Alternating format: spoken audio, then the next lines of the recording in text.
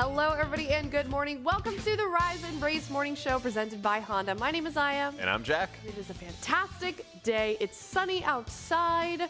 We are ahead. We Things lopped are off. good. We lopped off 2 heads last night. Yes, we certainly did. Yesterday was a great day, Jack. It really was. It's an amazing feeling getting a difficult boss like Muggsy down. And even better, I'll admit, when you wake up and see that you're the only one who's done it. Yeah, I was honestly shocked. I kept saying last night, if Liquid doesn't get down Muggsy, they're going to wake up to Echo being on the final boss. But I ate my words this morning because not only did Echo get down Muggsy last night, we woke up and Echo had not, like you said. That's which right. Is crazy. It's very surprised. It's always something that you kind of mentally prepare yourself for. Yeah. That you could get leapfrogged overnight and have to wake up and feel like you're a little bit behind and have to play around those sort of feelings. And so when you wake up and it's not the case whatsoever, it makes, breakfast just a lot better in general. Yeah, it certainly does. So let's take a look at what exactly is for breakfast this morning. Chef Heidi and Mila were here bright and early, chefing up some food in the kitchen here at the Team Liquid facility. Yeah, for over 2 weeks now at this point. We got our breakfast sandwiches, breakfast potatoes, sorted pastries, overnight oats, and of course, always the fresh fruit. Most definitely for lunch, we've got honey chicken chipotle bowls. Oh my God, that's a new one. I haven't seen that. I'm very excited for that one. Very excited as well with steamed rice, avocado, sweet corn, lime crema, and mixed greens. Absolutely. Dinner pizza night, which means Heidi and Mila get a much-deserved rest. Right. We're going to be getting some pizza instead. What did you go for last time? What'd you get? For the pizza? Yeah, what kind of pizza? Meat lovers. Meat lovers? Okay, yeah, I went for the cheese pizza. Except all the crust was stuffed with cheese also, which was a bit too much cheese for me. But it's, That's tough. the Raiders' choice, not mine. That's rich. Yeah, it was very, very cheesy. Well, we are so excited for all of the lovely food today, and we're also excited for the Honda MVP of the day, Jack. Oh. Any guesses? Might it be? I don't know. Let's find out. Honda MVP healers? of the day. Any healers? Maybe. You know what? I feel like healers have had they've had their time, right? After that boss, I don't know. They always deserve more. Okay. We can talk about it a little bit later. Really All right. unbiased opinion, though. Let's check out the Honda MVP of the day. It is I'm Fired Up. Understandable. Of course, Fired Up is doing some massive damage, not only to the boss, but also to the goons in their cages. Using blinks, alter time, displacement, the works to make sure you could add as much damage as possible. And it could be a little disorienting when he was also being targeted by the cages and having to set up all of his blinks and portals and everything like that. But when he does it successfully, it is insanely helpful towards their progress. Yeah, he does. He's my least favorite POV to watch. Obviously, it's great to see him come, because he's further away, because he's a ranged DPS, so he's got a nice view. But at the same time, he does stuff like this, and it freaks me out every time. We're going to take a look at a clip here of exactly what Jack was talking about. Oh, yes, here it goes. Here, he blinks into one, and then he blinks into another. He takes advantage of displacement to go back in time into the first one that he had blinked into. Then he uses Ultra Time to get out of them. He places his Ignite. Okay, we got it in slow-mo as well. Okay, so blink. Okay, blink. Oh. Right. Goon cage is coming out. Yep. It gets the Ignite on the first goon. Okay, check. He casts Displacement, which brings him to where he last blinked. He dodges the frontal, applies an Ignite right there. Then he hits Ultra Time, gets out of the goon cages. Both goons have Ignite on him. He pounds big damage into the boss. It goes into the goons, and they're able to meet that big DPS check. Yeah, most definitely. So Fired Up, just using his entire utility belt as a mage to make things work for them. And it really was like those final moments that we saw right there that they were struggling with for quite some time, but they ended up getting it down. Really good timing last night also. And a very clean kill at that. Yeah. And so we knew it was going to be a really tight DPS check from the beginning, and when everybody was alive, they were able to slam the boss and bring it down very quickly. And a large part of that is due to the Raiders, like Fired Up, taking advantage of the entirety of their kit. I don't think we've ever had a boss like that having the ability for a mage to spread ignites in that specific fashion. Yeah, no, I'm trying to think, but I don't play mage, so sometimes I just play Death Advance and hope for the best. Unfortunately, we didn't have any DKs on the boss. Yeah, I know. I don't want to talk about it. It's too painful for me. But congratulations to Fired Up for being the Honda MVP of the day. Honda has a challenging spirit and believes that determination and self-belief, even in the face of adversity, can lead to ultimate success. We'd like to thank I'm Fired Up specifically today for pushing the mage tech boundaries, especially on a hard boss and a challenging boss like Muggsy. Absolutely. He has been such a mainstay for Liquid for such a long time, and it's always amazing to see when portals, blinks, all that is going to be having such a distinct advantage over other classes you usually don't see. And since he has to do a lot of setup for it, sometimes when he has the goon cages on himself, he basically like pre-blinks onto somebody else's cage and then goes back to his own position to prepare to displacement into theirs. So it could kind of freak people out at first. And I'm sure that they had a couple polls where they had to figure out, okay, is this a hard assignment for where I need to stand? Why is somebody else standing on me?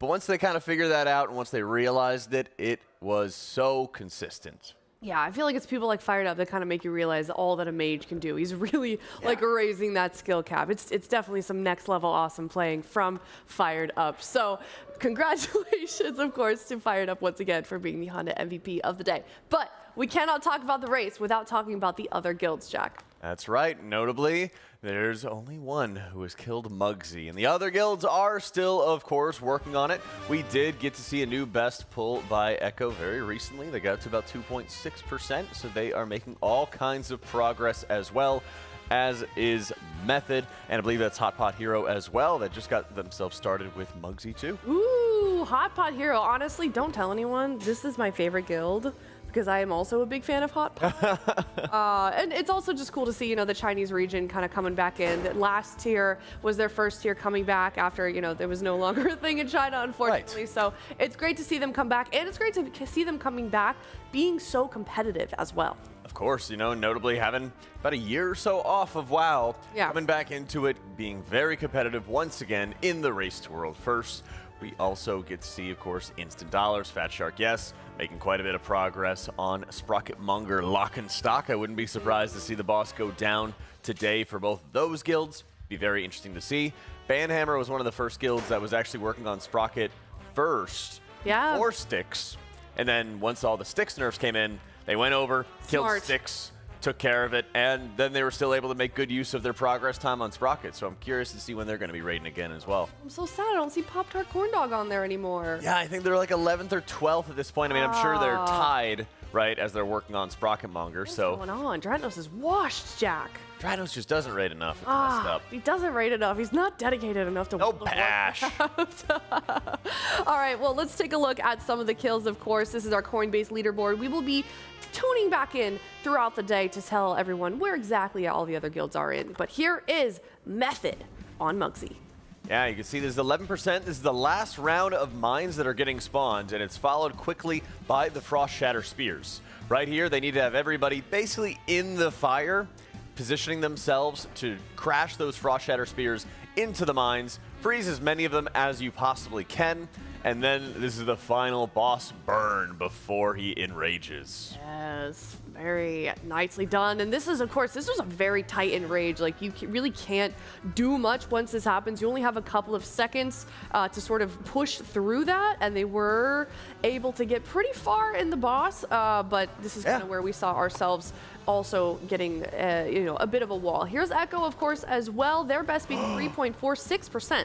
Ooh, that was a rough crash into one of those mines as well, and unfortunately, the boss hits that enrage. Yeah. You mentioned it's a really tough sequence where you're just getting your healing cooldowns back at that point, and you need to be able to set up, while also, if you have the Frost Shatter Spears on you, you need to be able to crash those into any of the mines around there and make sure that you're able to stay healthy onto that one. Of course, we are also able to see the progress going on right now. I believe Liquid had 148 pulls, 150 pulls to bring down Muggsy. We do see Echo here had 158 into that 2%. They're really in any pull territory, and they have been for the past 20 or so pulls. Method getting very, very close. They're at a similar point that we saw Liquid the other day, pretty much at the start of yesterday, of how are they going to be able to find the extra damage, particularly in the boss burn for the intermission.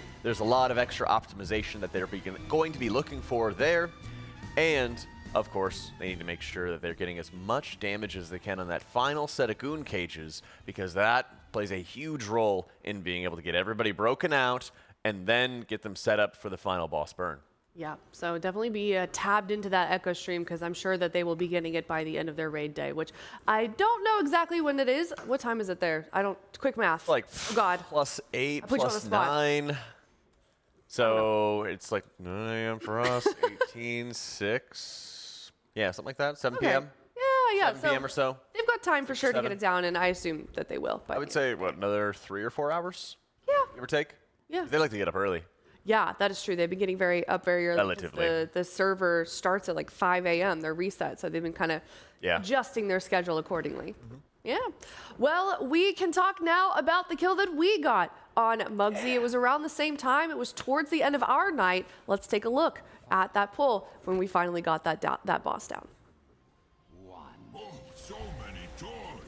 I expect to hover because it launches me across the room. I mean, that's good though. It's just you and Malarcus over here, yeah. I was more towards mid side. I'll scoot over to that side. Yeah, I mean, I can not get baited by like the first soak and just like, I don't know, let someone else fucking soak it. I mean, yeah, he needs help over here because like every other class I've watched a POV of gets to that soak. And if Dev is that immobile, then they need a lot of other people over there. Because Mage could like do like 3 soaks. I am too mobile, man. My hover would have sent me walking to the straight wall. Walking. Dev is too immobile. Shut the fuck up. Me and Splat playing on hard mode, bro. Actually, Sari's playing on hard mode. We're playing on moderate. We got someone in the pro lab here. playing UI-less. Okay, my UI closed for a bit, but Escape fixed it. We're good. I don't know how the fuck I turned off my UI there. You called me, sorry. Do I even need a check or no? Ah, it's actually chill. Left.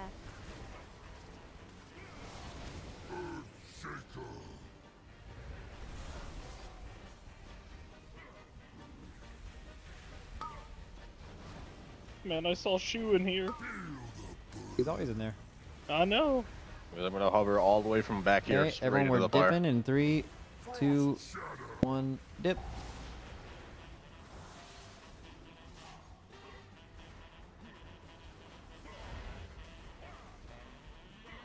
Then finger gun.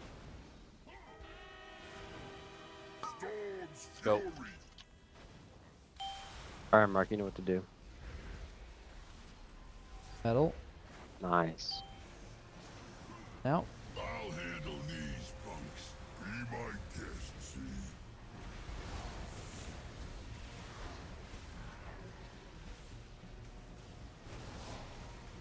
They still good.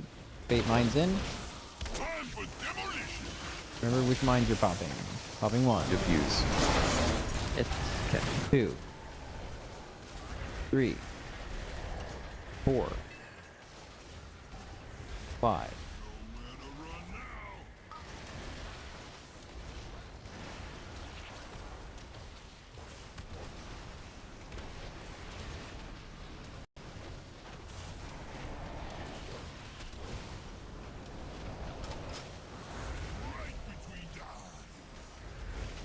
Pray and pray now. Then dirt after. Double. Dirt, dirt, dirt, dirt. Hold for after jail.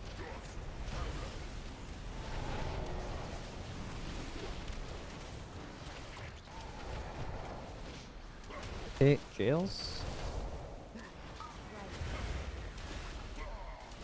Board through.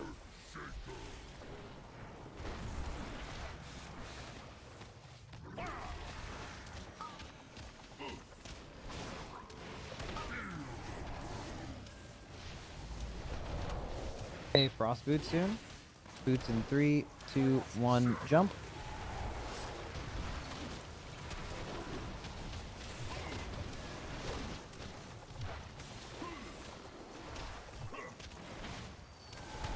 Finger gun.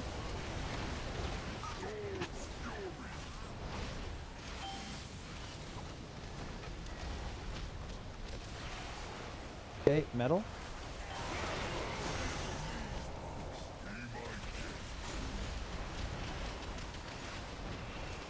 Boss damage is great. Kill that shocker. Good. Bait mines in close here. Help soak, please. Nice. Popping 1, 2,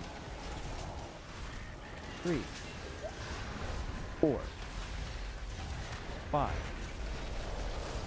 6. Go in the middle. Hold. Get in the barrier. Move slightly out of it. Good. The line is fake. Stopping here. Good. Then spray and praise after. Kill that ad. Stop on the boss. Stop on the boss. Holler. Stop on the boss. 0 boss damage. true. 0. Literally 0 boss damage.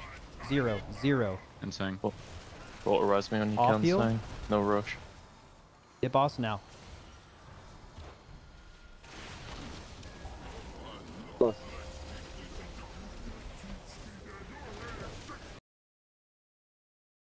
Why does he say 7 voice lines there? He's Okay. got 2 heads. Charging in He's 3, now. 2, 1 left. Watch circles.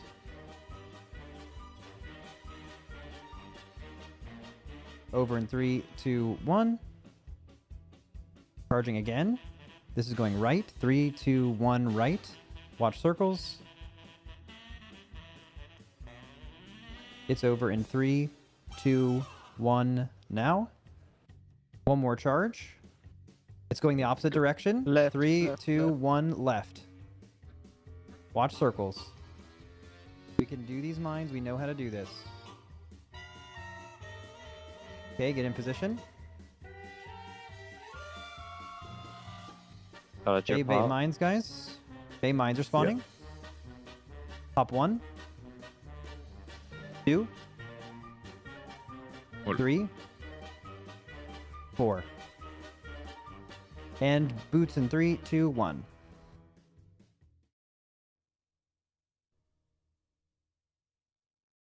Monk ports. Okay, and get ready for jails. Get ready for jails now. Wards. Back left. Live the Got initial hit mass of the jail. barriers. Live the initial hit of the Personals. jail. Mass barrier. Good. Boss in position for ignite.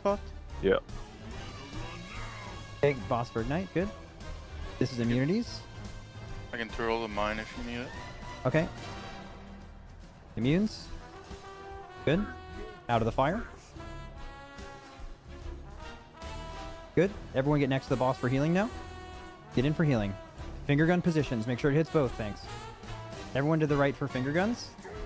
After this, we're popping 1 mine. It'll be smack. Or it'll be Mark popping both. Ready? So Mark pop 1 and 3, 2 now. Soak. Pop 2 and 3, 2 now. Soak it. Nice. Kill the Rocketeer as well. Kill the Rocketeer. Soak. Good. Behind the boss. Spray and pray to the wall. Spray and pray to the wall. How do I Scott's Listen, all we need to do is bait good mines here, okay? Everyone just fucking relax. Res Vernaco. I'll get him in 1. We're baiting the crawler mines. Get near the boss. We're baiting them Babby. Who's first route? I'll drop mine. Okay. Do not pop a mine. Thanks, Get next, here. get next to the fire. Get next to the fire. Doing this. 2, 1. Okay. 3, 2. Get in the fire. Get in. Barrier. Stay. Leave. Make sure do not pop a mine, okay? Do not pop a mine. Do not pop a mine. One's walking. It's walking. Do not pop Res it. him. Res exile. Res him. Res exile. Everything All on the boss. personals. This thing's fucking Let's dead. fucking go! There we go. Double boy. I mean, the neck's good, right? Isn't it? Yeah, the neck's pretty good. Oh, that's not. Oh, That's pretty good. shit! Good shit, bro. We Weaker ripping, fixed. ripping a reload post kill. Very good. Oh man, the relief. The relief, and there is nothing quite like seeing the boss's hard enrage going off. Everybody's alive, and they just know that they have so much time Yeah. to kill off the boss. Yeah. We've had so many hard enrages over the years where, oh, you need to have everyone alive, and you need to have every little ounce of damage and all of this other stuff. We had certain moments in between healing cooldowns where we even saw like Sangelios at like 10% health for like 30 or 40 seconds, getting just enough healing to stay alive until the next round of healer cooldowns come out. That final set of mines into the Frost Shatter Spears, they basically get everything back. The entire raid being so insanely healthy for that final burn is insane. Yeah, Gosh, I absolutely love that pull. insane. They absolutely nailed it at the end too. So well done to them. And of course, they will be moving on to Gallywix. A lot of mysteries surrounding that. Of course, it wasn't one that was on testing. We don't really know much about it except for what we've seen in Heroic and what's been in the Dungeon Journal. And there's been rumors, Jack, about a secret mythic phase. What are your thoughts on that? There has. And there's always a bit of data mining that goes into certain boss fights where certain abilities are added in testing but don't quite make it to live. And then they're kept in the data mining effort. And so it's a question of, oh, is this a secret phase? Is this an ability that didn't quite make it there? But it does seem like there's the expectation of a secret phase going into Gallywix, which is very interesting since the Dungeon Journal says the boss already kind of skips phases as the fight gets started. Mm-hmm. Yeah. It stands to reason that if they're skipping something early, they might have something a little bit later on down the line. All right, well, let's take a look at what Max thinks about there being a secret mythic phase. I mean, you never know for sure, but every time there's been a secret phase, it hasn't been a secret. It's been data mined. Like, basically, there's like these spells in the Dungeon Journal that for every boss ever, there's just some spells attached to them, and they've been like, it could be something that was part of the fight 3 months ago in its development, and then they stopped having it.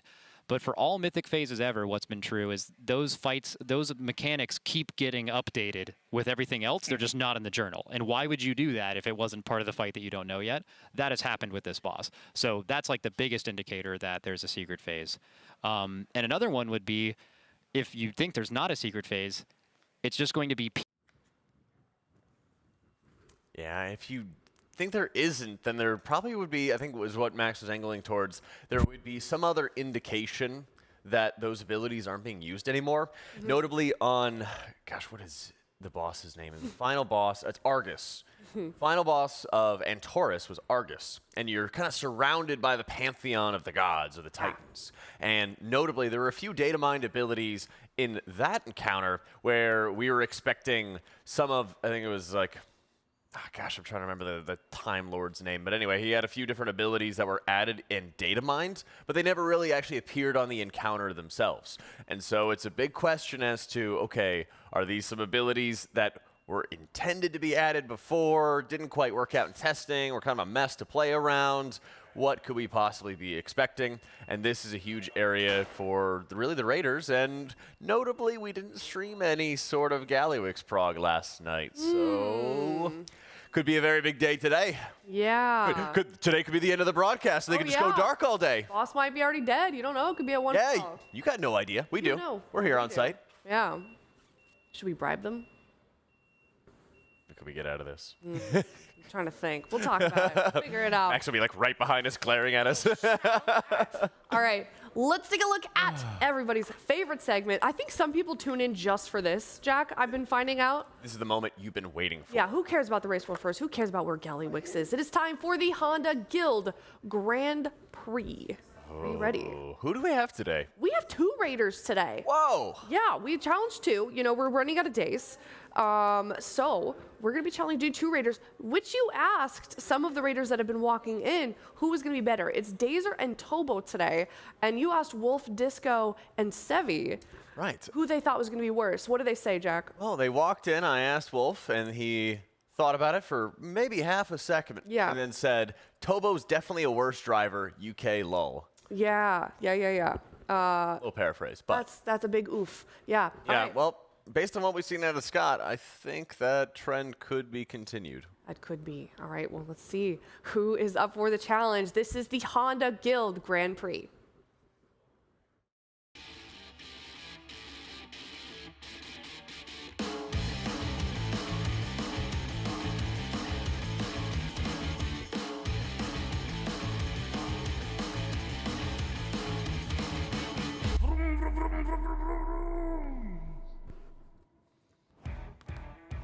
Who's stepping up? Who's first? I think Dazer. Hey, there we go. Looks ready to go. My boy. Okay, look, he's kind of smiling. All right, 10 and 2. Yeah, he's having Good. having a good time so far. Okay. Going quick. Yeah? Quick. Ooh, all right, all right. Okay. Good use them brakes. Clean Pretty good. start. Oh, okay, okay. I gotta tell you, the brakes on the Honda Civic are quite good. They are. Oh, even in the simulation. She used it a little bit more, though. Oh, That's the first time we've seen that. Tires going flying. Oh, Oh. tell me he's gonna. Oh. Oh no. Oh. He started off so strong. And No. bad. Oh no. Laser, why? All right, we're back on track. Back on track. Boy. Here we go, here we go. Hang in there, come on. No! He has to do the turn again. This might be the worst. He has to do the turn again. The worst one I've seen. Okay, For there's a sure. chance. Here it comes. Here it comes. Oh gosh. Oh no. Okay, okay, okay. Laser. Oh no. Come on, A buddy. nice smooth turn. Big turn I'm here. just going Big turn in here. He's gonna mess it up. Oh, okay, we. Oh, no. Every single one. Dude. Oh, Oh. man. Okay. Man. All right. I think at this point. Would he Tobo knows. do worse than this? Yeah. He probably actually. Right. Got like a, one last turn. This is so bad. There's no way. I have no hope, Jack. He's lost. All right. It started off Hit the so gas. strong. All right. Was that worse than my practice? It might have been. I don't know. Do you remember what you got in your practice? It was like 137. Yeah. Oh, God. Okay. Okay. I don't think it's the That's worst. not the worst. It's not the worst. It's terrible. close. Really bad. Ah! Okay, next up, here's next Tobo. up, next up. Okay. Let's see. Okay. Thank you. Now. Not looking too confident behind the Fine. wheel. They drive on the other side of the road where he's from, which could be a determining factor. Even though this is a circle.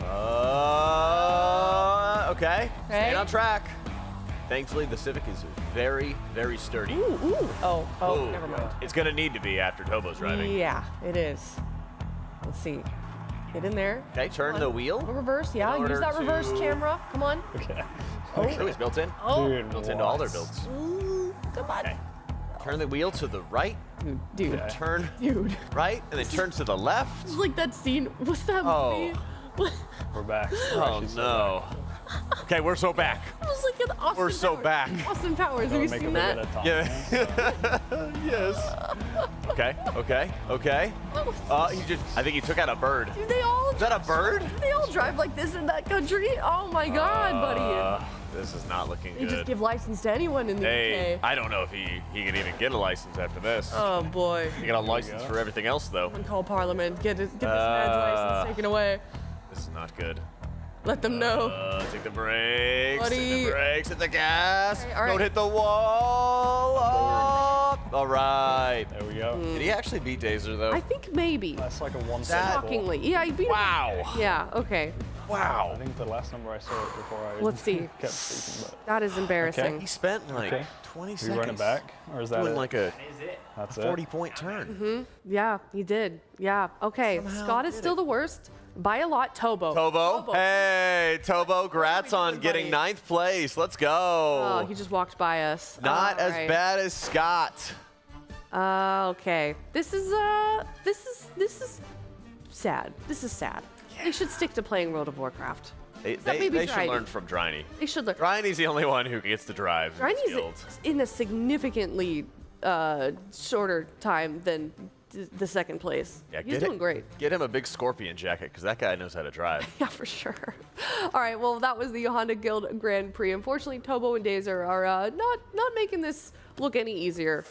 They really aren't. And it's a shame, because usually Hondas are so easy to drive. So true. The Honda Prologue, speaking of, is the brand's fully electric SUV. The Prologue is the next chapter in Honda's long history of creating innovative and efficient products people love. The adventure-ready Prologue navigates both daily commutes and weekend getaways with ease, and that, Jack, is next level awesome. Oh, that it is. And big reason why I have one myself. Oh, speaking of That's right. Jack, I want to give some context. Jack sent this at like 10 past midnight and was like, hey guys, here's a picture of me with my Honda if we want to use it. Yep. This is your actual car. It is my car. Looks It's right after I paid it off. Yeah. Ooh, congratulations. Thank you. You're leaning up on it. I know. Okay. I'm a long boy. you Otherwise, name- it'd just be like looming over it. No, it's like your own long boy in game. That's true. It's an equivalent. Not nearly as pricey though. Very affordable. That's true. Did you name it? Did you name your car? Do you name your cars? No, not really. You should name your car. It deserves a name. Okay. It's like your friend. It is my friend. No, I think of my car as my friend. It's like my horse. It's like my modern day horse. Exactly. Take it everywhere. Yeah, people name their horses. You got to name your car. Yeah. Do you name Much your car? easier to care for though. Very Don't true. have to clean out the hooves. Yeah. Okay, but I love those videos. We're getting off so off track here. We're just getting so off track here, but I love those hoof cleaning videos. I knew you They're would. so great. I knew you would. Yeah, you know me so well. All right, well, let us know in the chat if you name your cars, because I certainly do. But Guild Grand Prix, hopefully tomorrow, we'll have some faster racers. Or better drivers. Yeah, or Galley Week skill. That's So many opportunities. That would be crazy. And then maybe we don't see any more at all. But let's talk about something very important, Jack. Okay, what do we got? The Race to World First apparel. Oh, I definitely got that. Sporting some of it today. Very nice. This one might be my favorite one. I like the design in the front. I think it's cool. That's right. Nice Good little look. simple design for Yeah. the King of Trade. Oh, you got some lint on there. Hold on. Oh, thank you. Get this off there. Appreciate that. Yeah, we need a hair roller. Yep. Teal.gg/RWF if you'd like this shirt or many of the other ones that we are sporting this time around. There's some shorts. You can turn around now, Jack. You're good. Yeah. Still like jiggling in front of the camera. We've got mouse pads, we've got sweatshirts, we've got the jersey, we've got those swim trunks. So many good things that you could be buying today. Absolutely, including the mouse pads, including the Murloc shorts. Yeah, still the waiting on Jack still those. doesn't have. They're definitely coming someday. Yeah, we're here at the Alienware training facility. If you want to send some under attention automatic Jack. Yeah. Size, what size are you? Probably large. Size probably large. Some hips. Yeah, let's get him some of those shorts. All right, but teal.gg/RWF if you want to take home a piece of the Team Liquid Race World First yourself and sport it for all of the Race World Firsts to come. And now we're going to talk about, Jack, Our charity update. our charity update. We nailed our goal yesterday. We crushed it. We did. We had Diver, one of the gamers in chat, Yeah. who said, hey, if you show Zyro getting pied again, which happened like 4 years ago, Yeah. you find the video of Zyro getting pied, I will meet the rest of the dono goal. And so he dropped over $2,000. I think it was close to $3,000. Oh my God, I he was dropped. wondering about that. Get us over the hump to the final stretch goal that we had of $25,000 for Wow. that Goblin music video. Who knew that, many years later that would come into effect? Well, here is where we currently are, $25,877. We will be seeing the Goblin music video as soon as it's done. It's almost ready to go. They're filming some more of it today. Just kind of making the final touches, Jack. We did not think that we would raise almost $4,000 or $5,000 in a day Yeah, that to was... reach that goal. Yeah. And we also kept in mind that the race has been going on for a while, so Yeah. Goblin music video is on the way, but they're not gonna release it shoddily. It's going to be Yeah. perfect. It's gonna be great. Oh, yes. I'm very, very excited for it. And we had WoW TCG unboxing late the night before last night, so I feel like we're all caught up, except for this We are. Goblin music video. We are, and that is going to be really epic. They've released a couple teasers here and there, pretty consistently. And we also have to do our live Chorus sounds as well. Zyro and Kalamazi got locked in a arena room with Trill and got obliterated. Lots of fun. Yes, and here is a compilation of some of the pets that we saw yesterday. Production has a very important note. Can we get Burb? Thank you. So if you have a Burb, please send in a picture of your Burb to teal.gg/RWF-donate along with $35 and a link to a picture because we want to see more pet birds. That we do. Yes, So, but so do the cats. so do they. Dude, this one in the middle, the little like gray-white one, looks kind of sus. You've been working enough today. Yeah. I think it'd be fun to give me treats and pets. Yeah, I'm putting my butthole on your laptop. Yeah, that too. Dude, why do they do that? Oh. The attention. I guess so. Banded. They know exactly where they shouldn't be sitting, and then they put their butt there.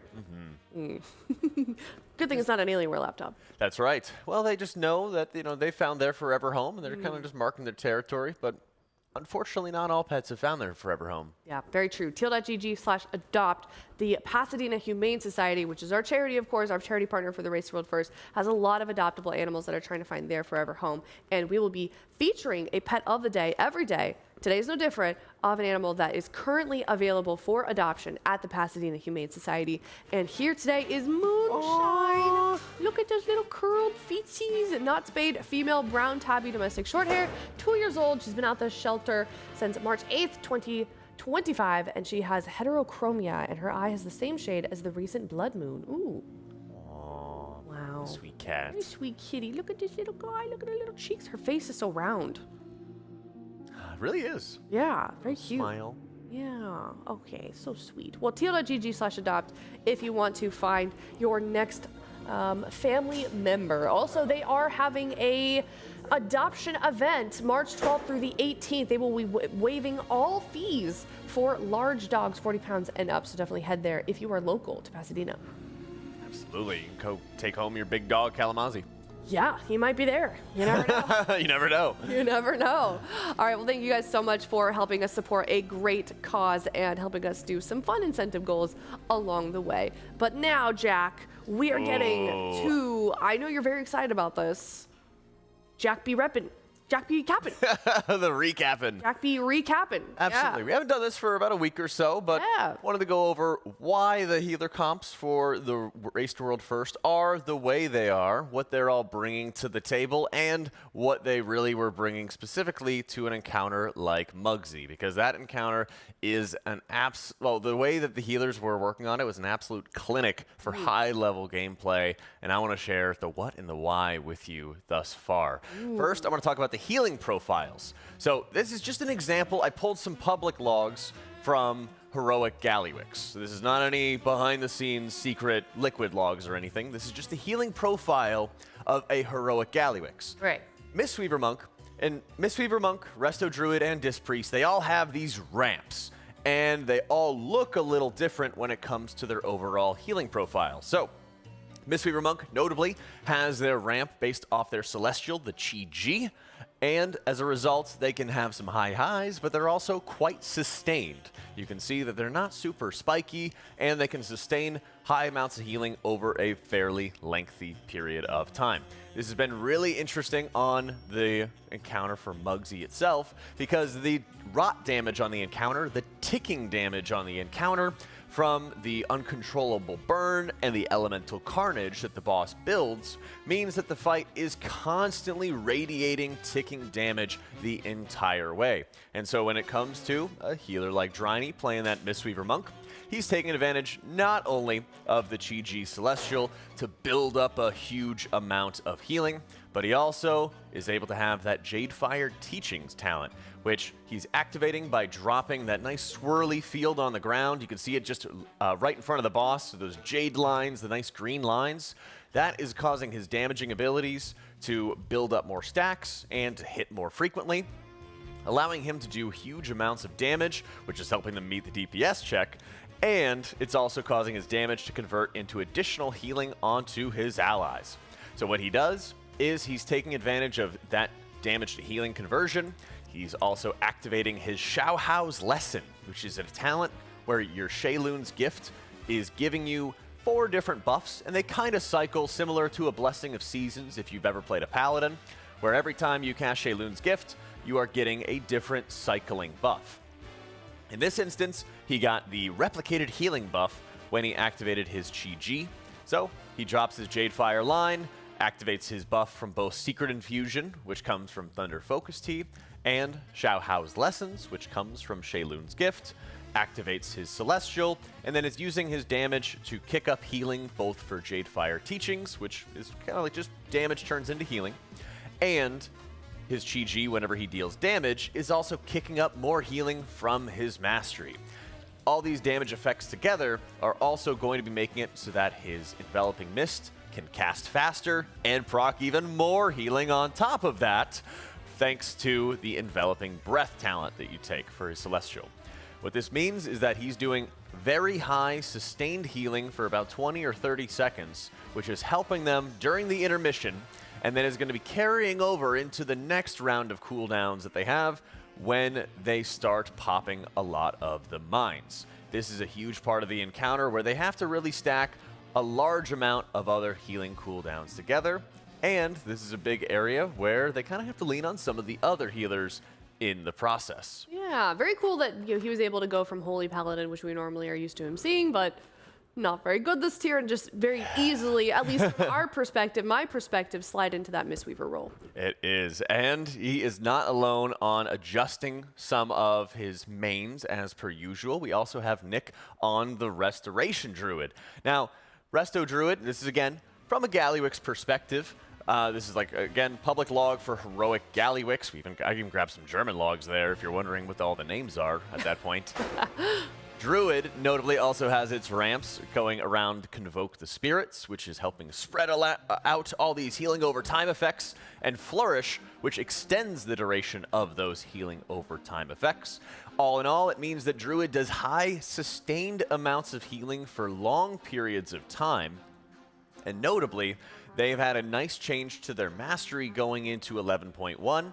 Their mastery basically is the more healing over time effects you have on your allies, the more healing that you do to them. And they made it so that at lower stacks of your mastery count, so if you have just like a Rejuve and a Cultivation hot on your ally, then you're going to do more healing than you used to. What this means is that Resto Druid is like the anchor for the healing team on Muggsy. It's not just this healer that's going to bring your versatility buff and everything like that for the raid. It's not just bringing Mark of the Wild. It's not just there to be a buff bot. It is absolutely a core part of the team that is so helpful. Here you can see Nick getting Spatial Paradox, which allows him to cast on the move. So he has set up his Convoke the Spirits, spread around healing over time effects to his allies, activated Flourish, which is allowing him to extend the duration, and then as they're cycling around the room, running from the Bullet Storm of Muggsy, he is acting as the spot healer, the triage healer, making sure that everybody's health bars stay about as even as they possibly can. Because while Mistweaver is doing high sustained amounts of healing, and even a little bit of semi-smart healing, thanks to their damage to healing conversion out of Jadefire Teachings, Resto Druid is actively seeking out targets and actively healing those targets that are the lowest health.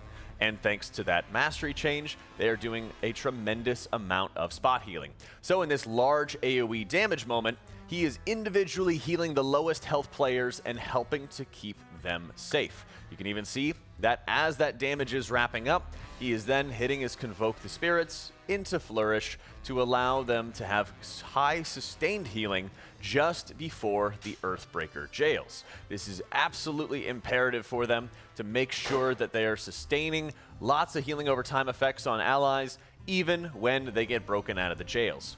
This is also from an earlier pull before their Muggsy kill, and they also moved the Tranquility cooldown for Nick to just this point. Tranquility and Divine Hymn notably have an extra benefit that they are able to hit allies even when they are not within line of sight. So they moved it a little earlier on their kill so that he is activating Tranquility while half the raid is in these goon cages, and that made it so that they have additional healing on them to keep them just a little bit safer, making Resto Druid an absolutely clutch healer for their Muggsy kill. Yeah, I think my favorite Nick moment, though, even though obviously doing tremendously well as healing, like you mentioned earlier, when he just like did a couple bosses on Unbalanced Druid, no biggie. Yeah, he needed to have that additional AoE damage for the bombshells, the territorial bombshells. So it really came in clutch to see the flexibility. And notably, he's had a lot of experience over the years playing Resto Druid. It's just that Discipline Priest has been so good for so long that we've seen him locked into that in the past. Now, it's been Cerise's turn to be playing Discipline Priest in that high-end raid progression. And just like our other two healers, they also ramp. But similar to a Gallywix profile we've seen from our other logs, it's enormously spiky. This healer has huge amounts of output that they are focusing on a very specific window in time. They are doing a ton of healing for that specific moment, and then you can see their sustained healing starts going way, way down after that point. Notably, Suri has been playing the Oracle hero talent, which is featuring the Premonition of Piety. And so there's multiple different Premonition buffs that you're balancing, but you're always having the cooldown reduction, called Insight, which allows you to fire off more Penance Bolts, and the Premonition of Piety, which is redirecting your overhealing and increasing your healing. This is so helpful for high-end raid progression because what it does is it makes sure that everybody around is going to be very healthy and very safe throughout this large raid damage. What's happening here is every single cycle that mines are going out, they are having Suri take advantage of his evangelism and his pet Shadow Fiend ramp. So he is individually applying 10 atonement buffs to his allies using renews, shields, and flash shields. Then he is casting Radiance, which applies atonement to 5 players at a time, extending their duration with evangelism, and then unleashing his flurry of damage abilities to heal his allies. And since you have the overheal protection out of the hero talent with Oracle, you're making sure that even if one other person has been topped off, even if the tanks are already healthy, some overheal from the tanks will go to the injured allies and make sure they can clear out those absorbs so much easier. During these intermission phases and during some of these high movement phases where there is not any sort of like mines going off, Suri is not really doing much healing and is relying on the other healers to carry that output at those points in time. You can do a decent amount of spot healing here and there thanks to the new Twin Sight talent that was added to Disc Priest in 11.1 for Oracle, where you're kind of shooting off damaged Penance Bolts and healing Penance Bolts at the exact same time. And notably, your shields are stronger with Oracle, and your atonements last longer as well, which is super valuable for the Lenience talent, which Discipline can now run in addition to Evangelism with the rework that they received in 11.1, making it so that you get some passive damage reduction as well for the entire raid whenever they have Atonement on them. So what this means is that you have Mind Soaks going off, where Suri is using his Evangelism ramp to cover a huge blast of AoE healing so they can spam clear mines ridiculously quickly.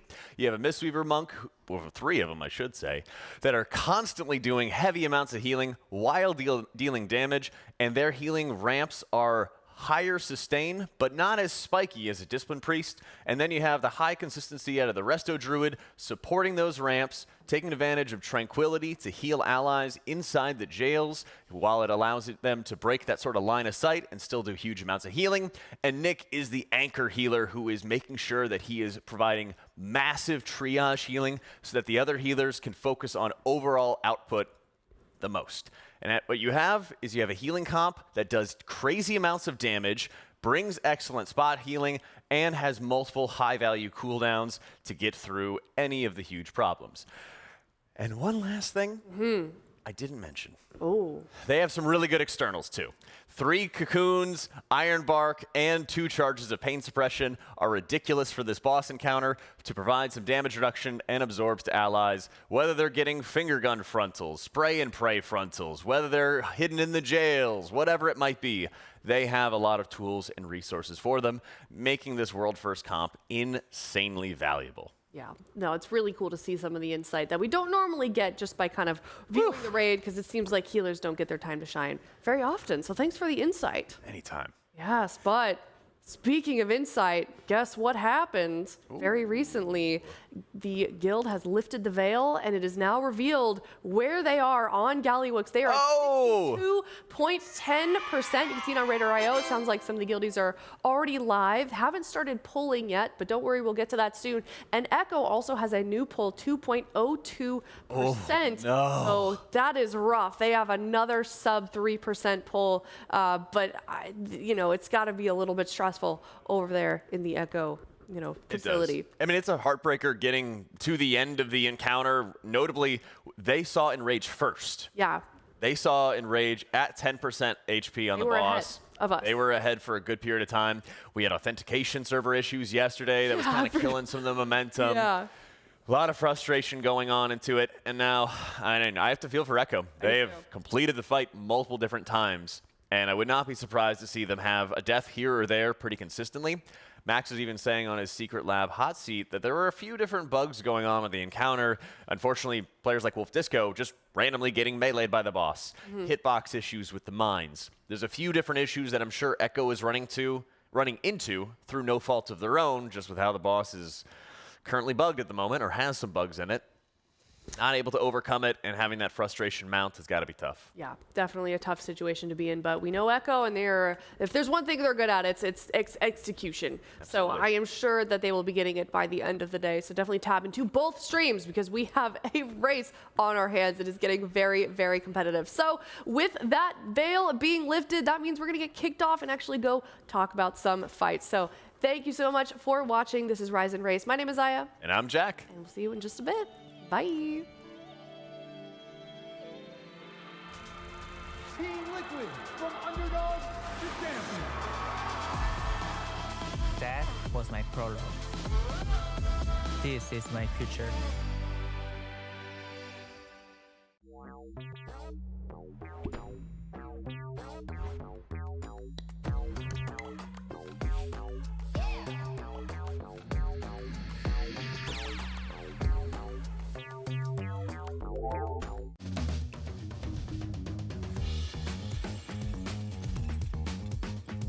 The Alienware Pro wireless headset, it's become my main headset for anything WoW related. The battery life is actually a huge deal for us. One of the few esports that plays all day, every day. 4 days of gaming on one battery, that's insane.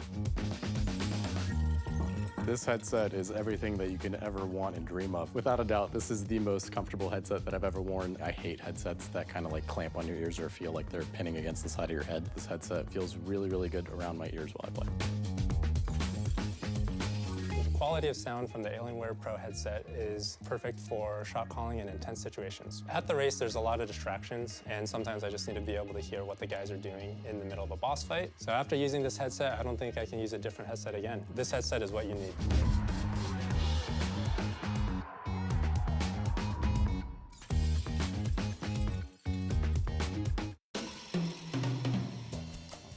Listen, we need to have a conversation about apparel. The fact is, you signed a contract guaranteeing certain concessions. One of those being a spot on this broadcast. Well, that's where I see things differently. Contract or no, I will not sell out for an impeccably designed and high-quality t-shirt. I'm sorry you feel that way, but that's basically the nature of the race. Maybe I'm wrong on this one, but for me, the race doesn't include selling cozy 100% cotton hoodies with graphics specifically designed for this race. Oh, this is cozy. Max, you know what I'm talking about, right? It's like people only do the race to sell t-shirts. And that's just really sad. You want to see something really cool?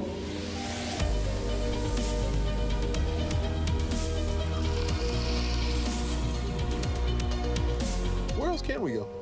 This is the Honda Prologue. We can go anywhere we want. Check out how cool MyBlue is. Mine's way better.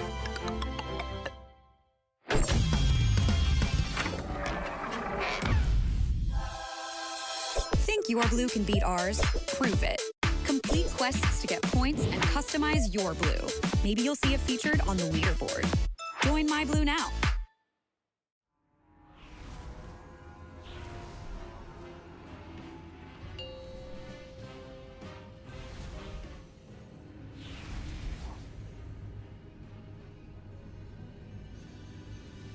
Five, 4, 3, 2, 1. Time to die. Jumps.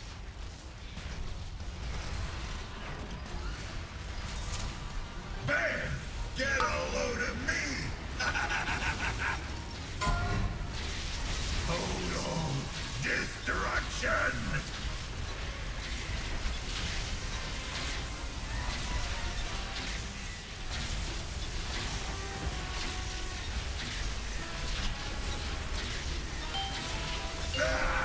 Now you've done it! I'm the last boss you'll ever see! Time for a higher caliber! Fate Frontal. Eat my fist! Fire it up!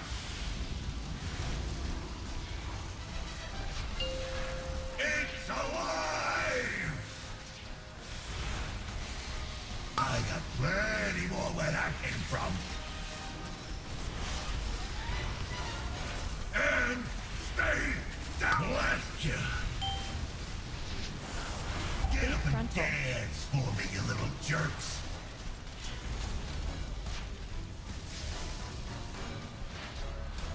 Eat my fist. Warm regards. I got plenty more where that came from. Time for a higher caliber. Bait frontal. And stay down. Fire it up. It's getting hot in here. It's alive. Eat my fist. I got plenty more where that came from. Blast you. And stay down. Bait frontal. Face full of rain. Move your feet.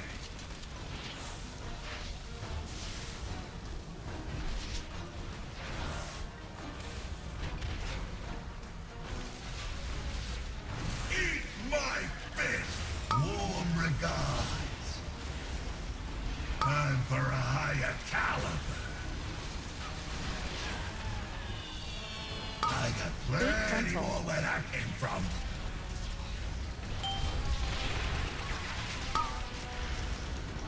Fire it up!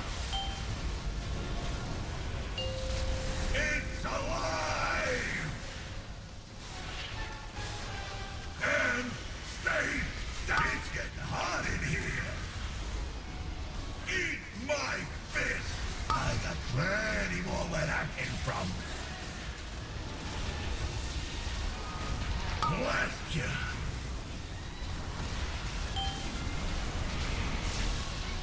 Get up and dance for me, you little jerks!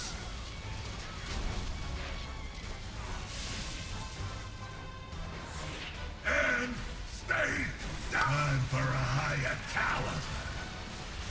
Bait frontal. Warm regards! Fire it up! Eat my fist! I got plenty more where that came from. It's alive! Oh, well, well, well. Look who came out on top.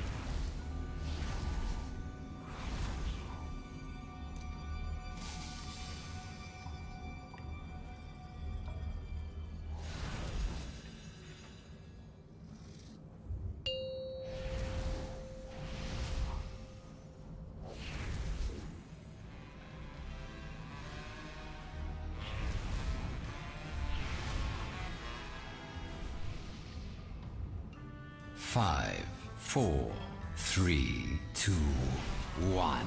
Time to die, chumps.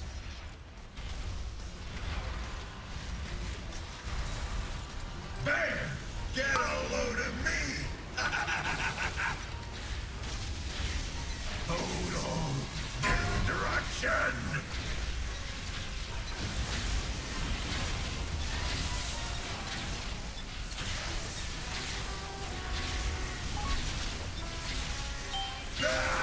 Now you've done it!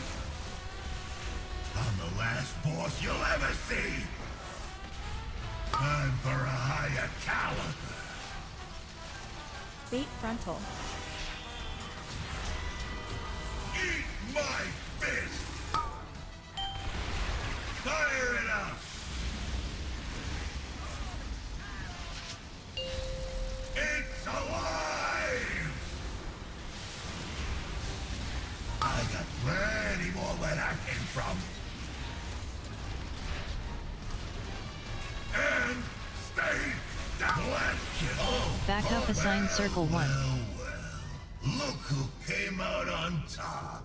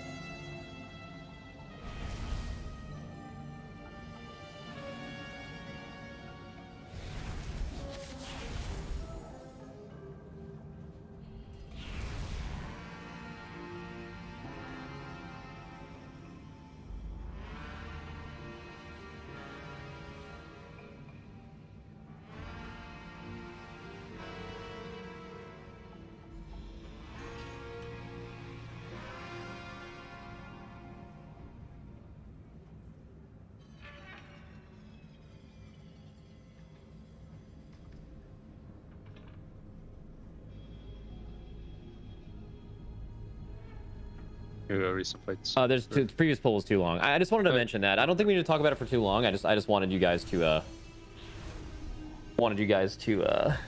just be aware of blaze positioning. Like, take a second. I think you should probably just like loose spread before your blaze, right? So it's easier to see who it's on. Like, being stacked is like the only way blaze becomes hard, I think.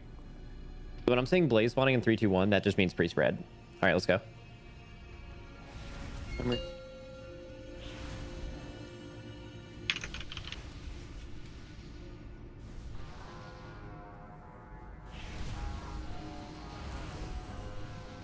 Timers for the rest of the proc, by the way, Boom. Need to 5, 4, full focus. 3, 2, okay. 1. Good. Blinds, respecters, we're all respecters here. That's all, just simple respecters. We respect.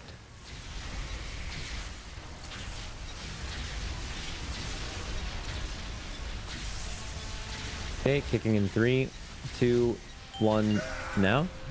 Remember to grift. That's right. I'm the last boss you'll ever see. Time for a higher caliber. Okay, blazes are in 3, 2, pre-spread. Look at your blaze. Stay still with it. Go, Scott.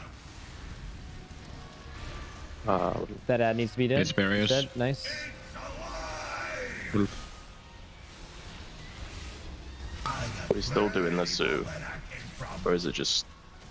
The one missed that ball? Or just now? One missed? Or Ven, we are still Ven, doing Ven, Ven, smack, smack, Smack smack. over. Okay, get out. Ranging in Okay, 3, rest of it, Nick, sorry. 2, 1. Watch fire circles. Watch fire circles. Good. Technician got kicked. Get it in. Good. On boss now. This is soaks.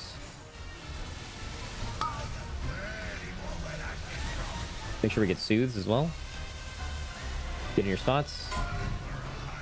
Tank circle. Blazes Try and and smack both here. You can just blazes in 3, 2, 1. Frontal 2, 1 now. Watch Zevi. I made that up, sorry.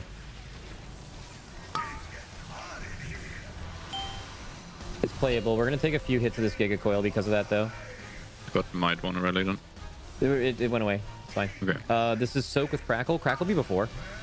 Yeah, it's fine. You don't need anything. Theory has this. And Nick.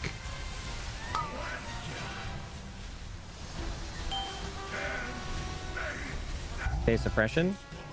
Moving.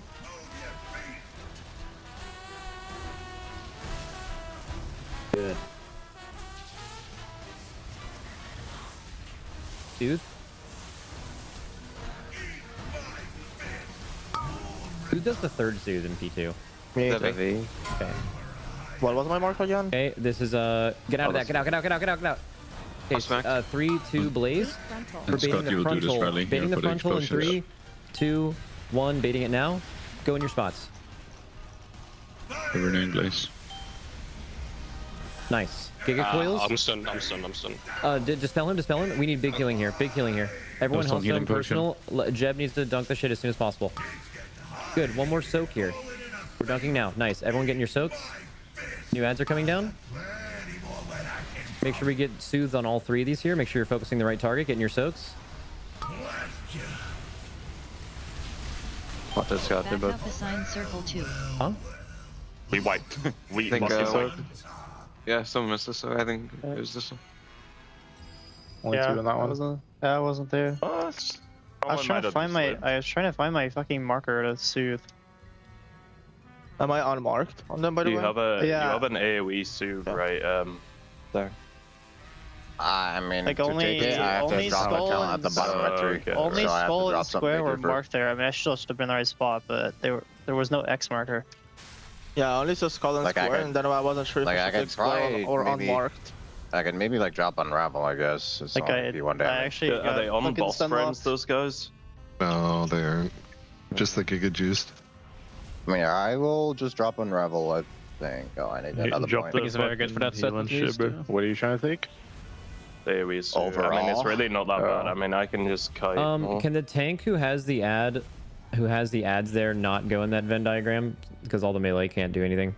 Yeah, I'll just take it for now. Yeah, it would be nice to be able to kick on that I'll just save it on the... Yeah, like right here, tanks, or like this set right The here. last set. Yeah, where all these ads are out. Yeah, I'll probably have aggro, so... So yips, you just have to be in that Venn.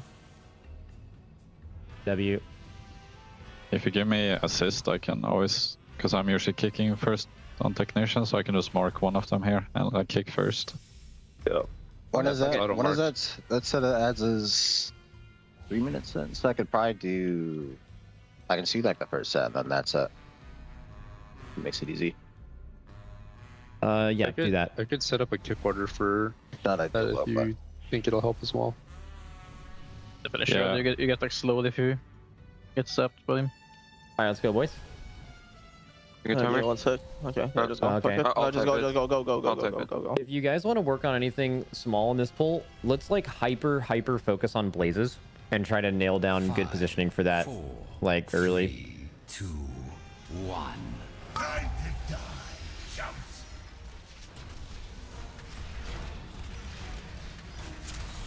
There! Get over! Respecting the lines.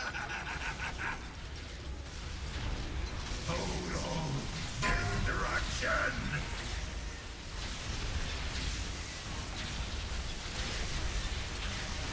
There's so much respect happening. Respect easy. 3, 2, 1. Respect. How are you alive? Mage. He's respecting heavy. Healing and mage. And respect. And respect. No global defense GCDs. Okay, blazes in 3, 2, 1 now. Frontal in 3, 2, 1 now. Okay, ad should be dying. Nice.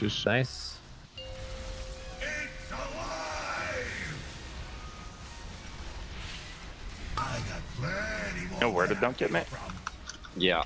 Okay. This is a soak here.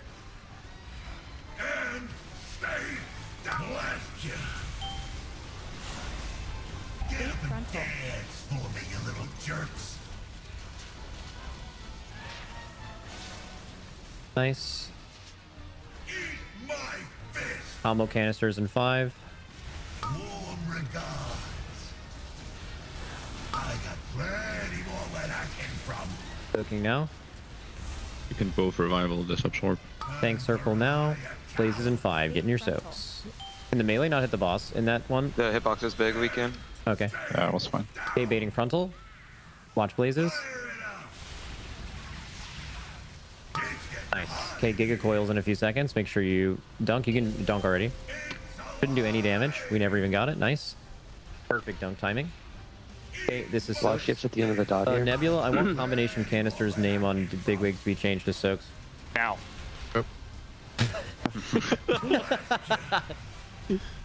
Holy shit.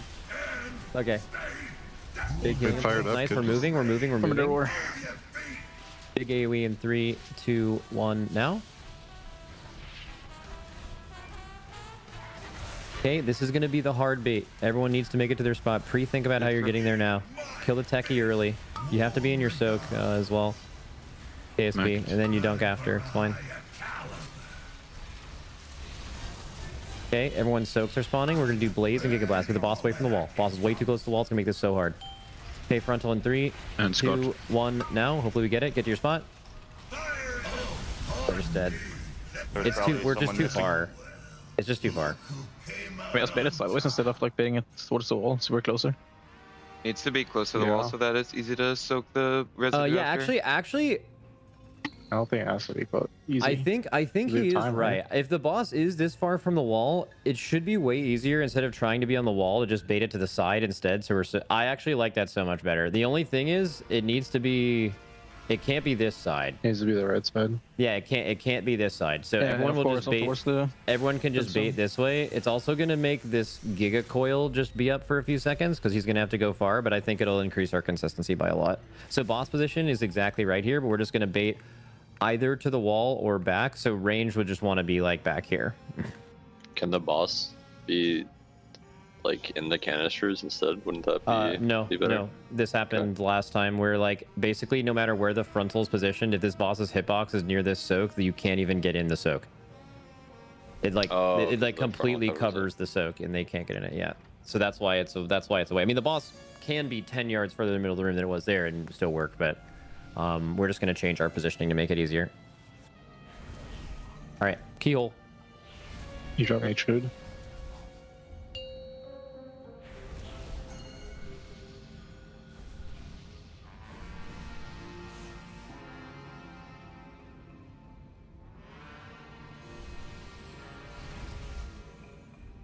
Five, 4, 3, 2, 1. Time to die, chumps.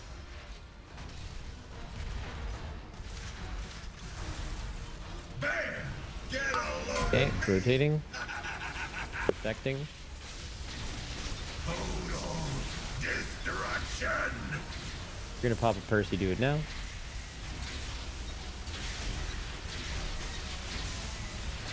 We are kicking in 3, 2, 1. Good. I'm the last boss you'll ever see.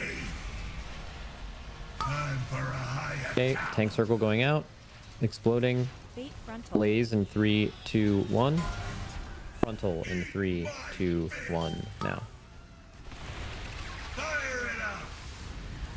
Good. Giga coil. Fired up's gonna. Oh, technician isn't dead. Kill it now. We're gonna take a little extra damage here, healers. Be alive. Wolf. I got plenty more where that came from. We're alive. Getting these soaks, these blue circles make it hard, but get in there. We're dead. Too slow. Can't ever have that happen again. Killed the technician too slow, all it is. Is it like the initial? Did it not die fast initially? Fired up also just some people faster, not swap into it, for sure. Can we just all, for progression's sake, just swap to the first technician until we are through this consistently every time? Whenever we'll give you the go-ahead to add boss damage when necessary. Don't do it on your own. Do the same thing. Especially range. I swapped to it full, man. Probably missing like just not really a great swapper. A lot of ignite damage with how we're doing it. Okay, can we try to pull it to the edge again, tanks, but just pull it away, pull it back to the middle before the frontal, maybe? Yeah. I just don't want the frontal. You pull it there after, and then I'll pull it back to the middle before. It only needs to be for like one global, literally, because we're spamming shit though. Anyway. I need to set my AoE top. I mean, the frontal is not a. Well, I mean, I can get out with it, so. Yeah, I can move the boss. When I'm saying frontal, by the way. 5.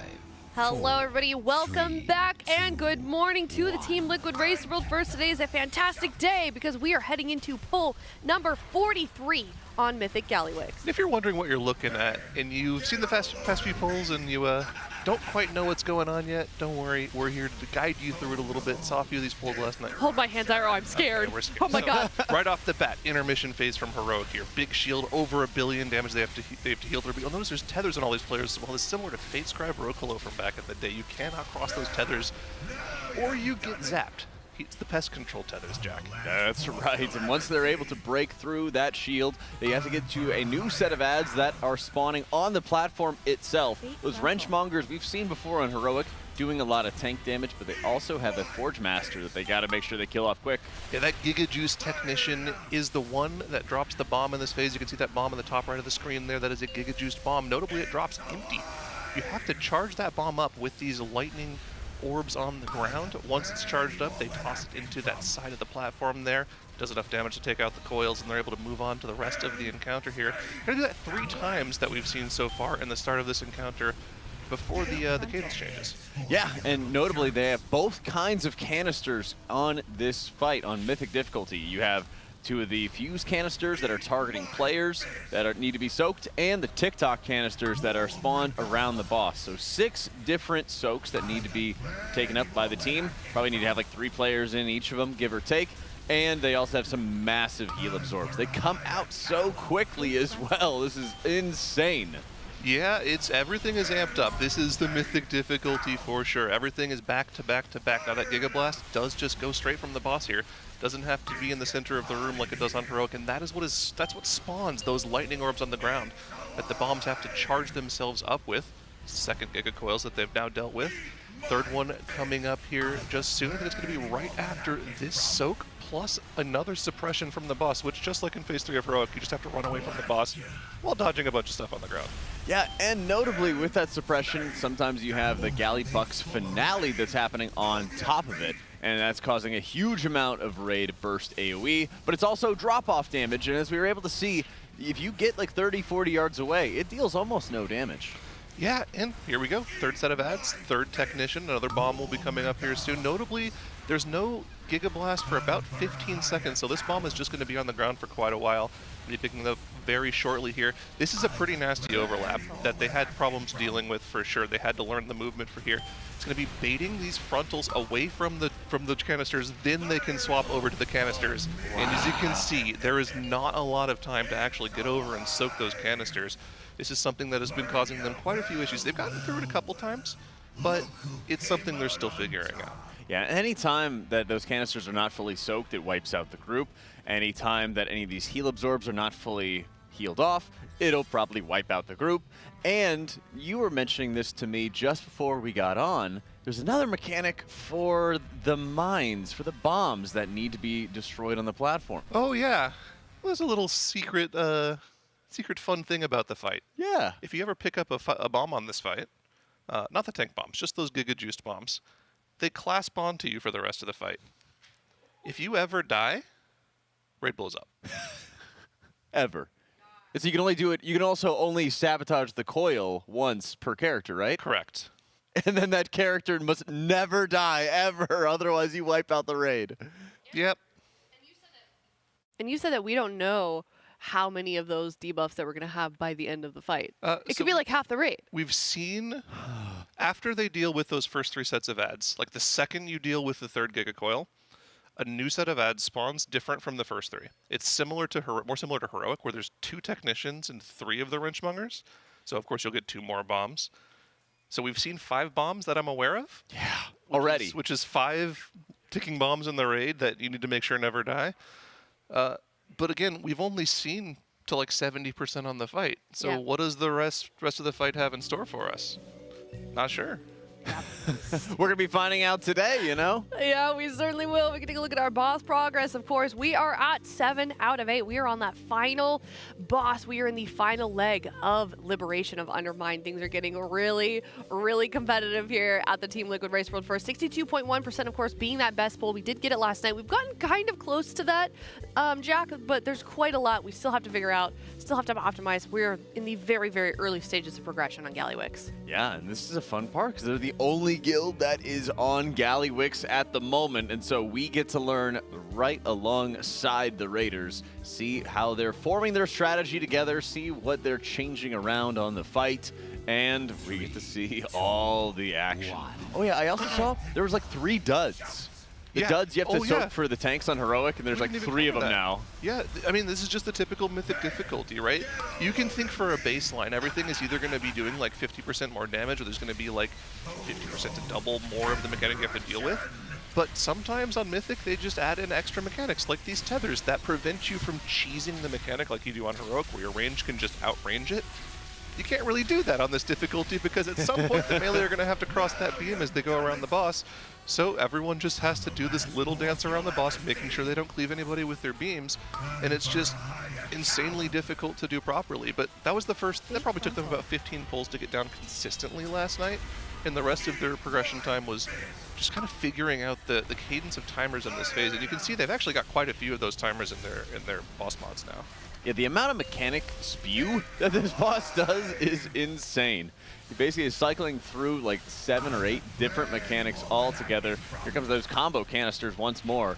You have to find all these positionings so quick. You have like 5 or 6 seconds to soak through those and heal off those absorbs. I think you have maybe 15 seconds to deal with those absorbs while everyone is running, while everyone's going to the next platform to deal with the next set of technicians. Yeah, if you look at the raid frames for Boomy here, you can see that debuff on I'm Fired Up. He is the first bomb carrier, so if Fired Up ever dies, he does like 15 million damage to the raid or something, so it's essentially just a one-shot. So I'm keeping track of Echo here on the other screen. They just had like a 4% wipe. Again, they are getting so close so many times. It looks brutal. Yeah, whenever we find a brief moment to like just take a breather and talk about that, I'd love to talk about that, but I'm sure chat Go would ahead. love to know I just wanted to check in. I just wanted everyone to know what was going on, but it's yeah. a very good point, because every single pull that Liquid has on this boss that Echo doesn't is just more information that Liquid can gain and more experience they can gain. That's why getting that Muggsy kill last night was so important for them. Second Giga Coil's done. Third combo canister soak done here. Yeah. These are tough. Now they have 2 of those bombs. You can see they're prioritizing mages for those bombs here because they have Cauterize, right? They can cheat death one time, so they have a little bit of extra safety to not blow up the raid. There's a third set of ads here. Once they get through this technician, they'll get a third bomb, and they'll be able to overload that bomb and deal with the third control panel here. But here's that bad overlap coming up here again. Giga Blast Frontal needs to be baited away from the canisters, and then they all have to run over and soak those canisters in addition to having the phase 2 soaks at the same time in about 1.5 seconds. So here, can they get it done here? Baiting the frontal, move over, soak the canisters, make sure you have the right combination of players. It's just so difficult of an overlap. That is insane, because even if you're just properly baiting the blaze lines, you have to get back into position, find where you need to be for those canister soaks. If you don't have enough players soaking it, it's just going to wipe out the raid. I mean, it's just insane. I mean, something Atlas was talking to us about last night when we were watching the fight for the initial pulls. He was kind of like, yeah, he just kind of one-shots his entire Dungeon Journal.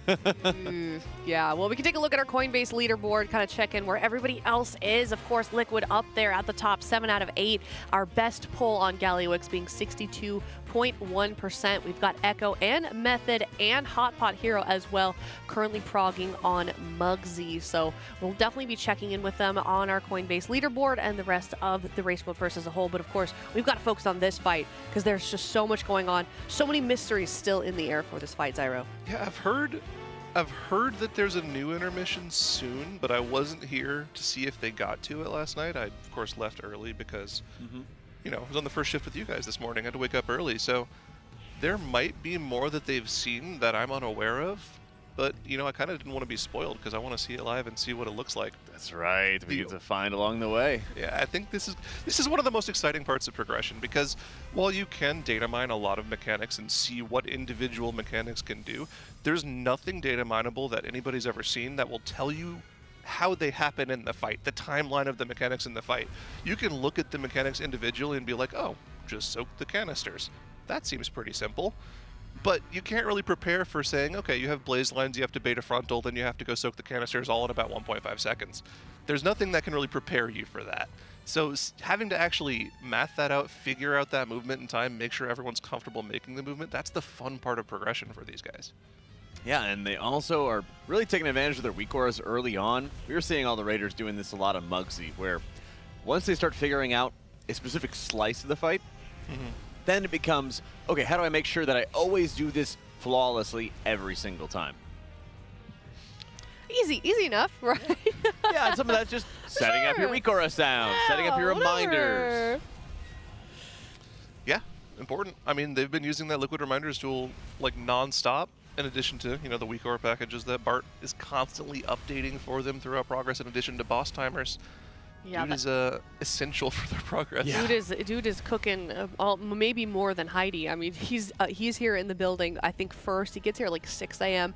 every day. He's always walking around back and forth, just kind of, I think, like pondering what to do next. And you do see those weak auras updates go out frequently between pulls. So the analysts are certainly working very, very hard this tier. It's actually funny. If you go back and watch the Muggsy kill last night, they had another update prepared if they didn't kill the boss. Oh, that's right. And they insta-sent an update, but everyone's like, we killed the boss. I don't need this update. Yep. That's crazy. That is true. I forgot about that. All right, well, here we go. Pull number 45 on Mythic Gallywix. Yeah, again, these tethers, they just make this DPS check here that much more difficult. And you can see they're kind of spread out in groups of 4 or 5 in every single quadrant, so they have a little bit more leeway so they don't run over each other's tether. Something they were potentially talking about doing was maybe milking this Total Destruction cast. They interrupted immediately, right? But there was about 10 seconds left on that cast, so if they can feasibly heal through that and they feel like they need to get a few extra percentages of boss damage in this phase, they could save that for later on. But for the time being, I think they're just focused on seeing as much of the fight as possible. So they take the end of that lust, they bring it to this first set of ads, they make sure they cleave them down quickly so they can move on with the rest of the encounter. Yeah, and I think that's an interesting... I thought of another piece of that, too. You were thinking about milking it. I was thinking, what if they hit a point later on down the line where they can't use Bloodlust on full, and then they have to just natty find a way to break the shield? But that is a conversation for a long, long time from now. Yeah, no, that's a good point. I mean, again, there's so much of the fight that we haven't seen yet. We've only seen 62%. And again, people have been non-stop talking about a secret phase. I heard Squishy saying, you know, you can actually data mine a lot of this stuff because they were talking about this on the bench last week. Tettles was talking about this, how they have to keep some things available to be data mined. They can't encrypt things that they actually need to update. So if they ever need to change the numbers for something, that data can't be encrypted. So that's why guilds are so confident that there's a secret phase, is because there are spells that aren't attributed to any other fight or just even heroic Gallywix that have been constantly getting updated throughout progress, and they've been data mining those updates. So I don't know, man. Whatever that secret phase entails, whether or not it's something that you can walk in, like, you know, some of the really easy secret phases in the past, or something that actually requires a little bit of problem solving like Jailer, that could add another 100 pulls to this encounter. It could. Yeah, it really could. All right, somebody call the hotel. We're going to have to be here for a couple more days, I think. For real. I need to get more towels. The manager there, like, knows our name. I don't know if you've ran into him. He, like, knows people by name. It's crazy. He's like, oh, yeah, they extended your hotel stays again, right? And I was like, yeah, we're here for a little bit more time. But, yeah, they take good care of us over there. This is the best POV to watch, by the way. If we can just stay on stick What, POV. Big Poppies? Yeah. Okay. Well, notice a few things. Lil Stick, Young Dip, Donkey Gary, Big Poppy, Shakib, the kid. Was he like Bucket Man or something one day or one tier? He was a bucket. Yeah. I forget what the character was. Okay. It was something bucket. He's got a lot. Soup Shop. Soup classic. Shop. Yep. He is constantly dancing all around, like just flirting with death at every single opportunity, but that's the life of a demon hunter. We've gotten through that overlap here. Here is the fourth set of ads of the encounter here, and as you can see, there's 3 of those wrenchmongers, there's 2 Gigajuice technicians. Each of these technicians, when they're killed, will drop another bomb, so there's 2 bombs, but as you'll notice, we haven't even covered this yet. When you get to this platform, a quarter of it is already overloaded. That's right, and they've basically gone through all 3 pieces of the platform thus far that are available. Now, something interesting has happened here at this point in the fight, and I don't know if this was a bug last night or something that they need to figure out, but for some reason, the grates to drop off these bombs aren't there yet. So you'll see Shakib is holding a bomb. He's going to go charge up that bomb here after this Giga Blast goes off. But look, the arrow's there, but there's no grate for him to go to. Does he just go in? Is he just going to double jump and backflip back? Let's see. No way. Yeah.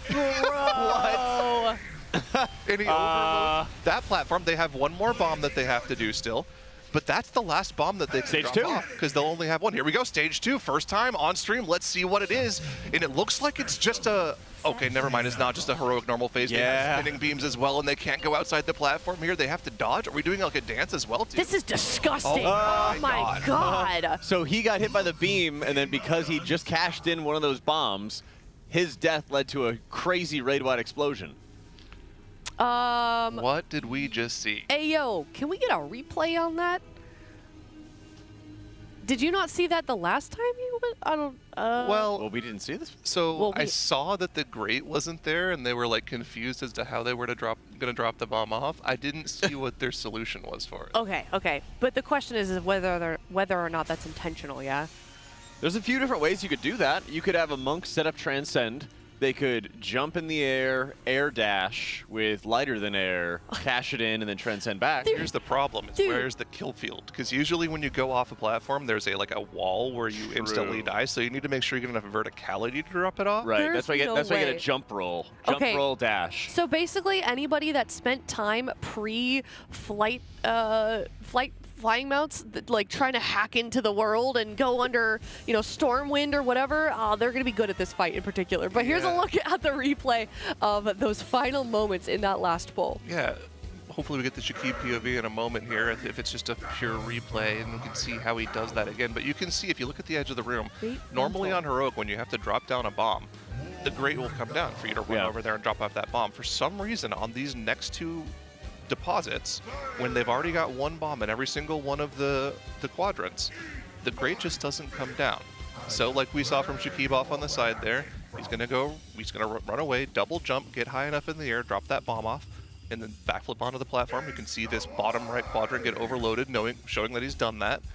I wonder what the push here is on the boss, though. Is it just 65%? Oh, yeah, I wonder if that was energy-based. It could be energy-based as well. That's what it is on Heroic, at least. Because they still have this bomb running around with him, so if it was a bomb deposit-style mechanic, it wouldn't make sense for a bomb to still be in the middle of the raid. But let's look at what this looks like. This kind of reminds me of like a Purged in Flame style mechanic from Heroic Ragnaros back in Firelands, where a section of the platform is cut off by bombs. At the same time, melee are constantly having to dodge in and out of the hitbox of the boss to dodge those spinning laser beams. That's a crazy phase. Notably, it didn't look like range got any tethers, but I think melee did. Oh. Okay, I didn't even see if there were tethers. I'm pretty sure I saw a tether next to Shakib as well. But obviously, we looked at Fired Up, we didn't see any of those. Interesting. We'll have to keep an eye on that next poll. Oh, Gamba's going out also.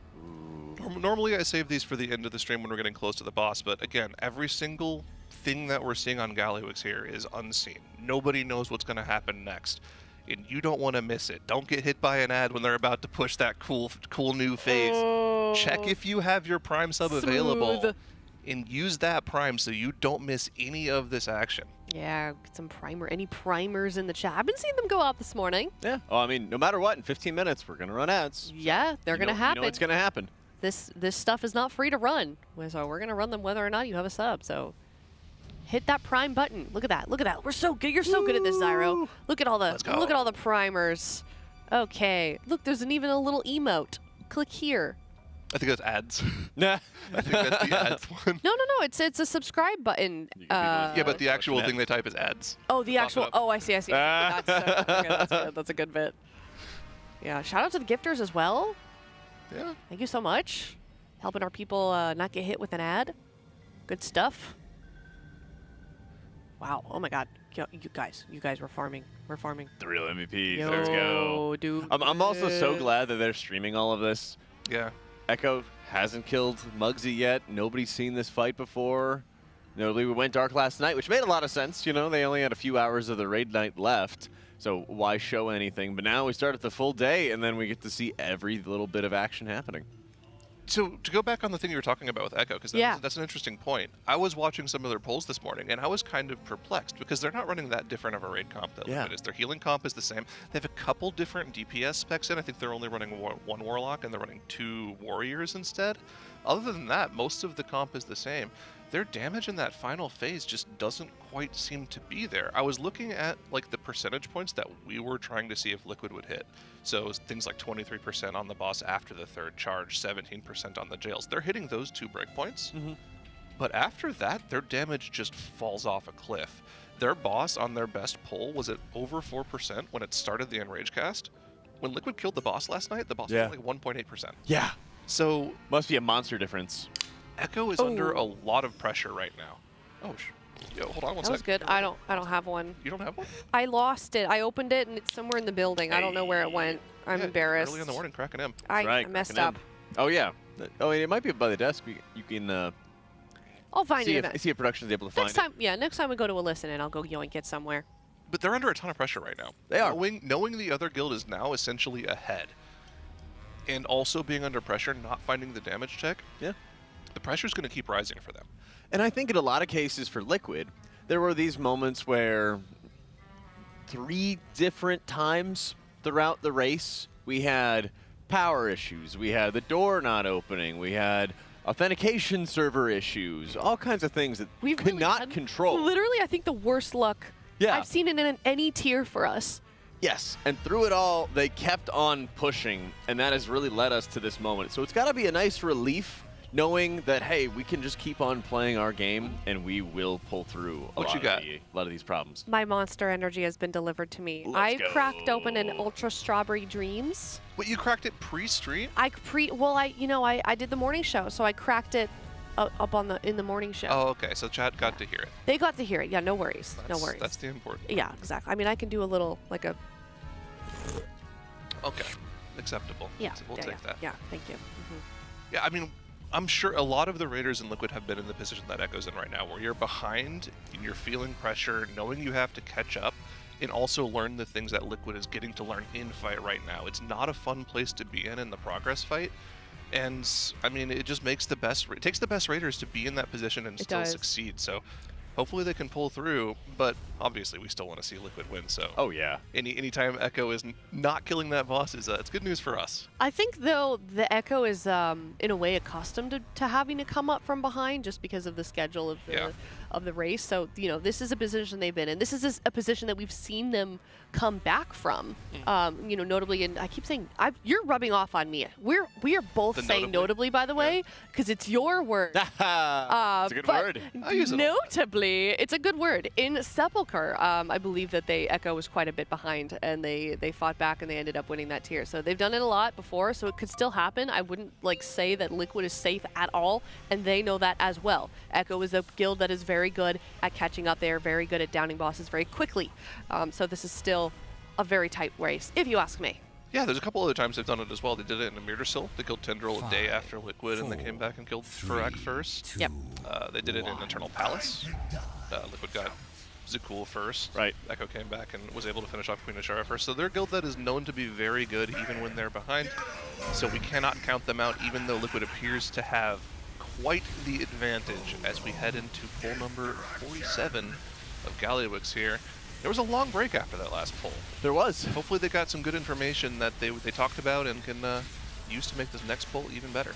Yeah, and lots of weaker updates, I'm sure. And we are even seeing some Raiders updating personal notes, probably giving themselves some reminders, because at this point, they've done all the mechanics of Phase 1, and so they probably have a pretty good idea of when do they need to use defensives, when do they need to do certain mechanics. And we've only seen, a little bit of the encounter, a small slice. But thus far, it seems a bit different than Anzra, excuse me. Yeah, my mind thinking about Ashara, which I guess is kind of fair. That Phase 1 is not this, it's not even like Sarkareth, where it's like, hey, you need to survive Phase 1, and then the fight is getting progressively easier. Yeah. It really makes me think we're going to have some insanely challenging Phase 2, whatever Phase 3 is going to have in store for us. Yeah, it's kind of crazy when you look back at the last 4 bosses that we've had.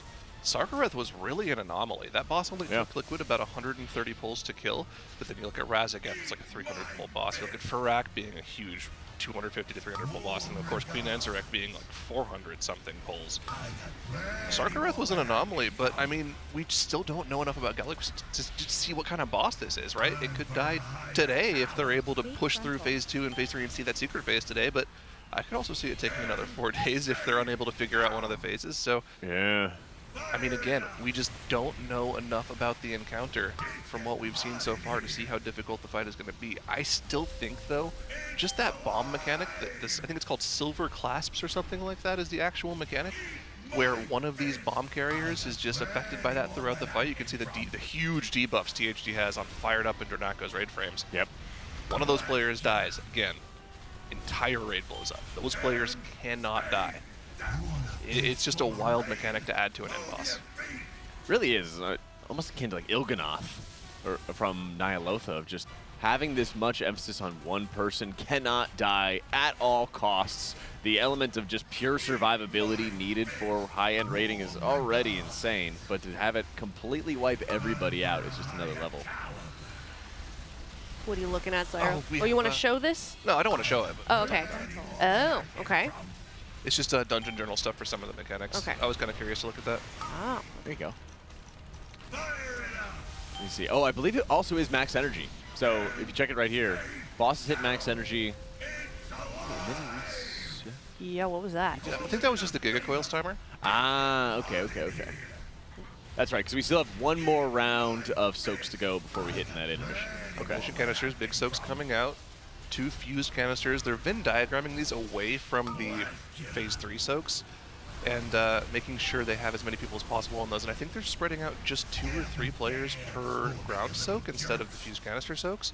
Just enough to stay alive, to have enough HP to live that hit, but still have that heal absorb topped off by the healers right afterwards. Here we go. Double bombs. You can see them running around. Those are on players. Don't be too scared. It's just the models kind of flip-flopping around. Giga Blast coming out. They bait this towards where they want to drop off the bomb. Can we get Shakib POV here so we can see him drop that bomb off again? Oh, that's right. Yeah, he's gonna get juiced up. Oh, there we it got is, the in the top right. There it is, there it is, there it is. Little double jump. Yoink. And, oh, he did it differently that time. He didn't use Vengeful Retreat. Love that. Thank you for that, Jeez. Shakib. And, oh, was that energy again? Oh, man. I keep missing it. So I think it was the Giga Coil because his energy did end up resetting. So this might just be a 65% push. Okay. That's my belief, at least. Okay, are there tethers? I don't see tethers. I thought I saw some. Okay. Oh, maybe it was the chain lightning. Seeing in melee all the time. Yeah. Am I crazy, or is the little, like, hull, like, heating up down there? Or something. Like, it looks like the animation is changing. Like, I don't... There's a smiley face at the bottom. Yeah, but I don't remember it looking like that at the We're beginning. through. We made it through. Okay. Okay. I'll shut up. This is a new best. They have not seen this far into the fight yet. They have not gotten through the intermission as far as I know. Let's see what this new phase looks like, and look at these constant lightning coils on the ground that they're having to deal with and kite through and dodge around. This is really interesting. AoE soaks. Okay, what is this? This is the frontal soak. Oh, from it's a Heroic. cone. Yeah.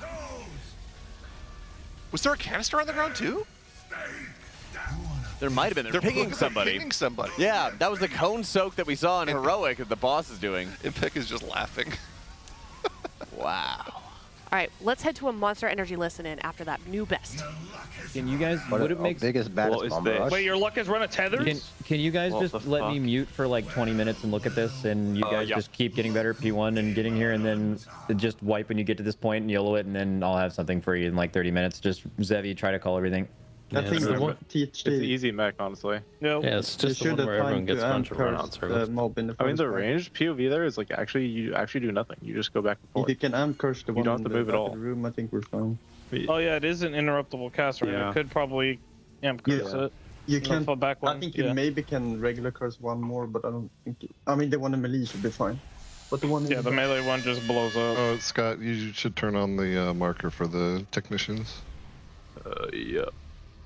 Oh, I need to actually finish that nothing. I think you just tank the boss in, like, so that there's no lightning on. No. I will just look at it. You all pull the boss to do P1.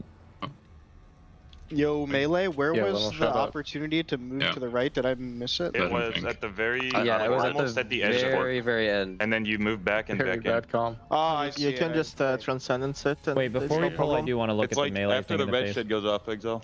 Oh, you mean like through the blue swirlies that? Yeah, you walk through the blue went through. swirlies. Okay, yeah, I see. As soon as the red pops, you move back and in.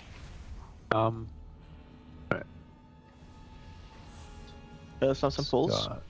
Yeah, one sec. I just want to see the melee thing real quick. So that little movement that melee did. Was this? Oh yeah, you could do that. You get out there. Some of you guys went late, but like technician. But like right when you see these blue circles, you can beat those blue circles, right? Can you? Yeah. Yeah. I'll rush right through. I mean, No, also, was there wait, can you? Can you jump it? No, you just took I damage. definitely It doesn't kill you. But No, you we just walk, like, I walked over I it. just ran Whatever I through, did, like, I you didn't can take damage, but Well, I cloaked, that's but not yeah. everyone. Well, no, I think I'll take through it. You walked Yeah. over the bad part.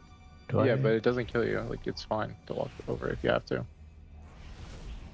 Also, maybe we'll have more- try rolling like movement speed stuff. He Well, might have no. just missed the tick because of how fast he was. Well, He you doesn't just even have to jump. look in front of that beam. Yeah, Like, if you everyone look, just transcend. if you Everyone look in just- front of that beam, there's an yeah. opening. Yeah, the Everyone monks just can got rush. transcend easily. Okay, you guys pull the boss. To the Void Elf. And you, Wolf. whoever was tanking all these mobs, by the way, I can leap, so yeah. you guys are Yeah. like standing too far to the right side of the melee quadrant at the start.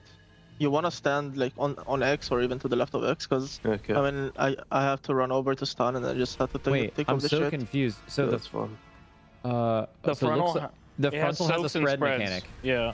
No, it doesn't have soaks and spreads. It's just when you are When in you're the in it, frontal yeah. when you're in the frontal animation, it just puts a circle around you to show the spread length, but you will have to spread. While soaking. Yeah. Yeah. Yeah, so it's like a triangular soak and spread. triangular circle stack. Bang! You just Okay. immune it. I have a few thoughts. I mean, I think you guys should just pull the boss. We'll have a Doing lot it- more doing time it- to how about we kill get more time and then the just- Focus the sentries. fuck up. I kicked do like what my 2 guys seconds don't early talk, because don't I think. thought it was chill. Second So just it should be. Do you want to call close. Zippy? Yeah, I can. Can we just do it? The last melee SMP. is true, right? Yeah. When it has Yeah, a it's good spawning, to are do it. you on the this wanna side of call X or this side? I don't know. We're I on can X. if you I'm want. just on X. 3, I died on X, like I just fucking died to the ground shit. I don't know. bad. We are rotating. I saw everyone else on the left side of X, like where you want to be, and no one else died. Can Lummel and Bubba and Siori go to another channel with me real quick?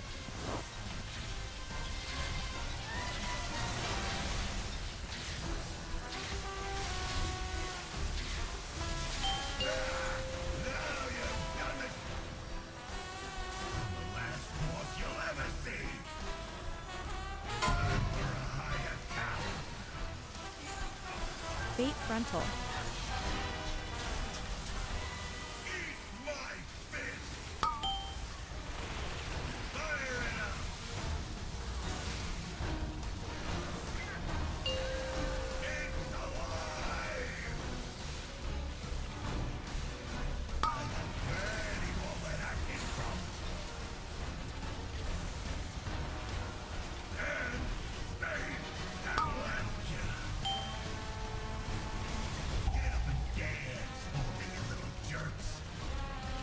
Rescue.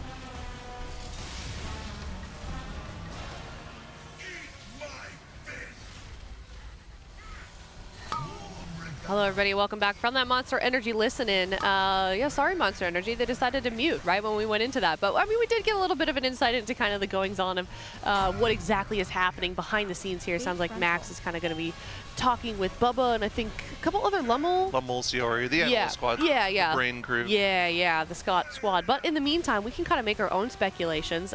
What did we see when we dropped to 58%? We saw a push into a new phase there after that second intermission that they just barely got through. Yeah. And the first mechanic that we really saw was sort of a recreation of the start of the heroic encounter, where most people have two groups of people split up on opposite sides of the boss, and the boss will do a frontal cone. Yep. That will also be something that puts a big healing absorb on people. So it's damage plus healing absorb. But we saw inside that cone, it looked like every player that was in the cone had an AoE circle around them, meaning that they would also need to spread out inside the cone. I'm not sure if there was anything more to it than that. We saw them pinging a player that had like a canister on them, one of those black blood canisters, so maybe there's also a soak that they had to do at the same time, but be spread out in the soak in the cone at the same time. That's kind of why we heard Max saying, yeah, I'm just going to, I need like 20 minutes to talk about this with people so we can figure out what's going on. You guys keep pulling, keep getting more consistent at this phase. Because as we've seen, right, in the first hour or so of pulls on the boss, this is still extremely volatile. That bomb mechanic, if you blow up, there's not a lot that will save you from that. The canister soak's still very tough. They're still learning this encounter. There is a lot to learn as well. I mean, that could be... I wonder if it's like marking a certain player for like an after effect soak. So that, notably on heroic difficulty, you have to have half the raid soaking these cones. And when you also have to have people spread out in them, it makes me wonder if there's going to be a secondary soak that's not going to be like a cone soak or something from the boss, but it's going to be based off that canister player. I think that Sentry is just a leftover ad from the intermission phase. See, they're kind of like, there's this like spreading lightning AoE on the lines. I think that's just something they have to run through when they're split up. Okay, here's the AoE slow indicators. Yeah, look. Okay, so everybody that's in this cone has an AoE indicator on them. That signifies to me they need to be spread out inside this cone. That is not a wide cone, though. Okay, so who's our Do we see any canisters in there as well? Look at the melee group up there, man. They just have no room. Oh, man, what is going on here? It looks like there were like explosions around the boss as well. What was going on? Yeah, so I'm sure that it was somebody blowing up who had the silver clasps on them, which which coming from the mine. Yeah. Once they cash in the mine, they're just perma debuffed, and if they die, the entire raid dies. But after that, I wonder where that black blood canister is, because it also had a tether between it and the boss. Yeah, So I'm not sure if you're snapping the tether. Maybe that's like another tank mechanic they have to deal with or something. Yeah, I'm not sure. Yeah, but what we do know is that they're really easily able to replicate Phase 1. Well, Relatively speaking, to some other fights we've seen, you know, I think they are much more easily able Nice to backtrack. this. I mean, they're gaming. No, you're right. They're gaming. From compared to other end bosses we've seen that sometimes take like 100-something pulls. Yeah. Oh, I mean, Queen Ansarek, clear example. They didn't, Exactly. They didn't see this. They didn't see phase 2. They didn't go up to the platforms until like 180 pulls in. Yeah, exactly. They've actually seen quite far relative to some other boss encounters. That could also mean they could be dumping 100-something pulls into phase 2, and you know things are slowly revealing themselves. So I'm looking at the known dungeon journal mechanics on the fight. Yeah. Not a lot. This is only phase 1 stuff that we know about. It's the stuff that's in the dungeon journal in game. So that bomb that they're getting, the discharged Giga Bomb that drops from the Giga Juice Technician that we already saw fired up deposit here. The way that works is while it's active, it does about 1 million damage every 3 seconds to the nearest 5 players, so it's AoE group damage. The second you pick up that bomb, half a second after you pick up that bomb, it locks onto you, making you unable to throw it. So the extra action button does nothing. It might as well not be there. Here's the big thing. If for any reason this aura removes the shackles, it detonates, dealing 12.5 million damage to all players. Oh no. So 12.5 million damage, I mean, you can maybe raid CD through that. These players at their gear level have somewhere in the realm of 9 to 10 million HP, but like, you aren't going to be happy if you have to take that damage. The other thing as well is there's also this pass-fail mechanic in this phase that we talked about. You have to charge that bomb up to 100 energy if you actually want to overload those Giga controls on the side of the encounter. So if they ever fail that, they're in this phase longer. It's essentially a wipe. So there's a lot of pass-fail checks through this encounter, and I'm pretty sure a lot of these mechanics are just going to be focused on making sure you keep those 3, 4, 5 players alive for the entire encounter. You know, ideally you keep all 20 alive. Yeah. But those 5, I mean, they can never die. It's a pretty wild mythic mechanic. Looks like you have lots of thoughts about the I healing do. specifically in this fight. What are you cooking up, Jack? Well, right now I'm really trying to get a good handle on how well they can kind of sustain through some of this damage. Because notably, they've done a really good job of dealing with phase 1. And I'm kind of curious if they're, depending on phase 2 and what it really is going to be throwing at you, how frequently are you dealing with AoE soaks? We saw 8 healers on heroic difficulty at 30 players because there were such high frequency of cone soaks. Oh man, I forgot about that, yeah. So how many healers are there going to be required when you have to deal with potentially multiple rounds of these cone soaks in phase 2? What are we going to be looking at to meet the DPS check for the shields? Oh, we got another round of the cone soaks, okay. This is kind of a weird animation. It's really hard to see where it actually is. I can't tell literally at all. So it's based on the tank's location, and that was what we saw at a heroic difficulty, is that sometimes the animation would kind of like bug out. Where does it end? Always... It's like such a soft, you know? Part of it is because the boss is moving. Well, yeah. I see it, but it just like the corners of it, it's not very clear, I guess, where that hitbox actually is to me. Wait. Okay, stop. Oh, stop. Yeah, look, there's like a canister in Melee. But where is the canister? What is it's on Scott doing there? Oh, that's a tank thing. It's on Scott. Okay. Or it's on Trill, but I really bet that it's on Scott because he's the active tank, and you can see target on Impact's point of view. So whatever this is, it's going to be impacting the tanks, and then they're going to have to do something with this canister, which also drew a tether line between it and the boss. So hear me out. They do the cone soak. Tank gets a debuff and then has to run out and snap the tether, and it explodes for more damage. Wait, say that again? I could see that. Okay. If like, again, just a guess. If Scott's dealing with the cone soak, okay, then he gets like a black blood canister that draws a tether with it on the boss. Then he has to like run out and snap it.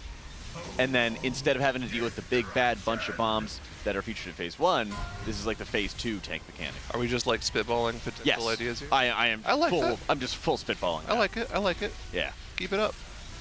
What ideas do you have, Zyro? I am just trying to digest the vibes. everything on the screen. Yeah. And try to make it make sense. And so far, phase 1 makes sense.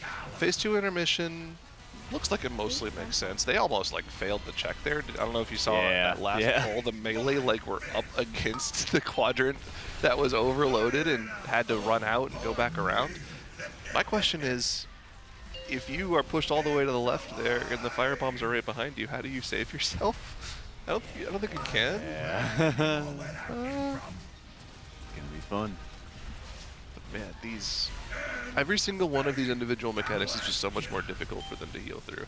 HP bars all dropping to like 30 to 40% there just from those canister explosions.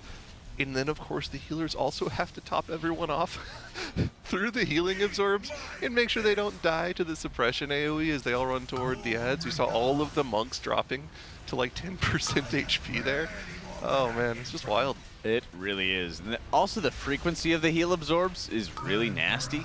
Because you basically just have to space out your output so much that like one healer is going to carry every healing absorb, more or less. Every single time. Plus, the tanks are getting annihilated on this encounter. I mean, just like it was on Mugsy, right? Tanks are under constant threat here. It's kind of wild to watch them live through this. I heard this morning Scott was actually feeling under the weather as well. I think he's moved to one of the player pods, so hopefully he's feeling okay. Yeah. Oh, like are they isolating him? I think he's just trying to make sure if he is sick, he's trying to stay away from the other players. Okay. Hopefully he's feeling okay, but I mean, precautionary measures always, you know, smart things to take here. Dude, I don't need to keep saying this, but like we are bringing on, we're getting cursed. We're cursed. No, we're okay. We're a little cursed. We're okay. People are getting sick. Everything is We're getting DDoSed. The power is going out. EMP. Yeah, Gingy. No.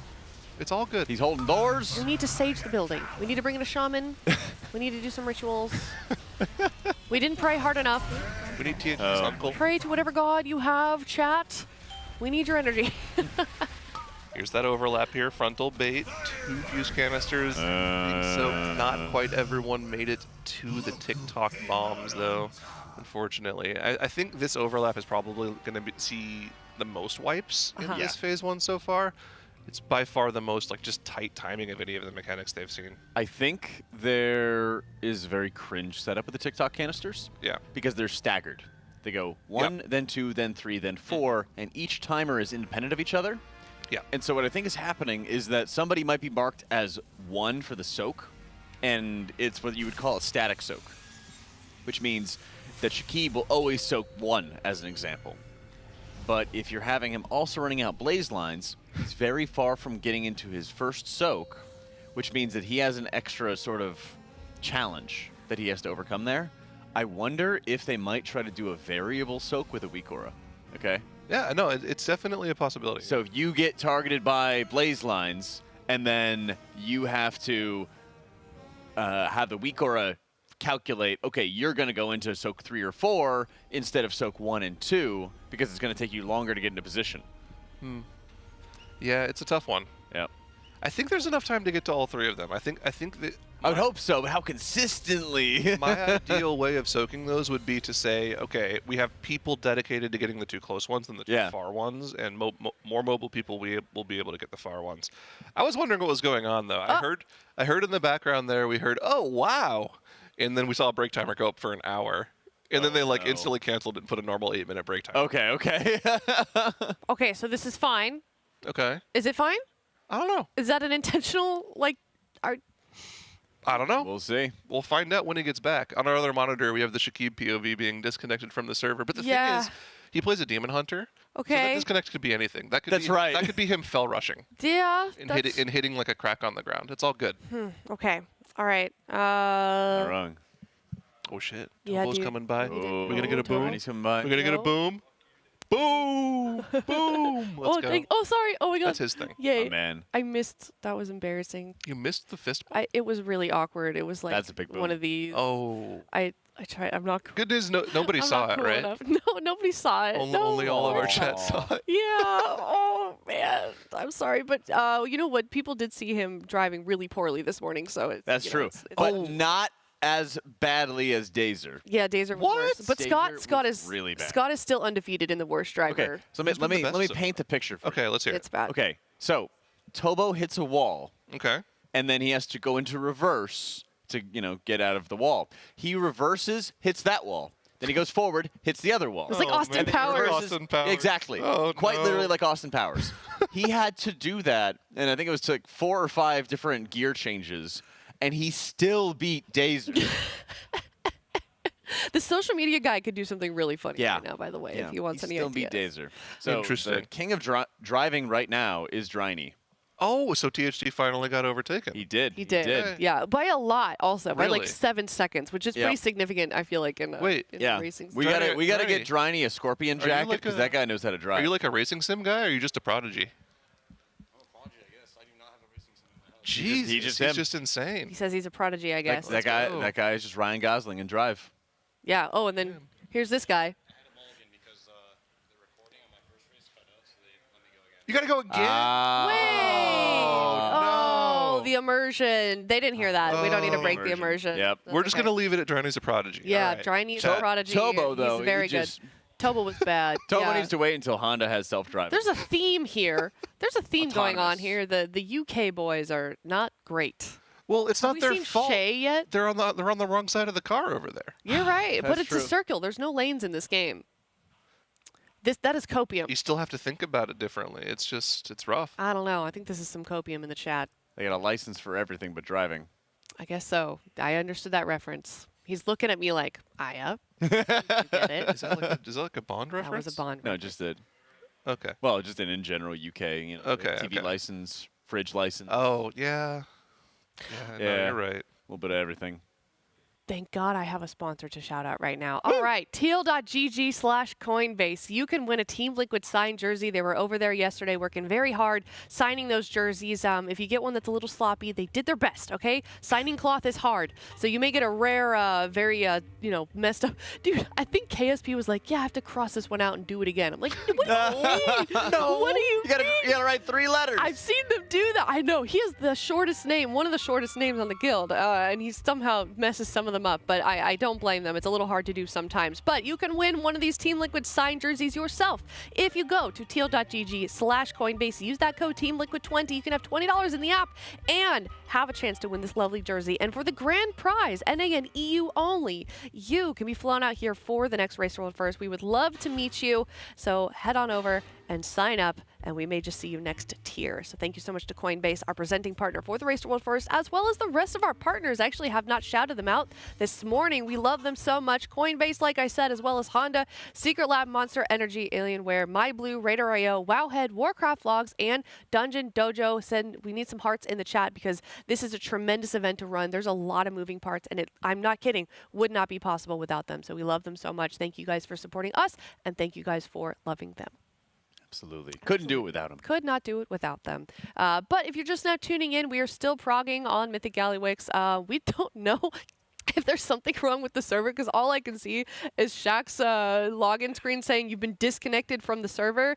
But they are taking a little bit of a break regardless, and hopefully we get back in there as soon as we can. They're getting having a little walkabout, little rumspringa between pulls, and we're also tuning into Echo, and they are still not to the last boss. They are still getting sub 5% wipes, and it's what time is it? I think it's like 8:17 p.m. Yeah, it's local late for time them. there. So I'm not sure when they've been ending their raid day. Do you know, Zyro? I'm not sure when they've been in it. It's been late. It's been like 11 to midnight usually. I think we have another 2 hours or so, Something give or like that, take. yeah. Do you think they But extend? I think this is where they say we go till it dies. Yeah. And then they get a full night's sleep, and then they get to see where Liquid's at. I will say, already getting into phase 2 with Liquid, I kind of have this feeling, Zyro, that they might want to go dark again. I hope not. I hope not as well. I don't think they'd do that this early in the day. I hope not as well. But I think it's a massive freaking advantage getting to see phase 2 pulls, figure out phase 2 strategies, figure out those things, and also not show them off. From like a purely, this could, help us lock in the win type of deal. The only time I think I've ever seen Liquid go dark a second time was in Sarkareth, if you remember that, right? They finished a Night of Progress. They got very close on the boss, and they actually said, we're coming in early tomorrow to kill us. Yeah. They came in at like 7 a.m. and killed the boss in a couple of hours.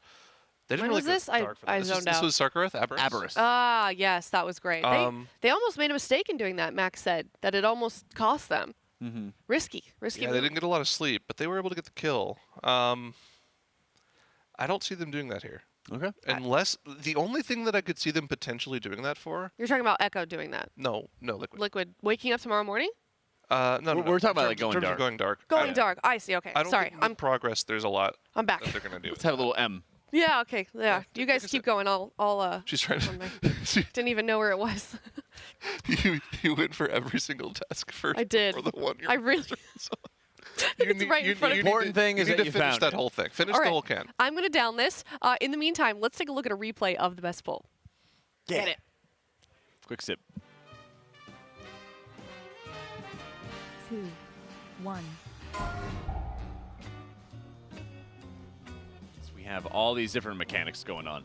First and foremost, the boss starts in phase 3, quote unquote, just like we saw in Heroic. Starts off with those lines, and now there's a tether. So the tether has to not be crossed by other players, otherwise you zap them. So everybody's got to move around in a big old circle together while breaking the shield, then interrupt the total destruction cast. This tether is actually a little bit finicky as well, right? The way that it actually works, it's about 500,000 damage every half second, ticking damage.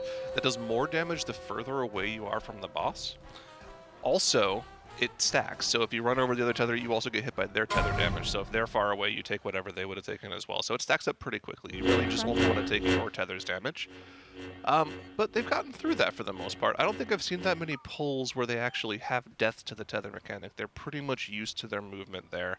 They get through that shield a lot. Like you were talking about, though, if there is some portion of the fight later on where they want to potentially save their lust for, that shield will once again become a pretty difficult mechanic for them to live through. But all of this phase so far has really been a very difficult healing check for them. Every single one of these combo canisters casts, it's a huge live check. If one person is in the wrong place, somebody will get one shot by those canisters, and if it's one of the bomb carriers, the entire raid will get one shot by them. So they have to make sure they are constantly in the right position for those soaks every single time. That's right. And of course you can see as they're kind of jumping between each section of the platform, they also have to deal with a combo canister. Like you mentioned, it's going to be 4 static TikTok canisters as well as the targeted fuse canisters on a few different players. There's also 3 dud bombs that need to be soaked by the tanks that deal an insane amount of damage and are going to be knocking them back as well. So the damage on the encounter gets ridiculously insane very, very quickly. And they're only going with 4 healers at the moment, but we'll see if something like that might change a little bit. Here you can see another round of the combo canisters, and it gets really deadly when it pairs up here with suppression. We saw this as well in Heroic. It's fire lines going on the player locations, and they need to run away very, very far before the Gallybuck's finale goes off, which deals massive drop-off damage. We did see Liquid pull the boss here. We're back to live, but it looks like it might have been a mispull. Whoopsie. Back to the replay. Instantly died. So I think we didn't miss anything. Back to the picking up where we left off. Wow, production quick with it. Man, production quick on the keys back there. W production. Every single one of these combo canisters, right, in this replay here, is very difficult. This is the overlap that they've been having trouble getting through. Have to bait the frontal away, then everyone needs to go spread out for their soaks in about 1.5 to 2 seconds. Very, very difficult timing, but they're able to get through it on this pull, and your reward is another set of ads to deal with. 3 Wrenchmongers, 2 Gigajuice Technicians.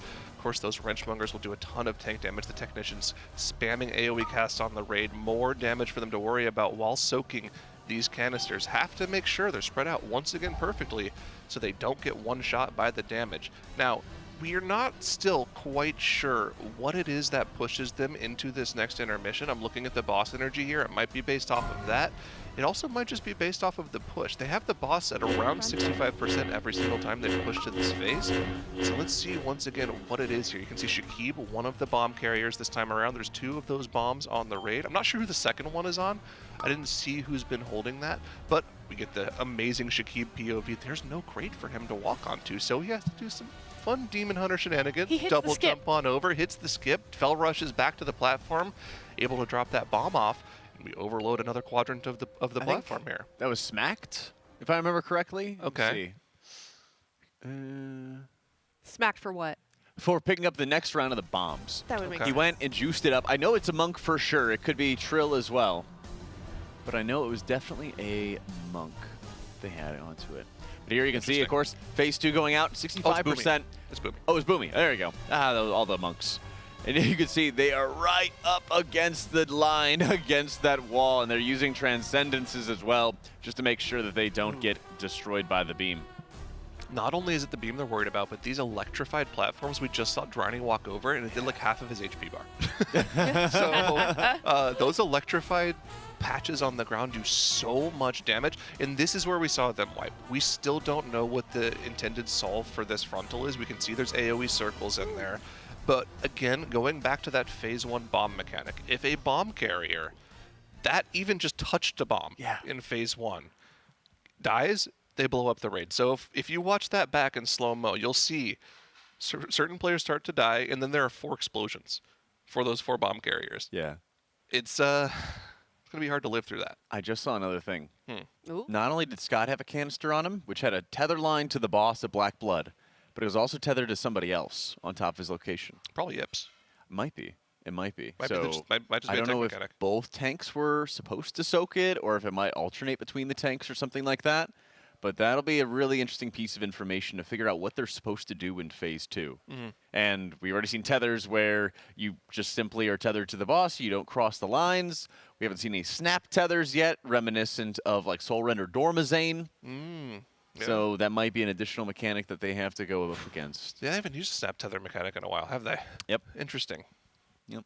We'll have Also to featured see. in Final Fantasy XIV with the Hesperos encounter and the first raid of Endwalker. Whoa. Pandemonium 4, one might say. He's bringing out the knowledge, the Final Fantasy knowledge. Okay. That was a fun fight to heal. Okay. Yeah. Snap tethers. They used the opposite of that in the Savage Honeybee Lovely encounter this past year as well. Sounds like a good macrocosmos where 2 players have moment. to come together to explode a mechanic. Yeah, big fan of Astrologian there. Did you do the light heavyweight encounters this tier? I did not, no. Ooh, the cruiserweight division's coming up next very soon. I did not enjoy how they revamped Astrologian. They kind of made it needlessly complex with the cards. I thought they made it easier. Maybe I'm misunderstood. I didn't like what they. This is a whole other discussion. we Well, can talk don't have about that a lot to talk later. about right now because Yeah. They've been sitting in front of the boss here. That's fair. For That's fair. about 10 to 15 minutes, which makes me think that they did accidentally pull the boss before. Yeah. They're probably waiting for a solve or at least an idea of a strat for that first mechanic we saw in phase 2, where there is that frontal code coming out and potentially the tethers as well. Yeah. As something that they have to solve. We'll see. We'll let you guys know when they pull. We're not going to miss any of the action, I can promise you that. We're just kind of spitballing what we think could potentially happen here. Because once again, the fight we're seeing, all we know about is really the first intermission. We don't know much else about this encounter aside from data mined mechanics. But again, data mined mechanics will only tell you how one particular mechanic will work. You have no idea what order they're going to come in, how fast they're going to come, how many of them happen at the same time. That's the problem-solving nature of the Race to World First. And the other side is they could also have mechanics in there that are they have no intention of even existing. True. They could just say, like, Gallywix's brother, Jollywix, comes out and throws a bomb, and they could just be tuning that bomb number up and down just to mess with people for fun, and that could just also not exist. Did you hear my theory last night? For what? About what the secret phase is? No. Oh, to what? let's hear it. So you get Gallywix at 10%, right? Okay. He hops out of the mech. You've destroyed his mech. Good job. For the secret phase, out of the hole, sticks Bunk Junker on top of Halandris. Yes! Oh 2 my different God. bomb mechanics happening at the same time. And No. Gallywix is there telling everyone what to do. No, too much. I hope something rises up out of that hole in the middle of the room. There was something to do with it for sure. I swear it looked like it was getting heated up in there or something. Something was this going mog on. is certainly heating up. Absolutely. We're going to take a look at some transmogs in the meantime. teal.gg/RWF/ wait, oh my God, hold on, wait, let me start over. teal.gg/RWF-donate if you'd like to donate to the Pasadena Humane Society. Money goes straight to them. We're taking a look at some transmogs. Here is Splazer, Yeah. a Havoc Demon Hunter. Splazer? Looking, looking fly off the PCH. Okay, good. They are. That is. They're in the Guild Pacific They Northwest. Are glaives. Yeah. Glaives. The Pacific Coastal Highway. Yeah. Yes, sir. He knows. I've driven up that before. Yeah.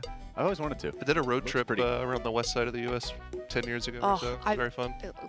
I want to do another road trip. I always did them as a bunch as a kid. I haven't done it in ages. That'd be fun. Get the boys together. What do you think about this In your transmog? Honda car. My Honda. Yeah, absolutely. Um.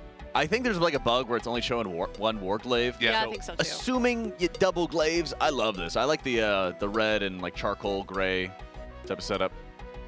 Very, very nice. Dude, a two-handed glaive would go hard. Sorry. 9.2? 9.2. Bang. Okay. All right. They've kind of got like a Predator sort of, like Alien versus Predator. Dude, I was thinking that. It looks kind of sci-fi. Yeah, the blacked out eye as well. Kinda, yeah. Yeah. I like a good bit of asymmetry when it comes to the Mogs. Yeah, me too. It's hard to make. I don't know what it is, but like it's hard to make a blood off male look cool sometimes. I don't know why. I disagree. Yeah. You said 9.2. I'm gonna go 8.9. I think it's also pretty cool. 8.9. I'll go with an 8. I'll go with an 8, I guess. All right. Well, thank you for your submission. Hey mods, you timed out Juno Shaw for a week. When he says time him out, he means time him out for like 2 seconds. They timed him out for a week? Make it 2 weeks. Oh my god, they timed him out for 604,000 seconds. Oh, golly. Sheesh. All right, let's rate this one. This All right, what do we is think about this guy? very cool. Very, very cool. He's not a priest, That is a really bright weapon. Yeah, this it is. I like it a lot, but it's not giving Elemental Shaman. 9.4. I think it's really cool. It's not Elemental Shaman, but they're not going for that. I think it's really cool. 9.2. Yeah, good Mog, good I'll Mog. give it an 8. Those shoulders are insane. They're little Oh yeah, butterflies they are. on them. I've never We're seen back. He's Good out. pulls. He's outranging the back. tether. Wait, oh, now he gets closer, and then the tether comes out. Oh yeah, it is attached to a... It's kind of... Okay, does it look like it's a... Yeah, look at that. Yeah. Well, what's interesting is that Nick probably could have cheesed that by staying out and then receiving Spatial Paradox, because that also, not only does it allow you to cast on the move, but it also increases the range of your healing spells. So, interesting you talk about that. We saw them test that out last night in one of their early pulls. So what they were doing as a test is they had a gateway set up where they baited the boss. The second the boss was pulled, they all the ranged gatewayed out, so their tethers were on one side of the boss. The problem is those tethers do more damage the further you are from the boss. That makes sense. To try to disincentivize you from doing that.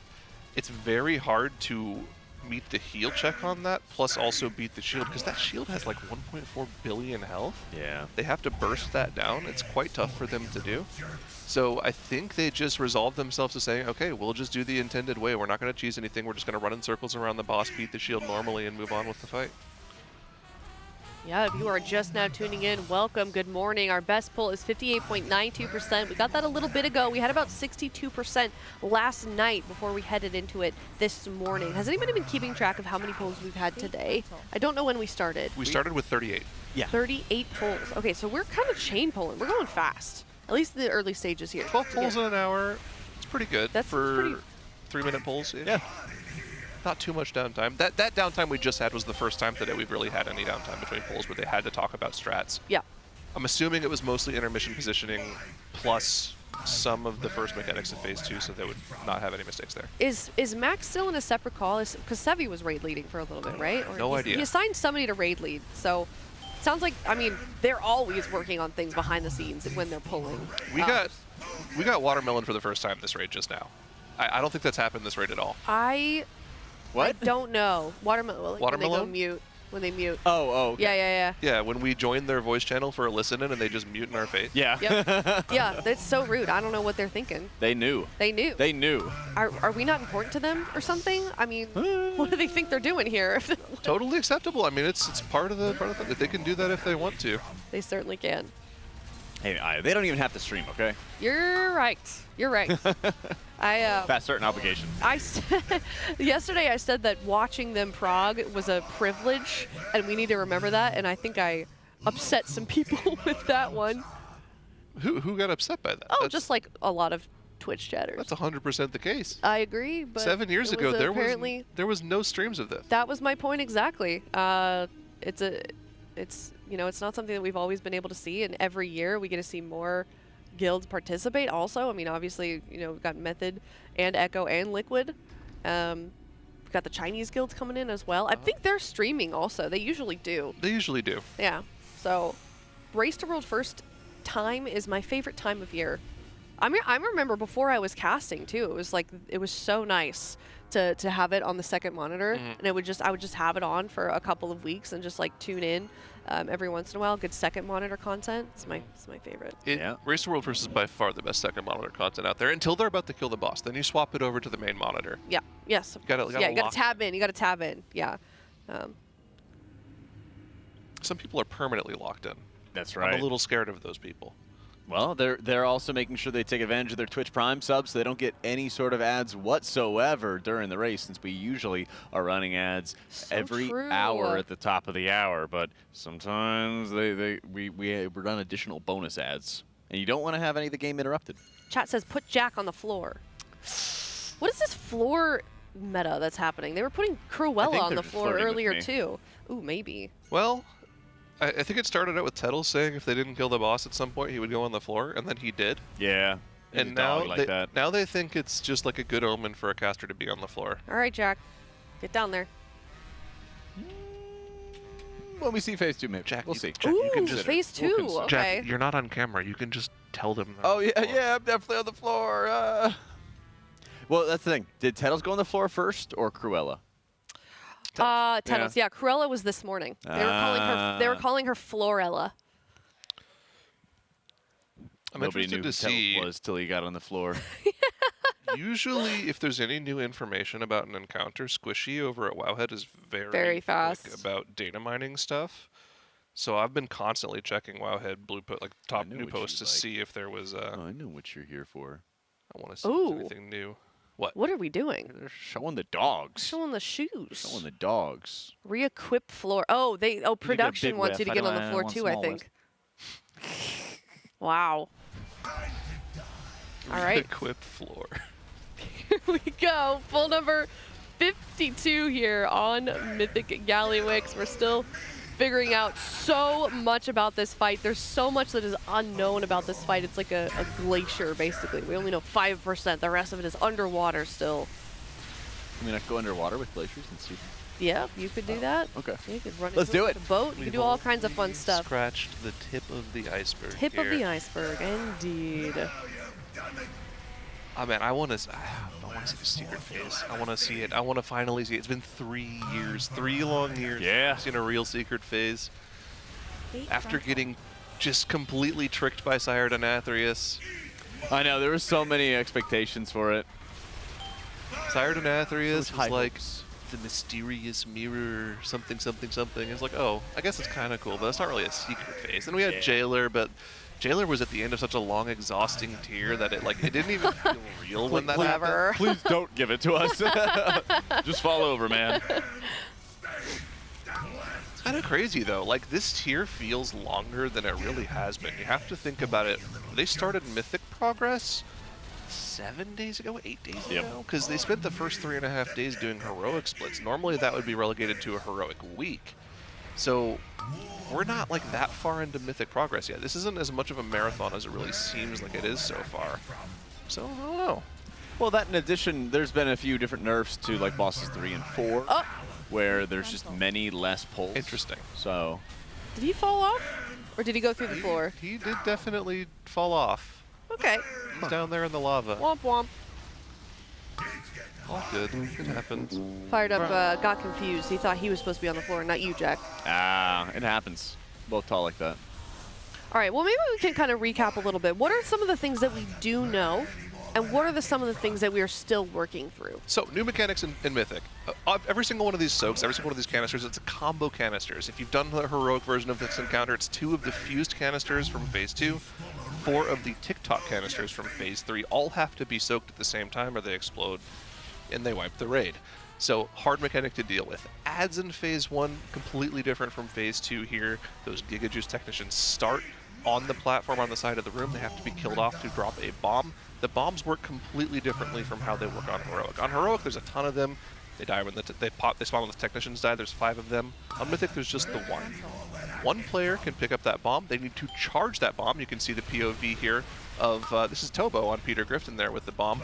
Oh, you have to charge up that bomb with those lightning orbs that drop from the Giga Blast cast. Once it's charged up to full energy, they can then deposit it, much like they do on Heroic, and it'll overload the controls. That's what happened to Fired Up. He got knocked off. Wait, he's like alive for forever, though. He just dies to ticking damage. That's actually really funny. What the? What is going on? Wow. He's not even swimming. He's not Look even at his swimming. face. He's actually so abused by this. Assist ping, assist ping. Maybe there's a secret mech down here that he's able to find. Turn the corner. What's around the next corner? Oh my god. Okay.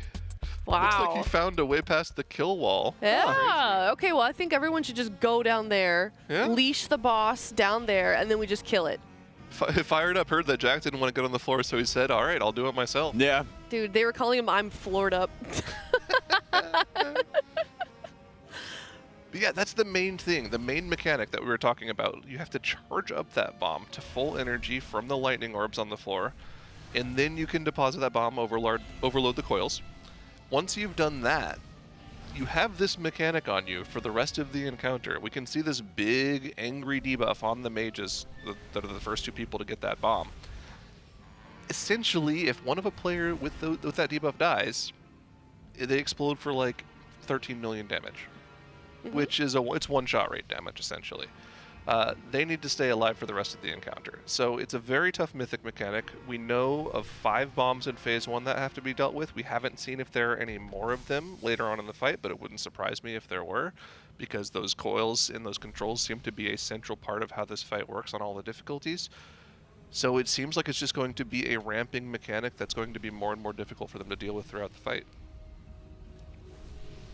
Yeah, and I'm curious as to how that's going to impact some of the cone soaks they have later on down the line, because that damage is going to be insane. They can't be hard stacked for it like they were on heroic difficulty, and we don't quite know how many soaks are going to be going out as well. Yeah, we don't know anything about Phase 2, right? That's the thing. It looks like there is a lot of healing absorb damage on this fight, right? Damage plus healing absorb mechanics, similar to how there was on heroic.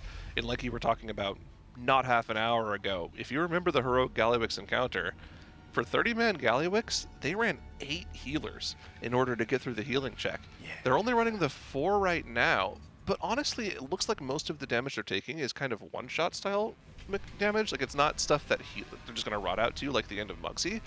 So I don't see them so far needing to make the swap to 5 healers. Yeah. Would you agree with that? Definitely. And a big part of that is the fact that the canisters themselves on heroic really didn't do that much damage. What happens is they split the damage, and then the heal absorbs are flat. Every single person that soaks is going to have a flat heal absorb. And so on heroic, you just kind of had everybody trying to soak those canisters just to make sure that they got soaked. And it created a lot of extra healing for the raid, but it was also just safer and more consistent to have everyone do it and then just grab a bunch of healers and you could just muscle heal through it.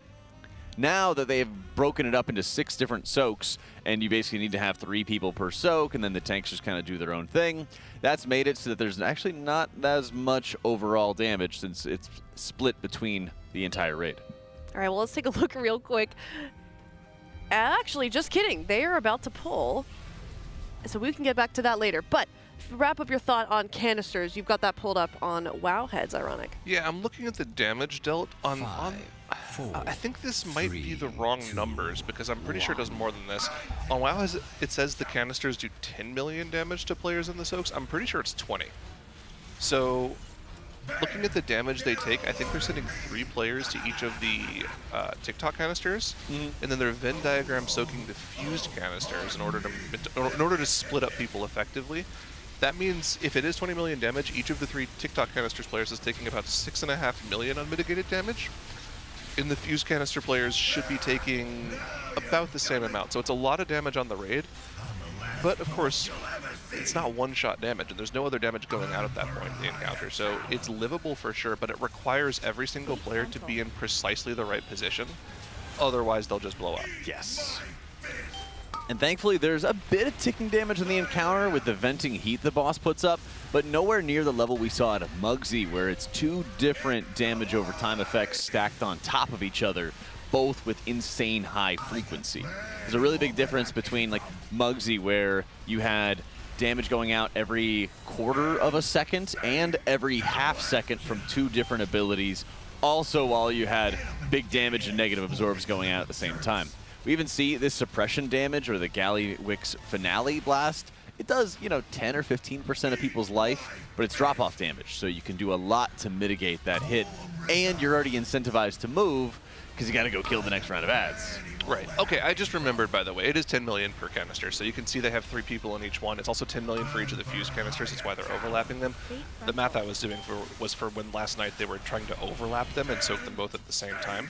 They did have Scott go down, didn't see what it was 2, and there's no battle res. That's a little unfortunate for the end of this fight, especially because we know there's a bunch of ads that are about to spawn if they get this third overload off. This is the second gig coil, so... Well, they're going to keep going, though, because, you know, still more to learn here, still more consistency to gain, but I don't think Yips is going to be long for this world.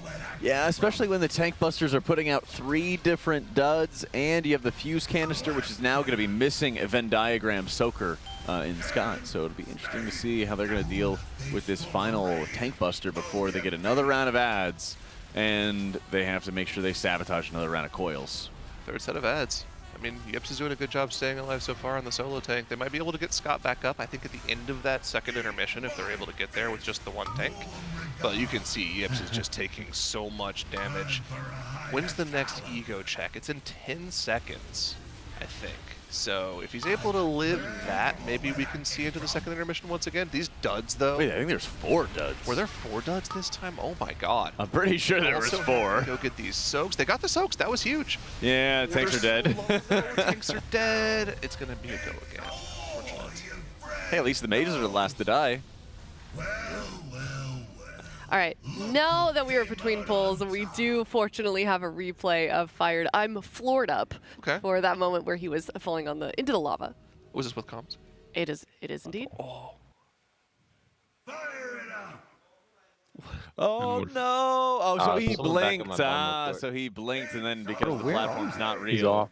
Yeah. He's not really off. He's in the mainframe. He's in the mainframe down there, bro. Bro, what? How did someone grip him out? No, Can he someone can't try get to- out. I'll do his soak, I'll do his soak. Bro, where the? I think that's the shadow step spot, right? Yeah, it is. Just leave me be. What are you?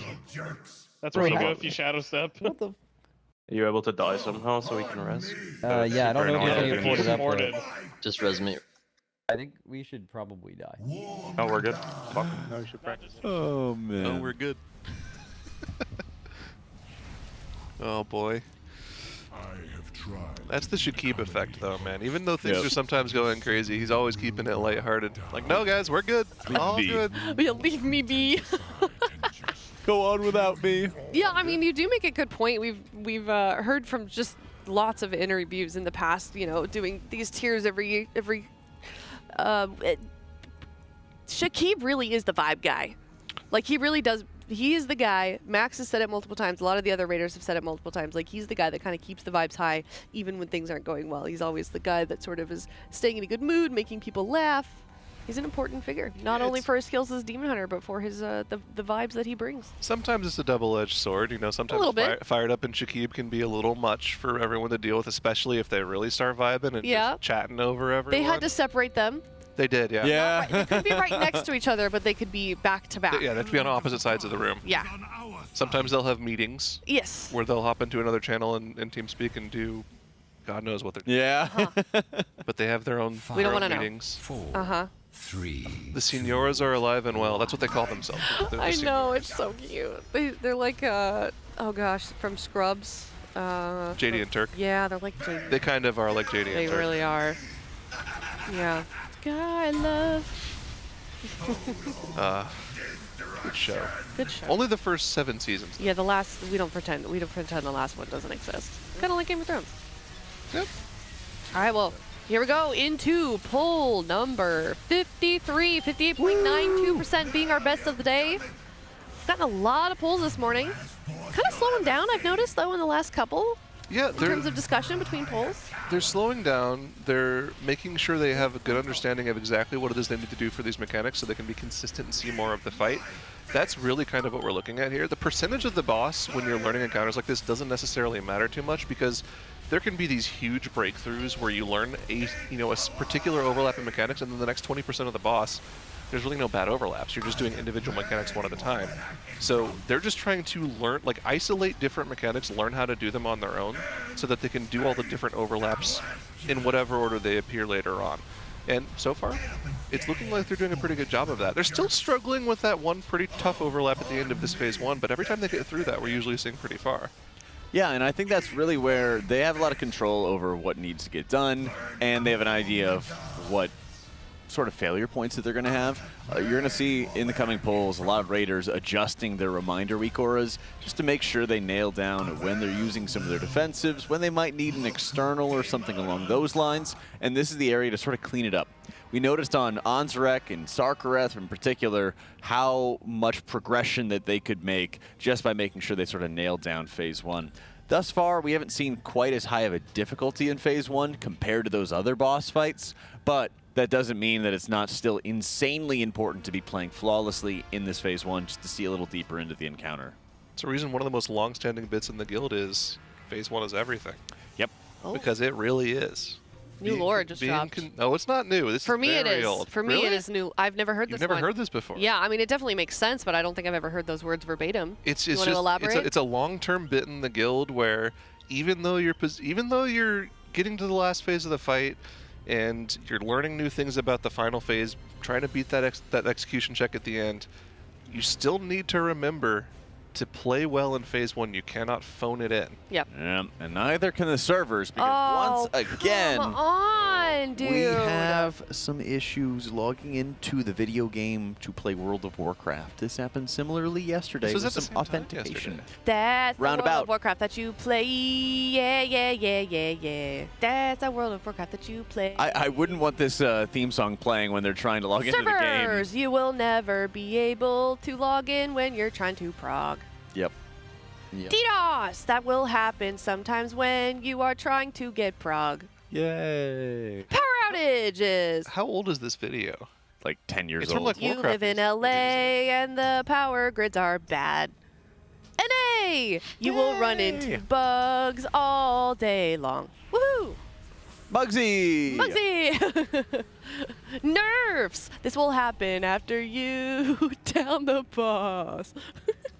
Surprisingly, though, Echo hasn't had a new best pull in quite a long time on Mugsy. Yeah, they just haven't been able to get that boss down still. I think now, at this point, it is later, or about to be the same time that Liquid killed the boss in their time, on their day, for Echo right now. So, based off of every single metric available now, Liquid, I think, is very much ahead in this race. I Despite think so too. all the adversity. Despite all of it, I mean, you know, at this point, I believe Echo has spent more time on Mugsy, significantly more time, and like you said, that's despite the glitches in the Matrix that we've ran into. So, I mean, this is looking really good for Liquid, but like we were kind of touching on earlier, Echo has been in this position before. They have come from behind, and they have still managed to get a win. So I wouldn't call it just yet. I definitely would not. This could still happen. This could still be anyone's race, but we are definitely in a good position here, despite what we're seeing on our screens. Yeah, there's no calling it until the boss times. Yeah, it's not over till it's over, chat. To quote Kobe, job's not done. Yeah. Gotta finish the job. I thought it was job's done. That's the peon. Okay, my bad. Yeah. Not the Mamba. I don't think the Mamba ever said job's done. Job's done. We know that kind of work. Wow, this is just getting. I thought it was only a couple players, and then they keep switching POVs, and it's a pandemic. All right. Well, in the meantime, we've got some time to kill. Let's take a trip down memory lane, shall we? Memory lane. Let's take a look. Ooh, what are we looking at? Oribos. And that was 3 years ago. March 15th. Day. Yeah. Oh, I'm man. going to assume that's a Maelstrom production. Yeah. Shout out production. Love it. Yeah. God, I want to go back and watch Fairly Odd Parents now. Yeah, me too. Oh my God, I don't think I saw that one live back then. Me neither. I think that's the first time I've seen that. Same here. I haven't seen that. I was there for the day. Was it day 15? Yeah, it was day 15. Day 15. Oh, there's another SpongeBob bit where March 14th is the day Mr. Krabs fries. Oh. Yeah. Okay. That's another one. Jack watches a lot of cartoons, I think, Zyro. Had a fun childhood. I did too. Gotta tell you. I don't remember that one. Yeah. I know they have the day 15 one, but would you want them to play it now or save it until we actually get the day 15? It's only 3 what day more is days. it? It's day 12 right now. Day 12? I mean, Give it up for day 12. Woo! We're logging in, it seems like. Maybe. You gotta hold the day 15 for when it's actually day 15. Okay, you're right. My bad. You know, that is the law. Oh, we've got some insight here. We've got a Maelstrom member himself. Hello. Hello. Hi. Hey, Zillow. So for the March 14th, the day crabs fries, during Yeah. Sepulcher, we thought about that because there was also a March 14th in Sepulcher. But on March 12th is when we thought about it, so we made a version where it says March 12th at the end, and then we were like, oh, we won't need to use that, but we'll maybe need a March 13th one. So we made a March 13th one. Oh, as well, because the original calendar date says March 13th, and then Plankton rips it to March 14th. And we didn't think we would need a March 14th version. Yep. Did eventually, but then we didn't have enough time to make that version too, but we made this 2 minutes one. So we'll take a look at that since servers are still a little... let's go. All right. Okay. Not as confusing for the viewers because it takes a lot of lore to understand. I appreciate that. I think that's good. Yeah. The quick backstory. They give you the context. Thank you. Yeah. All right. So, yeah, server's a little sketch, it sounds like. So we're going to look at some previous work that we've done in some other tiers. Well, production. Not we. I say we. We just sit here and yap. They make all the magic happen. They're always up to something back there. Yeah, they really are. Do you know what today is? Sorry about this calendar. Wait, that's not right. It should say 2 minutes! The day Mr. Krabs fries. Oh my god, that's amazing.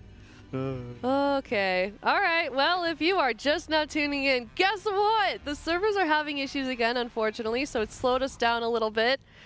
And that's really all there is to say. We're at 58.92%, of course, on Mythic Gallywix. Echo following closely behind, unfortunately, ending the end of their raid day probably within a couple hours. We don't really know if they're going to extend or not. That's certainly a big question that's in the air, but they are at about 2.02% on Muggsy. They got that kill at 9 a.m. local time. It's now 1 p.m.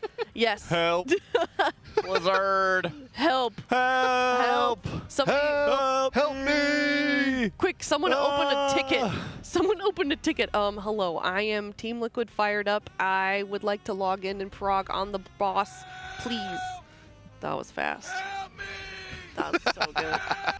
It's amazing. Yeah. Oh, man. Okay. Oh, it's so good. That's really good. All right, well, since we've got more time to kill, I'm just going to keep yapping here. Teal.gg/RWF-donate. Hey, guess what? We are still raising money for the Pasadena Humane Society. They're a local animal shelter that got particularly affected by the LA wildfires, and they could use your help. We are at $26,000. Ooh, did we raise it to 30 or something like that? What's up with the... We got some more space I don't on the bar know. there. I think that is... Ooh, oh, we have a new goal. What is it? I don't know. Production just said in my ear that we have a new goal. What is this new goal? Oh my god. Interview with Gallywix. Oh my gosh. Oh my goodness. The bar has been raised. Wait, but not a date with Gallywix? No date this time, I guess. I don't think he gets many dates. Oh, okay. All right, that's fair. Okay, Since being outed as as kind of a bad boss and abuses his workers, it's really affected his dating life. Oh, he's not a nice guy? Yeah. Oh. That is a very deep cut. Shout out to anybody who gets that one. Yeah. All right. Well, $35,000. We'll have a Gallywix interview live here at the Team Liquid Race to World First. So if you'd like to see that happen and support a tremendous cause at the same time, you can head on over to teal.gg/RWF-donate. I can open up Tiltify right now. If you'd like to make a shout out to anyone, if you'd like to, you know, insult your guildies, make fun of Transmog, make fun of your favorite streamer, do that as well. You can send in $35 with a link to your armory or $35 and a link to a image hosting platform of your animal. We can also feature them on broadcast, and we would love to see them. We would love to take a look at your transmog also, or just, you know, share a nice note. And also the money does go directly to the shelter via Tiltify. Yeah. Woo. Thank you so much for raising already $26,000 for our charity as well. Did you hear about the $3,000 that you helped raise, Zyro? Yeah, no, That's I was here amazing. for that. He was a big part of it. I didn't know about that. Jack told me this morning. I instigated it. Oh, I saw you him in chat. I did. saw him in chat saying I will meet your next donation goal, and I'm like, all right, call the bluff, play the video. That is amazing. And I did it. How quickly were they able to find that clip? In about 45 seconds. Yeah. Oh my god, that's terrifying. And the guy, Atheus, his name in chat was Diver. Okay. Like, quite immediately met the donation goal and then some. It was like 5 minutes later. Yeah, W to that guy. I can. Scubo 321. Yeah, W's in the chat because that's a very easy thing to just like lie about. As Twitch streamers, I'm sure we know. Diver like, Scuba. Hey, if you do this, I'll give you this, and then you do this, and then they don't give you that. Yeah. So thank you for actually following through. $3,000 from Diver Scuba 23. They say thanks in Twitch as Diver Scuba 23, and then they sent in a link to their armory. Yeah. Were you guys nice about it or? Very nice. Oh yeah, I think I rated it like a 42 out of 10. Yeah, you have to. Something like that. You absolutely have to. Yeah, So- we can just go see Zyro get pied again. That'd be sick. Maybe for another. Yeah, fine. Play it again. Listen, I think He donated 3,000. We've seen it twice. You get a third video. You get a third viewing. I'd love to see it Roll again. the clip. I haven't seen it in Let's a go. while. Roll the clip. Yep. Ooh, Driny looks yeah. eepy. He, you know, he's just laid back. This is so annoying. I know sorry. you two left early last night. We did. Yeah, did you get to watch the After Dark? I got to watch the opening monologue. Here we go. Oh my God! Here we go. From Here the we go.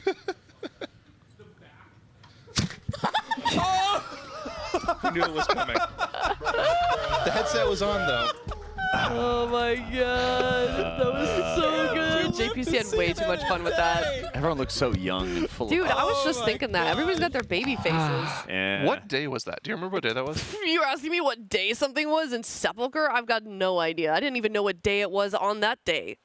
I wouldn't have had any idea if you had asked me in that moment. That must have been Pi Day. I think so. It was March 14th. Yeah, March Oh, is just Pi kind of a Day. Yeah. crazy month, you know? Lots of references. That was a wild race.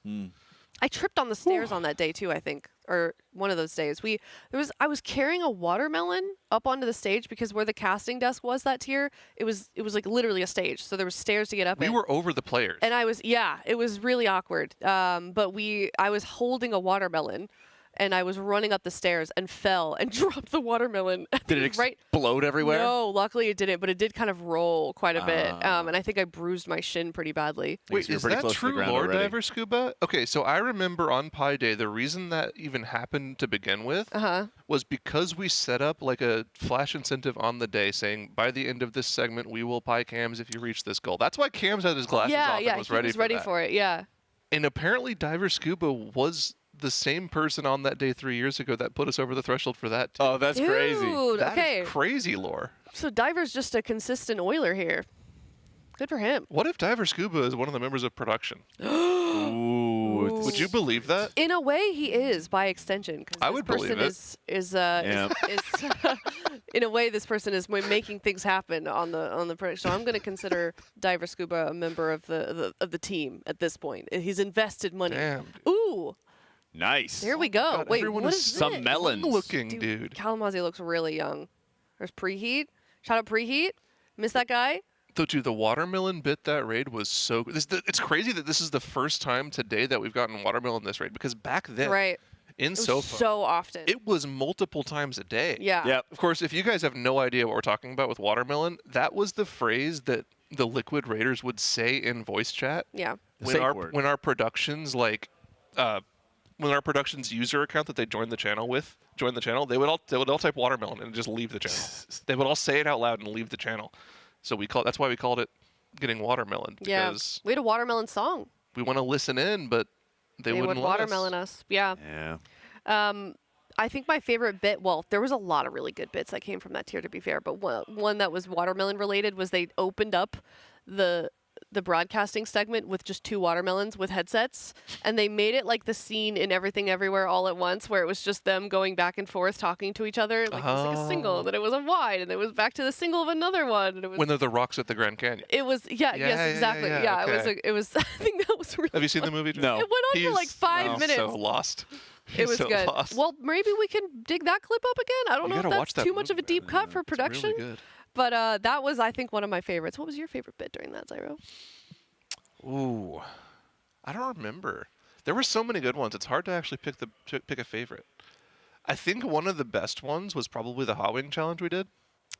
Really? Were you a part of that? I was behind the scenes. Okay. I wasn't You one didn't of the volunteer? people eating the Hawings. Smart. But we had 2 Raiders as part of it as well. It was Alice and Birch. Yeah. Oh. Yeah, one of the pictures ended up on the WeakAura. And I remember we were supposed to have milk for them, but we got milk cartons from the fridge, and all of the milk was expired. I didn't know that. So we ended up bringing them like half and half instead. Oh, okay. I Close thought they were enough. chugging expired milk. No, we wouldn't do that to Ooh. them. They just do a sniff check. Ugh. Expiration date isn't everything. So they were not having a great time there. But there is a picture of it in the break timer cycle. There's a Yeah. picture of Atlas with like milk being splashed at his face. Oh, that's right. Yeah. Yeah, we saw that earlier. Yeah. They save a lot of the milk. bit pictures for the break.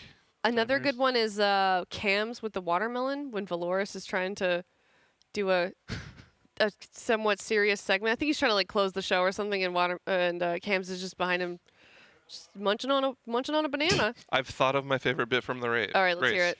And it's something you two can type in chat. Oh. It's TL Crab Brave. Oh, It's a yeah. classic. It's an all-time great. Endless crap. They also made a video for that too. Oh, Really? that's such a good video. Yeah, it was Wait, actually, really good. do you guys still have that video? They probably do. I think we're throwing a Deep in the lot at them archives. to play, so I'm sure they'll if they have it available, they'll play with it, or they will play it. Jack, do you have any of your own favorite memories from that tier? Well, I was raiding. Yeah, but- unfortunately. I was raiding with Imperative at the time, and we killed Halandris, I think like world 12th or 15th or something along those lines. we had a good time. Hey, Ham. You doing? Ham. Oh my goodness, Ham is in the building. Buddy. He's so sweet. He's so sweet. Can I put you on the spot? Here you go. Yes. So we've got nothing going on here. And as you know, Chris, I told you I was going to do this. Maybe. Oh, is this You might be prepared for this. adopting? Yes. So we're raising money for the Pasadena Humane Society. So if you could, would you still tell everyone Ham's adoption story? Oh boy. Well, we got Ham. What's today? Today's March 15th. Yeah, March 15th. The day almost Mr. Crocker is. Yeah. And we had been looking at a couple of different. There's a site called Pet Finder, which is really good for finding like different, basically sources a bunch of different adoption centers, and it helps you kind of filter through what you're looking for. And we were actually looking for a slightly smaller dog, but when we saw a golden pop up, that doesn't happen. Okay. It's rare to find them. So yeah, we put in what is it, adoption Application? request, Yeah. the word I'm looking for. And we got a call the next day, and the woman was like, we need to get him out of the shelter ASAP. Can you pick him up in 2 days? And I was like, sure. Because we had a lot of leftover stuff from our other dogs who had passed away last year. Yeah. So it was pretty easy for us. But he came from a shelter up in Modesto, California, and this rescue group called Start Rescue specifically works with smaller shelters that don't necessarily get a lot of attention. And they work with a nonprofit group who has a custom built out like bus with yeah. You want to sit up higher? There you go. So they have a bus, and they went up and they picked up a bunch of dogs from this one shelter and drove them down, and then a bunch of us, either foster parents or potential adopting parents, all met up and like took the dogs from there. Nice. Yeah.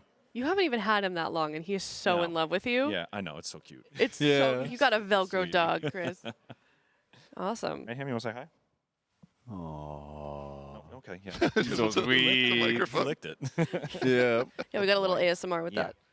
Awesome. All right. Well, thank you Yeah, of for sharing course. your story. Happy to share it. Yeah. Yeah. Shout out to all those organizations because, obviously Pasadena Humane Society, not the only one that's doing a lot of good work, and the transportation services as well that do stuff like, oh, sorry, I was blocking Ham's shot. So yapping with my hands. Adorable. Okay.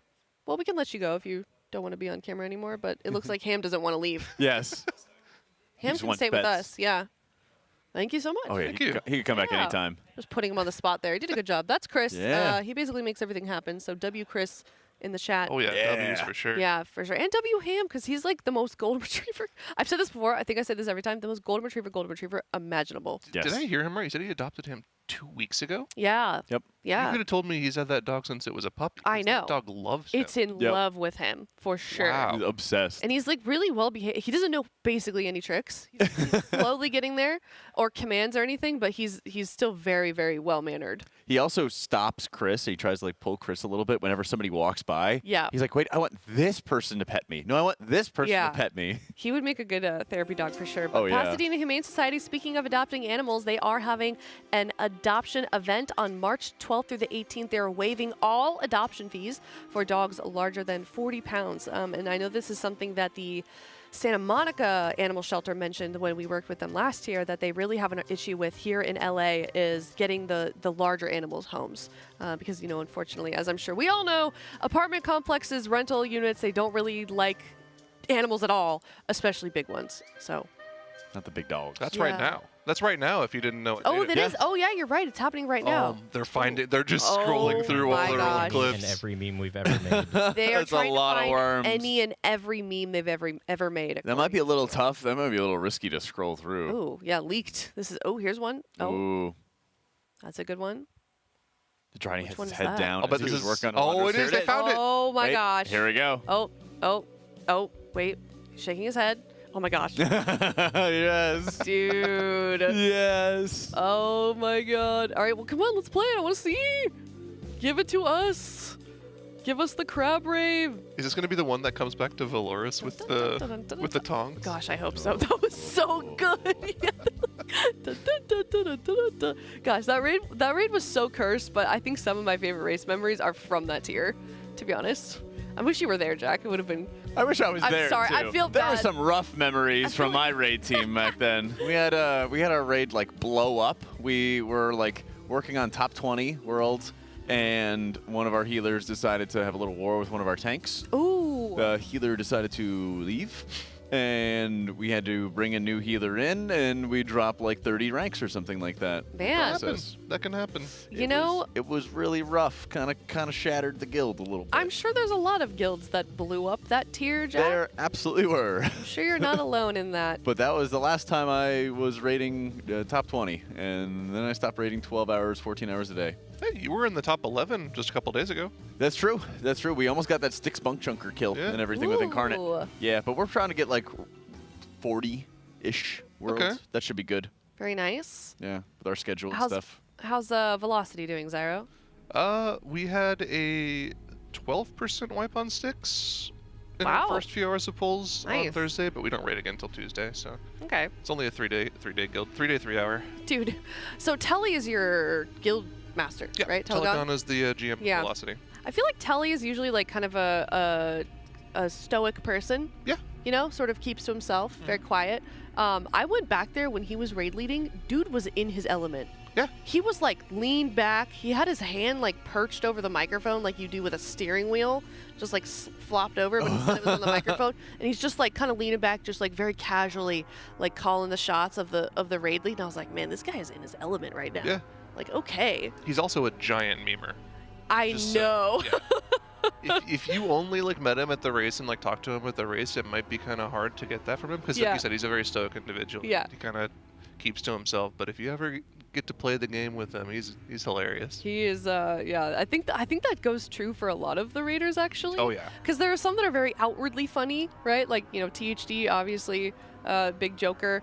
A lot of them that are just goofballs, and it's very obvious. But most of them, I think, are much like Telly. You know, Rivens, I think, yeah. comes to mind. Yips comes to mind.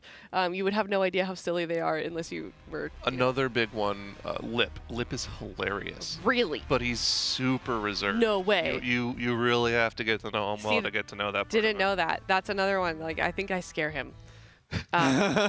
Like he Mood when I is talking. I'm just kind of loud. I'm sorry. I have a picture. Oh no, does he His know we're facial talking about expressions him? keep getting No, better. he Okay. probably has no idea. I have a video, a picture of him on our Be Right Back screen. Yeah. On the stream of him Oh. just lounging in his chair watching Severance. Oh my god. Yeah, he's just. He is chilling. This was on He's our got- stream. He's got the pillow too, yeah. Oh yeah. I wanted, you know what I was gonna do yesterday that I forgot, and I'm probably gonna do it now. At some point, I'm gonna spoil it for chat. I was gonna work in that word that Mr. Milchick used. Oh, I forget what it was though. devour feculence. No. Oh, monosyllabically. Yeah, we gotta find a time to use that. I don't even. Did you know that word? What's that before? mean? I don't know. So I think it means like, I don't know, like Single in syllable. layman's terms Single syllable or- words. Oh. Monosyllabically. Oh, wait, monosyllabically. These are not spoilers, guys. Yeah, These it's are not. spoilers. No. Don't worry. We will not talk about spoilers. He used a big word. That's all. He kind of just always does that, though. He That's does. that's like his Yeah. bit. Yeah. Angry cow. We've got our own Mr. Milchick here at the race. We do. Atlas Yeah. played a great Mr. Milchick in the announcement video for the race. Did you see that, Jack? Oh, right. Yeah. Yeah. I liked it. It was a good one. I'm going to do one of those, if we run out of time, maybe not, but I would like to do a which Severance character you are based on what class you play for the morning show. Oh, yeah? Okay. Yeah, I haven't done it yet. I know you haven't watched it, Jack, so I might, and I feel that's kind of why I put off doing it, because I know not everyone's watching the show, but I still think it'd be an interesting segment. Well, if they haven't started watching the show already, I don't know what's wrong with them. Yeah, you got to get in there. Lots of Get your Apple TV subscription. They've been cooking, dude. They've got some great shows. See, Ted Lasso season 4 was announced. I thought it was season 3. No, they announced a new season. No, I thought there was only 2 seasons. No, there were 3. Really? Yeah. Okay, season 4. Okay, regardless, new season. That's very exciting. It's weird because I thought the show ended after the 3rd season. Yeah, I'm with you. It seemed like they wrapped it up very nicely, and I was like, okay, cool. It's not a lot of seasons, and I'm okay with that. They wrapped it up beautifully. I feel weird that they're bringing it back, but I'm happy nonetheless, and I will watch it. If it's anywhere near the same quality as the other 3 seasons, I'm not going to complain. Oh, me neither. I'm Absolutely down for not. another feel good show that's actually like really good, because there's too many like drama thriller shows nowadays. Yeah, I agree. Actually, I heard one that I heard is kind of like Ted Lasso, The Office, Parks and Rec kind of vibes is Abbott Elementary. I've heard that. Really good. I don't even know what platform it's on, but I've been meaning to start it. I haven't watched it at all. It looks funny. I saw they did like a collab with the people from Always Sunny. Oh, did they? Yeah, that's the only thing I really heard about it. Okay. Yeah, I want to watch. I know that there was a football player from the Eagles in it. Oh, really? Yeah, yeah. It looks good. Chat says it's a vibe, so I agree. Ah, okay. I'll watch it, I they've got guess. good taste, so I'm sure that that's true. For those of you just tuning in, we're experiencing once again, same as yesterday, a little bit of server issues with a couple players DC. It looks like everyone's finally back into the game, though. It's been about 20 minutes since we pulled the boss. Ready check is out. I see 20 check marks on the frames. Part of the problem with the servers going down on NA the past couple of days is that even though you can be in the game and can, interact with players, the actual lag is pretty bad. But it looks like we're in a position now to where we can actually pull the boss again. We see that pull timer on the screen. Long last. Let's get back into some big pulls. Let's do it. We are on pull number 55 here. 58.92% being our best one. I am still tabbing in 2 Echoes progress, and they're still at 2.02%. So don't worry, they did not catch up when we were down. It's good we're getting back into pulls, otherwise we're going to start talking about books. I could talk. Well, I can't talk about new books. Yeah, I know you're a huge fan of Sanderson. Yeah, I just finished the 5th book of Stormlight Archive. Ooh. So now there's like a 5-10 year time jump break. There's gonna be a while before there's any new books. Oh boy! Wait, how long do you have to wait 5 years for the next book? In the story. In the story. Okay. But I think it's a year or 2 before he's gonna start the new series. I thought you've read those books too. No, I never got into them. Was it Wheel of Time that you were talking to me about? I also never read no Wheel of spoilers. Time. Don't worry, guys. Yeah, don't worry. We won't spoil. I won't even say what I thought about it. Don't worry. I've read pretty much like everything else fantasy-wise. Kingdom of Xanth, all of the Emerson books. Like, there's a lot of good Eddings books, David Eddings books. I'm going back to Shannara. I've read that. I'm going back to a series called the Powder Mage trilogy. I finished the first trilogy, and then I started the second trilogy, but then the last Stormlight book came out, so I wanted to finish that, and now I'm going back to the second Powder Mage trilogy. Oh. Once I'm done with that. But hey, we're back into the fight. Let's go. There's a lot of repeat mechanics. Let's do a little quick recap as well. Boss starts physically going into its mech like that did in Phase 3. Got to crack the shield, run around the lasers, and now there's some new ads you got to fight in order to get those mines to sabotage the Giga Coils. These are the technicians. A lot of Giga mechanics on this fight. You got to sabotage the Giga controls after the Giga Coil spawns. You have to get this Giga Juiced bomb from the Giga Juiced technician. You have to charge up. I'm not joking. I know. I know you're not. That's why I'm chuckling.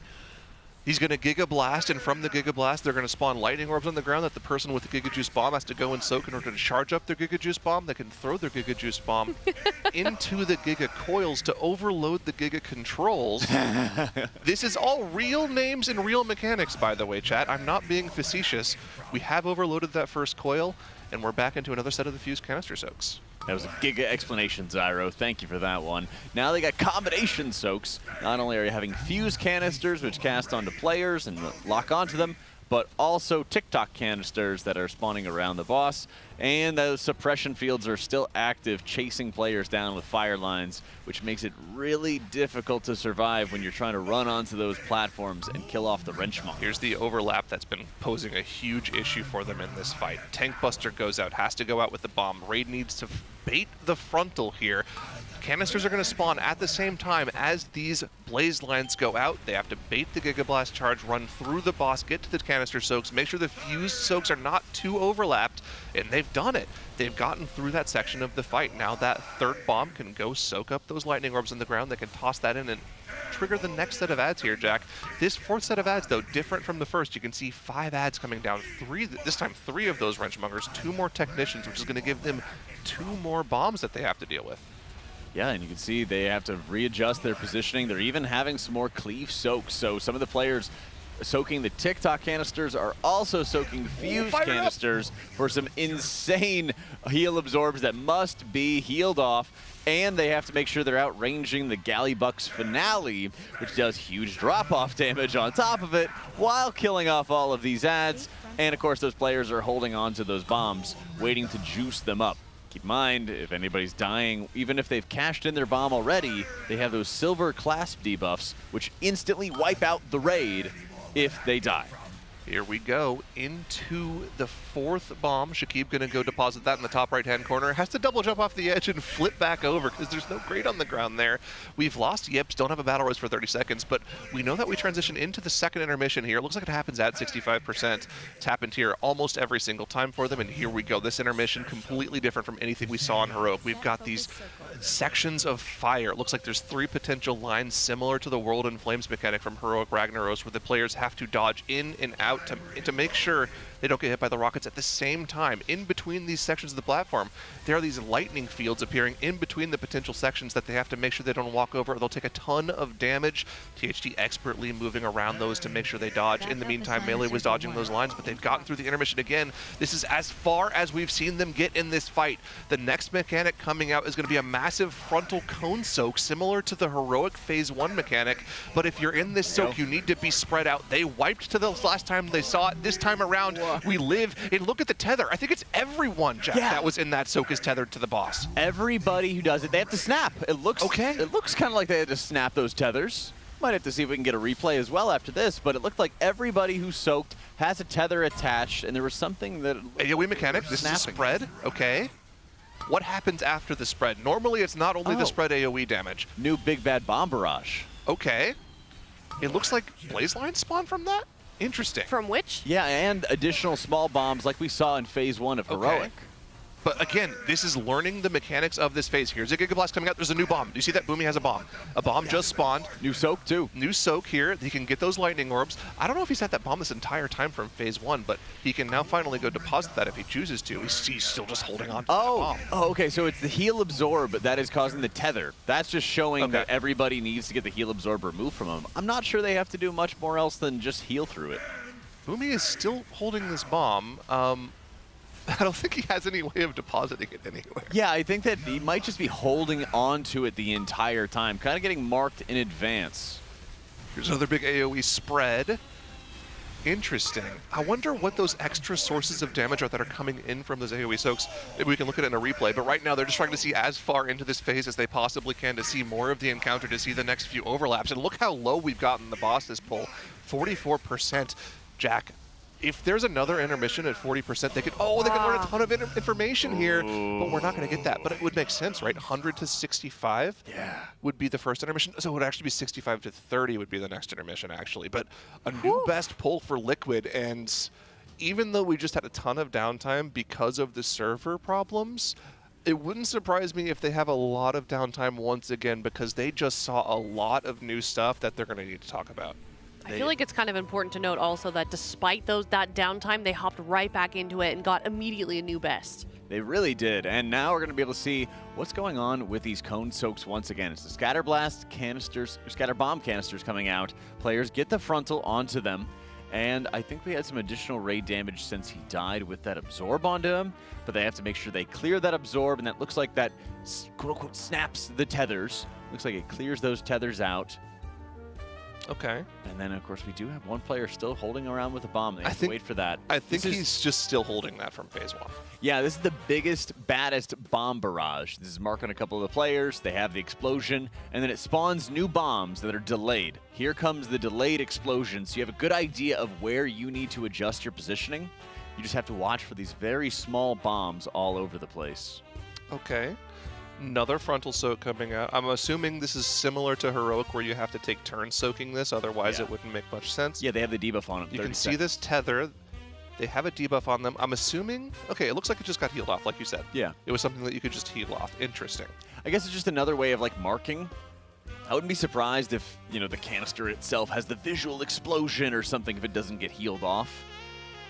Something along those lines. But it's another mechanic that they're planning to counter from the very beginning. Okay, I want to look at this in particular, because you have to do a massive spread with these 5 AoEs. There's actually quite a bit of room.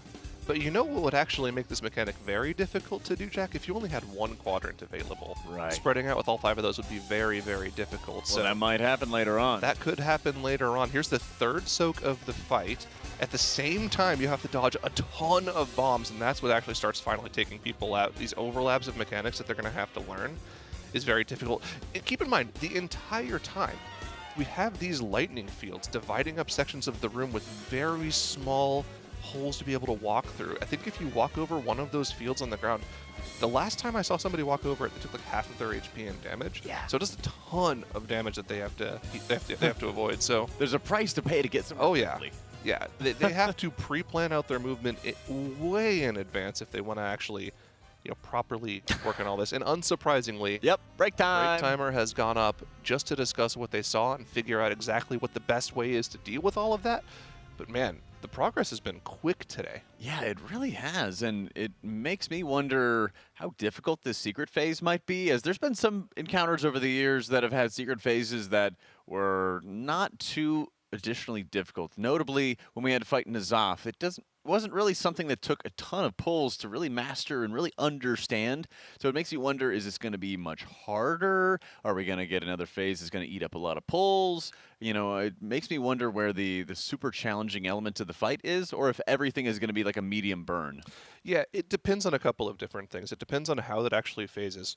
We've kind of just been guesstimating. It looks like it phases at 65%, but if it's a time-based thing, they could potentially do more damage in that phase, get that boss lower, which would lead us to a situation like N'Zoth where they can do the mechanics, but by the end of the fight, when the boss is still at 20% and it enrages, they're like, wait, so we have to figure out to do everything we've already done, but do it faster. We don't know exactly what's phasing them just yet from our POV. Yeah. Still, lots to learn outside of that. They still need to figure out mechanics, when they happen, what order they happen in. They would like to see when the next intermission is, as I'm assuming there's going to be another one that just looks like how the fight's going to work. There's still so much to learn. And of course, we still haven't even talked about the Mythic phase yet. We're like 90% sure there's going to be a Mythic phase from what we've heard. And we've already seen a couple of different adaptations for some of the mechanics we've seen in Heroic difficulty. Notably, the biggest, baddest bunch of bombs, putting those out onto the sides of the room, spawning new rounds of bombs as well. It's very similar from the mechanics we've seen, but gets augmented, gets tweaked very, very slightly. And we've already seen slight tweaks to some of the ad spawns. And we've already seen a big change from what we've seen out of Phase 3. So is there going to be an entire new phase of entirely new mechanics that people are going to have to figure out? Are there going to be more mechs? So, you know? The other thing as well is we kept talking about that extra bomb that they had just flying around on Boomy. You have to remember that while you're carrying that bomb, there's an added mechanic to make you not want to hold the bomb, where it cleaves 1,000,000 damage every 3 seconds to the closest 5 players. That's a lot of extra raid damage to heal through that they would like to find a way to not have to heal through. But in order to actually drop that bomb off, you have to kill off another quadrant of your room, which means they'd be playing all of Phase 2 in just one section, which means it's really difficult to spread out for the biggest, baddest bombs. And also, you'll have less room to like spread out for the frontal soak mechanics and everything. So there's problem solving still to be done, even just going into this phase right now.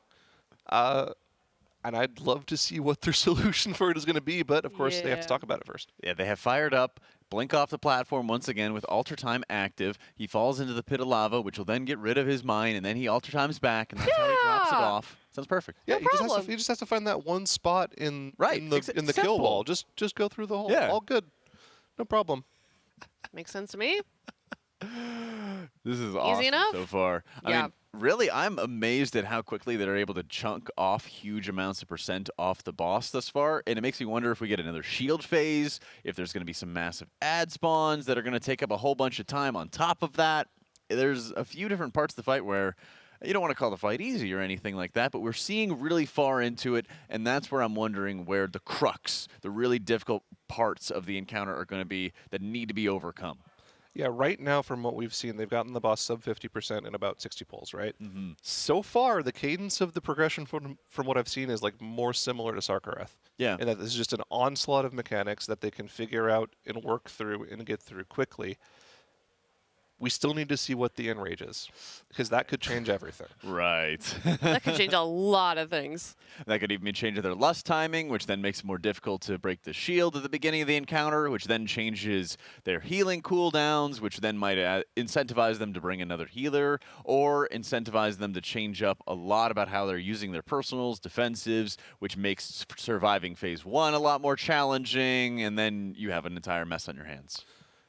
Yeah, still many questions to be answered. Still 2 minutes on that break time. We're still talking about what they need to do, maybe taking a bathroom break as well. Yeah. Lots of interesting things happening this morning. Week or updates. In the meantime, yeah, week or updates, a lot going on. And while they do that, we do have some throwbacks that we were talking about that we can take a look at from actually Nyalotha. Oh, Nyalotha. There you go. Yeah. I don't know what they are. Oh, my God. Wow. Wow. This is the morning show. Whoa. This isn't the morning show didn't exist this tier, but what they did, was they had different sets because of the sun in that studio. Yeah, I remember. And we had to sit on that couch. And This was like it got the, really uncomfortable. I remember you guys were here for the first half of the show, like to the early afternoon. Yes. And then afterwards, going into the evening, you moved to the desk that was kind of in the corner back there, right? Yeah, we would move. Oh my gosh.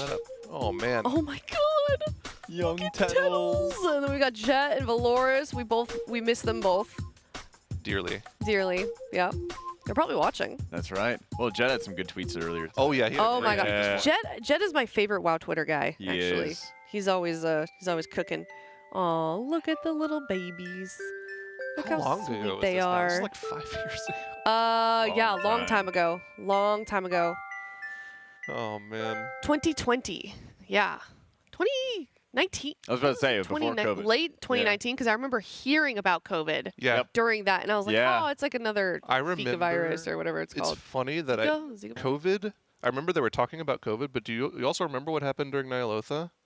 No. Kobe died during Nyalotha. Oh my God, yeah. I remember there were people that like woke up that day they were shook by that. I That was- was insane. I was in line to board the plane to get there or home. I don't remember which. And like some kid was looking at his phone and like was like, oh, he died. And like everybody started like freaking out. That was a momentous tier. A lot of weird stuff happened. Wild times. Wild times indeed. Yes. So in the meantime, if you're just now tuning in, they took a little bit of a break between these Gallywix pills. I'm seeing some Weekora updates go out on my other screen, so it looks like they're going to be coming back in soon here. And we're getting some progress. We're figuring some things out. We just got our new best. They immediately jumped in after having those server issues. We've been having a lot of those today, and I think we really ought to give the guild credit for staying positive despite that. Yeah. Like it's really, I'm not letting it affect their performance whatsoever. We can take a look at our boss progress here. Of course, they are on Gallywix. They're at 43% now. Their best before that being about, I think, 50-something, 58? 56, somewhere in there. So they've taken out some significant chunks, but like you guys have been touching on so much, there's still so much to figure out, even in the first half, that we've seen them get through quite a number of times. Yeah, I think the biggest part of, or the biggest reason for why is that the phase mechanics are repeating very consistently. Yep. And most of the time you're seeing a really challenging overlap of mechanics, but they're not too dissimilar from Heroic. So the Raiders have already really recognized what those look like and what those might mean, and that makes it a lot easier for them to play just to live at all costs. But that also means I'm very curious about what the Enrage might look like, because we've had a lot of times where, melee players are just running out their soak, just getting out of melee, making sure they live, make sure they resolve the mechanic properly, not worry about their damage, get back in, start doing damage, do whatever they can. Are they going to allow the Enrage to be that soft is going to be another question entirely. Yeah, it's tough to say. I mean, when you think about fights that have had mythic phases, generally speaking, the way that they've made you like want to go into that phase is by making the previous phase ramp up in difficulty to the point where you can't live there anymore. So think like the jailer at the end of that phase, he just starts throwing things at you nonstop, to where you pretty much need to phase the boss, otherwise he will just kill you. You're also running out of energy on the Heart of Azeroth too. True. So you kind of had to phase that. Remember Gul'dan's mythic phase? That phase 3 from 50 to 10 was so sped up and so wild that if you got another set of Eye of Gul'dan's on that fight, you would just instantly wipe. So you just had to push the boss before a certain time, or it was insane. I suspect that if people are right, you know, about this mythic phase being on this encounter, we'll see some insane overlap of mechanics at some point in the fight, and they might just need to beat that by pushing the boss to a certain percent before seeing that. Woo! Oh, really? Oh, they we're excited. We're excited. Oh, it's ball time. Oh my gosh, there's another dog in here. There's a new dog in here. Yeah, I thought that was Luna for a second. Me too. But I've never heard Luna make that noise before. I was so confused. All right, what were we saying? Oh, I was just saying that they're ready to play, just like the dogs. They're ready to game. That's right. They pull out the ball and they just start yapping. Pull timer's up. Hey, here we go. Get back into it. All Saw right. deep into phase 2. Let's get back there. All right, well, for this poll, let's head to a Monster Energy Listen In. 5, 4. Bar for the first as well, Mark. Ideally. I'm just But if really it's sick annoying- right now, Mark, so it's... If you have a problem with Bart, say it out loud, Mark. I really don't want to deal with this in I DMs love and Bart. shit. Why the fuck did you say what you said in current Raiders?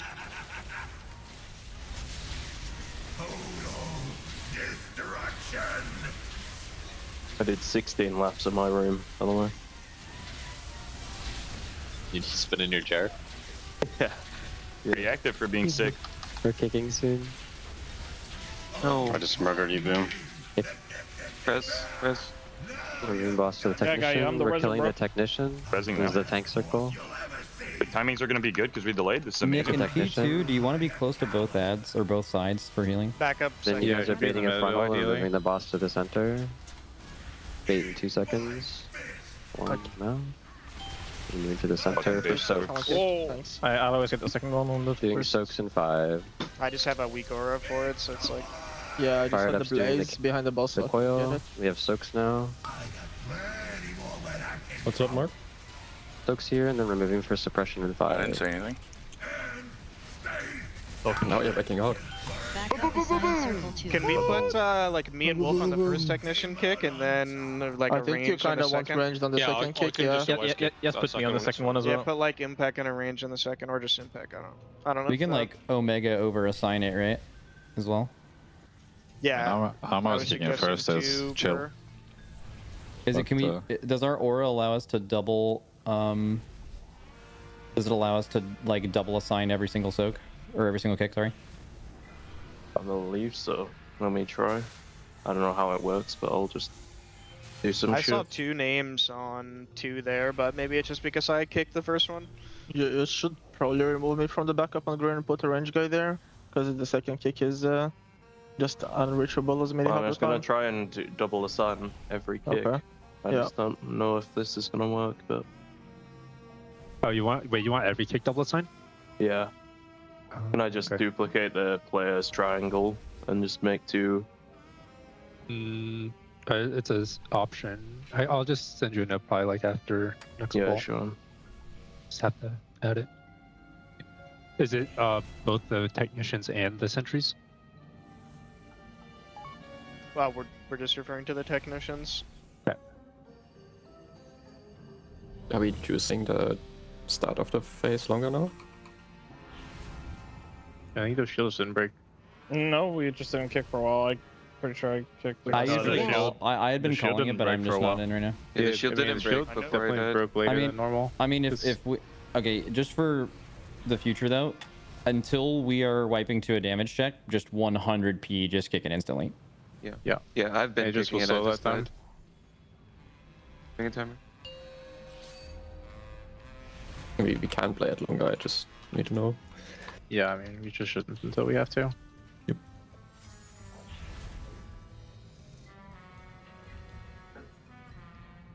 Five, 4, 3, 2, 1. Time to die. Shout.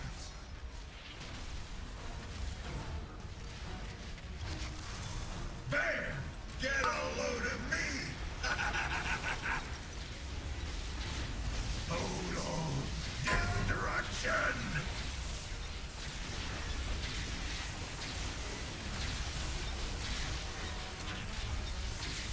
Okay, getting ready to kick soon. Kicking, and we're going to the technician. There's a technician. And there's a tank circle. And then you guys are getting ready to bait. Bait frontal. Baiting in 4, 3, 2, 1. Bait. And then we're getting ready for soaks. Fired up's doing a Giga Coil. Soaking in 3. And your soak. And then we're going to be moving for suppression.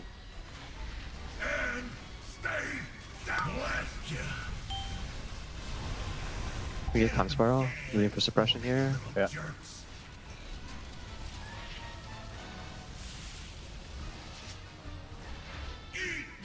And we're getting ready for soaks in 5. Soaks now, and then there's a tank circle, and we're following the boss. Soak now. We're following the boss, and there's blazes coming out. Blazes spawning and range are baiting now. Healer, Tiger Luster, Neko. Doing a Giga Coil and getting ready for soaks. Watch ships here a bit. Getting ready for soaks in 5. Who's been right? Soaks here. Getting in the soaks, and then we're getting ready to remove with suppression. We're running at the technician. Remember, you're going far here this time. I'm staying close with the tank circle. Destro. It's Dispel. Yeah, I got it. Do Dex. Yeah. Moving boss after this. And then the circle's going behind us. You guys are going ahead. Everyone go ahead. Run ahead of the boss. And then there's blazes into soaks. Blazes are coming and you're baiting, and then we're doing soaks. Bait frontal. Baiting. And then come back for soaks. Back for soaks. Those circle spawns, so we have to be bad, right? Under the boss. Yeah. Is it possible for the boss to move there? Like, because now we're getting the blazes come out and then the boss kind of runs through us. Is it possible for the boss to already be there and be planted? Or is that not possible? I can look at this in a second. I knew the answer. I'm just... Okay, actually, let me look at what happened to you guys. I need to look to see if it's like casting weird. Oh, I guess it's because it's placing the canisters, right? That's the thing. Yeah, I guess you can't. It feels really weird. There's a bunch of like... I'm pretty sure like these orange circles are baited. Like, we're like eating shit all really there right before the bait. Here's the movement that we're supposed to do. So this is what happened on your poll. Let me just see what happened here. I wasn't watching. So his circle goes here. This is perfect so far. You guys want to be like kind of spread in an arc here, so blazes are easy because you know blazes are in 2 seconds. The soaks are going to spawn here. We do the boss movement after the soak. There's no way to pre-have the boss there. So yeah, soaks, okay, but soaks spawn here, and then we pull the boss here. Do you think it's good? Like you see all these bombs here. Do you think we can just hug Yips's big circle, try to bait them there, and then move into this position? Oh yes, yes, yes, yes, yes, yes, yes, yes, yes. Well, shouldn't we spawn them up? No, no. Look, like you can see their animation. They come across the room and they're baited like where you just were, and then we get you. They're already like on the ground, right? But they're where we want to be for this frontal bait. So we probably want to just. Can we all just instead? Could we put them here?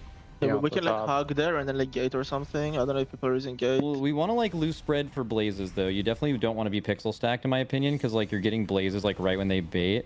But like I think I mean I assume when like the circle goes off of the tank, you can probably just take it. I assume that's probably when it snapshots the position. Maybe not.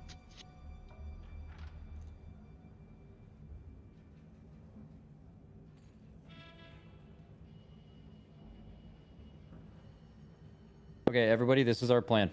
Ready? Here we go. As soon as this tank frontal goes out, we're all going to bait on the left side of the boss's hitbox here, every single player. We're going to rotate right after the tank explosion happened because the bomb positions are already baited. We're going to be naturally pre-spread for Blaze. The boss is going to move into us, and then we're baiting a frontal. The boss instead will be here. Oh, the boss was perfect position, by the way. And then the frontal happens, and then we move into our soaks. But we won't have any red circles, so it should be a lot easier. And then healers make sure to just go into the canisters on the set too. Just we just put them on the right. Yeah, right? just yeah. I mean, what time is this out? Put a reminder so I don't forget. 2:40. 2:40. Basically. It's the 240 frontal, if you can find it. I'm gonna go back to doing what I was doing though. Gonna ready check.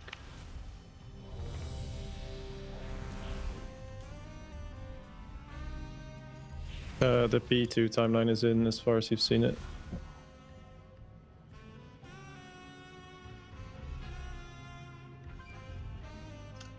Yay. Yay, W. God's doing laps in the streamer pod. Got the bracers. King. Speedrun? W. Good shit, 3 chest. Okay. Whole timer, by the way. Tab in, tab in. 5, 4, 3. What's the status of the markers? Is it the technicians that are still messing up? Are the wrenchmongers fine? Sure. We're getting marked hospital, right? Yeah, they definitely have marks on them. I haven't really been looking. I'm gonna join for this pull. Yo, welcome. Yep, you're free to live your life. Amen. Mark, remind that extra movement. Do you know when it needs to happen?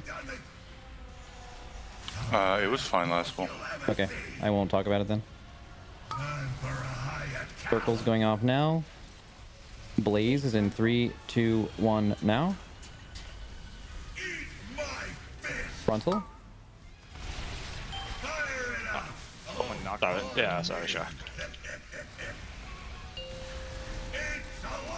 Okay, fired up's dunking in a moment. So buggy. I'll grip you to the circle. Okay. Maybe. Thank you. W grip. Have to wait for circles.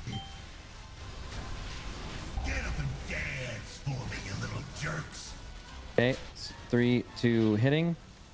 Boss is moving. We can do it.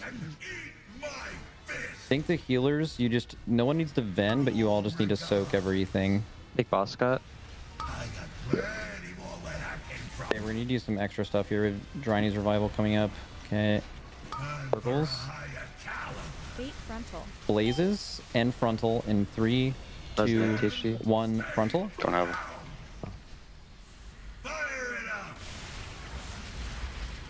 Tiger Lister and Echo. API, Windrush, Impic. Nick is dead for the Olap. I can reset it, it's fine. Yeah, do that then. Okay, soaks are happening here. That crackle hits so hard, holy fuck. Okay, then after this we're going to the ad corner, right? Yep, boss movement was good. Get to the ad corner. We have smack CDs coming up right, but he can't use it yet. Should be okay, just max distance this. He has onk, it's fine. Watch HP here, no dots. Kick the technician in. Nice, now we're in position for the thing. Pull the boss to the middle of the platform. Tank circle's going there. Everyone remember, looking at the tank circle, we're baiting the wall on the left. Look at the tank circle, we're baiting on the wall on the left, okay? Wall on the left, wall on the left. Get there. Left. Swing right. Spread for Blaze. Baiting the frontal and going to your soaks in 3, 2, 1, go. Personal. Focus last minute. Yeah. Got you. Keep going. I don't have cooldown. Health potion. Yeah, we down a healer. Our bomb's blown up. Yeah, it's fine. Just a healer death. How did that movement feel? Seemed better, but still, the one still spawned like in the middle between. Yeah, so some must be random, right? Because let's look at the positioning. They are. Like on Heroic, but some are there's targeted ones. It's like pseudo random. There's some random, some targeted. Wait. Is it random? The entire fucking raid is... Okay, this is when it blows up. That's when the animation starts. We're all here. And only one goes there? Well, no, look back There's right, three on like top of behind, each other, but look behind us. There's 2, and 2 to the right. I feel like they don't really Most do of much them will damage. go I to mean, us. aren't people using personals here anyway? You can literally I just fucking as well. stand in them and don't take a point of damage. So. Actually, do you think they spawn in a proximity from the circle? Is it that the circle may be too close? Like, I'm for pretty sure example, they just spawn just randomly for around the sake players of and argument, what if we had the boss in the exact same position, but the tank circle, not saying this is practical, but let's just say it's on the opposite side of the platform. Will these bombs still reach us? I can just try with the first tank circle of the fight and just That go in yeah, very I would far. like to try that. Sure, I'll just All sprint right, away everyone with rest it. and go again. I have a few new threads you guys will be in. Or this boss should have all your soak positions. I just wanted you guys to look at it real quick. I'm making a new one right now as well. Welcome back from that Monster Energy. Listen in. If you're just now tuning in, we are at 43.73%. Also, Echo got to a 0.05% Muggsy wipe. That is brutal, Jack. It doesn't matter who you're a fan of. That is just a heartbreaker to see. Yeah. Well, we Just were cheering in the building a little bit, Crazy. but nobody needs to know that. White. Yeah. Dratnos had a great comment. He was like, "Oh no, darn it." Hold on. Wasn't he casting for that guild a couple tiers ago? Wow. Well, he not switches anymore. allegiances fast. That's right. Look at how he's turned around. Back to America. Wow. That is a heartbreaking wipe, though. And yeah, it definitely is. The thing that's important about that is that's a hard enough fight to where it could be another few hours before they have a wipe that pull that close again. So right. Every single pull for them after that wipe is going to be just that much more difficult for them to get back there. Yeah. Meanwhile, Liquid, they just get to happily prog away on this boss and figure out how the fight works for themselves. So it's going to be more and more difficult. There's going to be more and more pressure on Echo as time continues to move forward with them not being on this boss. And we also know their raid day is coming to a close here pretty soon now. It's getting into the later stages of the day. 9:51 p.m. Yeah, almost 10 p.m. over there. Yes, and it's hard to recover from that. And notably, I would not be shocked if they just continue pounding pulls in until they get the boss down, and then they get some sleep, and then they try to hit it hard for the next day. But it's definitely getting to that point where, you know, there's multiple times where raiders have to kind of burn the candle at both ends. Yep. And really push through some extra hours or some extra time or have that inner strength to continue pushing through. And now, you know, they're really hitting that sort of inflection point. And the adversity, I think, for a lot of these teams has really been compounding in this race. Echo having some very tough times, and for, you know, the third or fourth day in a row or something like that, Liquid's has had connection issues, login issues, all kinds of fun things like that are just another bump in the road to go after. That was apt timing. Or not so fun things. Yeah. I don't know if they could call, you know, server DC's power outages particularly fun. But What do you mean? That means they get to play ping pong. Yeah. Atlas would play ping pong regardless. That is true. Unfortunately. Well, in this tier, yeah. Yeah, most Not a tiers. DK tier. Dude. There's too many non-DK. I talked He had to a Atlas tweet, too too. much during these. Oh, what was this tweet? Yeah, he was like, hey, thank you, Blizzard, for making sure that when the ads spawn, as we're about to get into phase 2, that they're all really nicely tight and stacked together, so we don't need to have any Death Knight grips whatsoever. No, it's so sad. DKs are still paying for their AMZ sends back in Castle Nathria. Okay, they still have a couple more tiers before they can be good again. You can thank whatever. Max for that. Yeah. Thank you, Max. Thank you, Max. We all say in chat. All right, well, if you're just now tuning in, here we are. Poll number 59. We're looking to get some more prog. We're looking to figure more out about the deeper mechanics in this phase, how they overlap, how they interact with each other. There's so many mysteries surrounding this fight, especially this morning. We've unveiled some of those, but it also has just led to more questions, Iro. Yeah, we're still figuring things out, but I mean, still, phase 1 is enough of a difficulty check to where they will still wipe to these canisters, particularly sometimes. It's a lot of AoE damage on the raid. They need to be perfectly spread out to make those soaks. Every single one of those soaks, there's 6 Time of them, spiral. do 10 million damage apiece, and they have to properly allocate Set all focus of their triangle. raid and to be splitting up between those.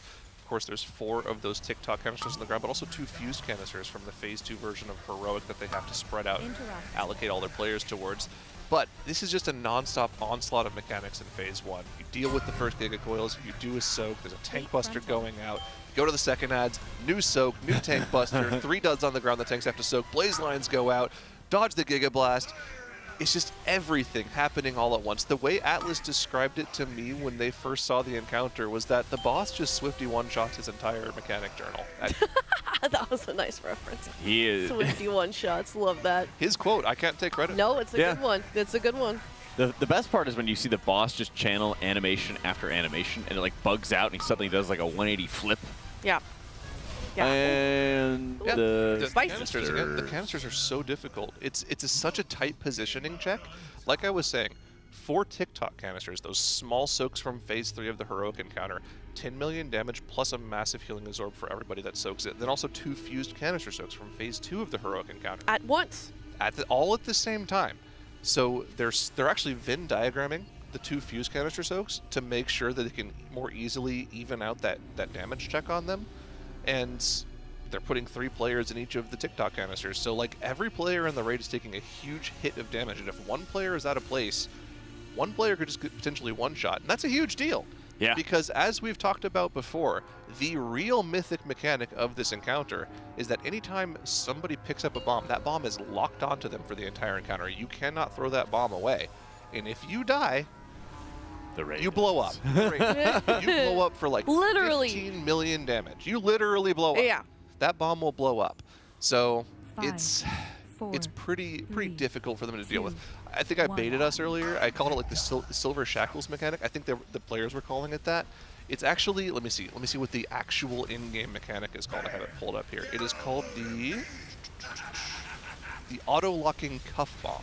Auto-locking. So it auto-locks onto you when you pick it up. So you know how in Heroic when you pick up a bomb, you can throw it into the hole? Yeah, when you pick up a bomb on Mythic, after half a second, it locks to you. You no longer can use that extra action button to throw it away. Now, fortunately, the way that throwing the bomb into the controls works is that you just have to step onto the platform and the game auto throws it for you. It does that on Heroic as well. But still, you have that auto-locked bomb on you. Even if you throw it into the coils, you still have the mythic portion of the mechanic on you for the rest of the encounter. You can see that, actually, if we look at the raid frames here for Fired Up, when he throws that bomb in, he is their first carrier. That is the debuff. That will one-shot the raid. Actually, I don't think Shakib is showing it on his POV. No, there it is. Yeah, you can see it. It just popped up. That debuff is the one that will blow up the raid if he dies. So they need to take a quick look at their healing here, because Fired Up is getting pretty low already for these soaks. And if he were to die, he would then also blow up the raid. So I wonder if you'd be able, there's a point in the encounter where you have 2 bombs. Yeah. And you're kind of just having a player hold on to one of them, and when they are, they're radiating more damage on the rest of the raid, which you really don't want to deal with if you don't have to. I wonder if there is a way to pick it up quickly, get to the edge, throw it off super fast, because otherwise they're just holding on to it because they don't have an area of the room to sabotage. That's been kind of one of the questions we've been trying to figure out thus far. Yeah, that's one of the weird things. They're not quite sure about what the solve is for the end of this phase. The way that they're dealing with it is they're just having Boomy carry it around for pretty much the entire fight. But the problem with that is that those bombs, while you're holding those bombs, they also do cleave damage to the nearest 5 players to you. It's a lot of ticking damage. It's 1 million damage to the closest 5 players every 3 seconds. That's a lot of HPS that your healers are having to do extra over the course of the fight. And that's pretty difficult to do, considering they have all of these heal absorbs to heal through. They need to make sure everyone's topped for these explosions so the raid doesn't instantly blow up. And of course, as they get more and more bombs, there's more and more of those ticking time bomb debuffs that stack up. We can see now Dranako has one of those debuffs on the raid frames for Shakib here. They're about to get a 3rd one whenever this technician goes down. They'll need to charge up that bomb and toss it into the controls. And like you said, after they deal with these, that's 2 more will spawn. So they're going to have a grand total of 5 of those debuffs at the end of phase 1 on players. If those players die, they wipe. Yeah, but you can even see they've changed around those blaze lines. They're going at a multitude of different angles, and I like how they've changed that around so that they're making sure they get to the edges of the room. Also makes it even harder to get in range for your canister soaks on top of that. And if you're not healing off those canisters, or the heal absorbers fast enough, they also radiate more damage on the entire raid. So there's a really high HPS check there. I'm Shu, of course, I'm Fired Up was super insanely low and was just managing to stay alive, barely. You can see, I like what they've done with their thought process for the bomb soaks here. They have all 3 mages as the first 3 bombs of the fight. Makes sense, right? Because they all have a cheat death. They all have that cauterize available. So if they die once, they won't instantly blow up. They'll just prompt the cauterize. But if they don't have the cauterize available, the next time they die, they'll wipe. You can see Dornako has already used that cauterize. Both KSP and Fired Up still holding on to theirs. But we can see now, as they've dealt with that new ad set here, there are 2 more of those discharge Gigabombs on the ground. Boomy will pick one of them up. Shakib will grab the other one. Shakib is going to have to do some interesting mechanics here to deposit that bomb. As we get the picture-in-picture on the top right here, he's going to pick up those lightning orbs, charge up that bomb, and there's no great. So quick little double jump, flip, Young Dip hit that flip, get the bomb in there, jump off the platform, get back with a fell rush, and he'll get back to the group. But the question we have is, what does Boomy do with this bomb? He's just holding it for the entire fight now. And now we're also going to go into phase 2 with the boss hitting 65% health. New round of ads, similar to what we've seen out of heroic difficulty for those intermission phases. But in this one, there's also the lightning lines coming out from the boss that they need to dodge all around. And some of the intersections of inner circles are marked by a whole bunch of lightning lines, which if you cross them, deal a ton of damage. So I have a problem with this encounter. So do they. You got a bone to pick with it, Zyro? We talked about this a lot on Styx Bunk Junker. These styles of mechanics where just one mistake equals boom, entire raid blows up, it makes it really hard to diagnose what went wrong. So clearly what happened there is one of those ticking time bomb players died, which blew up the raid. You can see the explosions go out when it happens. It's really hard as a raid leader and as an analyst squad to diagnose what you can do better when one tiny mistake equals explosion. This is the problem with Halandris. This was the problem with Styx Bunk Junker as a 4th boss. It's really, really hard to progress on these styles of encounters. So they're having to come up with their ideas and their positioning for these strategies, keeping these bombs in mind. It's a very, very difficult way to design and solve an encounter. It is, and it's only going to make it more difficult later on in the encounter when we don't really know what the rest of the mechanics are going to throw at us. And so any moment that they're having a discussion or figuring out phase 1 type mechanics or early phase 2 to make sure it's as consistent as possible makes a world of difference, because when they start getting later in the fight, they cannot be sacrificing any pulls to the 1st or 2nd phases. We've seen a couple of pulls get into that 60% territory pretty recently here. Do we feel like over the course of the morning, Zyro, we've gotten more consistent within that first phase? A little bit. A little bit. There's still overlaps that they're struggling with. That overlap at the 3rd set of ads is really difficult. It's like blaze lines into bigger, better bombs, into bait the frontal, into go to the canister soaks, all at the same time. And they get through that maybe half the time. Last night, I didn't see them get through it a single time. So they're still learning. They're still figuring it out. They're still getting more consistent. But as we saw, 30-minute break timer went up. That's the lunch timer. They're going to get their food buff here pretty soon. Get back with that food buff and hopefully make some progression. I want to see a 2nd intermission soon. I think there's going to be one pretty soon. It'll give us more information about the fight. We still don't know what pushes the intermission. They're kind of pushing that intermission around the 65% mark, but it could also be time-based. It could also be based off of when they put in that 4th bomb into the canister whenever Shakib jumps off. So still a lot to learn about the encounter, just phase-based. Yeah, there was a question that I saw in chat that was like, hey, what have we seen that wasn't in the Dungeon Journal? Yeah, the answer is yes, many. Many things. Yeah, I mean, there was, we did have limited knowledge going into this. We've learned a lot this morning. I'm sure they learned a lot last night. I mean, when Zyro got into the building, Jack was Zyro was debriefing Jack and myself on kind of everything that we missed because we were asleep when they sort of got that early progression. So there's a lot of catching up for us, for you guys, and for the Raiders, of course. But we do have that 30-minute timer going up, so it looks like they're going to go to lunch. And Tettles has named it a working lunch. Do you guys think that? So they're going to be probably discussing strategies. Oh, yeah. As they're getting their food in, their food buff. I fully expect them to be making a lot of adjustments, and this is also going to be nice because it helps everybody kind of come together and figure out, oh, you were having trouble with this mechanic, here's how I've been dealing with it, what are the weak auras that we might be needing adjustments for, what changes what we might be needing, and this is always such a great opportunity to have that full discussion, and that's one of the big advantages originally from Race to World First being in person that over the years they never really had access to. Yeah. Having everyone in person, having everyone be able to talk together about what problems they might be having, the one-on-one conversations with other people within your role to kind of figure out what challenges need to be overcome. Yeah, definitely. So they're going to get a food buff in. And in the meantime, we're going to give some stuff away, courtesy of MyBlue. Of course, that is one of our partners here for the Race to World First. So tremendous shout out to MyBlue for this giveaway. They're doing a daily giveaway. And if you want to win $50 in Team Liquid store credit to put towards Liquid or Race to World First apparel, all you have to do is log into MyBlue and complete a quest daily to be entered for a chance to win.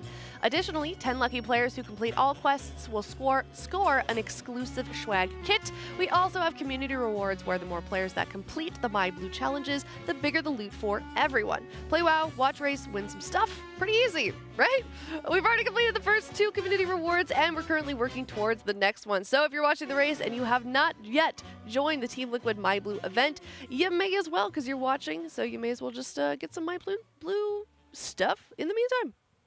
That's right. We even have our winner for today, too, Salamander. Yes, congratulations to Salamander. So head on over to teal.gg/bluerwf if you'd like to take part in that. And with that, go ahead, Zyro. I have one question before we go to lunch. Sure. We're having hot dogs for lunch. Are we? Ooh, Glizzy. Yeah. Is a hot dog a sandwich? Yeah. Absolutely. Yeah. I feel like this comes up every single tier, and I hate it so much. It is. Is it, though? Can I choose yes no or no? comment? Can I go with no comment? No, yes or no. A hot dog is a hot dog, Zyro. Okay, but don't be a fence sitter. Is it a sandwich or not? It's a hot dog. Is it a sandwich or not? It's a hot dog. What is it, a secret other thing? Yeah, the other thing is a hot dog. Aya's just up on her high horse on What do top you of the think? fence. But is it a not sub? willing to come down. Yeah, it's a hot dog. It's an open-faced sandwich. I think that works. I would not put it in the po' boy section of a menu. Probably not. I would put it in a sandwich section. Yeah, what's your take on it, then, Zyro? It's a sandwich. It's an open-faced sandwich. Okay, let us know in chat. Discuss that. In the meantime, huge shout out to our sponsors. We're going to go to a lunch break. Shout out to Coinbase, Honda, Secret Lab, Monster Energy, Alienware, MyBlue, RaiderIO, Wowhead, Warcraft Logs, and DungeonDojo. Thank you guys so much. We'll see you in a bit. Listen, we need to have a conversation about apparel. The fact is, you signed a contract guaranteeing certain concessions. One of those being a spot on this broadcast. Well, that's where I see things differently. Contract or no, I will not sell out for an impeccably designed and high-quality t-shirt. I'm sorry you feel that way, but that's basically the nature of the race. Maybe I'm wrong on this one, but for me, the race doesn't include selling cozy 100% cotton hoodies with graphics specifically designed for this race. Oh, this is cozy. Max, you know what I'm talking about, right? It's like people only do the race to sell t-shirts. And that's just really sad.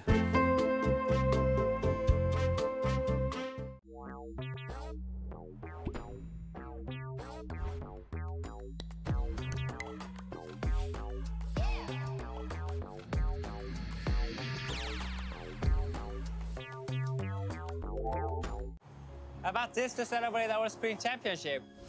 I celebrated by getting a new Honda Civic Hybrid. With style, power, and fuel efficiency, it's next level awesome. Get in. Why didn't I think of this? How do you return a billboard? Max, hurry up, they're behind us. Just a few more tweaks. Hand me that tool. This better be worth it. Almost done.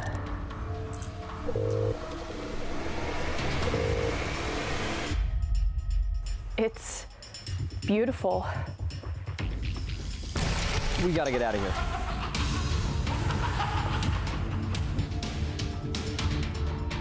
Don't forget the PC.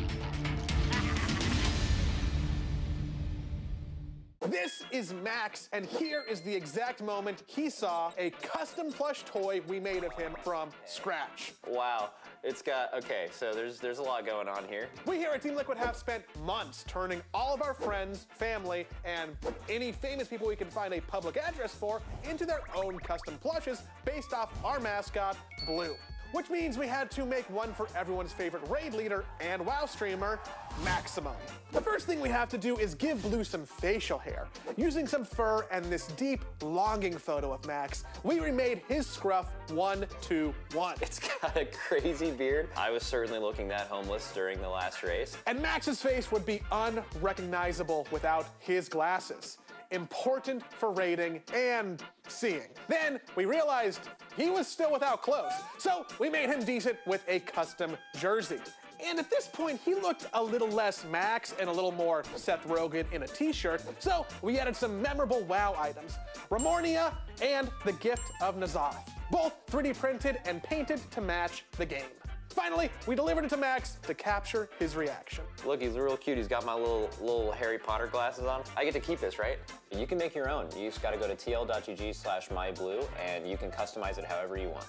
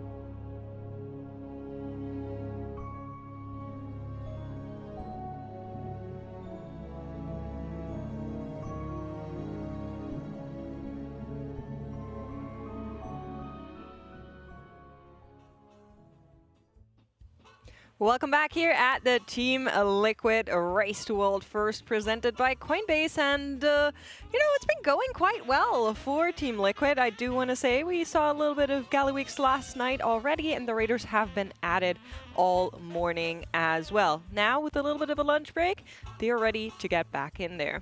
Before we head on over there, we do want to thank all of our sponsors that are making this event happen. So a huge, huge shout out to our presenting partner, Coinbase, but of course also to the other sponsors that are helping us in putting this entire event out there for you guys to watch. Thank you so much to Honda, to Secret Lab, Monster Energy, Alienware, MyBlue, RaiderIO, Wowhead, Warcraft Logs, and the DungeonDojo. And you guys have been doing fantastic at raising money for charity. We've gotten over 25K. I believe there's a 35K stretch goal on the board there. So thank you so much for all your generous donations for the Pasadena Humane Society. My name is Mix. With me are Dratnos and Cams. And we have a little bit of exciting stuff to get through. How are you feeling about Gallywix? Feeling pretty good. It looks like a pretty fun fight. Progression has been extremely swift as well. We're already sub 50% on this boss. We've seen that cool new mythic phase as well. Unknown whether there's more as well as the boss is getting lower. I could hear them on the comms speculating about whether they just have to end that fight in that last slice of the room using that last bomb there and just be in that last corner, which would be pretty fun. Definitely would be a case of there's a lot of damage that needs to be optimized then if we're trying to kill the boss in time. Yeah, it's very exciting. I was so excited I actually got up early today, which never happens, so I'm going to crack into this guy here. Oh yeah, this is a lifesaver for waking up early. I woke up at the crack of noon today. It was very early for me. Ooh, I was up at like 9, and I was up pretty late last night watching Echo.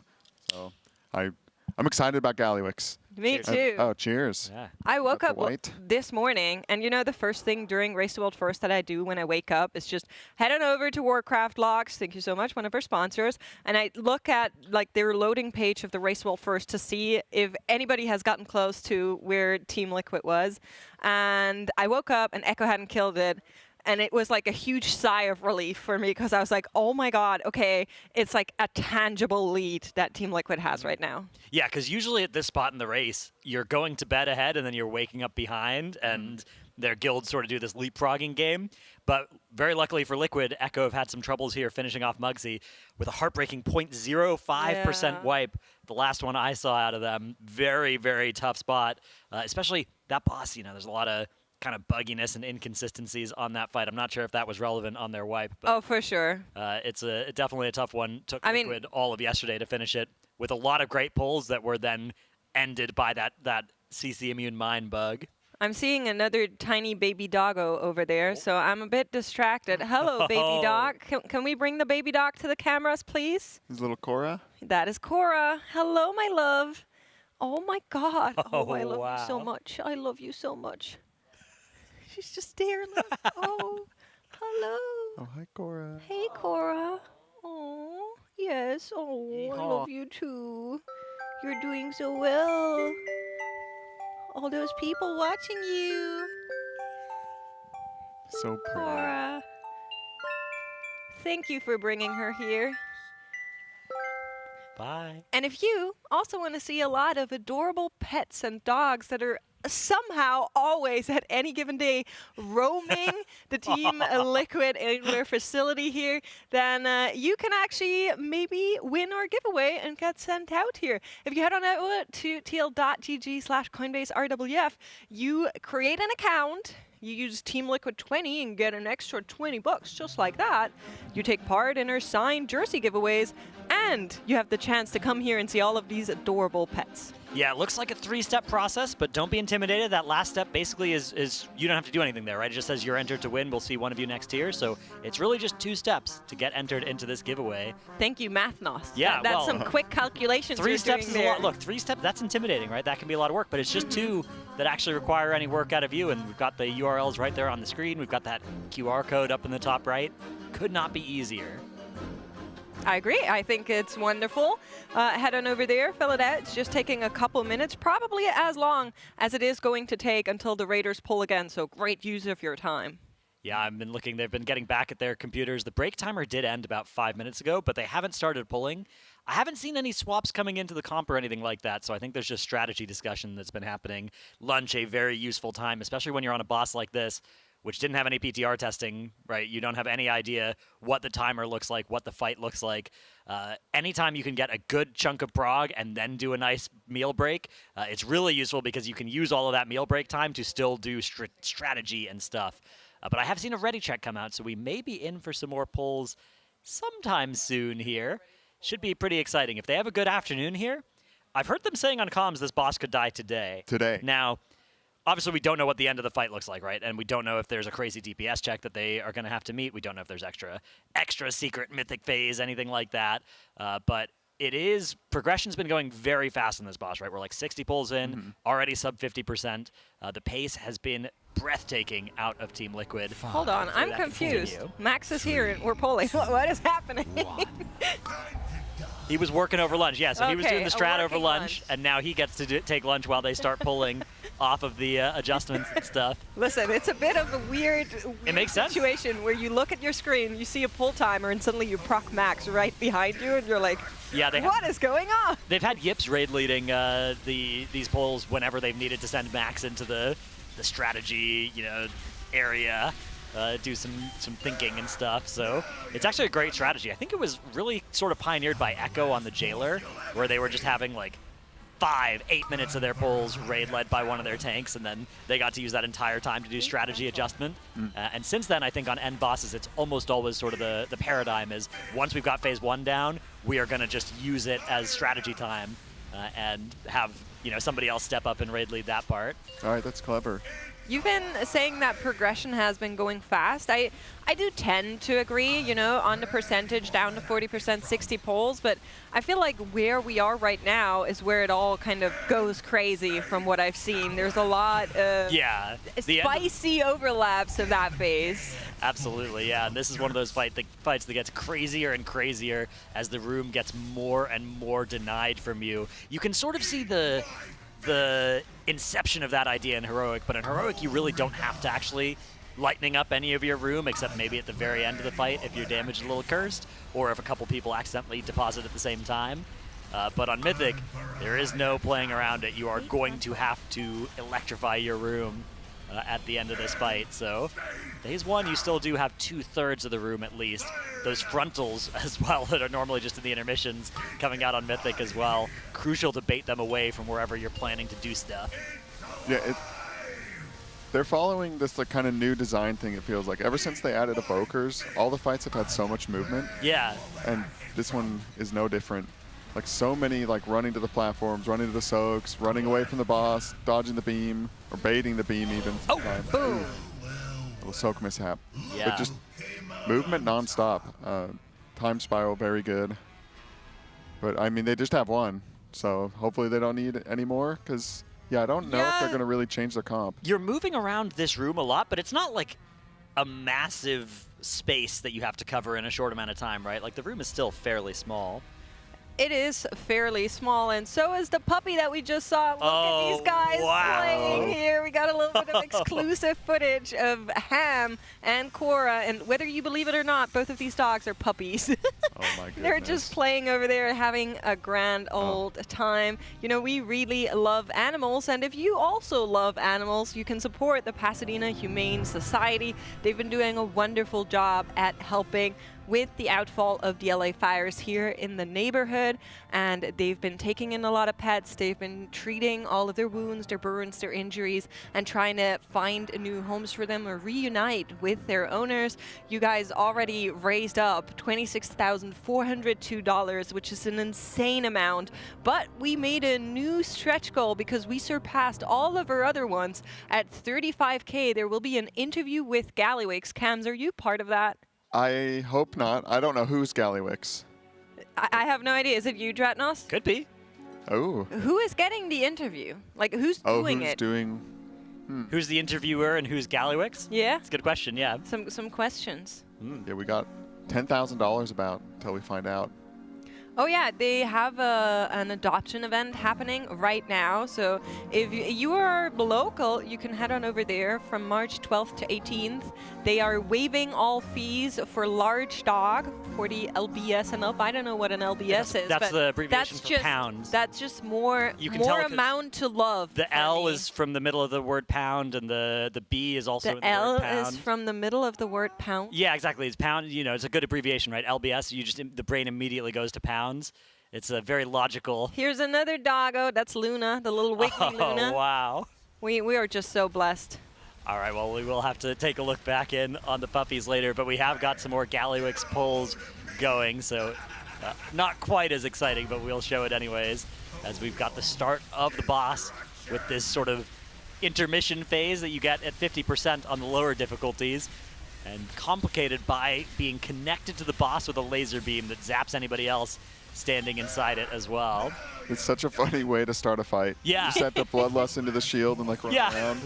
It's what fights start with an intermission. It's crazy. Yeah. I love it though. It's so cool. It's one of these fights where you look at it and I love the fights where you just right away you're like, okay, this is mythic, right? Like there are some fights where, you know, like One Arm Bandit, for instance, you could kind of, you'd have to take like a minute to see whether it's mythic or heroic if you were just kind of watching it and maybe not looking at the raid frames. But here it's right away like, oh my goodness, half the room is already electrified. The boss jumps out and is immediately doing this massive raid damage on you that you got a lust to get through. Like, yeah, it starts out crazy and it only gets crazier. Ah.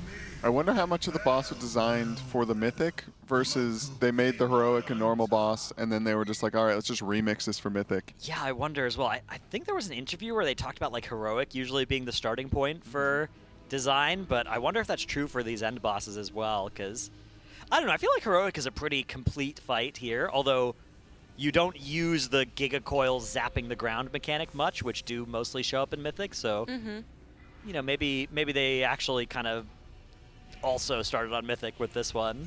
Yeah, I mean, this phase 1 is kind of like heroic. I mean, it's similar with a twist, but that P2 is crazy, like completely different. It is incredible. Yeah, I love, like you're saying, you're just like, oh, this is Mythic. They're in it. There's no denying that this boss is different. We were so curious how it was going to be before we saw it because so much of it's hidden. And yeah, they do start with the intermission like the Dungeons Journal said, and it does not stop. I love that as well. I also love that we're getting pull timers, although they're somehow becoming longer and longer, and now we're proccing a break. And now that break is gone, I think they're just memeing a little bit in case you're wondering about all of those pings. In the meantime, I do have a little bit of a lesson for everybody listening as well as you guys, because somebody looked up what the abbreviation LBS actually stands for. Do you guys know? Pounds? Well, the actual LBS, there's no L nor B nor S in pound. Huh. So, do you want me to tell you? Sure. It comes from the Latin term libra pondo, which means a pound by weight. I see. So libra is like the scales, right? Yeah. And so it derived from pondo, that's where pound comes from. And the abbreviation LB is taken from libra. And so it's actually Latin that you're using there. Very fancy, Americans. Yeah. That's right. Latin, they can't be wrong. So anybody who doesn't like the pounds and wants us to go metric, it's Latin. Yeah. I'm not sure what kind of argument that is, but okay, I'll let it fly. It's old and mysterious, you know, kind of lost language or whatever, dead language. Right. They knew what was going on. Yeah. So we're going to use pounds here. Miles, inches, cups. That's right. Yep. Walmart. Yeah, this boss also seems to truck the tanks, much like Muggsy.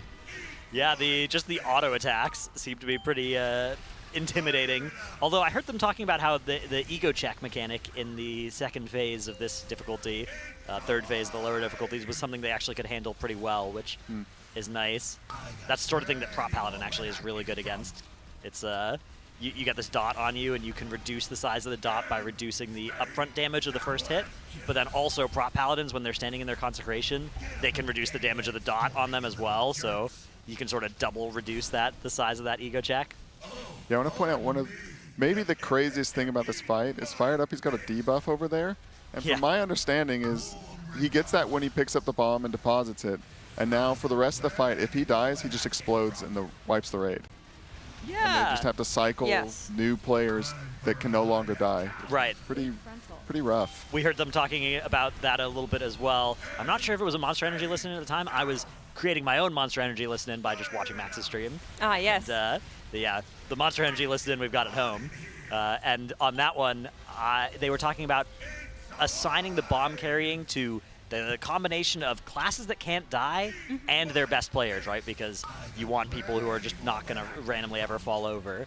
And Fired Up is pretty much the epitome of both of those things this tier. Yeah, Fire Mage is having that cauterize as well as a huge extra get-out-of-jail-free card. I'm pretty sure it's Fired Up, and then I believe it's Stranico next. And then I wouldn't be surprised if KSP was the next one, just because mages are very good at living. I know yesterday in a lot of the tries we saw Shakib carry some of these bombs. You do have to have a lot of them get carried, yeah. Kind of started by him eyeing up one of these bombs. And he just went like, I'm going to get it. And then he picked it up and just walked around with a bomb saying like, nope, that's mine now. Like, yeah. Deal with it. I think he actually has to do that one. Unless it's I think it's been fixed or- assigned now, yeah. Yeah, the bomb has to be deposited off the platform. So they need somebody who can like jump off, deposit it, and then flip back on. Yeah, very much a Demon Hunter job. Maybe we could even switch to Shaq here. Although it's currently he's not holding bomb. I think he has the next one. It's the next one, I'm pretty sure, yeah. Oh, but raid damage. So the way it works is you pick up the bomb and then you have to charge it, right? Yeah. So there's sparks that are on the floor from the frontals, correct? And then you have to walk through these in order to charge up the bomb that you're carrying on your back, but there goes another one. And then once it's charged, you can like deposit it. Yeah. It's hard to tell, like there, was it Fired Up dying and then he blew the raid up, or was a soak missed? It's really tough to tell. Yeah, the domino effect is definitely, it's difficult to diagnose. Those soaks are so nasty, right? The combination canisters where you basically get Heroics Phase 2 and Phase 3 soaks simultaneously, 2 player-based soaks and 4 ground-based soaks, each of which need to have a minimum number of players in them, or else it's a disaster. And then also you need to then heal through the heal absorb. But each time you heal through somebody's heal absorb, they pulse for some raid damage. And so if a couple people are low, one person's heal absorb getting healed off is going to kill off somebody else. And then that leads to that domino effect sometimes. Well, you know what also leads to a domino effect? Whenever we have a giveaway in Twitch chat. So Blizzard actually has given us codes to give away to give to you guys. You can win a Grizzly Hills Packmaster, an Auspicious Arborworm, or the Winter Witch Bundle. And it's open to NA and EU. In order to participate, all you have to do, and chat is already at it, write #Undermine in chat. And then please, please, on behalf of our mods, keep an eye out for who wins and be able to DM them when they're calling you out as a winner. They always have a tough time on allocating these, so you need to be present in order to also claim your prize. And thank you so much to Blizzard for making this giveaway possible. Yeah, Grizzly Hills Packmaster, very nice one. It's got like a repair on it. It's like a bear. It's a good prize. Definitely type that #Undermine in chat. And then immediately go away from your computer, close Twitch, do not respond to any DMs, make the life a little fun for our mods as they try just be desperately like, track you down. #Undermine and then toss it. Yeah, toss the phone. Just get it out of here. Some people really do that. Yeah. It's It crazy. seems like they do. It's actually crazy how hard it is to get in touch with our giveaway winners, so definitely make sure that doesn't happen to you if you want to actually get one of these great prizes that Blizzard has provided us with. Yeah, so many good giveaways this tier. Very fun for the viewers. Much like Gallywix. Still exciting. Yeah, I'm also excited. What do you guys think? So we were talking about it a little bit, saying, okay, we're like on 60 polls. Aya in the background there just depositing a camera. Hello, everybody. Hello, welcome. I think we've just been got on another camera back there. But yeah, Aya's been doing her behind the scenes streams. Yes. Yeah. So what do you guys think about the poll count on this boss? Because, of course, Muggsy has died. Some of us maybe have been wow, a bit was, like, more spot on. correct than others, yeah. I was just guessing for Echo. Oh, yeah, same. But what are we thinking about the Gallywix predictions here? I think we're a little high. I don't know, like we were over the number of polls that it's going to be, I think. Because a lot of us predicted these north of 200 poll ones, and this feels like a maybe 200 tops boss from what we've seen so far. It just doesn't seem like there's a huge brick wall that's impeding progression and it's going to take a huge amount of pulls to get through. Now, of course, that might still be in the future here, or we may find out that the overall damage check of the fight is such that they're going to have to play this more aggressively. They're going to have to 3-heal or something like that and just relearn the whole thing. But if that's not true, I would like to change my prediction downwards, not upwards. Yeah, I think same. Also, that's putting it like around 200 is like killing it tomorrow, which seems right to kill it on a Sunday or like early Monday. Yeah, but for the difficulty, I'm just wondering, like, as they get more of those bomb things on players, if the fight just becomes more and more fragile, and then you kind of have a Farak P3. I think so as well. Trying to high roll and hope nobody gets clipped by anything. I unironically think that this is not a 200 pull boss just because of that mechanic. It is so volatile, so lethal, so fragile, and I think there's definitely going to be more wipes. The further we go into the fight than there are right now. We're already seeing like a lot of explosions all over the place. I wouldn't be surprised if towards the tail end of pulling this boss we'll get a lot of go-agains. Yeah, I mean, Fired Up, he's used to just never dying, but I would not want to be one of the people that just, like, you can't die on this fight, sorry. I mean, how many bombs do we think are there going to be once we get into kill range on players? Like, I was thinking, like, 8? Okay. I think Seven? They were talking about having the last one on that 47% pull that they would then use to make the last slice of the room the only place they could go.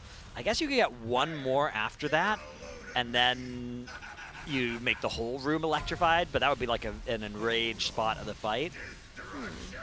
So I'm not sure. I don't think it's going to be too many players. Are they getting the bombs in the P2 also? Yeah, but then you have to shepherd it for P2 for a while. You have to just keep the bomb safe for a while. And I think there's mechanics that can't hit the bomb or else it explodes.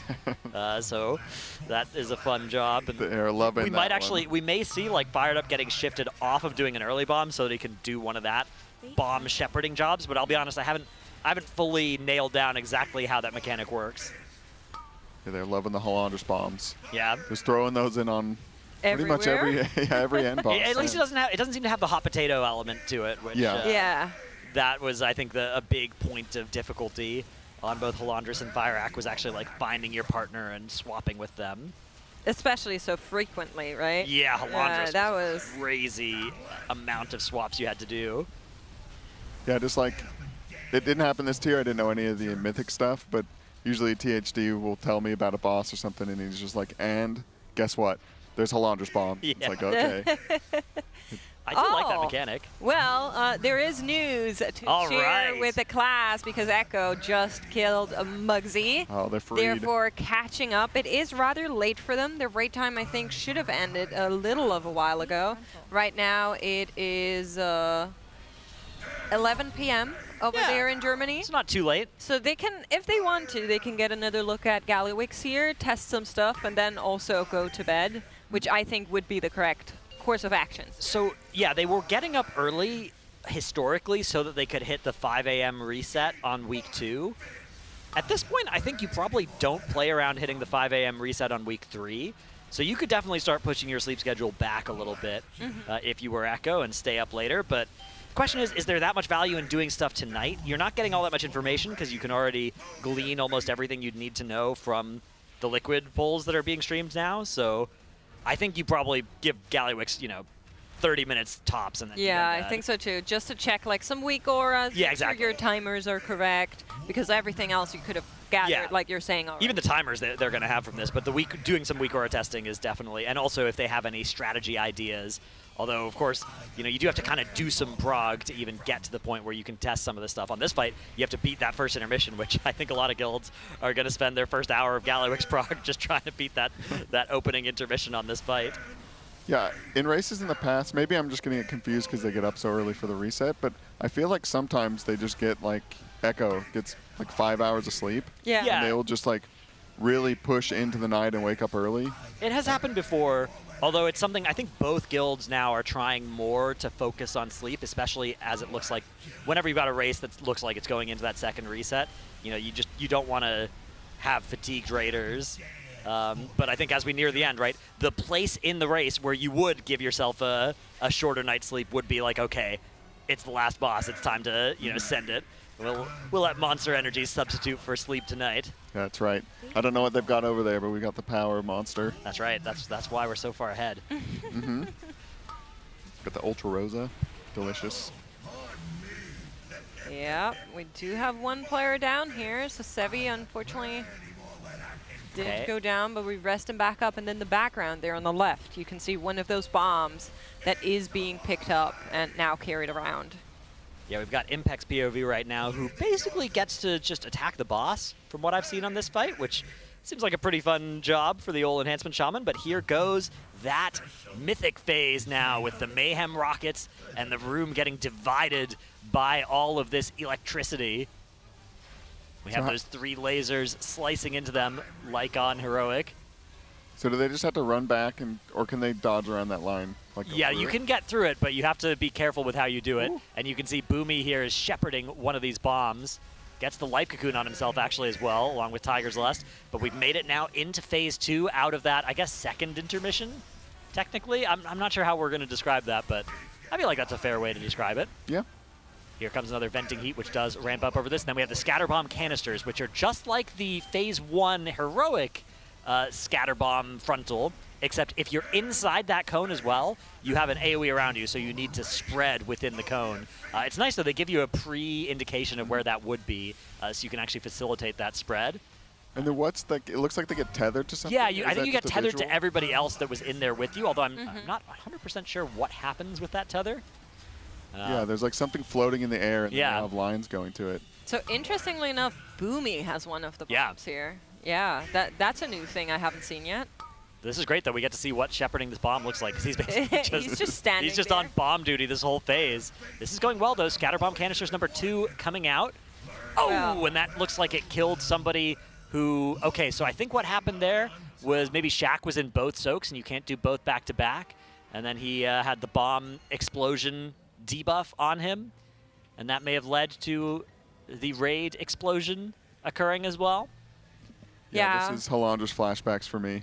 Just like, oh, what happened? Honestly, I can kind of see why they would do that. It's exactly 3 years around, right? Like today, 3 years ago, Anduin was killed. It was Sofo, exactly 3 years ago, that we were all in the pit in Boston. And so giving a bunch of bosses Halandra's mechanics just feels right. Yeah, I think that the phenomenon of the whole raid exploding at once from one mistake happening is... I don't like seeing it on the 4th and 5th bosses of the tier. Yeah. I like seeing it on end bosses when it's done appropriately, when you can still kind of, as long as it can look confusing, but as long as you can quickly identify from like the logs or the details death scene exactly what happened. I actually think that mechanic is fine for a mythic end boss. I just I didn't like its use on bosses 4 and 5 of this tier. Yeah. Yeah, I mean, Styx was just crazy. Yeah, if they kill this boss, say, in under 200 pulls, the pull counts for this raid's going to look so strange. I don't think there'll be a raid that's ever been like it. With, like, all these just 100-pull bosses. Yeah, and then them all kind of, like, 4 bosses around the same pull count. Yeah. Including the end boss and the 4th boss. Yeah. Yep, that will be a new thing. I mean, you can just see on our Coinbase leaderboard here, the difference between our top 4 is 6s and 7 of 8s, and then our 10th place is still has 22% to go and is 4 of 8, right? It's a crazy wall difficulty curve structure that this raid has built. Yeah, I mean, 43% already. He could heal, I guess, or get shielded again, and then that'll buy some more time, but... Well, what was that wipe, like 7 minutes about? It was 5:27. Okay. Oh, I mean, like their best. Oh, yeah. I guess that the one we just saw was pretty good. Yeah, so. we were pretty close to the same point in the fight, but I think they've gotten it to that 6.5 mark. Okay. But yeah, I mean, they are going to run out of space in the room. I think this is going to be one of those bosses where you look at the end, and it's like, okay, how are we going to do enough damage to actually kill this boss? Yeah. Because if you were watching that fight, Boomy was just like AFK, running away from the boss, holding a bomb. And it's very rare that you can do that on a mythic kill. on week 2 of the raid, right? Usually you need everybody to be optimizing their damage and doing the mechanics, and right now they're just focusing primarily on the mechanics. Do you know, is the push out of P1, is it health-based or time-based? I haven't caught it. Maybe time-based. I'm not sure Maybe? either. I thought it was health. It could be. Could be 50% again, like it is on the lower difficulties. We can try to have a look. Yeah, the yeah, next we'll look time out we for see it. a deep run. Chat knows. I think doing mainly the mechanics right now is definitely correct because they are tricky. We know this from fights like Halandris, how hard it is just to get that down. And then once you are familiar with the mechanics and you know what you're doing and you know where you should be, that's when you then start trying to find some more damage, right? That's usually a better way to approach it than do damage and everybody dies because you didn't do the mechanics. That's part of the reason I think this boss is going to have a lower pull count than, a boss like Ansarek. Because if you looked at Ansarek, it's like, okay, we can try to focus on mechanics, but if we don't break this shield to get out of the first intermission, we wipe. If we don't do enough damage to kill the ads on all the side platforms of Stage 2, we wipe. If we don't do enough damage to kill the Acolytes in Phase 3, we wipe, right? Whereas Gallywix, it seems like you can just be like, yeah, we'll just do 2% less damage here. We'll worry about it later, and we can just learn the whole fight, get to Enrage, and then optimize the damage. And that should mean that they can get a lot more value per pull and maybe need a smaller pull count than a fight like Ansarek, although, again, a huge unknown still is what the end of this fight looks like. Yeah, like, if they end up having to drop a healer or something, like 150 pulls in, then that is going to extend it a ton, or have to move the Lust off the beginning, maybe. Right, but I mean, I don't even know how you do that without Lust, that first intermission. Drop a healer. Really curious if we are going to be seeing them end up in a situation where they will have to not lust that shield. Right. Because right now they're lusting it, and that's how they're getting it down. But it doesn't look like it's super free, right? Yeah. Otherwise, you would have moved it already to try and see further into the fight. So starting a boss fight off with such a tight DPS check is also kind of interesting to me design-wise. Yeah, I mean, we've seen some Phase 1 lusts of end bosses, but typically when you're doing that, it's a fight like Razageth, where you're going to get the lust again at the end of the fight, and it's like, okay, this is how we get 2 lusts. We don't know if that's the case. It doesn't strike me as a boss that's likely to go over 10 minutes. Even if there's exciting mythic stuff happening, I suspect that'll be from minutes 7 to 10, not over. But of course, you're right, that is a possibility. Could be 11 minutes. It could be, yeah, in which case you hit the lust right at the end and send the boss home. I like when that happens. Yeah, Jailer was like that as well, right? You could lust on pull, and then at the very end of the encounter. Yeah, I guess I take it back, because the healing in the start is pretty rough too. So yeah, although you could lower it by being perfect with not zapping anybody else with your zappy mythic lines. That's the name of the mechanic, I think. Yeah, I think so too. Yeah. I saw that in the Dungeon Journal. Yeah. The zappy mythic lines. I saw Fired Up earlier, found a way to run around in that lava. Yeah, he got down there. He got set down into the mainframe down there. He just took a little walk. I love how nonchalantly he called for backup on his bomb. He was like, somebody needs to get mine, and he's just walking in circles down there. We did also see what the pipelines / hinges on the floor are for.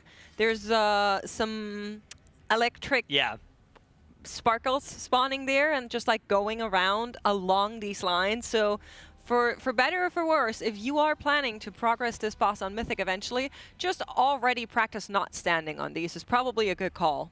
Yeah, but then there's also rockets on some of the free spaces also.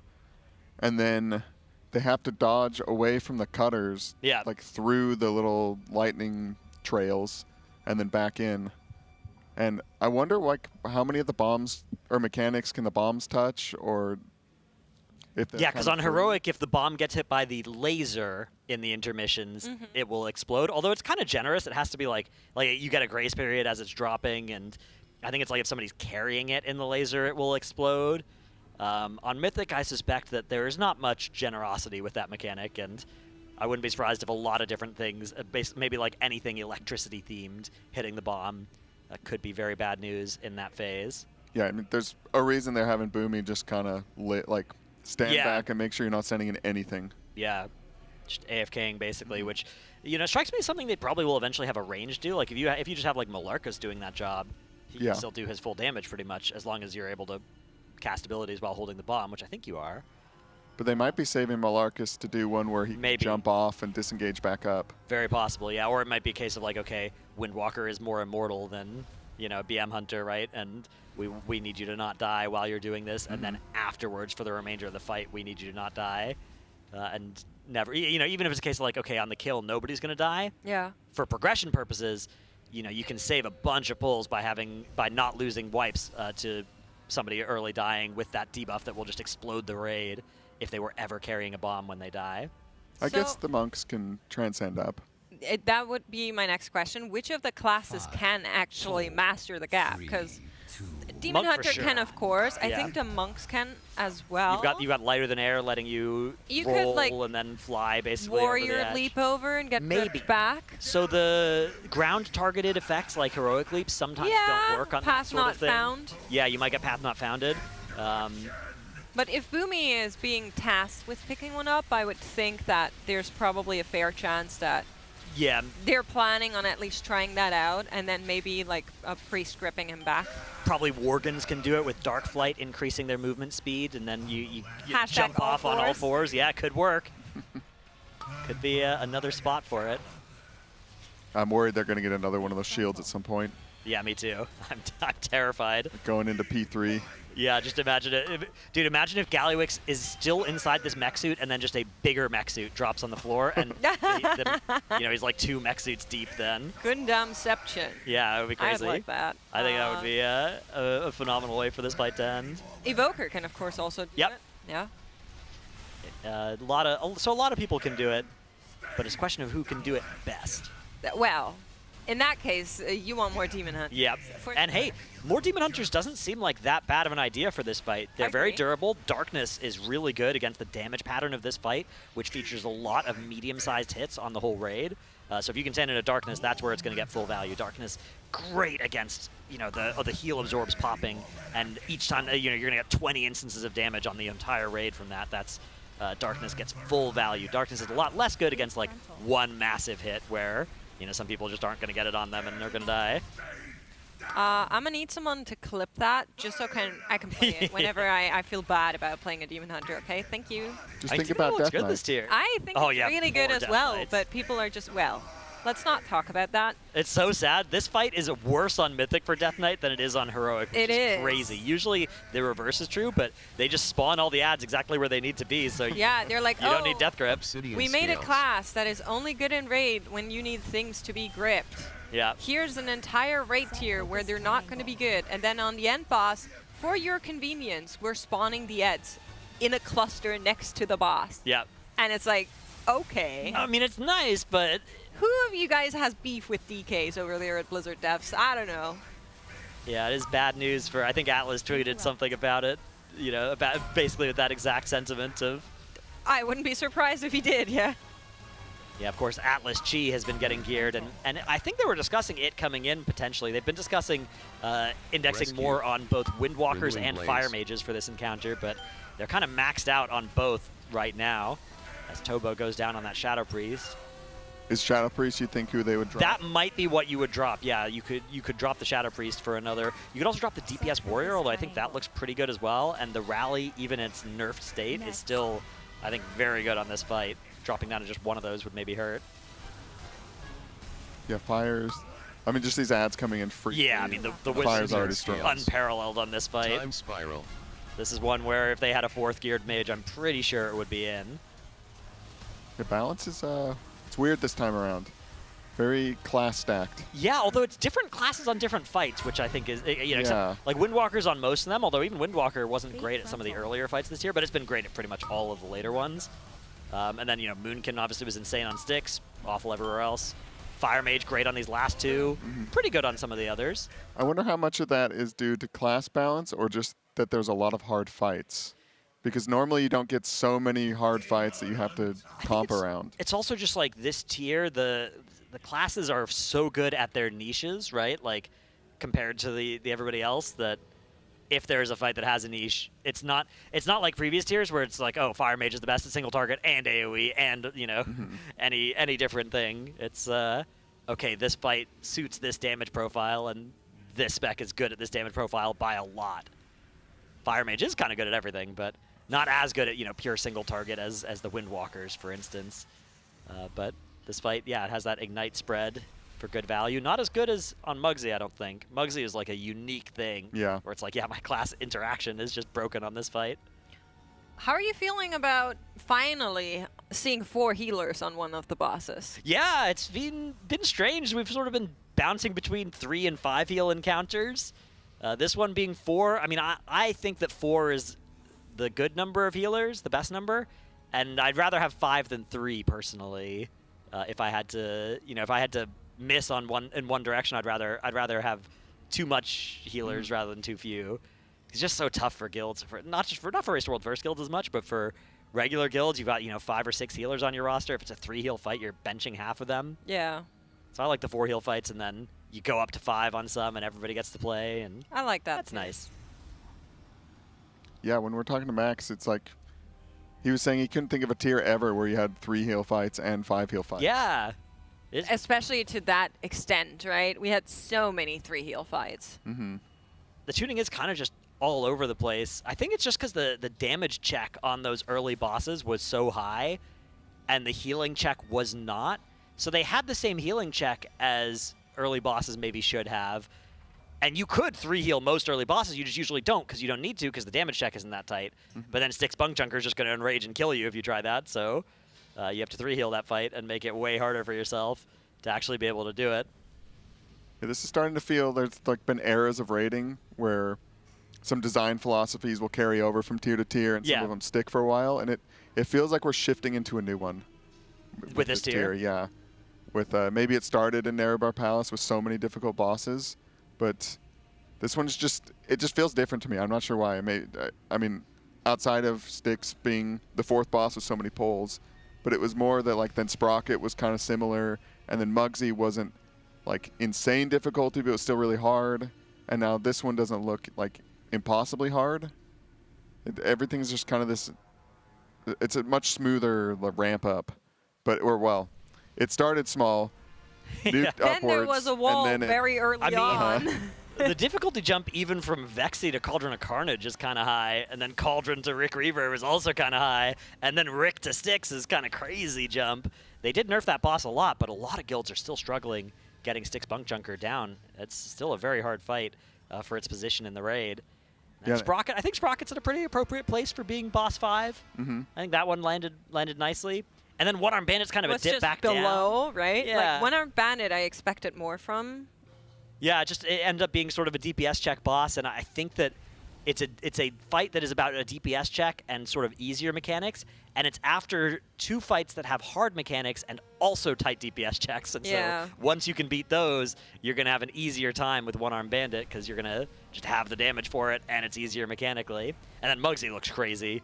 And Gallywix so far looks incredible as well. So I'm always hesitant to judge a raid too harshly based off of its early bosses. Because, Fat Shark, yes, actually just jumping up on our Coinbase leaderboard there to 1.9% on Sprocketmonger. Closing in on a potential world 5th there on that boss. That's pretty exciting. But yeah, for me, it's like the end 2 bosses are usually what I remember in a raid. Usually just that end 1 boss even is what's most important. Yeah, I'm wondering if they're going to keep the difficulty high in the middle of the tier now from now on. So we are getting a lot of power this tier starting earlier as well. Like next week we're getting our Galagio Loyalty Rewards Club card. That's giving us a 3% damage and healing buff. Love to hear it. Yeah, and that's going to go a long way towards making these fights better. And then 3 weeks later, we're getting another 3%. 3 weeks later than that, another 3%. So it's sort of the same pacing as Nerebar Palace, but a month earlier is the buff starting. Plus, we're getting more catalyst charges, more sparks, although we surprised got our 2nd spark this week. But, in 2 weeks, we're getting another one. Next week, we're getting another catalyst charge. So there is still a lot of power to come, and that's going to help with some of these bosses. Although, at this point, Styx, kind of the numbers check on it is now easy enough that it's mostly just going to be about mechanics, and the Styx mechanics are fundamentally very hard. So I wouldn't be surprised to see the lethality of that boss get tuned down a little bit more in the coming weeks. Yeah, I think I kind of prefer the difficulty being spread out a little bit. Sometimes tiers are rough when it's like just the end boss, like 300 pulls on only the end boss, everything else dies like within a couple of nights. That's like always felt weird. It's like Jaina was kind of like that. And just to be able to to see the fights in their full glory, I guess. Yeah. You know, they don't just kind of fall over and you're like, oh, those mechanics don't really do anything because the boss is so easy. I do like it when there's some difficulty earlier on. I think the type of difficulty that we saw on Styx was maybe the wrong type of difficulty for a boss that's this early in a raid. And there is some argument to be made whether or not Styx or Lockenstock should have been that 4th boss, right? Like, Max was here saying, oh, he thinks probably the other way around would have been more correct if you wanted to go in a more linear difficulty curve. But I would say both of them are kind of hard on where they are in the raid. Definitely. Although, crucially, if you're watching this now, Styx is definitely before Sprocketmonger. Now, yes, nerfs, exactly. Yeah, at the time. I actually it was an interesting thought experiment. Imagine if Liquid had gone to Sprocketmonger before Styx. Do you think that boss would have instead gotten the nerfs of this size and been kind of the community 4th boss, right? And then Styx would have been still harder. I wonder how much power Liquid had over the timeline, right? If you go back in time and you send them to Sprocketmonger instead, if that changes everything about how those bosses look today. That would be very interesting if Styx had received like the same type of nerfs. But there are a couple of questions in chat. And of course, now that Echo has also started pulling Gallywix, I do expect that there's like a lot of overlap of people hopping back and forth. So let's do maybe a little bit of a recap on what has been going on for Team Liquid. Both guilds, notably, have not used any Vantus runes on Muggsy. We're all seeing them use them here on Gallywix, 100% the right call. It's the last boss in the raid. That's where you want to have that extra stat buff from the Vantus runes. You can see it on the Raiders Frames and the buff bar on the top right usually. And we are going to be seeing them here on this boss for basically the rest of the lockout. Now, there are a couple of mechanics on Gallywix Mythic that are not necessarily intuitive if you just read the dungeon journal. You can see that right at the start, as they are going to pull now, we're getting a big shield, and that shield needs to be broken. In order to do that, they are using Bloodlust. You can see the shield bar on top there. That's that blue bar that's moving lower for Boomy, and in come the quadrants, as I like to call them, and players get these lines. What have you been calling them, Dratnos? The zappy mythic laser beams, yeah. Yeah, exactly. They connect you to the boss, and if anybody else is in your laser beam, they are taking extra damage as well. You can see here Boomy is actually stacking in front of somebody else and getting hit by those beams, but he is playing Windwalker, has some defensives that can be committed to that. I'm not sure if he did. It looks like maybe Karma was used, although I actually see... Are there 2 Karmas on his frames there? Oh, maybe there's Diffuse against that. Yeah, a lot of those abilities look the same. He definitely didn't Karma, so... yeah, you can survive, and I think it's going to be one of those mechanics where having some durable people stack will make a lot more space, because it's just hard to fit 20 people and not be cleaving a little bit on that one. Then we get into this phase, which is basically Heroic Gallywix Phase 3 and Phase 2 on kind of steroids. You've got you got 6 combination canisters, which 4 of them go on the ground, 2 of them go on players. You get the suppression you got to run away from, and you sort of get these intermissions in the middle of this as well, but they happen on these platforms rather than in the middle of the room, and Gallywix is just still doing all his mechanics while you were dealing with these ads, and then spawning the bombs, which need to be sent into those gigacoils to prevent your death. Yeah, but also on Mythic, the boss, when he does his like laser beam frontal, he leaves his little sparks on the ground, and then the player with the bomb has to run through the sparks, charge the bomb up, then deposit it. Yeah, and then for the rest of the fight, if that player dies, they explode the raid. So yeah, very rough. Mythic touch on that. There are also 4 of these duds instead of 2. Right now, they're having all of those getting soaked by 1 tank, and that puts a nasty 4-stack of a dot. You can see on Yips there, his frame dropping pretty low there, even through through Guardian of Ancient Kings. And then when that expires, it does that crackle, doing damage per stack to the whole raid. So they're timing when he soaks that last bomb to then time when it will actually explode for raid damage. These canisters do those heal absorbs on everybody as well, and when those are healed off, they explode for some more raid damage. Here you can see that Stampeding Roar being used to get them out of that suppression, and that Gallybucks finale blast, as they then get onto the last of these Phase 1, I guess it's called, Gigacoil deposits.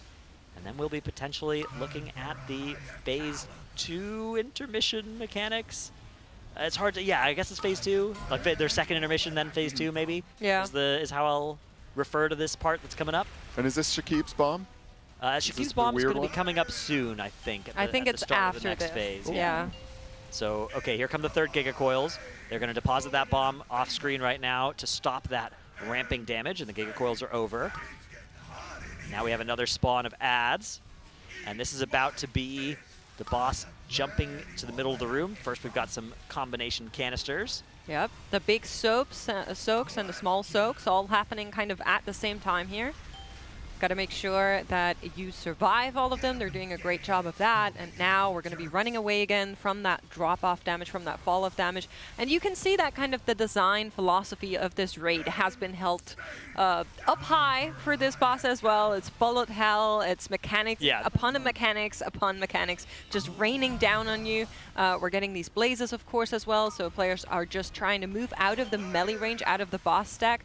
But some of them, unfortunately, going down here. Thankfully, none that have the bomb. You can see here's Shaq. Our picture-in-picture top right corner. This is what Shakib is doing. He's just going over there, depositing his bomb, and then back with the group. But unfortunately, something went wrong here.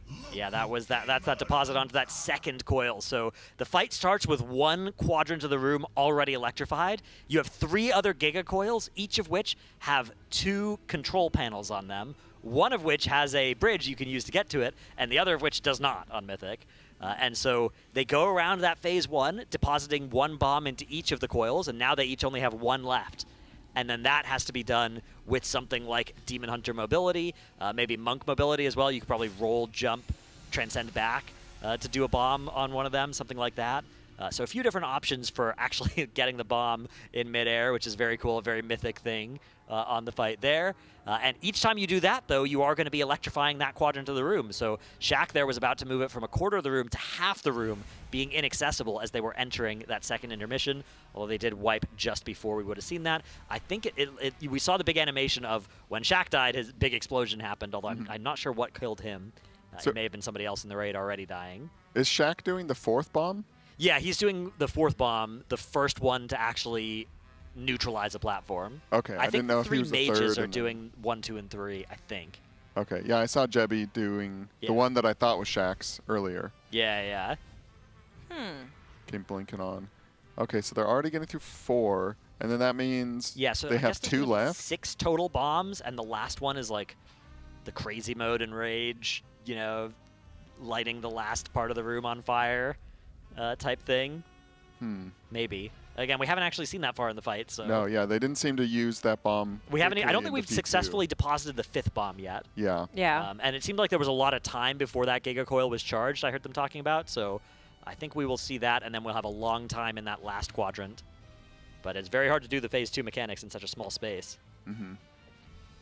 There's definitely a lot going on there and a lot trying to figure out. And I feel like the second phase gets even worse, quote unquote, with that, where there's even more going on. So if you thought that was a lot, well, hold your horses. It's going to get more, and definitely a lot of tries that is going to cost just to get the repetitions in, just to get everybody used to, now we're here, now we're going there, I'm always this soak, you're always that soak, and trying to just really go through the motions of this boss fight, which I suspect is going to take a lot of pulls just to get down. Despite them being on 40% here, I don't think it's all that close to a kill yet. I would be very surprised if we see like deep pulls onto this boss before tomorrow evening. Really? I think we're going to start getting late into this fight. I bet we'll go to sleep today at 20% on this boss. Yeah, that sounds about right. Unless they're kind of at a wall right now that's going to take like all day to figure out, I can see 20% being very doable. Well, we're going to be going to a Monster Energy listen-in and see how the Raiders are feeling about this boss. We'll catch you right after that. No idea, make bro. it I'm to living the in the thing. present. I don't know how the warrior tank could make it to the thing. Druck Fair, if that helps. I mean, if you really, really wanted it to be on tanks. I'm just worried about like the timing. I think you would have the tanks do it in P1, and you'd have I just don't know the timing in P1 because like I think I'm gonna die if I do it there because I have like a 7 million dot on me. I mean, right now, putting it on tanks would be really stupid, I think. But I think in the... Like, there may be a point today where we realize exactly who we want them on and we put them on it. Like, for example, we could have Exile do one, too, with with an immunity. The thing is, he can't do it in P2, which means you would just be taking one away from a mage, unless a mage learned how to do it in P2 with like Slow Fall, Tiger's Lust, and make it over in alt. By the way. I know. Frontal. Okay. Mark. Let him down. Unless you knew that I knew that and you were just... That No, was... I was not being rude. Not rude. Never rude, Mark. When you say something, always appreciated. Bless Jesus and Mark. Yep. Did you want to grip there? I didn't know. Okay. It's Suppression, sketchy. don't go out early. Sketchy if my blink gets stuck on a Brock, but I still make it work. Res.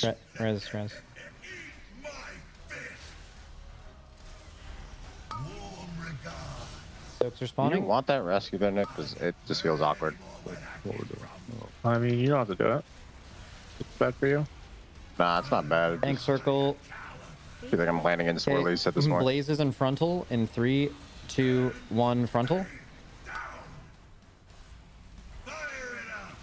Got something good for Dronako? Okay, Giga Coils. He should be insta dunking. Probably 1 tick here. This one under the boss. Yeah, orbs under the boss. Orbs under the boss. Watch it. Yeah. In the soaks especially. Can a tank Maybe just like soak that right now? Yeah. And just get dispelled? Yeah. Watch it. Dispel Scott.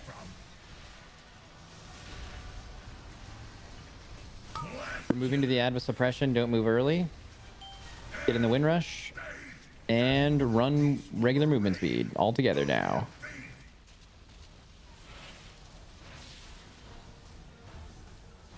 Okay. Have ignites. We're good. Okay, tank circles in 5. Tank circles going where we just were. Make sure you get to the boss here. Everyone else spread out for blazes. Blazes are happening right now. Watch blazes in red circles. You're baiting the frontal and going to your soak in 3, 2, 1, go. I'm baiting bad if it's mom. Back up assigned circle 2. Oh, it was definitely not in that, but it says it was me. Well, you aren't soaking there. Oh, I have the bomb. Yeah. So No, I'm saying like we died to a soak. Yeah, someone missed a soak. So... Oh, I thought I was in the frontal. Oh, maybe. Wait. Maybe. No. You might be right. We died to the TikTok canisters. Yeah, But if he killed us, we would have died to TikTok canisters too. Let me see. If you blinked over this thing, you killed us. No, for I didn't. sure. I didn't. Oh, yeah, no, it was TikTok canisters. Love TikTok. I'm pretty sure it had been one of the melee ones, right? It may have been me. I was just late in a bad spot from the start. Just like last second. No, either I made it last second or you bean. No, I rescue out right there and then fly back in. Yeah, that was it. Yeah, it's 3. I feel like we should. Are you always rescuing there, Sing? Yeah, I was just in a bad spot. Like I was on the wrong side, Yo, so I had to like run back and range the rescue. I think we change this right now. Or not change it. I think we hard assign 5 people to every soak. Right now the healers are YOLOing. I think we hard assign. Right now some F4. I'm going to the far one every time. Yeah, 1 second. This will be solved in 2 seconds. So everyone knows where their normal assignments are. That's in the channel. That hasn't changed. Actually, can I just like put this picture below? Can I get a second one? Wait. It won't let me select the picture for some reason, but this is that soak. So KSP's not in it, correct? Tobo backs up 4. This third is these 3, the 3 monks. Everyone else here is the same, except KSP isn't in it. Okay, so where do all these people here go? Exile, which one do you go to? 1. Okay. Scott and Yips? I am trying to do like 2 and then the group soak, like the. Everyone's Okay. doing the group soak. I can only get in if I do my dud early, because right now what I'm doing is I'm staying out and clicking duds during this, so the explosion doesn't overlap with this happening. Okay, that's fine. Nick, you go far. Yeah. Suri, where do you go? Do any of these? I don't care. 3.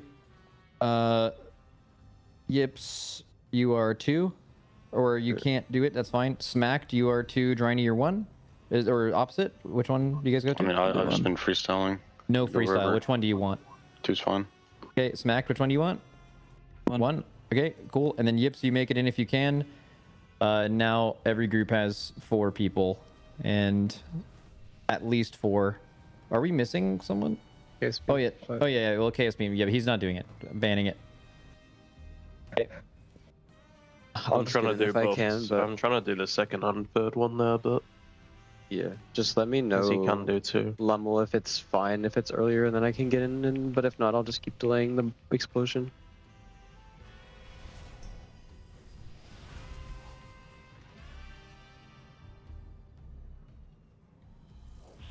Blow up. Blow up. That's what I do the whole fight. Oh. That explosion being as delayed as possible is ideal. I'm pretty sure. Yeah, that's what I've told him to do. So does delaying the duds make it impossible for you to soak? Yeah, as they're going off. Yeah, like I'm soaking them as the canisters are going off, so my explosion happens later. I see. I think that's still probably the best move, because like that going off is hard. This thing's over in 3, 2, 1, kick. Okay, remember boss positioning, we pull it to the edge and then right back to the middle as far as you can possibly pull it. Okay, Blaze is in 3, 2, 1 now. Frontal in 3, 2 now.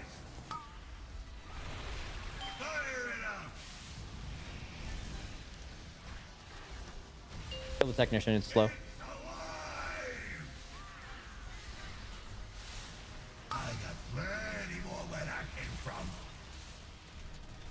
Okay, being here. Folks are going off. I'm gonna try a different call on that far one here. Suppression, guys. Suppression.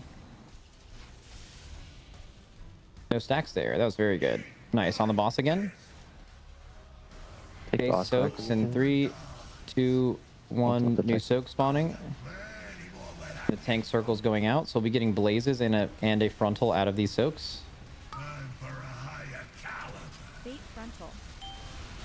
Cool. Blaze right now, and frontal in 2, 1 frontal. Give space. Good. Watch THD. Good. Giga Coil should instantly have a clear. We're gonna take a few ticks for sure. Oh, he has altar. We're chilling. Nice. Oh. Okay, soaks here.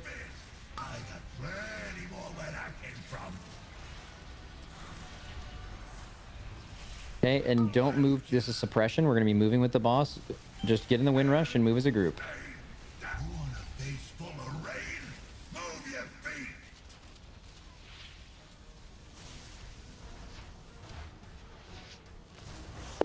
And then we will be getting a roar for the upcoming movement. Tank circle's going where we are now. You want to flip positions. Nice boss position. It's good. Good. Get out of that. Good. Now Blaze is happening. Soaks are out. Baiting the frontal and going to your soak in 3, 2, 1 now. Great. And then stop the Giga Coils, KSP. Beat him. He needs Tigers lest he's slow. I just beat myself. Watch one hit here. We're good. Crackle. Good. Don't get meleeed. Remember, Yips, if we get into the phase, don't Divine Toll. Yeah. Okay, we're going to be moving with suppression to star, guys, and then the boss is going like kind of to the center, tanks. Okay, get out here, go to star.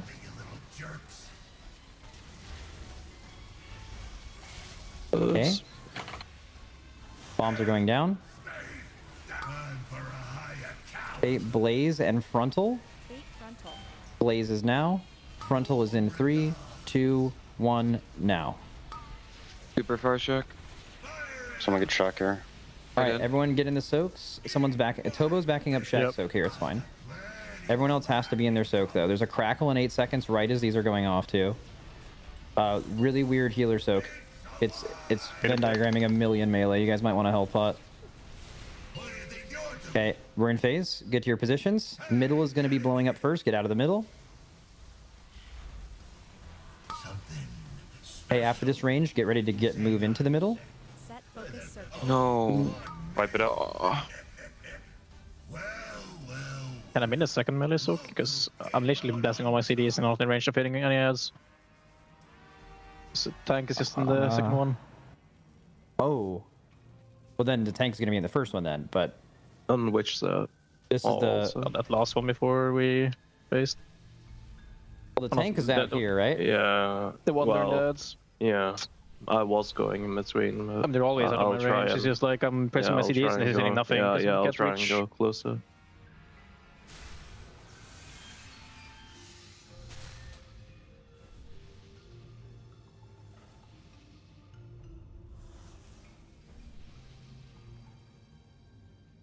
I think you just stay in one impact because you would just be swapping places with the person with aggro on the ads anyway.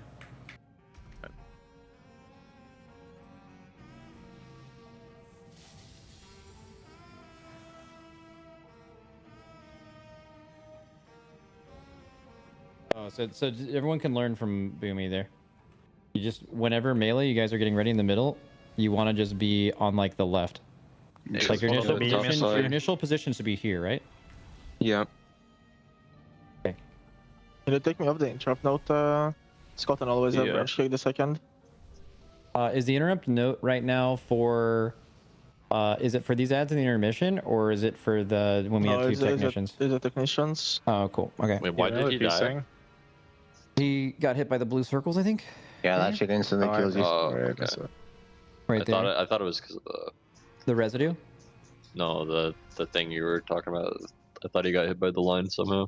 Oh no, he just got. I don't actually don't. Is what I do bad? I like start on the left and dodge through the beam. I don't know if that's trolling. What you should do is, as a melee, is you should just stand on the left quadrant. As a melee. When this fire hits, you just want to stand where my mouse is right now.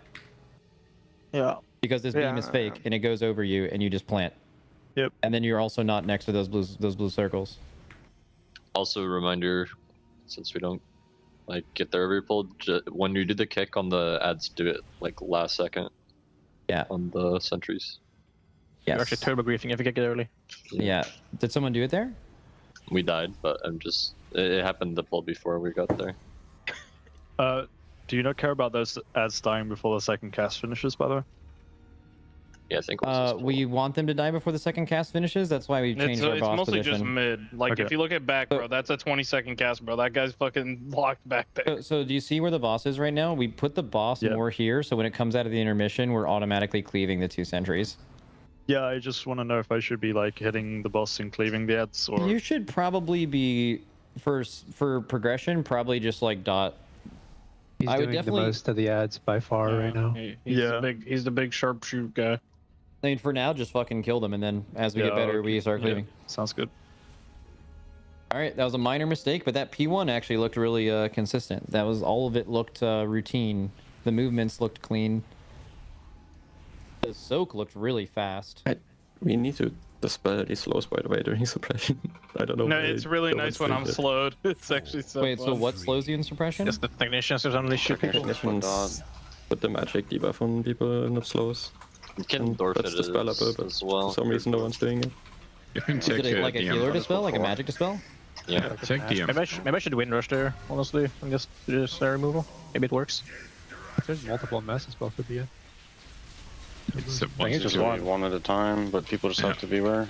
Well, there's two technicians out. Yeah, I think the wind rush is a solution there, right? a decent amount.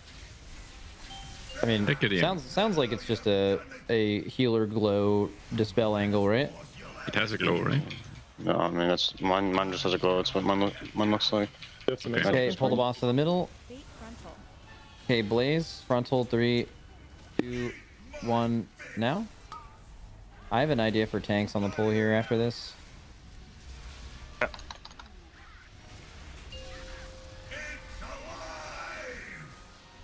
The world record Giga Coil removal.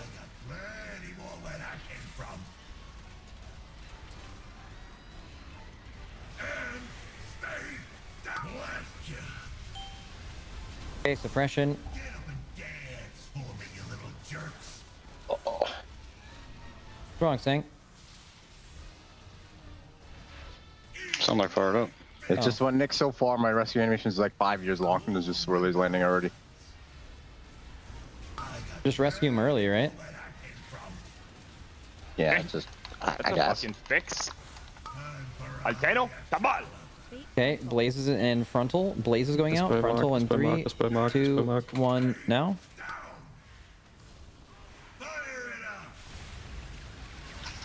Okay, Giga Coils soon. And a Crackle in 6. We should be done here. Nice. Giga Coils is gone. Crackle from Yips though in 3 seconds. Crackle Yips 3, 2, 1 going off. Yeah, you should Tigers list me when after the frontal goes off, by the way. Okay, so suppression here. Who's gonna do it to KSP? I've been doing it. It's just reminders are always different timing. The reminders are, yeah, they're always different. They're not like when you set them, kind of. Don't know how to. Oh, does Bart know? It's relative to the abilities or just the actual time in the game? Guys, the tank is taking our place with this tank circle. Get ready for Blaze positions in frontal. Get out. Good. Bait Blaze. Look at your soaks. You're baiting a frontal and going to your soak in 3, 2, 1, now. Good. Yips Crackle in 5. Giga Coils is out. We're getting rid of it soon. Watch kicks here. Healers, we're going to be getting dispels on these technician things. Get ready for soothes. Be in your soak positions. This suppression, we're moving to the left when it happens. Healers get dispels during the suppression. Everyone else don't run early. It's happening in 3, 2, 1 movement. Really good positioning, by the way. Thank you. Good. Okay, everyone else, get the boss in position. And this is going to be a Blaze in 3 seconds into a frontal.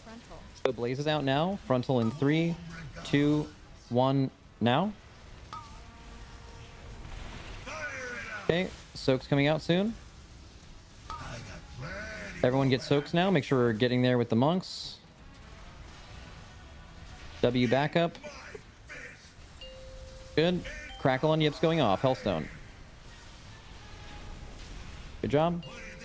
Okay, intermission. Boss position's perfect. Range, get out of the middle. Melee, make sure you remember the spot. It's just to the left of the middle there. And you just stay there. The laser's fake. Okay, make sure we get the second one really early. It's gonna go off. Done.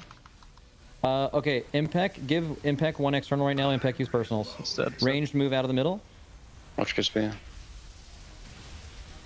Oh, sorry about both of them apparently. That's good. Okay, middle, ranged. Res Impec, kill this Jeb. Jeb, kill that ad, kill that ad. Nice. Kill the other one for Mark, nice. Get in positions now. First soak. First soak is Scott, Briny, THD, Impec, Sang, and Nick. It's in the middle of the zone. It's in the middle of the zone. That's where it's aimed. Good. Suppression soon. Watch Driny. Res. Res Briny. Okay, run away for suppression. Watch circles. Heal people with dots. Watch Suri. Okay, this is circles. Circles, you guys just find an spot on the edge. Give each other space. Good. Blazes are happening. Everyone ready to dodge blazes. Dodge blazes. Find a spot and stay still. Let people move around you. It's easy. Everyone else watch circles. Best personal if you're in the frontal. Good. Giga Blast. Okay, Scatterbomb. This is in the middle of orange. Group 2 soak. Nice. Huge healing. Okay, suppression in a few seconds. Suppression now. Move away. Oh, I'm probably dead. Okay, keep going. There should call for Probably backups. another soak soon, right? Yeah, it's group 1 soak in 10 seconds. Circles and then soak. We need a backup for Press group 1. external if you need Is it, anyone and of smack PhD, Sang, Nick, Impec, and Driny dead? revival. We need one backup on left. Call your name. Yeah, I know. Call back. We need a backup on left. I'll backup. Okay. Personal. Watch Disco. Okay, venting heat. Little raid dam. Need to eat the Giga Blast next one. Yeah.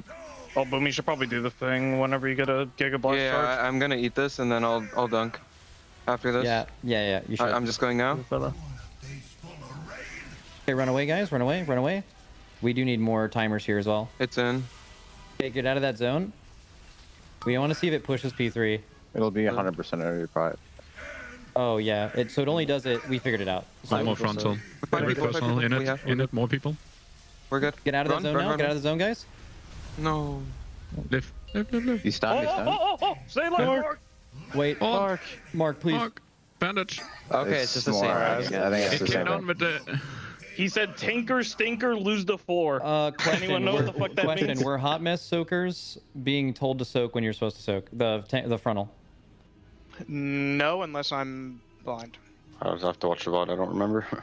If there's Man, look at the clip in the Gathering channel, by the way. This is easy dodge, by the way. Also, make sure to go through your VOD and make sure you have a personal I on each of the have frontals. a question I need to ask on Melee, but I want to see a soaker POV first with a UI I'm familiar with looking at THD. So THD is the first soak in that phase. But everyone go through your VOD and have a personal on the frontal. You don't want to rot out. Is the reminder tool even work for this phase? Yeah, it does. It's okay.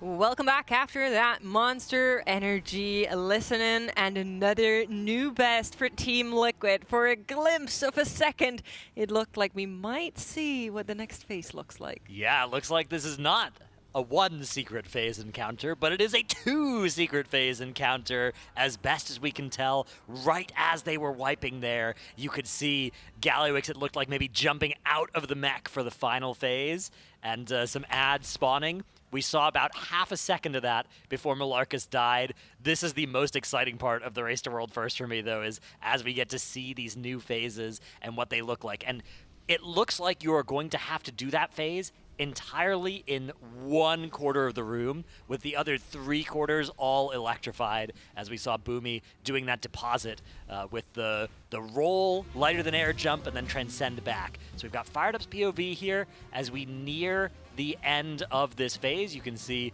that heal absorb from that canister going on everybody, and then eventually getting healed off. Another suppression they have to run away from.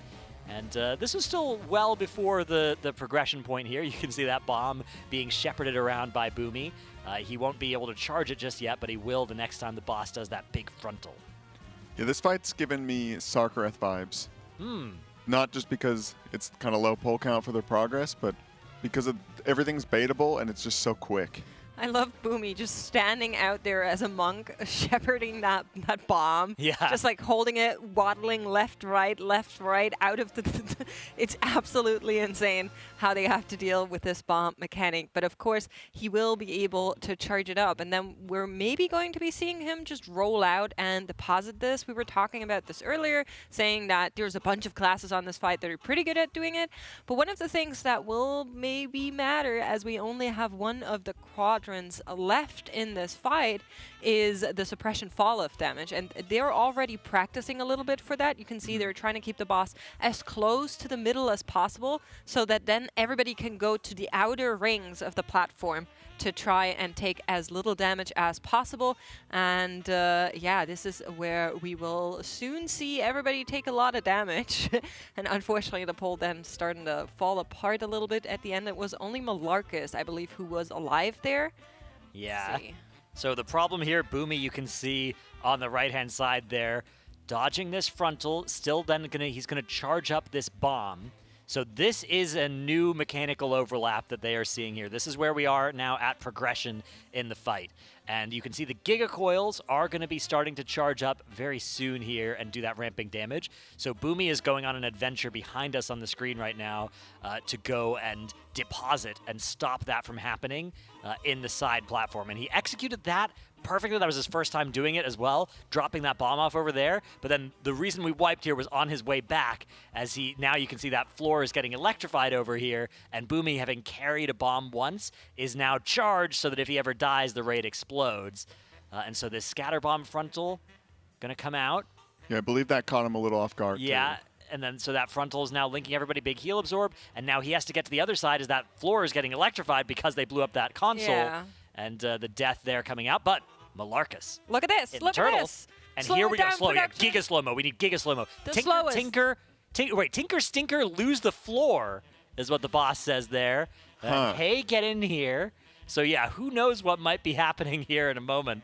Maybe this is when you all jump in that hole in the middle, but Gallywix now ejecting back out into just that head unit, not the rest of the mech. And then a bunch of ads are slowly spawning in. Malark is now dying, but you can see some ads are coming down. Where's he going? Is he going to the middle? Well, look who came out on top. I think that's just his line when he wipes, so. Yeah, no idea what was about to happen there, but it looked like 5 technicians and a sentry see the goblins spawning. Yeah, in the air up there. They're despawning now, but they were coming in, so yeah. Interesting, though, to lose the floor. I wonder what might be happening there. Yeah, we were theorizing maybe does the platform change in some way on Mythic? Like, do you do some verticality like Ansarek? You know, because we're running out of room, and I don't know how those suppressions, like any of the mechanics in P2, are going to be done with just one quadrant. The suppression already hits so hard. I mean, you could do the frontals kind of on the edges of it. Right, but the problem with those frontals is that everybody within it does an AoE around them, so you need some space to actually soak those frontals efficiently. But you could have the rest of your raid stack in a pretty small space while you're doing that, maybe. If anybody was wondering, by the way, what that kind of beam that was connecting all the players who have been frontal together is, it's a shared healing absorb in this phase. So you get a massive healing absorb, but it's shared between all the players rather than the individual healing absorbs that we get in the rest of the phase. So it's a huge healing absorb, but at least once it's removed from everybody, and you can heal everybody to get rid of it. Kind of cool. What if it was not 1, not 2, but 3 secret faces? There could be. It could be. Yeah, I mean, it also does seem like it's time-based phases mostly on this encounter, just like the lower difficulties too. The boss is just sort of going through these sequences of abilities, and you push that phase after spending enough time in it. And then the Giga Coils are also another sort of time mechanic that you are trying to interrupt and stop every time the boss is trying to charge them up to wipe you. And of course, that is what is denying the room space eventually as well. I've also heard that there is a split underway. Now. Interesting. For Operation Fourth Mage. I don't think I think it's being run simultaneously with this progression. But I believe there is currently more wizard gearing happening here just to potentially get another one of those light blue classes in this raid, as they look phenomenal at this encounter. I'm not sure whether that'll actually pan out. When I was listening in earlier, they were talking about they would kill this boss before they had the mage ready. But we will see. That might be something that we end up swapping in here. That mage number 4, definitely a possibility, especially if this goes long. Yeah, if P3 is not that bad, then I can see a world where this boss dies tonight. It's not impossible, right? It's one of those things where, you know, the boss could die today. I do think it's unlikely. Yeah, P2, I mean, they got through it there barely, and like they'll make improvements, longer but to it does clean up look that crazy. P2. Yeah. Like, I mean, it's incredibly difficult, but you know, this is Team Liquid, right? This is what they do. They figure out those phases and they make them look easy with like 20 pulls of work on them. Yeah, I think it's going to come down to like the Enrage. How brutal is the timing? That is like how hard is the wipe? Here. Yeah. Well, if we're talking about a boss maybe dying, you know, I have to mention our Coinbase giveaway, right? That's right. Because every single time the guild actually kills a boss, we're giving away a signed jersey. And the Raiders, you know, I really made sure that they were doing their best in signing these in a pretty way, you know. I really made sure that they were trying their hardest to make these look good with their signatures on there. So they're all laying over there, looking pretty, waiting for their rightful owners to pick them up. And if you also want one, it's tl.gg/Coinbase. And if you use the promo code TeamLiquid20, then you also just get $20, just like that, over in the app. That's right. And also, the grand prize is being flown out here next race. Yeah, one lucky winner will get flown out if you're NA or EU. Get to see the next race here at the Alienware training facility in Los Angeles. Yeah, it's very exciting. Hopefully they're here near the end, but that's hard to time their arrival. I don't think that. I think they'll be here at the beginning. Probably. Yeah. Oh yeah, you can maybe we'll get a heroic week back. That would be nice. Yeah, maybe. I feel like Blizzard kind of like this simultaneous release cadence, and I would foresee them doing the same thing they did this expansion, next expansion, where they just do heroic week the first one of the season, or the first one of the expansion, and then no heroic weeks for the rest of the expansion. But I also did enjoy heroic week in Nerebar Palace. Okay, let me cook for a second. Okay. What if you get the boss down to like a 10%er, and then he starts cackling like crazy, and he says, "Not that fast," and you have to redo everything. Yeah. Run it back. Run it back again. It's a Sylvanas length fight then. I see. 15 minutes or something like that. Just start it from the top. Could be good. Could also shield itself at 10%, heal up for a little while. But if you time a cast right, maybe you could stop it from healing up. Oh, yeah. During that shield. I'm getting flamed. What the 4th mage is for, maybe. Yeah, exactly. Try and talent Mirrors of Torment. See if that's still in the game. Summon him. A little bit of extra armor, you know? Or what if you saw those ads that were falling down there at the... What if we have to get rocket launchers and the rest of the fight is mid-air? Could be. I mean, he did say something about the floor. Tinker, stinker. Yeah. So who knows? Who knows what that might mean? I mean, it could also be that little transition. He does like another intermission where they have the lasers come out. Oh, and he's man. in the middle. Imagine dodging the lasers with the Phase 2 mechanics in only one slice of the room. Yeah, and then he just comes back in the mech and does another Phase 2 again, and you just have the one. Just the one quadrant to Yeah. get in. That would be absolutely brutal. I want to see suppression in one quadrant. That just seems so hard to deal with. Yeah. So we just saw the boss basically stand at X, and then I'm Fired Up was basically all the way on the corner of the outer ring in the direction of Star. So he was, I would say, around about a quarter away from the boss at the furthest you could be, and it took down like 60% of his health bar. The suppression? So that is probably what we're dealing with there, and then maybe people that are in melee can like get some help by a barrier or something to still not be all cluttered, because like you're saying, you can't all stack in the same spot for suppression either. Yeah, you've got those missiles homing in on you. Although you could move as a group. If you really needed to in a small space, you could do like a 20 people all running together type thing. Although that would be very difficult to set up. But it might be what they have to do if they have to play that mechanic in such a small space. Yeah.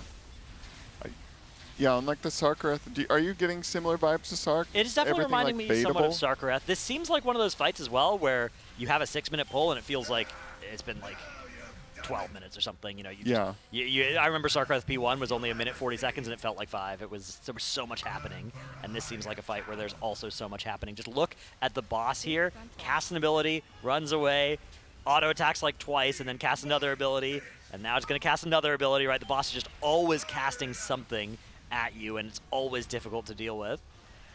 Yeah, and you can kind of deal with it the same way every time, though, because they can like bait the frontal to a spot. They know somewhat where the suppression circles are going to go. Like you said, they could group up and run together, and it looks like all these soaks kind of spawn similar sides. There isn't a huge amount of RNG, right? The only RNG element that we've just seen there is who gets targeted by the soak of the canister, but that's the kind of thing that's pretty easy to adapt to. Then you get over here, again, no real RNG associated with this section. It's just difficult, but it's not random. So yeah, that's definitely very Sarkareth-esque. Do you know the reason they stopped stacking the group soaks together? Does it like double debuff people? I think, yeah, they just want to minimize the amount of those debuffs going out. Okay, for the explosions when they're healed off. Yeah. It's just better, like you're splitting the same total amount of damage, but you are then getting more heal absorbs if you have players in more than one of those circles. I'm trying to see what he says when he steals the previous quadrants. Yeah, maybe that's just the voice line. Yeah, when a exactly. quadrant That's gets what I'm lit up. trying to check. He has a lot of voice lines because he also has a lot of ability. So he's just he's a yapper actually. But let's see, it should be happening soon.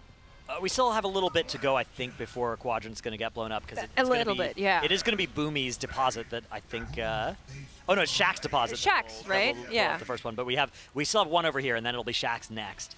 So this is going to be bomb number 3 going into a Giga Coil over at the side here. He definitely has a line that says "fire it up," which I think is quite funny. Yeah, that's good. Fire it up.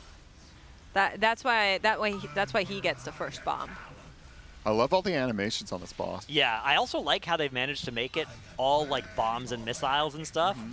And they're all kind of different types of bombs and missiles, but it feels very on theme for old Jaster Gallywix. He's got like such wind up in the animation, and like when he shoots things, it kind of kicks back. Yeah. And then when the suppression, like you can see him shooting the missiles in the air, it looks really good. It's very flavorful. Yeah. Well made on the animator side. I like the colors of Ansrac, but I'm liking this guy's animations. Yeah, and the visual clarity, this is a great fight for that new visual clarity overhaul that they've done to the game. It's so easy to see where you're safe and where you're not, but it's then very hard to actually play the mechanics. And so you get these kind of harder difficulty fights, but it's less kind of like stupid when you die. Okay, we've got Shaq's POV now. He's going to pick up that bomb. So he will be depositing bomb number 4 of the encounter, which is going to be the first one that actually zaps a quadrant here. Very sketchy time, as you can see. He's got to carry this bomb, and now he's going to go where that Giga Blast goes. It's leaving behind some sparks. Picking these up is going to charge his bomb, and then he's heading on over to Triangle and almost immediately depositing and gliding back, making it look easy there on that Demon Hunter. Now for the rest of the fight, if he dies, it is going to be very bad. But yeah, let's see if Galliwick says anything about zapping the floor. It doesn't look like he has. What do you think you're doing? That was the first time he said that, though. This is just the push into this phase. Yeah. So I do think that was a phase 3 line. Just hang on a second. Where did that lever go? I don't think he says Tinker Stinker before. I would have noticed that. Yeah, I think that was a phase 3 voice line, not just a generic floor getting lit up line, but we do have to see. So now they're going to be in this phase, and this phase they basically are going to do entirely with 2 of the 4 room quadrants now electrified and 2 safe.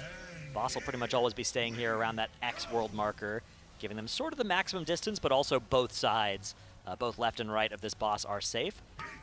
B-Res is going to get used here, so we don't have any more B-Reses for the rest of the fight. THD is down, so no Warlock, but I don't think we're going to need one of those for a little while.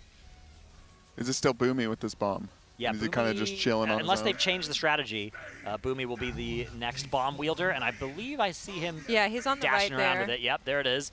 Boomy holding this bomb. So waiting for the frontal again to be able to charge it and then deploy. Yeah, we don't have to actually do it for a while here. This is a long phase. All right, he's moved in. It's probably safer in melee because they run all the circles out. Yeah. And they're probably not going to put any blaze lines right through the boss either. Okay, there is that Giga Blast, which he will use to charge this bomb. This is one of the ones he doesn't soak, so he's got to get out to the right on this one. And then he has to get in to these sparks to charge it, or maybe he can do it on the next frontal as well. Picks up 1 spark. Bomb is now at 25%. And then on the suppression, he can escape and pick up these sparks. Oh, but they're now all gone. So now he will need another frontal. So the time limit to pick those ones up is by the time that suppression and Gallibuck's finale blast cast finishes. Now he's going to need to pick up more of them, but maybe there is another frontal coming. It looks like we're not in danger. The Giga Coil isn't zapping them all yet. So another frontal now. This one hits group 1 for the 2nd time. And then is there a Giga Blast on the way? Seems like we need one soon to be able to charge here. They're getting suppression next, so... There's Giga Blast. All right, so this should be the one that Boomy can use to pick up his sparks. But first he has to run out for the suppression. Yeah. Is the suppression going to destroy the sparks again? No, okay, so the sparks just are on a timer. It just happened But he has the issue of everything there being like... Yeah, he's got to wait for this to go away, and then he can quickly dip in. He's got to grab one more. Now he's got to not be in that soak, and then he's got to get over it. So now he can deposit it. Wow. That is so much And that he's he waiting, has to care actually. for. And now Okay, he gets also over, gets... Transcends back, but he's getting zapped. Vivifies himself. Okay, No I think defensives we're left. okay. I think we're okay. But now he has to get out of this quadrant because this quadrant's about to get electrified. Yep, but we're Okay, he's done it. All right. All right, now everybody who's got that BT buff can't die. Fired up, dropping pretty low, also can't die. Another Giga Blast, but bang! Down goes the raid, but not all of them. There are still another some chance. rises. Here we go, Tinker Stinker, lose the floor.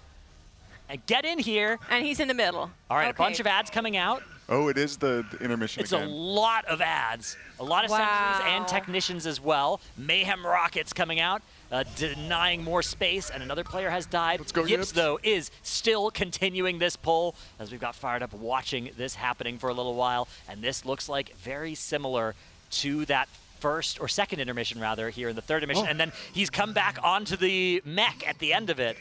Wow. We are seeing some action here.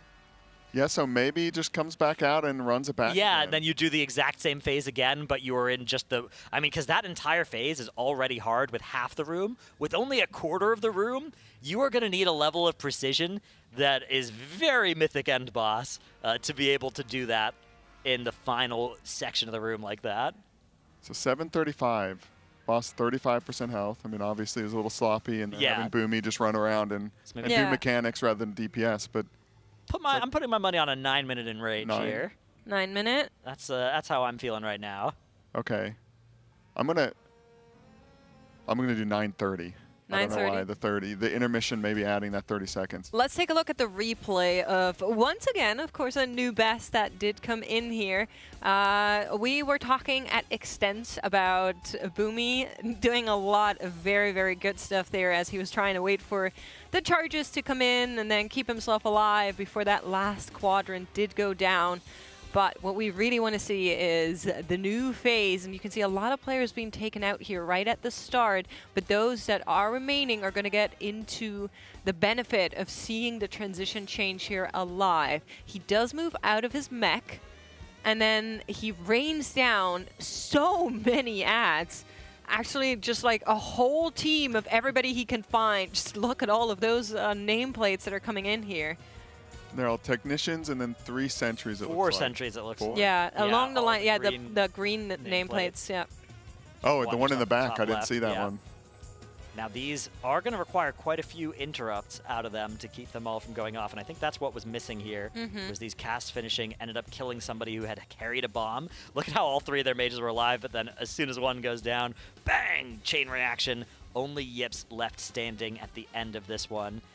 But this is still enough for us to see that it looks like after this Mayhem Rockets cast, maybe, we are going to be entering the final stage of the fight. So he's still in the middle, and Dratnos, you were saying he goes back into his mech. Right at the end of this, okay, so Yips is doing a heroic job of keeping this alive, even after getting zapped up quite a bit. But yeah, look at this. Now he flies back into the mech and is reattaching. Oh. Then the wipe came in.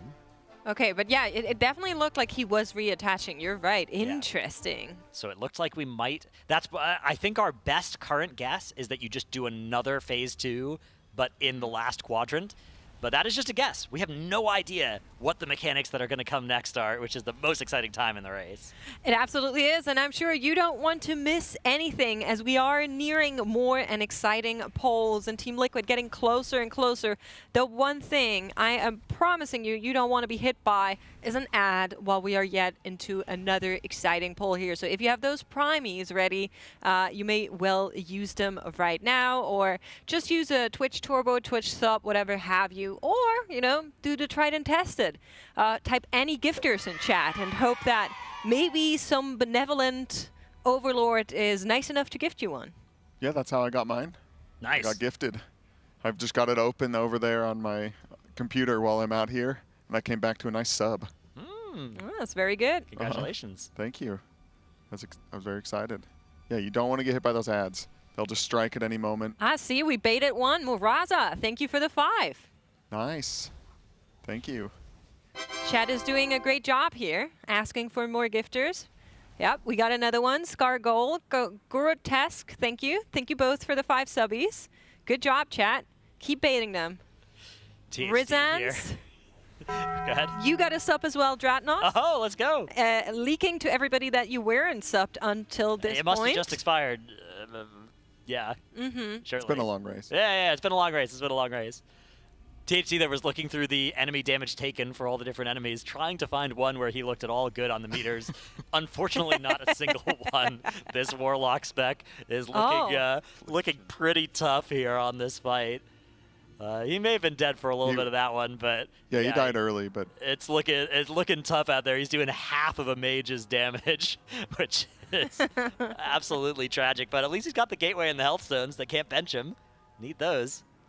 Yeah, and then if he's doing less than the mages on the AoE, they're not even trying to AoE, it's just happening. Yeah, they're doing it for free. Yeah. The old fire mage. That's one of the most fun things about fire, I think, is just that the ignite cleaving. Yeah, I feel like the movement on this fight as well is the kind of thing that Fire can play around, and Warlock suffers a lot more from. I mean, as well. I just need to call out a little bit more here. NSC 360 gifting 20 subs to everybody. Wow. Thank you very much. Thank you. And thank you everybody that keeps writing any gifters. That is truly the tech, I'm promising you. It's working. Nothing else. You're not allowed to add anything else. You're not allowed to say, oh, I have it so bad, gift me.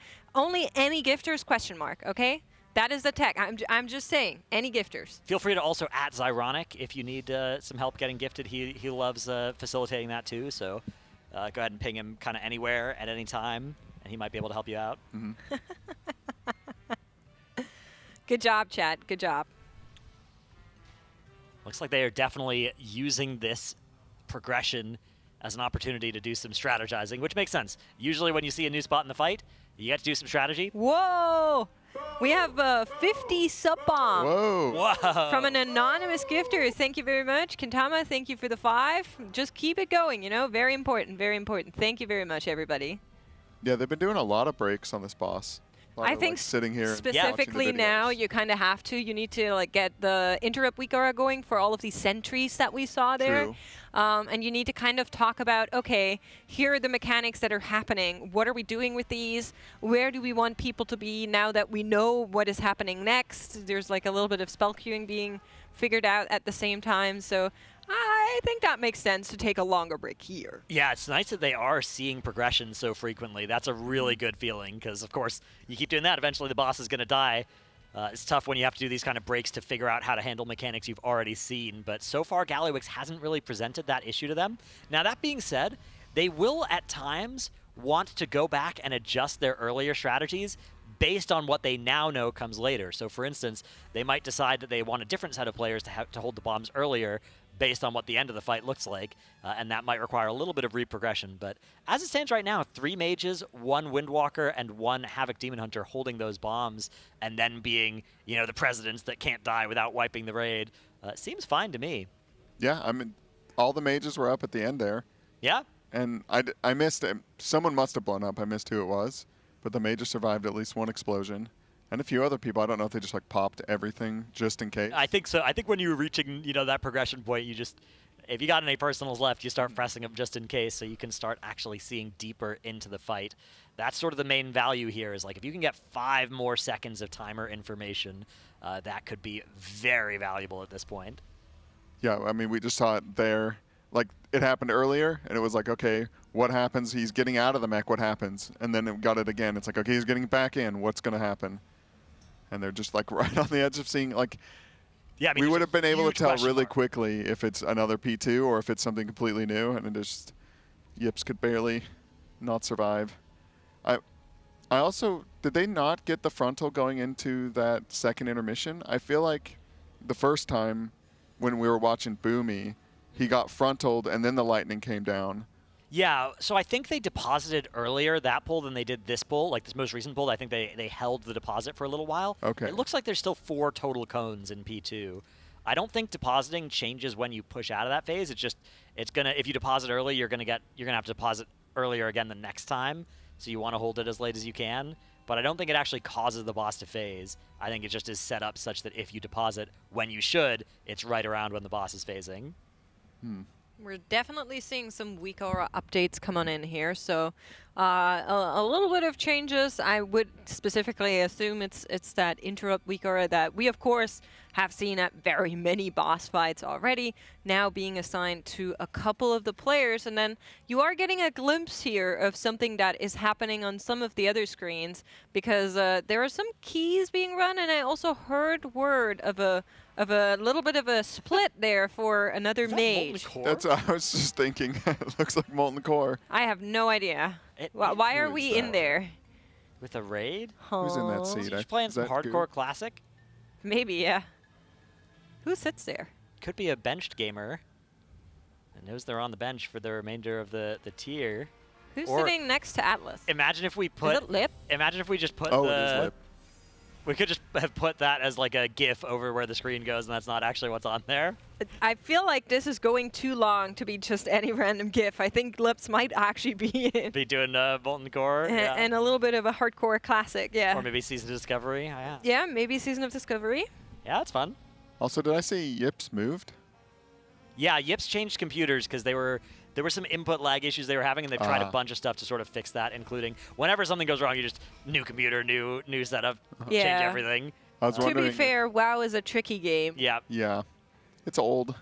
It's evolved a lot. I think our best guess is that it's not on our end there as well, but you still change it, right? Yeah. All right, we brought up to Max that we could see him through Yip's cam, so I thought maybe he was like, get him out of my life. Don't let them see into my room from the side. he had some issues, definitely. So just moving him around, making sure that there's nothing happening there that's maybe wonky to some extent. You know, sometimes it just can be like a specific cable that even can get you some input lag. So everything good on his end now. He's chilling. He's fine. And we are waiting for the Raiders to pull again 71 pulls into Chrome King Gallywakes. And we have seen a new phase here at the Alienware training facility. It's getting quite exciting, and there's some rumors, there's some quite big believers expecting this boss to go quite low today already. And honestly, it's 4 p.m. They still have like half of their day to go through. A lot of time here. What would be really good is sometime in the next hour, if they can get another 20 seconds into that phase and really see what the cast sequence is, because we're nearing sort of that halfway point between lunch and dinner, and that can be a great spot to just call a 10-minute break and look at those sorts of things that you've just discovered. So that would be nice. And then, of course, a big jump in progression right before dinner is also always really big value. They managed to do that for lunch, right? They got a really good progression jump just before lunch, and then Max was able to strategize all during lunch, and that is really good for accelerating progression on this boss. Yeah, I was talking with Bart, who's like the main weak aura guy, while we had our Monster Energy listen-in earlier, and he was saying that entire lunch break, they spent, he got like a one-on-one with Max, and Max explained the entire fight to him from what they think is going to happen, just to make sure that Bart has a little bit of early info that he can start working on some weak auras, cooking some stuff up that they might need later on. So very, very exciting stuff to see how far they've already come. Yeah, a huge team effort coming out from everybody. I mean, just having, I don't know if they're waiting on add-ons and stuff here, but if it is delaying them at all, you can see why it's so important that they're like really getting working on it as soon as possibly can. Our note has just been updated and a ready check has come out here, so we may be getting ready to have this boss pulled once again. After a progression pull, after I think 2 of our last 5 pulls have been progression, which is always a great feeling. Absolutely phenomenal. Basically back to back, right? Yeah. Like, seeing into that phase for the first time and then actually seeing like 10 seconds into that phase the second time around, really giving you a lot of information to work on. Of course, at the same time, giving that information to Echo, who are also still awake, I believe. So going a little bit later today. I saw their progression update like 30 minutes ago down to that 66% point. Maybe less than 30 minutes. I'm not sure if they are still going to be going for that much longer tonight, because it is getting pretty late now for them. It's after midnight, right? Yeah, 20 past midnight over in Germany. I'm not sure if they're still actually progging. Yeah, we could run into a crazy moment where it looks killable tonight, but then Liquid can't quite, doesn't have the time to finish it off. And then the fear, coming in of like, is Echo just going to kill this before we get up? Well, they just went to bed, so...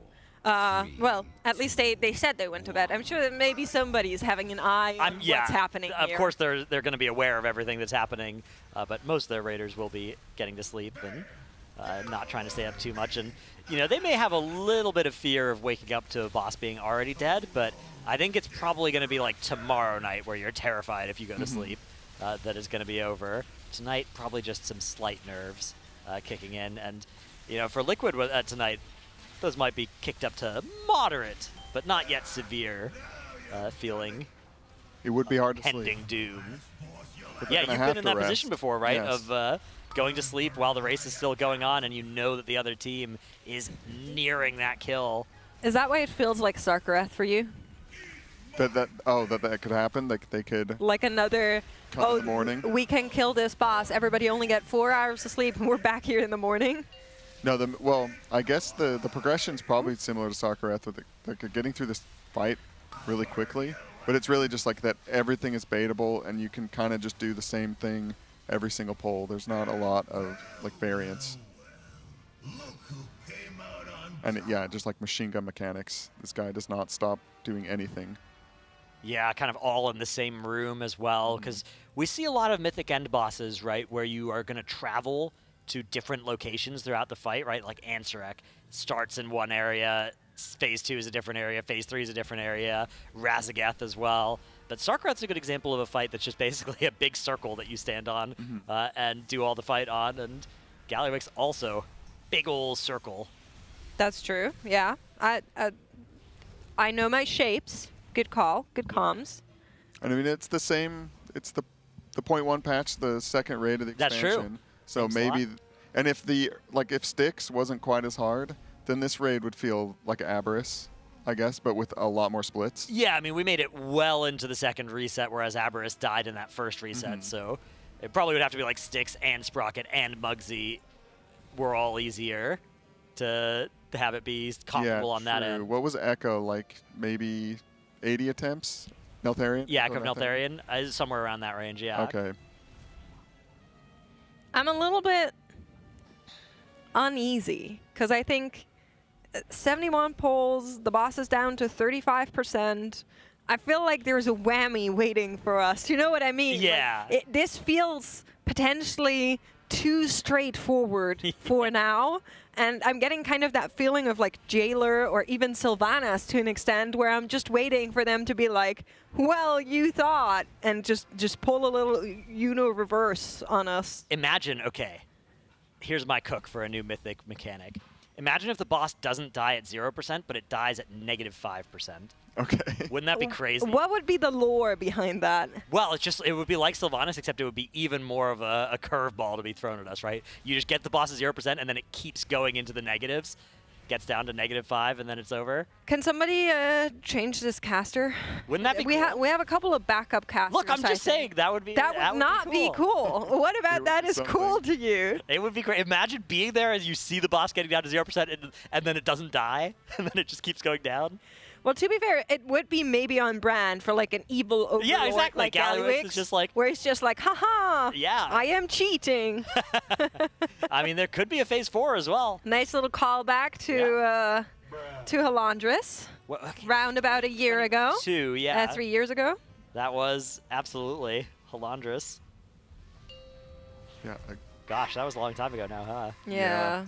And we're still living with those Halandris bombs to this day. I would say only Fire Act really had Halandris bombs as like this fight. Not really Halandris bombs, because you don't have any of that, like any of the hot potato. Listen, I personally never left the pit of Boston, so if I say it's a year ago, that's how it feels to me. Just a little brain lag there, but yeah, definitely. I feel like this is one of the bosses that will just forever exist in the history of the Race to World First. Halandris. Because of how absolutely relevant it was to that tier and that progression. Yeah. Just kind of like out of left field. No one expected a middle boss to be that insane. Normally that's a penultimate or end boss kind of. There was what, like 4 days of progression on Halandris, which that's like double Styx. A double Styx, which is crazy, because Styx was also absurd for where it was in the raid. Yeah, and then you had Anduin coming up, who was already kind of an end boss. Basically a full end boss, yeah. And then there were just 3 bonus end bosses afterwards. 3 unknowns. Yeah. I just need you to know that we procced another doc. I won't leak more than that, but coming up soon. Oh, wow. Here on the show for sure. We're just getting blessed today. Maybe that's why they've been doing such great progression. Just a little bit of extra doc procs. Energy. Yeah. Yeah, is there something about, is it Saturday? Is Saturday the day that the dogs all come in? I have Or was no that just idea. good It's RNG that they all came in on the I same think day? we have good RNG. All right. I'm not complaining. Nor am I. Oh, Ham and Cora are just loving each other. Well, we were doing no spoilers. No, Yeah. that's not the spoiler doc. I see. That's good old Ham. Huh. Well, now you kind of Get it. spoilered something, but it's okay.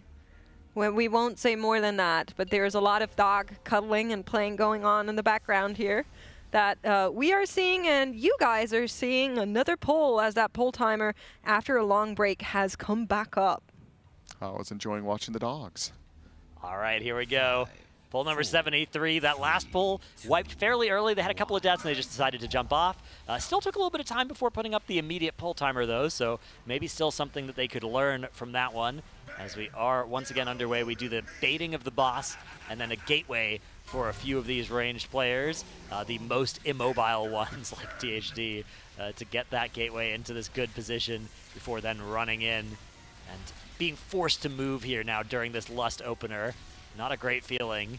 Nope, just stepping, getting a Shadow Bolt off. Yeah, it looks like he's just zapping Yips and Scott in front of him as well, which is fine, all part of the plan. Yeah. And then he's got to do his nice hard cast seed, dot these guys up, and they're already almost dead. Doing his best on this Affliction Warlock. Huh. What if, you know, I'm just trying to cook what else could come. What if Salatath spawned in and did a little bit of mischieving? A void phase? Yeah. Yeah. I say like, Gallywix, get out of the way. I will handle this, you useless fraud. Imagine if there was just every fight starting in the War Within, so they did this with Ansarek as well. Imagine if every one of these bosses had a Xalatath mythic phase. Yeah. And you just, like, on Ansarek, you get her from 100 to 80, and then on Gallywix, you get her from, like, 80 to 60. And then eventually, like, by the end of midnight, whenever we fight her, if that's when we fight her, she starts at, like, 20% because you've been, you know, damaging her from all these other fights. That'd be cool. And then she dies at -5%. Very cool. A new mechanic I'm shipping up here. I'm workshopping. Oh, Dratnos, just because you say it more so than cool. once doesn't make it more correct. Many are saying it. No one is. I'm seeing it all over the internet. Yeah. Oh man, no, I know that she abandoned him in the cinematic, right? She's like, you're useless, I only need this thing, but who knows? Maybe she has a weak spot for good old Gallywix. What's the thing she needs? It's like the medallion, but it's been yoinked. Yeah, there was, spoiler alert for the Liberation of Undermine storyline, but that item got yoinked by some ethereals. The Gallywix was tricked into thinking that they were serving Xalatath as well, but they weren't. They were just serving their own self-interest, fueling speculation on my end that next raid will be an ethereal raid. Return to Tazavesh, patch 11.2. You heard it here first. Can we get a poll going on whether or not there's like a big surprise at the end of the boss? Something like another extra phase? Yeah, mythic secret phase 4. I mean, another phase healing, 4, yeah. another like -5%, something like that. Can we get a poll going on that, mods? I'd really like to see what the people are saying, you know? It's going to be tough to, if we did it as a prediction, it would be tough to like just be like, do you think there's another poll, big surprise at the end of this boss fight, yes or no? Yeah, that seems fair. I think that's a good. Have another wipe here. Malarkus, Impec, and Dryny all down. I don't think they're going to be able to make too much progression back into phase 2. Down that healer. Yeah, now smacked down as well. I think, yeah, you can see them all jumping into the middle there. Which, there was a lot of speculation that a secret phase would involve jumping into the middle with that arrow you can I wanted that. pointing down. It still could happen at the end of the fight. That's right. That could be, That's where the last, -5% are happening. Exactly. The last platform gets electrified and then everybody has to jump in the middle with Gallywix. That could be fun. You go down into a little basement. And it doesn't telegraph it. You just have to There's like a little mean goblin face in that hole as well. If we go over to Shaq's perspective, we can actually see it right now. Production quick. Oh, no, he's accepting. We got a flash. Oh, just a glimpse of it. Close. Yeah, angry goblin. Yeah, there's definitely something down there, although it could just all be, you know, aesthetics, because you do throw the bombs in there. Gallywix does hang out there, so... It's just his little lair. Ooh, update on our Coinbase leaderboard. Instant dollars now jumping ahead of Fat Shark. Yes, still in that fight for World 5th. Sprocketmonger Lockenstock now sub 2% along with the Europeans there. So right now we've got 1 NA guild and 2 EU guilds in the top 5. Let's see if that equalizes or turns into a 3-1 advantage in this fight between ID and FSY. I wonder if they ever had, like when they were designing this fight, if they had all 4 clear and then just, he had more HP and you just did more of the phases, but then you'd get more bombs, which would make it more difficult, like more debuffed players.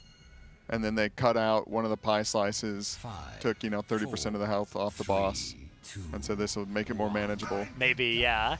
Because you could do the fight with all 4. It would just be longer. Right. Mm-hmm. Yeah, I wonder what the intention was as well. I know sometimes as well they get the boss rooms and the boss mechanics are done in like a sometimes different order. So maybe an adaptation there to just, okay, we don't want another 12-minute fight. Yeah. Let's have this room come pre-electrified a little bit. I like it though. I like the. It really does feel like a mythic change here. As looks like a quick wipe is going to come out here. It seems sort of like a big old lag spike. I was gonna say there. It looked kind of like we had a little bit less frames than per usual. Of course, in the past days, the NA servers have been less than kind to our raiders here at Team Liquid. The boss was still shielded there as well. I guess it finished its cast or something. It just started the phase with the shield still on it. I've never seen that before. Yeah, I mean, if nobody is doing anything, right? Like, fair enough. No damage. Yeah. Must be checking some timers. Maybe, yeah, or maybe there's sometimes if you get a weak aura push and then accidentally you put some malware into the weak aura, yes, gotta malware. fix that back out. Yeah, that does happen from time to time if you are hot fixing weak auras on the fly. So I'm not sure what caused that lag spike, but hopefully they can get to the bottom of it, or if it was just on the games. Could be servers. Yeah, the servers have been not great. Both today and yesterday, time has been lost to server issues here on these NA servers. I was not able to kill a one-armed bandit because I spent so much time offline today. The most tragic thing to happen with the internet today in this building. That is tough. That's right, yeah. All you cams. Yeah. Who cares about the raid, right? Could have gotten another chance at some tier. That's right, yeah. I actually, so I did heroic on Thursday. I got nothing. And then I did normal mode Gallywix with like a full puck group. And then I rolled on the Curio and I got a 1. Oh. So don't ask me how my loot's been going. I don't want to talk about it. That's right, yeah. Yeah. Well, I'll have 3-piece then. Yeah? Right now I'm having a good 2-piece, but the vault could provide. We'll see if the vault is generous, but you guys definitely are, because you've been sending in pet pictures our way for the Pasadena Humane Society. So let's take a look together here at Savannah. What a good little pupper. Long nose. Very long nose. Let me see if they wrote something for us here. Beautiful Savannah on the couch with a blanket to not get the fur everywhere.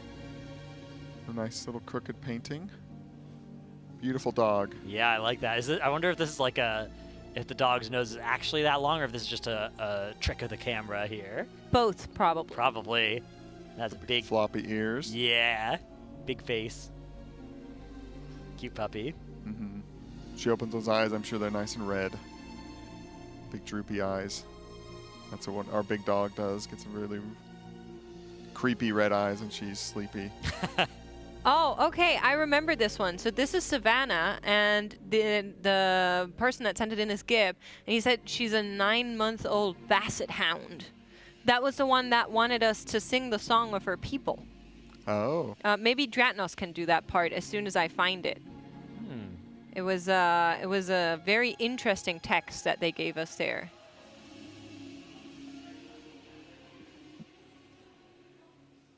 Hold on. Here. Could you please read this? Okay, this one came in and it said, "This is Savannah. She's an 11-month-old basset hound. She would like Kalamazoo to sing the song of her people. Beach mouse, beach mouse." And then, I don't know, there's just a bunch of letters there. No, you're doing great. Please continue. Beach mouse, beach mouse. That's a TTS thing? Okay, yeah, so. Tettle says it sounds like a beatboxing or something if you have that be a TTS, so that makes sense. Cool, thank you so much. Yeah, thank you for sending that our way. We appreciate seeing all of your cute puppers, as we also have a lot of cute puppers here at the Alienware training facility. You guys have been doing phenomenal. If you're waiting for transmogs, we are backed up. I'm just saying it's all going to a great cost. We're trying our best to get through all of them. And here is another pair of good dogs. Here are Goobert and Woola, submitted by Juicy Brew. Thank you so much for sending them in, saying, "Here are my beautiful babies."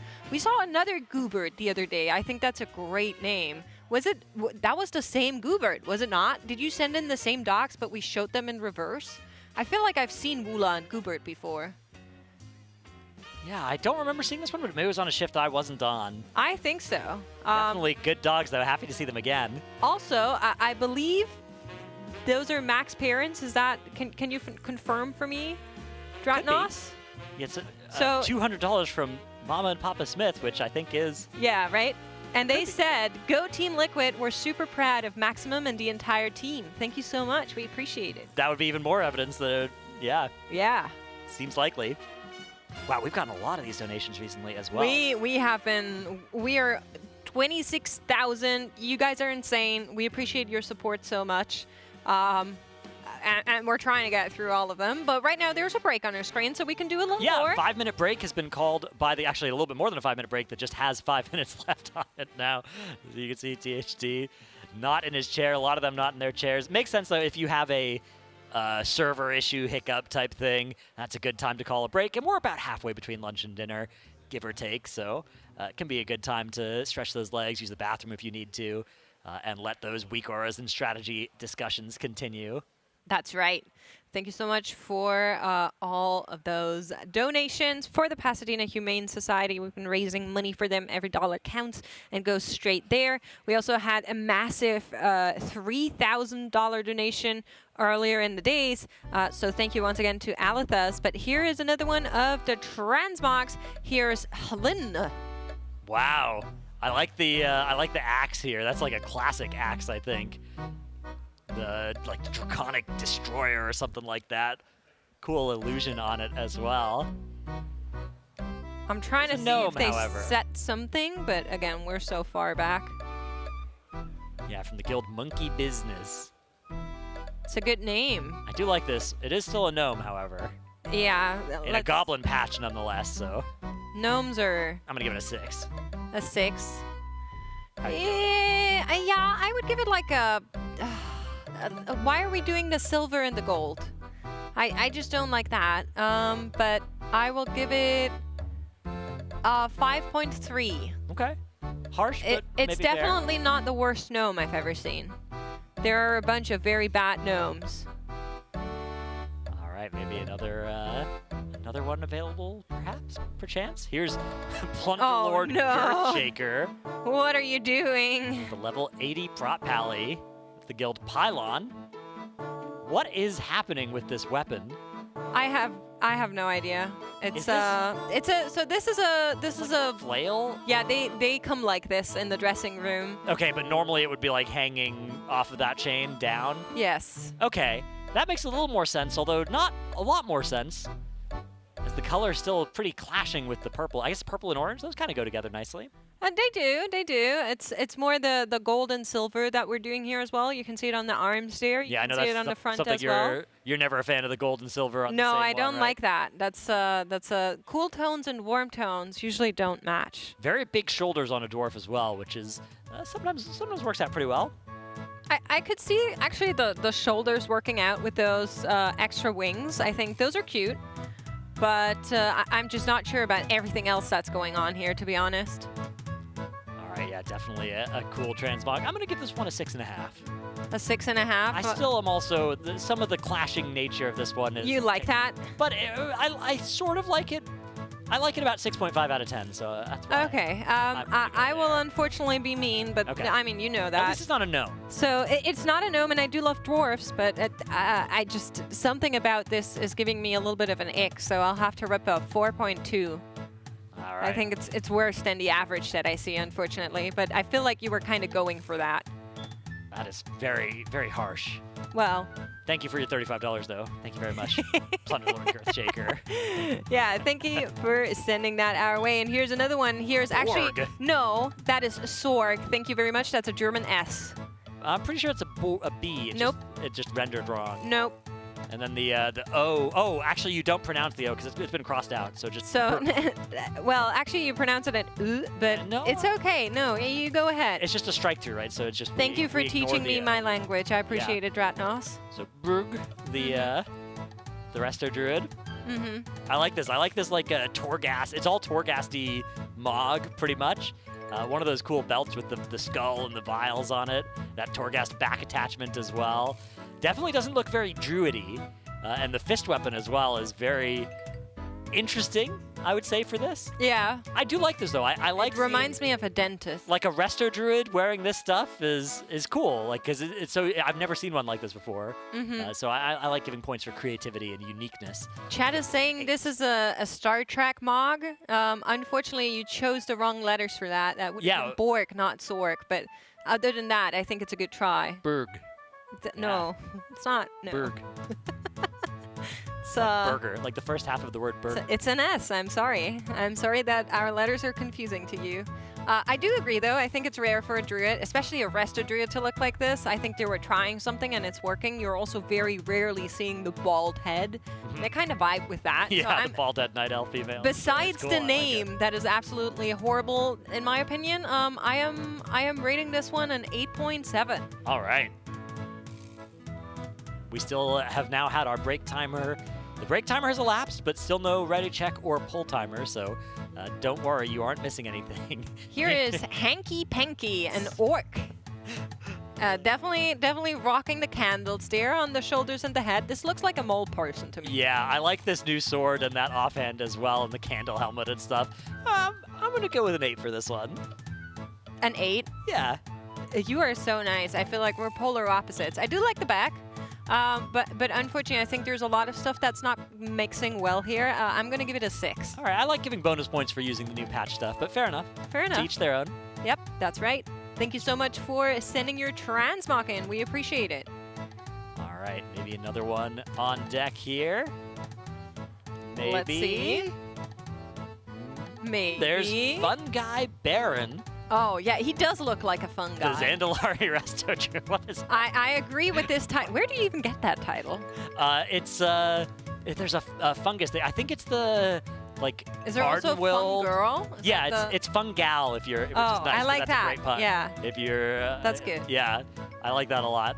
This guy looks like it would be very fun to go to a party with him. I liked a little bit of matching on the pink on the staff and the pink on the pants. Yeah. That's nice.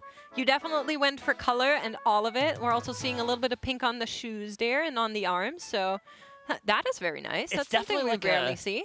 Like a, one of those, an exotic plant that just has a million different colors on it, but it does kind of work. And I think the way that the color changes from top to bottom here is actually, is working, because there's definitely, I think the thing that I don't like is the pants having this sort of purpley, shadowy, flowing stuff going behind them. That's the part to me that seems most maybe out of place, but... Can we zoom out prediction? Yeah.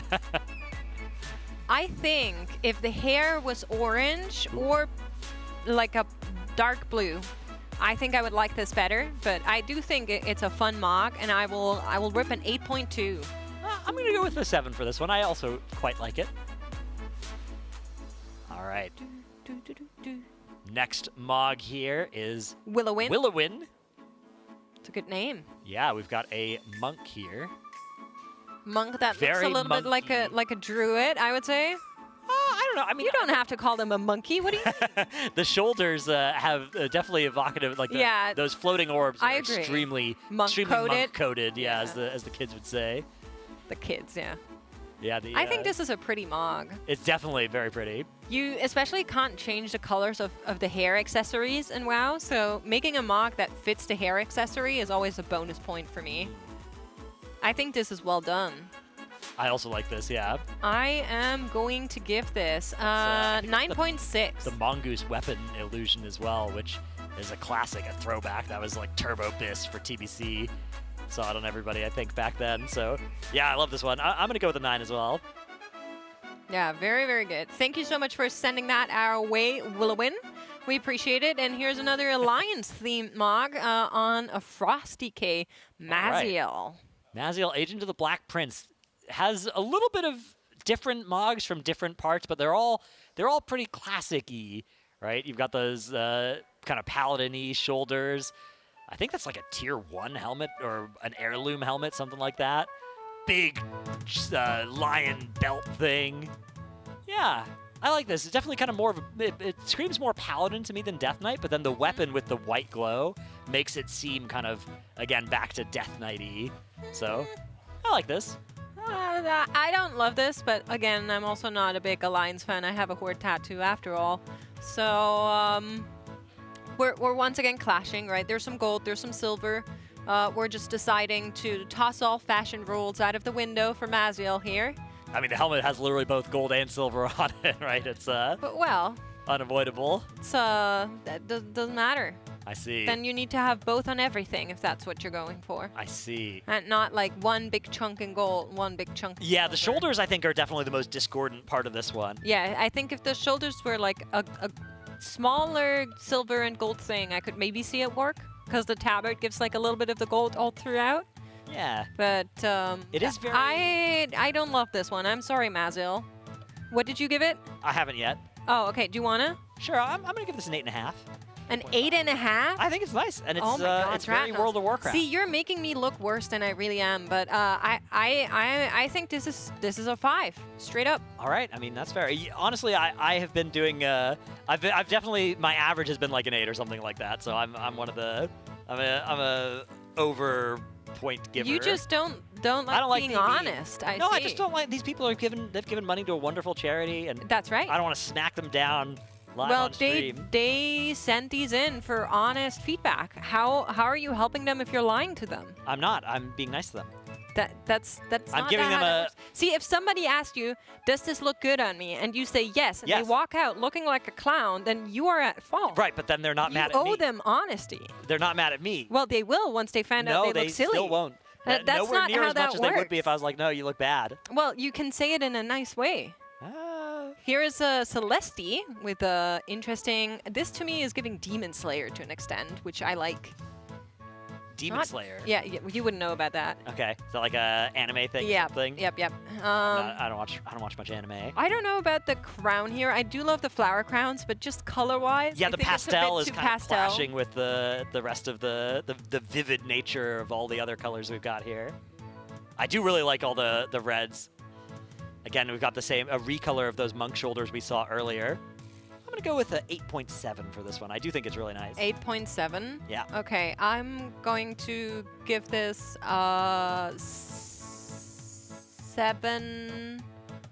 A 7 with a very long end. 9, yeah.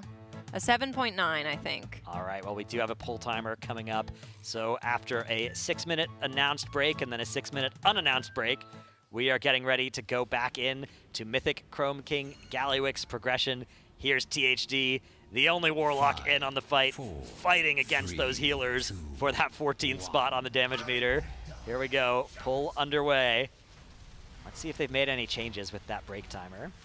Yeah, we're really hoping to see Far again, right? So for anybody that maybe has just now tuned in the past couple of minutes, we did see 2 really deep tries into a new secret phase that hasn't been seen before yet. And of course, the Dungeon Journal on this boss is more mystery than anything else, so we really never know what exactly is coming. Unfortunately, losing Draining here in the beginning, but can pick him back up. And we're hoping to see back into that territory of like the 30-something%. I will quickly point out that our best pull on this boss fight, the Spider L frame, making you believe something else, is not 0.90. That is that's a little bit of an oopsie with your L frame right now. But we're working on that, don't worry. Yeah, 34.96 our current best. Oh, best 0.10 now. Yeah, we're just making that up right now. It's almost about to die if you'll believe that. Lock in, chat. Oh, wow. Yeah, it's been a fun fight to watch the progression of, that's for sure. This fight looks like a pretty fun one to play as well. I love how one of its lines is literally, "I'm the last boss you'll ever see." It's a great... I love the silliness that is throughout this entire zone, this entire patch. Yeah, me too. It's very flavorful, which I enjoy a lot. And it's without sacrificing anything that makes the game great. But it's nice that it's not taking itself too seriously. I thought that, especially like if you look at maybe the Shadowlands era of the game, everything was all so, this is the most important thing ever. This is, the Jailer's this cosmic threat but it hadn't even really been built up, and sort of some cartoon villain levels of incompetence in some of his schemes and stuff. And I feel like Galliwix is both more silly, more fun, and also kind of more realistic as a villain. Yeah, to be honest, I think in Shadowlands we had so many evil people that you just kind of lost track of who was the most evil to an extent. So you were just kind of sitting there like, okay, like, can you guys decide on like who is the worst? And then the jailer came and you were like, so you're supposed to be like the big baddie? Yeah. And he didn't really just give me that vibe, to be honest. Yeah. It reminded me a little bit of like, you know, if you're kids on the playground one-upping each other with how evil your made-up character is, right? And like how big of a villain is. And the jailer was sort of just like, no, this is even more than all of that. Yeah, and then the boss fight didn't seem all that I actually liked the jailer boss fight a lot, but I didn't. Yeah. I played DK and my pets kept going AFK. Ooh, yeah, it was not a fun one for pet classes. I played DK, but I played Blood DK. Ah, yes, the DK that actually gets invited. Yeah, that was my pet only got summoned for a minute, and then actually that was the tier where you sacrificed your own pet at the end of its life and exploded it, which was fun. Yeah, that's true. Little min-max. Yeah, it was a good time. A little bit of exciting stuff.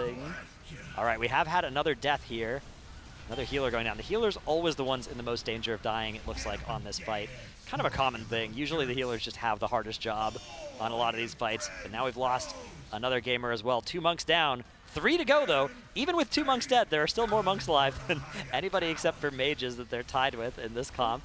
5 monks in on both the last 2 bosses. It is a very good monk tier. For now, are you expecting some changes to come in? Because usually after the Race to World First, we're seeing some tuning adaptions, I would say. Usually they try to bring other classes down and not just some classes, other classes up and not just some classes down. But with how kind of extraordinarily good monks seem to be both healer and DPS, I wouldn't be surprised if there was like a tat slap on the wrist. Yeah, I mean, I think that, so usually if there's tuning, it gets announced on Friday, but sometimes they will do some on Monday or even announce it on the reset, but usually that's dungeon or raid tuning that will get announced that late. Usually Monday for class tuning is like a small tweaks rather than sort of a big pass. Usually they'll announce a big pass on Friday and announce like 10 class changes, then change 2 of them on the Monday. So I don't think we're likely to see anything this coming reset. Yeah. Whether or not Callywix dies here in the Race to World First, I don't think that's going to matter for that. But I do expect that we will see some on the following reset. This happens to me a lot. THD accidentally opening up that achievement. Yep, I do that as well. Adventure guide, dungeon journal, achievement page, guild window. Whenever you're panic trying to healthstone, all of that stuff gets opened. That's right. Yeah, no, I think we definitely didn't have any announcements because obviously the boss isn't dead yet. And we don't know. I mean, Blizzard obviously knows much more about what is yet to come for the fight, so they might have the best idea of when this thing is going to die right now. And so maybe they're holding off on announcing anything to not cause any chaos or commotion, but I also wouldn't be surprised if they were holding back on just doing the actual class tunings until the week after. Yeah, I mean, there's not too much egregious stuff that needs to get toned down. I do think, you know, if I was playing a monk right now, I wouldn't be surprised if I was getting a little nerf at some point in the next couple of weeks. But most of the other stuff, like we're seeing a lot of mages here, but it's not so much that mage is OP and more that this fight is really good for mage. Muggsy was as well. But most of the other fights, you know, you'd play 1 or 2 mages, and that would be kind of the amount you wanted. Moonkin was great for one fight, not for a lot of others. Yeah. So I would love to see some small buffs, though. I'd love to see, like, that's right. Warlock single target going up a little bit could be nice. Some buffs to stuff like Holy Paladin. Is that because you're playing one? Is also partially for that reason, but also I think it would just be a fair spec to buff. Maybe Prez as well. Yeah. I don't want to say buff Og because I like Og not being great and not seeing a lot. You know, for the first time, we're going to have a tier where nobody's played any Og in the Race to World First since it came out. We might have an M+ season without it as well. But maybe some buffs to stuff like, I don't know, Brewmaster Monk. Because that's the one monk spec that hasn't really been getting much play or love. And stuff like Marksmanship, Survival Hunter as well. Can maybe get a little tune-up, although I've actually seen some logs of Marksman doing quite a lot of damage in some cases, so maybe that's a sleeper OP, or a sleeper not as bad as everybody thinks spec. I'm kind of curious for how MDI is going to pan out, because of course AWC and MDI have been announced, if you haven't heard about that yet, and there are a lot of classes right now that we're not seeing here in the Race to World First that are pretty good. Unholy DK, for instance. Yeah, Unholy DK, Havoc Demon Hunter doing really well in keys right now, which both of these classes I'm very eager to see more of for no particular reason, of course. So that would be nice. Yeah, I've heard the MDI this season's got some exciting new rules as well. So That's right. definitely going to want to tune into that one. We're going to be seeing more classes this time around. All right, so the pull there went bad. Actually, they got fairly deep into the fight, but there were players dead for quite a long time. Actually, that's pretty encouraging, though. The fact that you're able to make decent progression, even with some early and medium deaths into these pulls, that's always really nice. It's not one of those end bosses where one person dies and the whole raid explodes. Unless it's one of the 5 people who, if they die, the whole raid explodes. But there are That's 15 right. people that can die and they can keep progging, which is good. That is absolutely good. And you know what else is? Our sponsors, because they are making this event possible. We wouldn't be able to stem such a big production, such a big event without them. So huge, huge thank you to all of our sponsors. First and foremost, Coinbase, our presenting partner here at the Race to World First for Team Liquid. But of course, also a huge shout out to Honda, Secret Lab, Monster Energy, Alienware, MyBlue, RaiderIO, Wowhead, Warcraft Logs, and the DungeonDojo, as well as our charity partner, the Pasadena Humane Society. We're going to be going to a quick Monster Energy listen-in, and then after that, we'll be back with a new set of casters, so stay tuned. For all of them, like Mark plays back, Tobo plays right, Suri plays left, and then you guys just have more room for blazes, and then like wherever the people who are not soaking these blazes need to be for this, like I'm just trying to spread them out as much as possible. Just if you have blazes, you get the soak away from the soak. The right side doesn't overlap with blazes. Yeah. I mean, sure, it's good to have Nick in the soak. Like every time you're in the soak, you drop to like 10-15%. Like you're looking squishy. I'm getting hit by a bomb every single time, so I just don't want to creep people. We can have Nick not in the soak, but I feel like healer sealing off the healing absorb is good. Bar skin is like super broken. Like, I got hit by like 17 things there and still almost lived. Let me look at Impact's PV during this. I want to see if, because the only way to move any range out of a soak just would see if, I don't think adding melee would be good. That seems even worse. No, I mean they just have to play way more right there. I mean if the melee, right, so okay, question. there. Melee who are soaking frontals, do you have to do it in the middle zone realistically? Like where Impact is? Mages can just soak this, so I feel like we're never going to die. The reason I don't have you in it is because if you do die, we wipe. And like Fired Up was in fucking hell that whole phase, although he is doing something harder. He's taking extra damage. Yeah. I'm taking more damage. I'm gonna put my thing on you, Fired Up. Okay then, so what we could do, all I'm saying is like the melee, if the melee are actually here, shouldn't we just have the ranged out? And then that way you're even more giga spread? Or, I mean, we could have the mages soak if we want. Mages, do you guys feel like you can soak in this phase? I do, yeah. I can't with back there. I can also hit the boss from back there too. The bomb box is yeah, I mean the middle range is like the star marker, I'm pretty sure. Like would more it help? damage while the bomb isn't dunked. We could move Nick out and put, because Sang is renewing Blaze, so super goated. THD is a warlock. We could just put Dranaco in this soak and KSP in this one and remove Suri and Nick. I think theory seems fine because DP is actually kind of big. You like soaking? Okay, well, same thing on this side, though. So Smacked and Exile will probably be here, even though there's no big spread like that, but just be aware they'll probably be in this zone. So we just want to add Dranaco to the soak? Like when Tobo dispersion, for example, he just don't lose any health. Like. Were you watching what I did this Polamo? I just canceled it after the hit. Yeah, that's fine. Like, yeah. The problem is if you're low with the absorb, no one can heal you. So. All right, Dranaco is soaking this one instead of Nick. But this spread should exist, though. I think the range should be in the back for the soak. I think it'll just help melee and blazes a lot since you guys have that lineup. How much does it hit for? The soak? 4.5 mil, I think. Don't believe. So as a mate, if you're altering it, you basically don't want any externals. Because you want to take the damage, you can heal up the ship. I altered it when I got hit accidentally, like a couple of pulls ago, and it was a bit sketchy. Like you might want to have something else, like Invis or Ice Cold. Like I altered back, and the healing absorb was still on me. So what's the consensus mages on Ice Cold versus being able to block off that dot? I haven't really thought about it. I mean, Ice Cold just feels so much nicer to play. You will get a. Have you ever gotten the massive dot in that phase? I had a dot once. I think on those pulls it's probably nice with block, but I have only gotten it once, right? So it's like. Okay. Was there anything in P1 that needed to be changed? I think we're fine, right? There. I think P1. Oh, there was one movement. We were talking about like optimizing boss damage. There was one movement on that pull that was not great. It was the first and second ads. Yeah, I have to rewind because this is. Yeah, here we go. So it's this, right? Isn't this the move that Mark was talking about? We need to... I think we just need to, like, after we pull, like, after the technician dies, we just need to drag the boss to, like, star. Yeah, that's fine. We can do that. That's your pull, pull, I was doing it. When I was doing it, yep. So I was just dragging, like, when those blue circles spawn. Yeah, that's fine. I'll remind you on this feel pull. like it's bad for them to soak? Like, isn't it better for a Windwalker to soak than Impact? You just come after the hit, and then you can't die before you get topped. Hey, why wouldn't I soak though? My personals are fine. Yeah, but it's a 90-second cooldown, right? I've but I have Stormbolk as well, because I rotate them. Oh, fuck. My bad. Yeah, but not everyone has to soak. Like, bang. I live. And, like, they have, like, multiple defensives. You have, like, I mean, at best 2. I don't feel like I'm in danger in that phase at all, so... But are you soaking right now? Okay, Ryan, you should be here, by the way, on the soak. We can move out. On the inside? We can move out Impact for Zevi if we want to.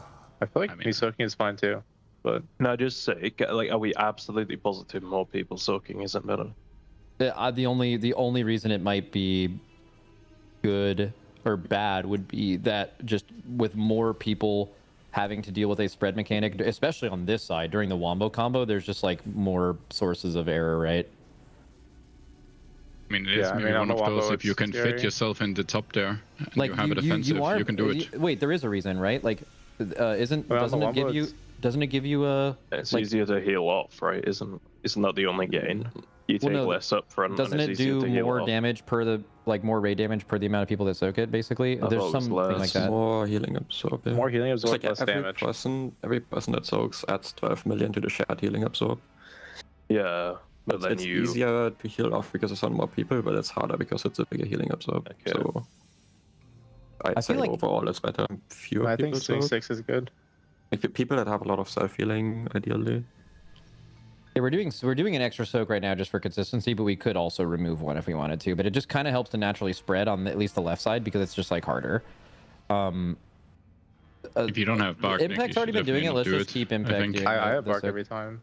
I think it's good. I just saw that our times 3 didn't have bark. That's like... Yeah, I mean, if Nick wants to do it, then we just definitely don't have Dranako do it because he has a bomb. I have some mildly bad news. Is the P1 reminders, I made them relative to each Giga coils, but apparently they're all just relative to the phase start. So depending on how fast you do the shield at the start of the fight, they might be accurate or not. So you should probably remake them. If you remake them now, they'll be accurate. Like you can just delete your existing P1 reminders and just make. Should we take, like, not a break timer, but just give them 5 minutes to do that? Yeah. I think now is just a good time. Is P2 on the reminder thing too? I'm adding the rest of P2. I mean, it's partially is, but I'm adding the rest of it. Is the P2 timer wrong too, or is it just P1? No, P2 is fine.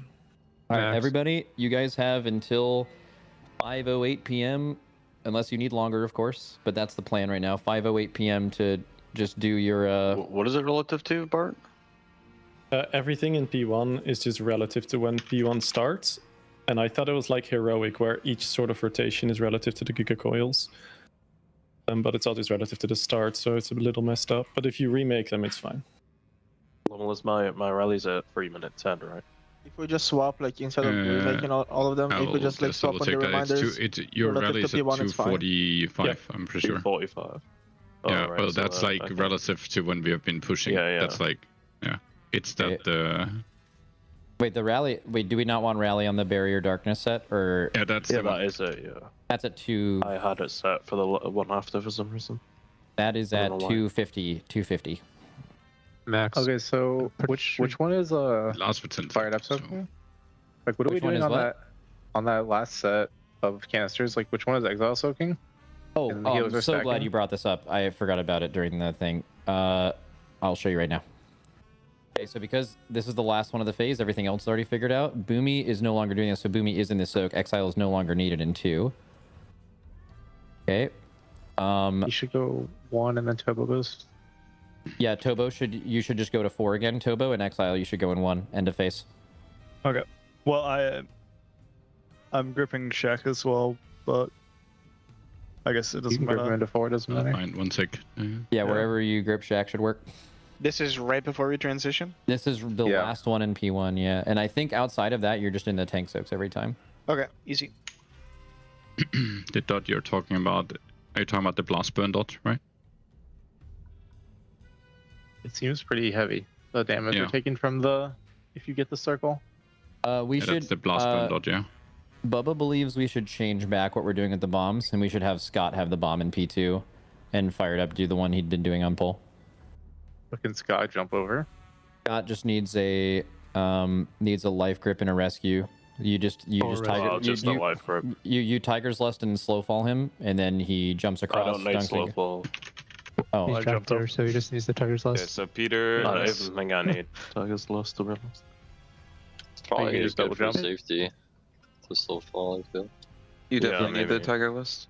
Are you sure? Look at this. Like, get ready to grip me, sorry.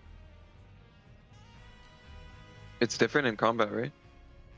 Is it slower in combat? I thought it was. What? No. I think you're making that up. Director's just slower for No, non-evoker. it definitely was. Yeah, it's just slower for non-evoker. I don't think it has anything to do with combat.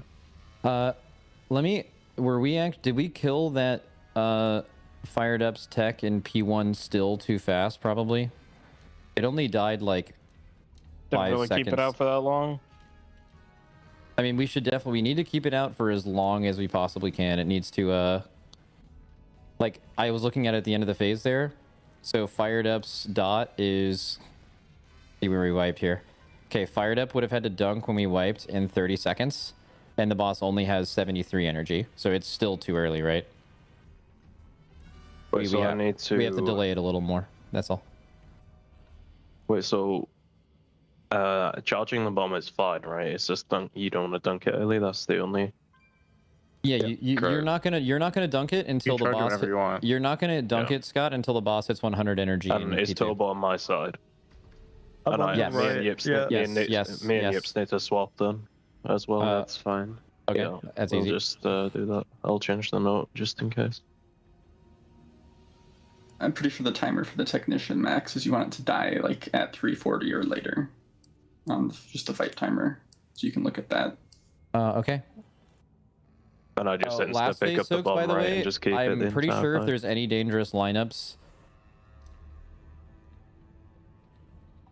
Is this how we wanted to do the soaks in the last phase, or do we want to send them mid? I think sending them mid there's not enough safe spots. I think like off to the side is fine for each one of these soaks in last phase. And swap me and Yips though on the pick. Yeah, I already swapped you in the other one. This is just I just went to the other slide, and I knew this was relevant. I'll put this in the channel. The tank would probably just stand in the lightning to get the cleave like that, right? It's a lot wider than that. Oh, maybe. Yeah. I don't know. I feel like that shouldn't be too bad for them though. But yeah, It's got more even doesn't edge really stuff. much. The edge stuff literally doesn't do damage to me. Let me just make sure. So P2 positionings for soaks, or sorry, the canisters. I just want to make sure we like have a fully updated canister thing. This is last one in P1.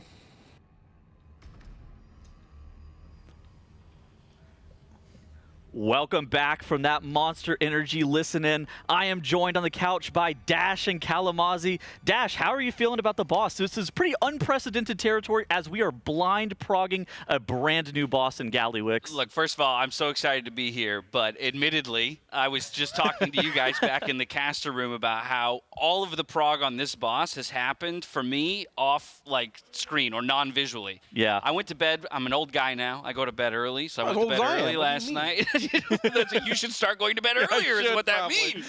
So no, I went to bed nice and early last night. I think I got off my computer at like 9:30, and then Muggsy died, I hear, within the next half hour. Yeah. So I completely missed the Muggsy pull and the initial prog on this boss. For those of you who don't know, I moved down to San Diego, which meant that then today I was making the drive up here. Well, all the prog is happening on this boss. So I've only heard the prog happen like auditorially, which is... I feel like I don't know this boss. If it makes you feel any better, nobody knows this boss. So basically, here's the situation. The Dungeon Journal is pretty much completely blank on what's going on in this fight. It has some of the stuff from P1. It kind of says that you start in an intermission, but realistically, there is very few, if no, mechanics that are actually being shown on this fight. Kalamazi, we watched some of this pretty late last night. We were here until like 1:30 a.m. watching them pull off stream. Right. how have you been feeling about this boss so far? And they've actually been having some pretty decent progression over the last couple of hours. I think this boss is sort of easy, right? I mean, okay, we're at a 7.5-minute timestamp with the boss being around 35% with being our best pull. And like, don't get me wrong, when I say easy, it's like, this is still insane. Like, the fight is still crazy. But for a fight not being in the Dungeon Journal at all, like, it's cool, but I expected it to be like a bit more of a slog progression-wise, comparing it to like Anshrek last year, which was a monumental just boss in itself. Anshrek was historically hard, though. True. Yeah. So wait, let's take a step back, if you guys don't mind, even further from like where we're at with the boss now, and just think about the approach of Blizzard with this boss. Like, what do we make of the approach to not put anything in the Dungeon Journal? Like, just as a choice, do we like that from a design perspective? How it affects, you know, the way Raiders approach the fight? I would love for them to blind prog everything. If we had it our way, I would make the raids a little bit easier mechanically, but then there's like no Dungeon Journal and it's a forced blind prog on everything. I think that would make World of Warcraft raiding just in general a lot cooler, because then you don't have these weird PTR testing, and I feel like you just like know less about the fights going into it, and I think that would be super sick if it were to happen. Now, Blizzard needs you to PTR test the fights to make sure that there's some quality assurance, of course, but I think it would be really cool if it was like that. I mean, I 100% agree from a spectator perspective, right? I wouldn't even begin to theorize what a world first raider would want in terms of a design approach. But I think that's one interesting question, right? Just alone, the approach of Blizzard to say, hey, for this final boss, on top of no testing, we're also going to remove or just disallow information to be learned until we get into the fight itself. And then secondarily, I wonder how you guys feel that approach from Blizzard might affect what types of mechanics are actually in the fight and how they actually design the fight, right? Because exactly. If we can give you some prior knowledge, we might be able to design a harder fight. To your point, like this feels easy for Race to World First because there's 75 pulls in and they're this far on a final boss. That's pretty crazy. Do we feel like maybe Blizzard was limited or like accidentally self-limited themselves by saying, okay, because we're going to hide so many things, we can't make this a tremendously difficult thing. They're going to have to figure it out by observing and by experiencing. It could be, yeah. I wouldn't mind a world where we have just like no PTR testing for an entire patch and see how it goes. See what happens. We had that in Sepulchre, which I mean a few years ago, and that was a long slog. We had the last three bosses, Lords of Dread, Rygalon, and Jailer not tested. And but come on, that Rygalon fight is like all time. It was really good. That's all time. We got all time out of that. So I will say, and this is my tinfoil hat here, I think that Blizzard's ready to conclude the tier, basically. We've had a bunch of really difficult fights. We had Styx Bunkchunker being over 100 pulls. We had Sprocketmonger being over 100 pulls. One-Armed Bandit was like 60. Muggsy was like 140. And now, like, if you slammed like a 300 pull Gallywix at them, this would just be, it would be going to the third reset. It'd be like last year. I think that Blizzard actually wants it to be a slightly just less daunting task to just, no more Queen Anne Select 400 pull endeavors here. Well, I know that's been another discussion you guys have had a couple times throughout, just kind of the idea that the pendulum, right? The raid pendulum. And I don't know if the pendulum, I mean, the pendulum, it's maybe finding a different rhythm. We're still on the overtuned pendulum. It got stuck. The pendulum got stuck. Somebody's holding it. Yeah. I mean, again, don't get me wrong. Like, I know that for myself as a viewer, this is much more the version of a difficult race is much more the type of race that I prefer to watch. I loved hard races as well. Like, Sepulchre is my favorite race. But I want races also to be sustainable, which I think then becomes another question too, right? Again, and that's something you'd have to pose towards Max and the Raiders themselves around like what really is a sustainable, length of race, pace of race, and difficulty of race. Because, normally these guys aren't working so hard so early on into a mythic raid, right? I mean, they're not getting stopped at boss 4 in the past, that is outside of a rare. Halandris or something like that. Right. And so just like what kind of a mental toll, physical toll does that take on these guys? I'll be very curious to see how they kind of, come away from this race in the end. Maybe the week after it all concludes, hearing from Max will be very interesting. Kalamazi, all right, so for the viewers who are just now tuning in, let's kind of talk about some of the mechanics that we're seeing here. Again, not much is really known about the Dungeon Journal, and if you've done this boss on normal or heroic, this fight is very different than that. So what are kind of some of the core mechanics that we're looking to see on this boss just in general? Right, so this boss basically starts in the intermission that you see on heroic in phase 1 here. The moment it starts, that big mech suit slams down, and that rotating lightning beam is coming out, which you have to rotate around. But on Mythic, there's these tethers that attach to basically every player, that if you cross someone else's, you just die. Okay. It's a DPS check literally at the start. It's a half minute. If you don't beat the shield, you just wipe. When you do, these platforms begin to come down. You see them at right now. There's 2 wrenchmongers and 1 Giga Juice technician on it, which when you kill him, drops a bomb. And that bomb can be picked up by a player, brought into these. The boss is a frontal. It's that large blue beam he puts out that drops like 6 of these electric orbs in the ground. Yeah. Right, which you then charge the bomb in. A player will grab the bomb from the technician, run it into the 3 electric orbs, charge the bomb, and then throw it back on that platform. But they had this, like, residual bomb clamped to them. Yes. If they die, the whole raid just dies. And in addition to that as well, so that's kind of how the first intermission in phase 1 work. Then once you throw the bombs at some of these overcharged coils, eventually there are ads, these technicians, 2 technicians fall out of the sky. And both of those Giga Juice technicians, whenever you kill them off, they also drop 2 bombs. But now the gates won't be, they won't be like down, they will be in like an elevated position, or they actually won't even be appearing at all. And then you have to use some movement effects to be able to, you know, we're using like Shakib and Boomy here. So like a lighter than air plus roll with the Transcendence, or like a double jump Vengeful Retreat, and you have to jump a gap and actually deposit the bomb and then be able to make it back onto the platform. And this fight is just absolutely crazy with some of the mechanics that they're throwing at the players. Yeah, on top of that, you have these 4 TikTok canisters coming out here, which need to be soaked by the raid, while you have those 2 larger raid soaks coming out as well. So it's just an insane amount of HPS required so often with these just DPS checks, HPS checks from the get-go on this fight. We were kind of hanging out with Atlas and Lip last night, and one of the things that they were talking about whenever they were talking about the relative difficulty of this fight, and kind of like Kalamazi was saying, was we were surprised that the boss is at 35% already. A lot of it comes down to the fact that these heal absorb effects, they could have been tuned really hard, but instead Blizzard elected to not ramp them up as hard as they reasonably could. If they put them at a much higher level that was required to actually heal them off, this fight would have been insane. Yeah. No, 100%. It seems like a majority of the wipes on this boss come as a result of pass-fail mechanics. Yes. At least that's, again, a lot what of them I've been hearing. Yeah, well, so there you go. The clamps, like Kalamazi mentioned, the moment that somebody dies, whenever they have a they had a bomb that was clamped to them, one of the Giga Juice bombs. If they ever died, then that's an immediate raid wipe. And so there's a burden on these players to never actually make a mistake after they have picked up the bomb. Which, in most circumstances, you know, if you had 1 or 2 people die on a fight, you probably weren't killing the boss anyways, but it kind of impedes progression in a way, because you can't have those players die, otherwise you immediately stop that pull. Yeah, it makes me wonder... Sorry, Dash, go ahead. No, well, no, I was... Mine was tangential, so sorry. I was going to go elsewhere. It makes me wonder, like, I mean, you see them playing 3 mages here, right? And they have their 3 mages carrying the bombs. They've changed the cadence of who's carrying the bombs early versus late, though. Mages having that cauterize for that cheat death, in a sense. So the tanker classes are more relevant for that, but how do you want to stagger them carrying those bombs is very important. They're gearing a 4th mage. I heard that they were splitting a 4th mage behind. Scenes, oh lordy.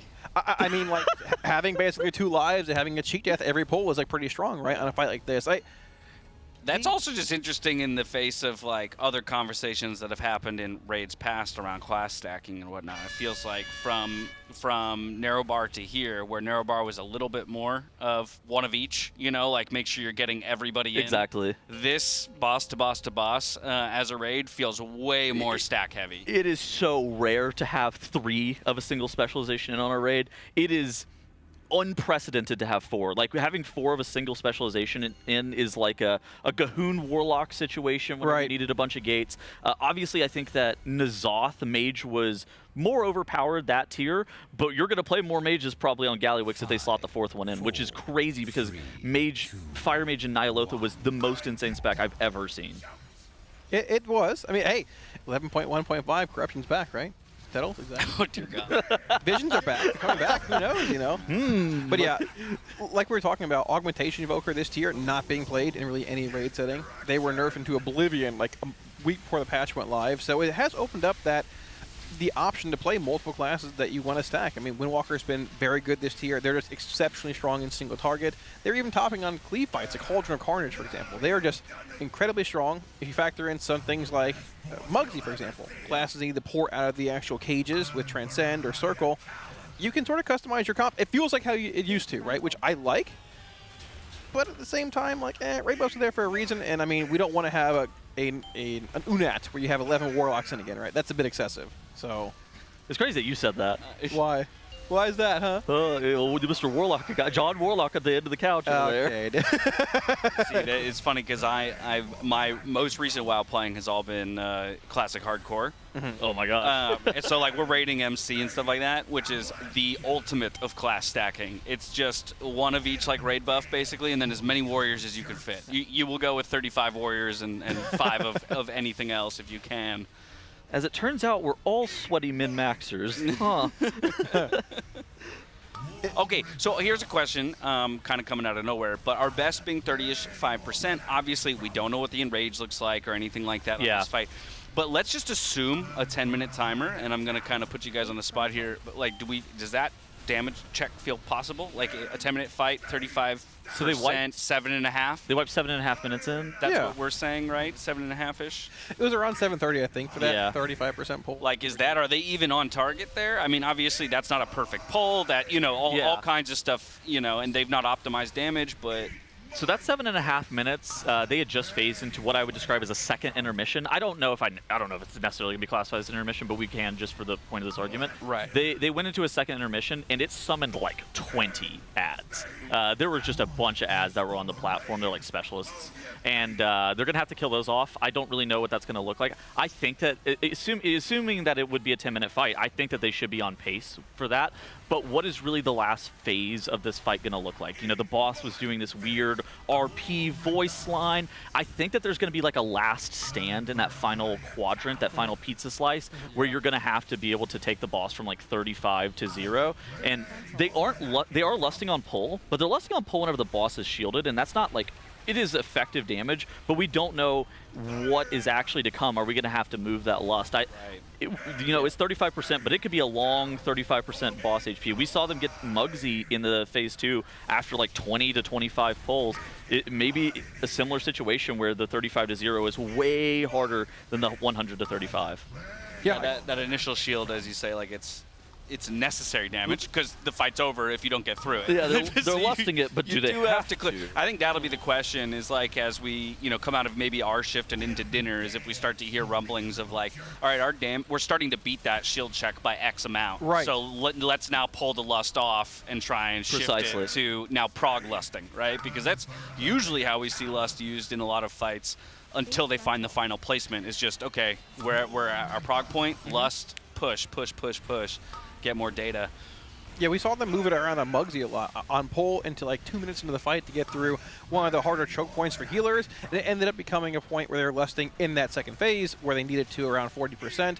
Even like back to Queen Anshrek last year, they were lusting on pull when the boss went into that intermission with that massive shield, and it was like, this is just insurmountable. How are we going to overcome this? But over the course of 300 pulls, they found the damage, the familiarity thing, right? And it just comes up naturally. We saw it there, saw it on Muggsy, and we'll probably see it here if need be. So we also saw recently that Echo were able to down Muggsy probably within the last couple of hours, and they pushed their raid night rather late, especially considering where they had been finishing.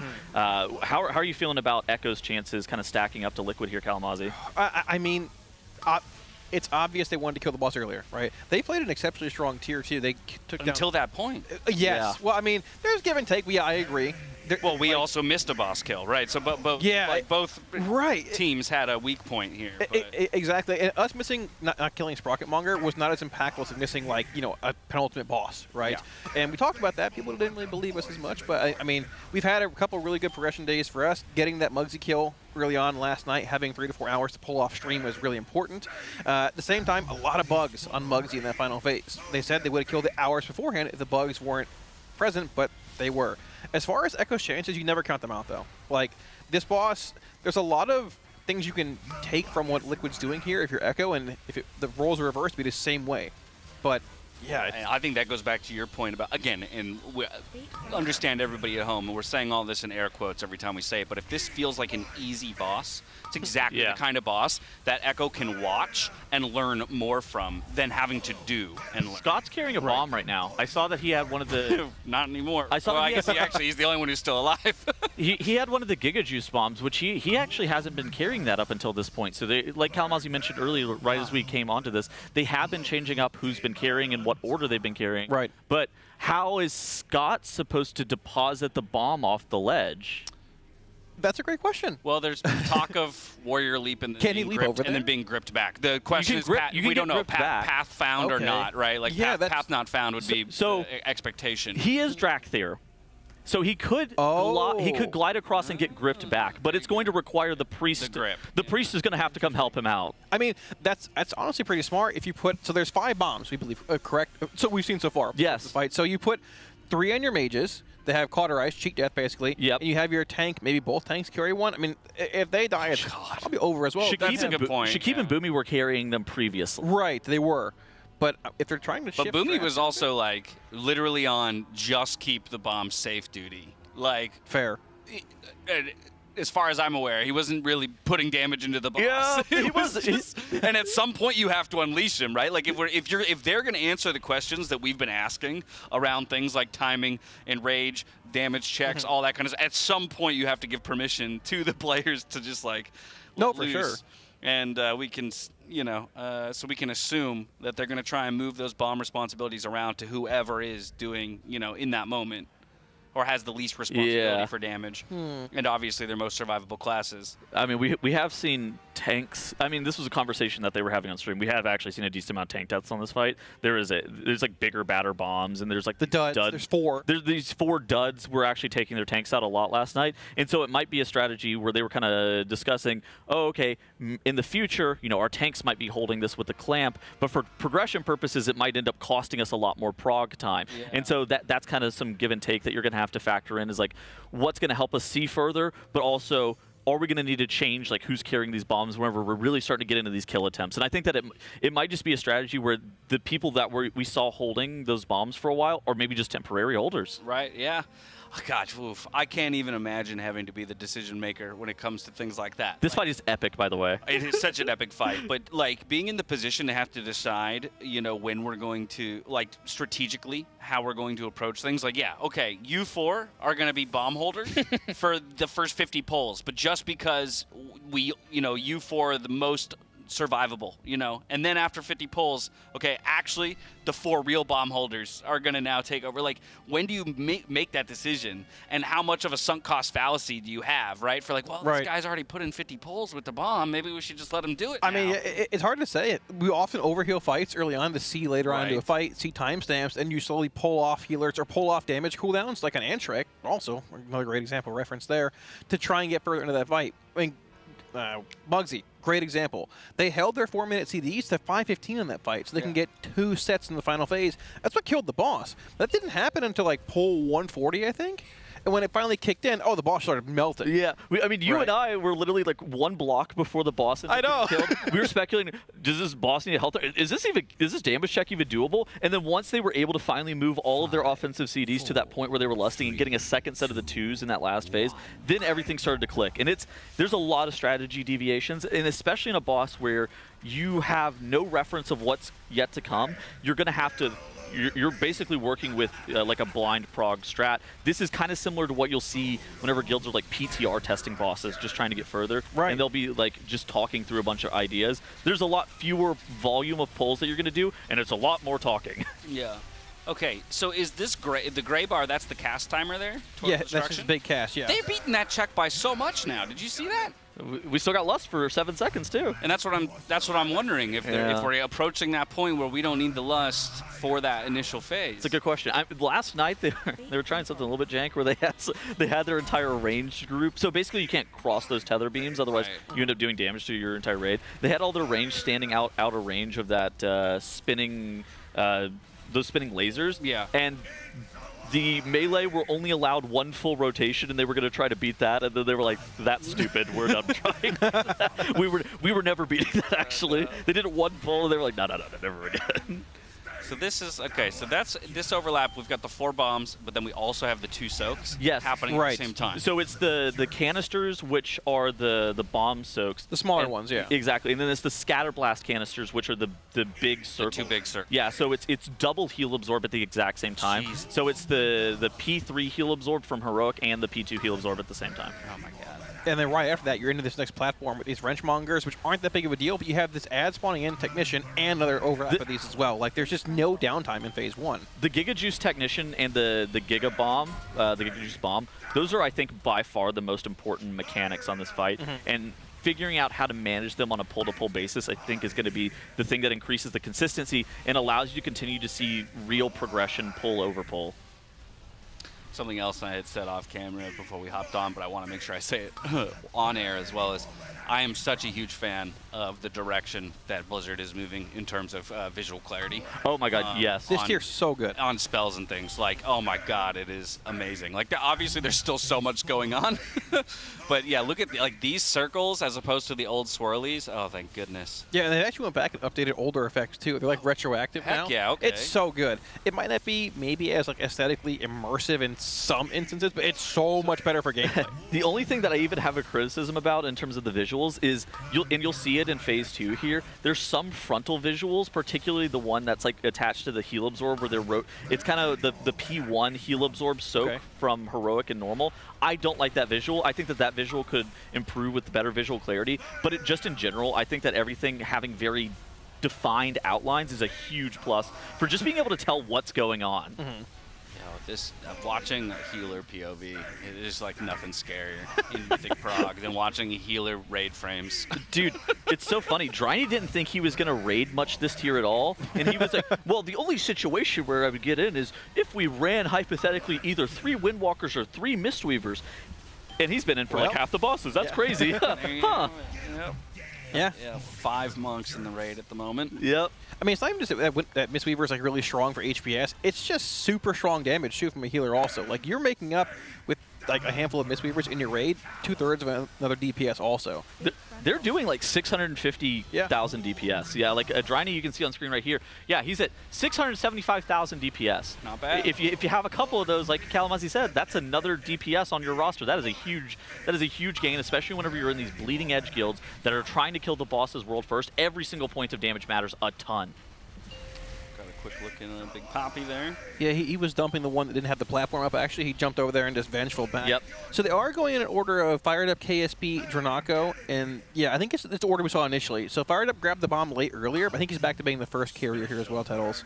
Yeah. Ooh, Boomy goes down, and it looks like somebody who was carrying either had the clamp, ended up dying off and ended up wiping the entire raid. And that's why this level, like you kind of called it out, pass-fail mechanics.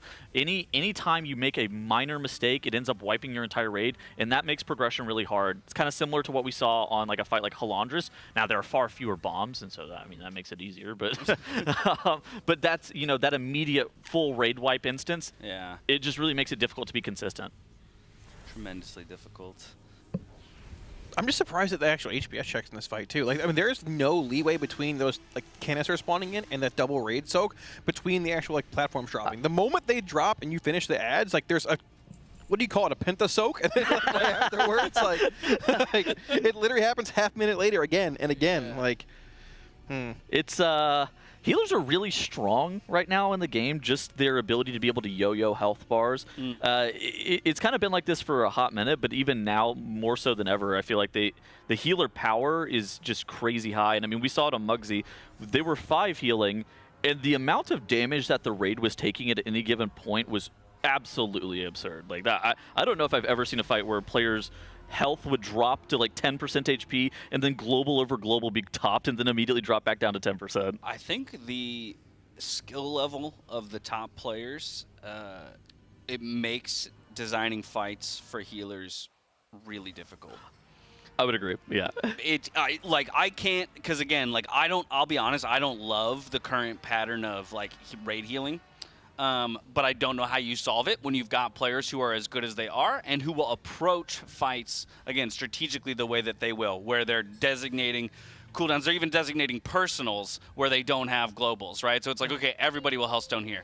Everybody will Health Pod here. Everyone will personal here, whatever it is. And when you get to that point, at a certain point, you kind of are forced to do pass-fail. Exactly. Because, like, we're never going to rot a raid, world first raid guild down. Or at least it's very difficult to rot them down. And so, like, I don't know, man. And I say this, like, as a healer. Like, I'm a healer main, a long-time healer main. But, like, I much prefer dealing with more rot damage, but that's coming from somebody who's like a mid-tier, raider. The problem is, like, what if you aren't Nick, right? Like, what if you aren't Driny? What if you aren't these, like, race to world first level healers, and then you're presented with this big challenge? And for DPS, it makes sense. The damage check just is the damage check, and you can outgear it.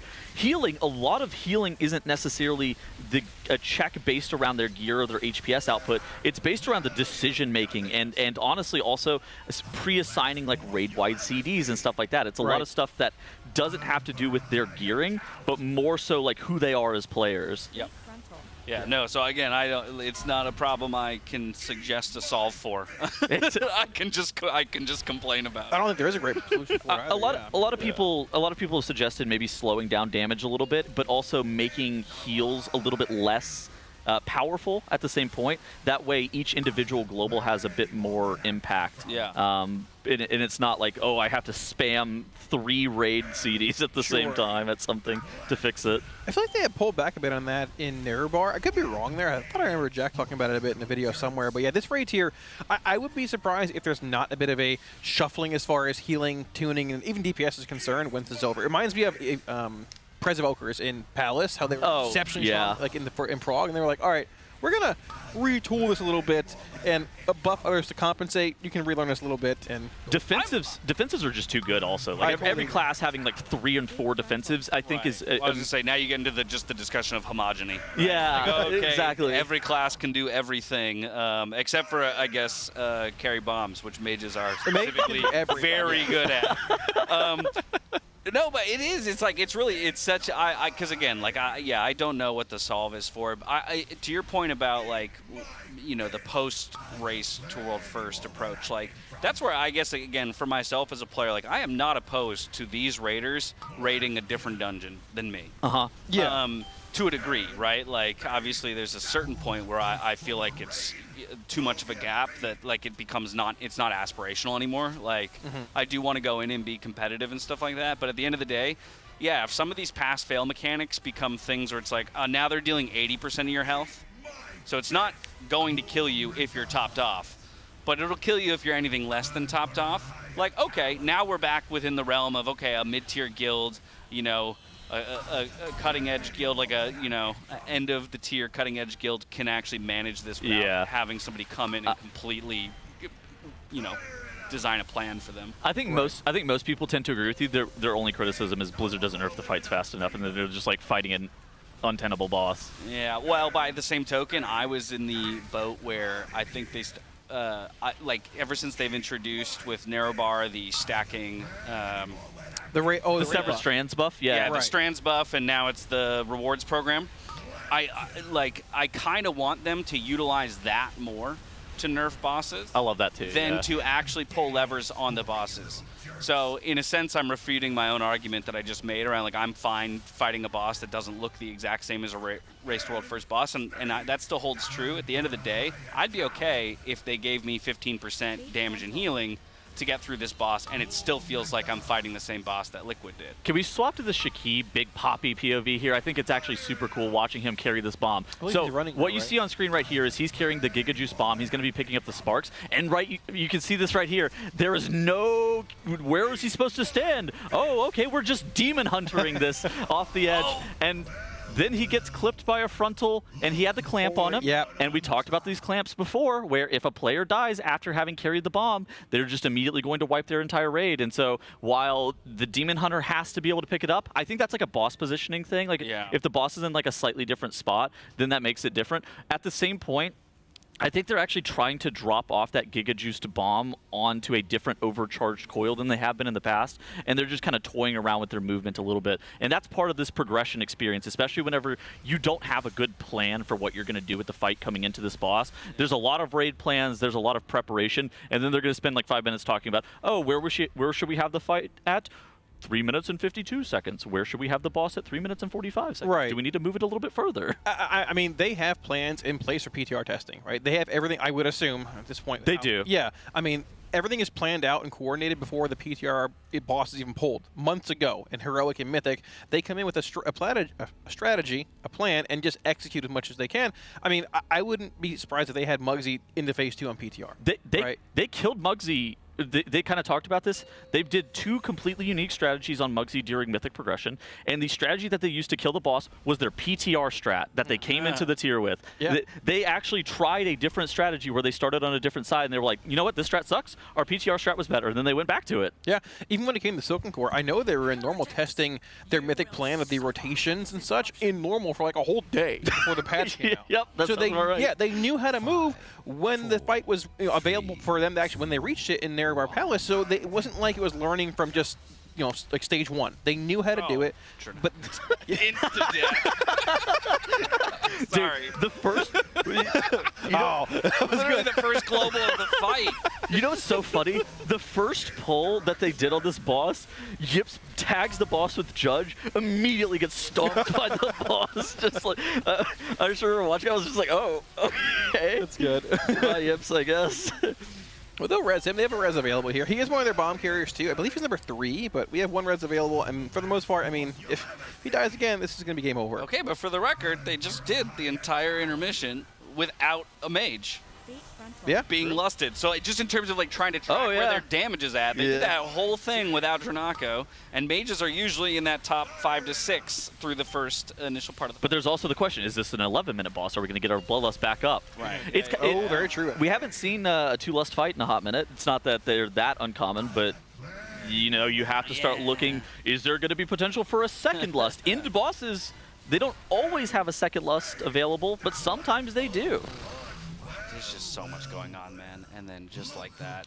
Again, I know it's a conversation that's been had as well, but like, how do you diagnose the deaths when deaths happen like this, right? I don't think this is a poll they're learning anything from because they've progged way past this pull the point. boss again, Just pull the boss again. But like, this is that kind of fight when it comes down to pass-fail type things, where you have to go into that replay, or somebody has to just be willing to be like, I'm pretty sure I got hit. I'm an idiot. It was me. It was I inted, and I know what I did. Let's move. Or, hey, we need to stop down. Everybody look at the replay and talk about how we ended up in this spot. And exactly what you're pointing out is why progression for World of Warcraft bosses isn't always linear. Now, sometimes you're going to have this linear progression where every single pull you're going to get a new best, you're going to get a new best. But more often than not, you take chunks off the boss for your new best pull, and then there's going to be some level of like, oh, we just got kind of lucky there, and then we're going to have to make sure that we have something that's more consistent, and you're going to have to reprog, for lack of a better term, a little bit to make sure that the positioning of the boss is as best as it could be.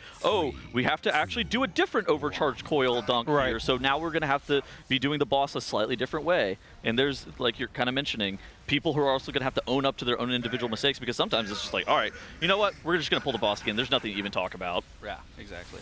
You saw a lot of Muggsy towards the end too, right, in that final phase. Like, there were some things to review, possibly, when they were hitting the last 10% on Muggsy, but at a certain point, it's like, all right, I missed the cage, the goon and rage, go again. Soak the bomb. I missed the bomb soak. I'm an idiot. Right, it bugged.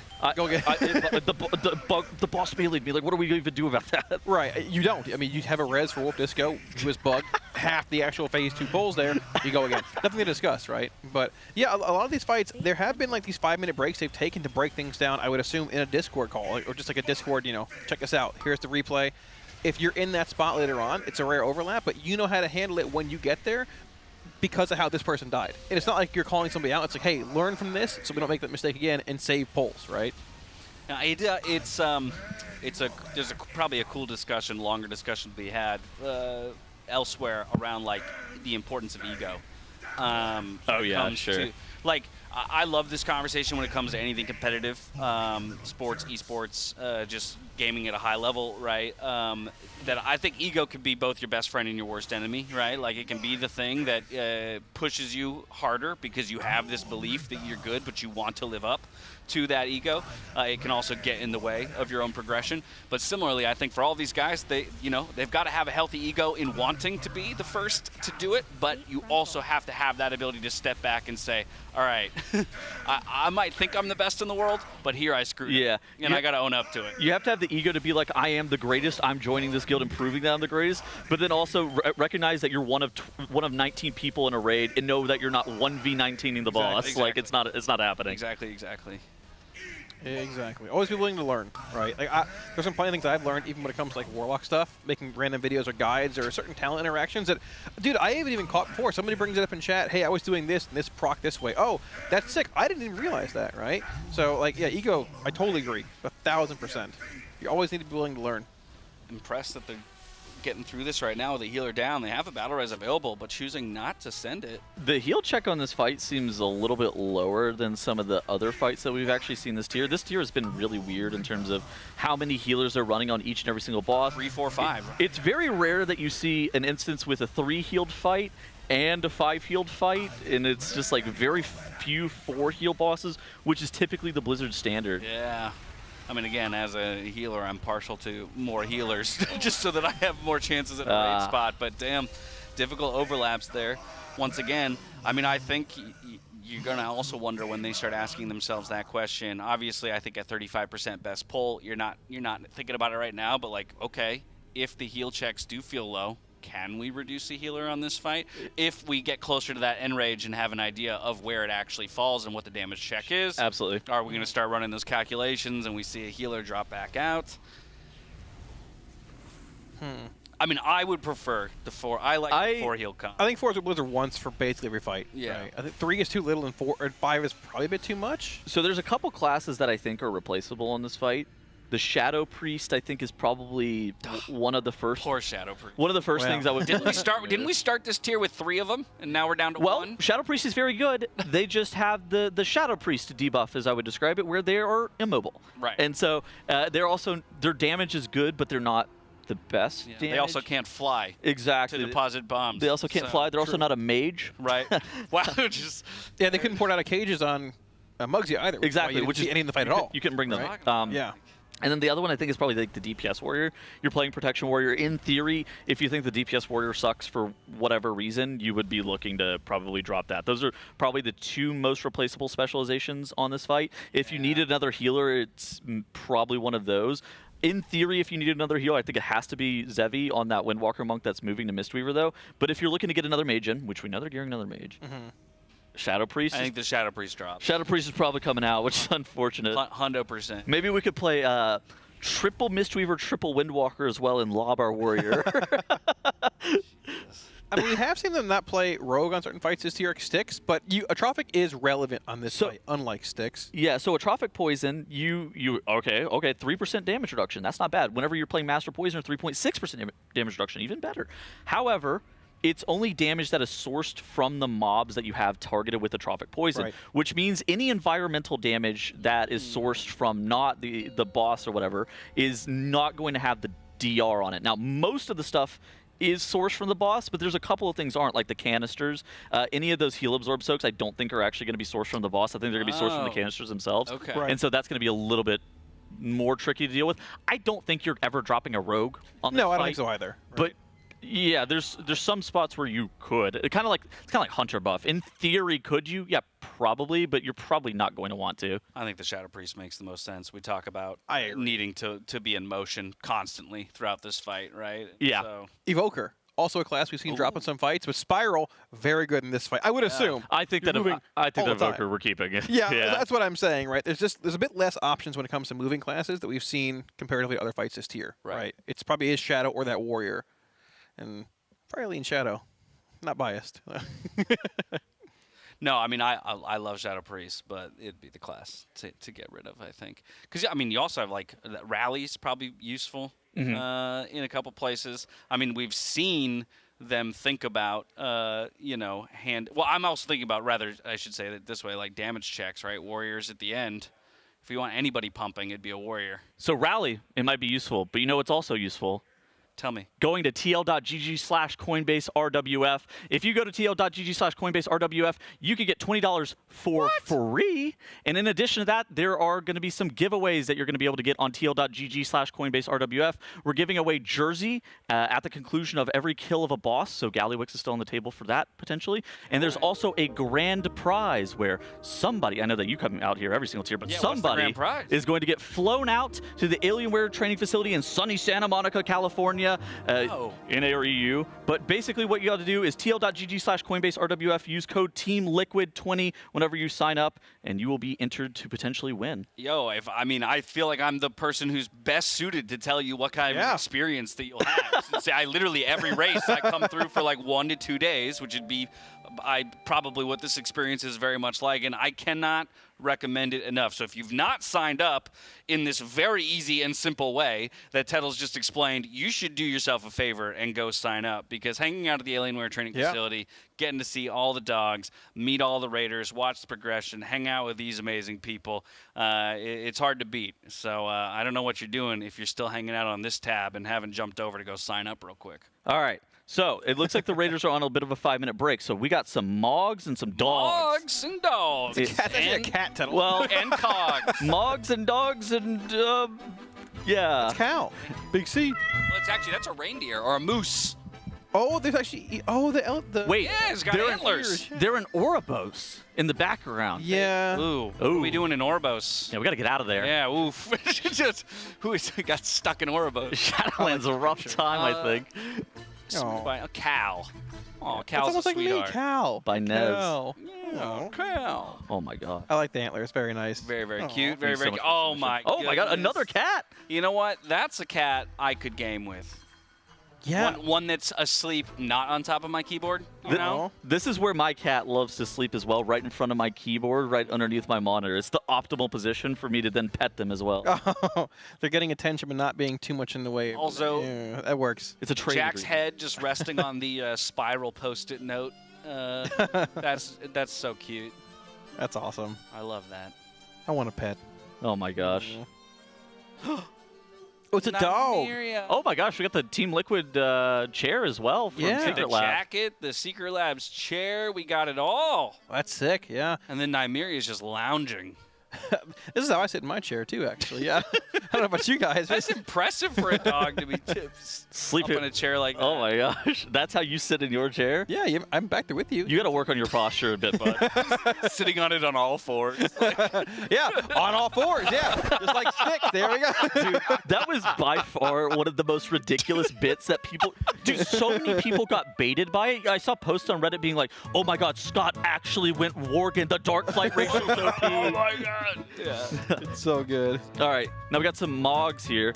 We got Urka from the Guild Dauntless. I think that's the Mutant Death Guild, isn't it, Kalamazoo? What does that mean? I don't know. I have no idea what that means. No, I'm being serious. They get cutting edge every single tier. Oh, okay. The Raiders are mute or deaf, I believe. Oh, I didn't know that. Oh, I didn't no way. know actually. Yeah. They get cutting edge every single tier. I had no idea. All right, what do we make of this Mog though? I like the honey. Oh, you do? I was gonna say I loved every bit of it until I realized that they had a honey stirrer as their weapon. Does the honeycomb shield do it for you though? Well, I guess that helps bring it into. Is that honeycomb? I don't know, but that still reads dragon scales to me on the shield more so than like honeycomb.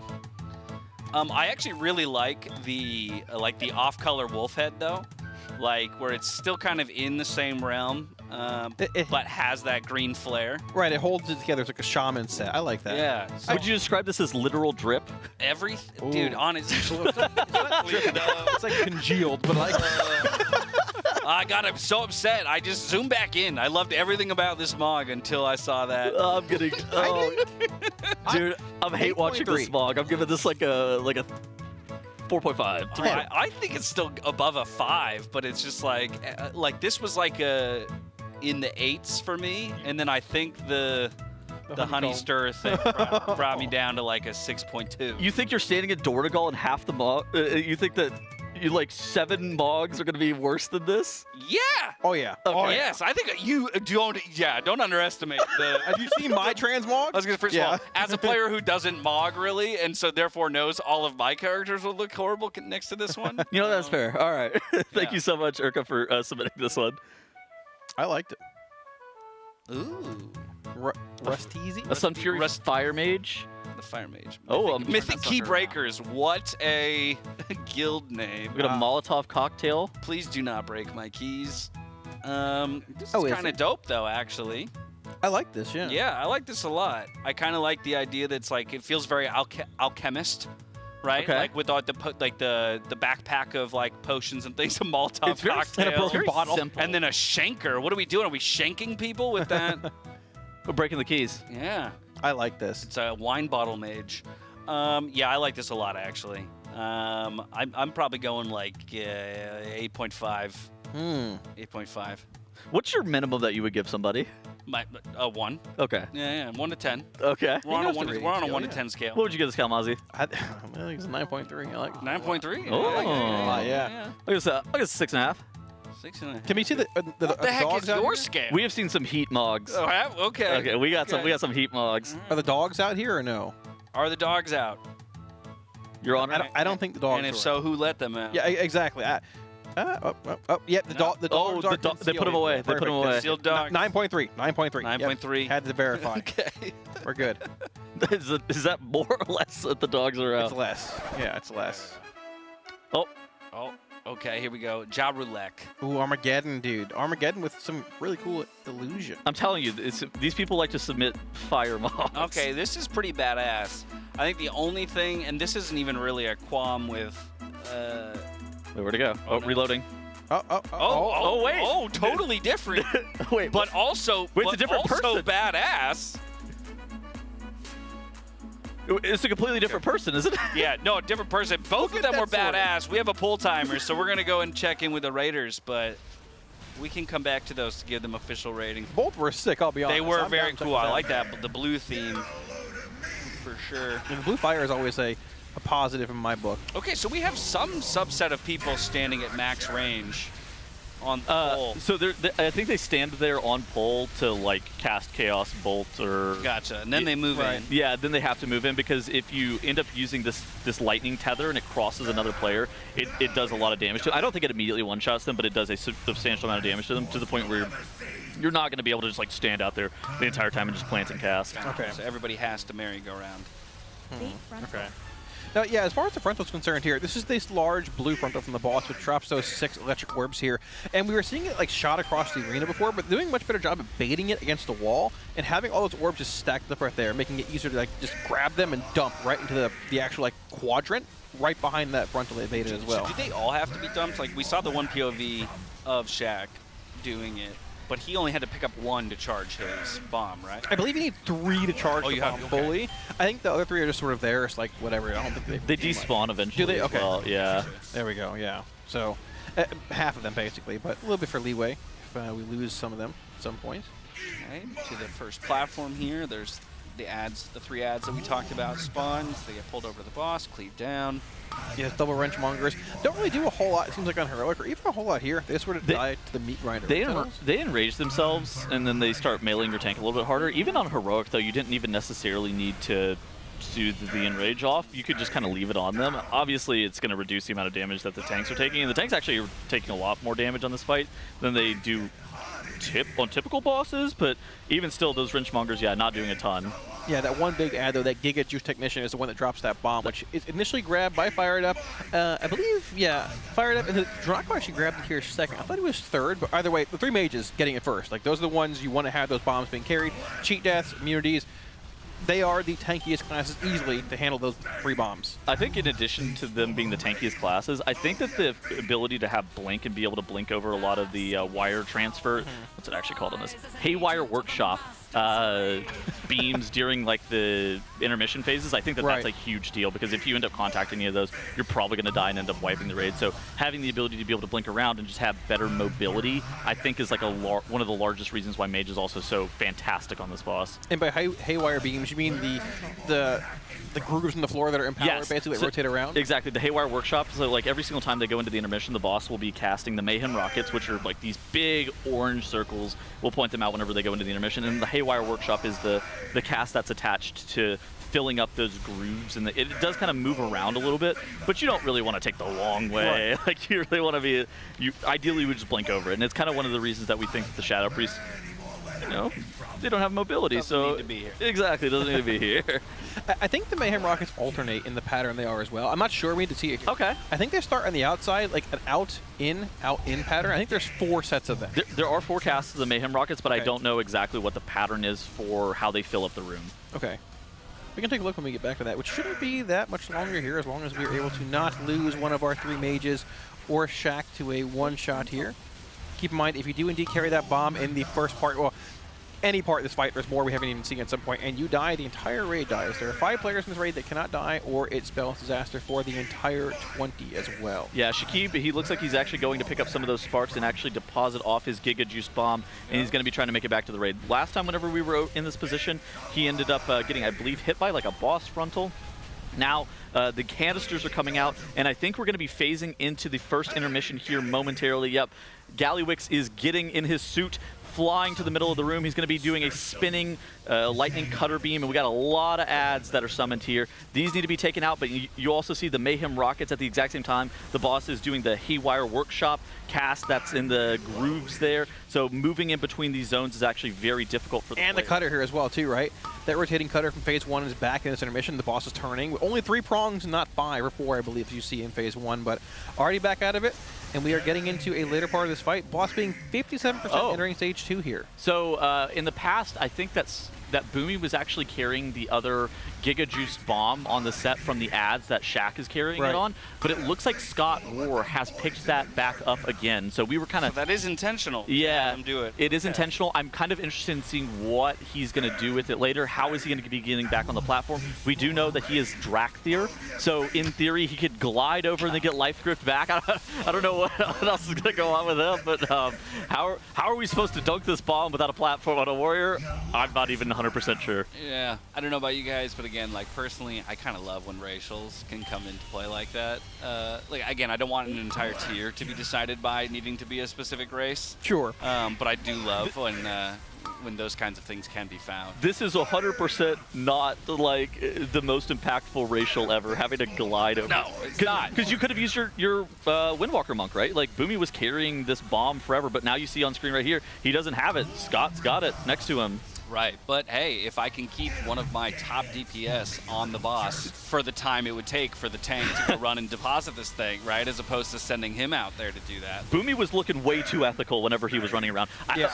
Look at this tank positioning. I actually really like this. So the boss is tanked right on top of that Haywire Workshop on this groove. That way there's a lot more room for melee DPS to continue to DPS the boss. Of course, they would like to be able to DPS from behind. That way you don't get parried. But now there's 2 basic full sections of the room that the melee DPS are able to hit the boss in. Yeah, there's that frontal you talked about earlier too, being telegraphed in a pretty odd manner. That Heroic is back in this phase on Mythic as well. Okay, Dryny went down, but does get popped back up with our remaining battle res. When does Scott more reses to go? We are approaching our best pull. I don't know. He's holding it forever. Like, right? When did we dunk this bomb? When did we dunk this bomb? Like, how long are we holding this? Third suppression cast coming in here as well with this actual rocket overlap. There's not really many places to go at this point. Yeah. Wolf Disco drops low, but everybody's still alive here. I mean, this might be this is a new best pull. This is a new progression here. Okay, is there anything that forces us to drop the bomb? So what forces it? It's a good question. So you have to actually throw it into the overcharged coil to make sure that you don't end up getting the lightning zone in. So basically, there's going to be 1 pizza slice that's going to be popping up here in just a couple seconds. It's a time-based progression phase. You see the energy bar here. You see the energy bar at the bottom of the screen. Whenever that fills now up, he's running to go drop it now. Yeah. Okay. So Gally's gonna go into the middle here in a couple seconds, and like you're saying, Scott's going to drop the Giga Juice. Oh my God! Somebody died with the bomb. I needed to see that. Why did you die? Yips is still alive. Maybe we're going to be able to see into the intermission a little bit longer, but Yips actually falls. Right. Oh my God. I mean, huge. Still big prog. Proggers.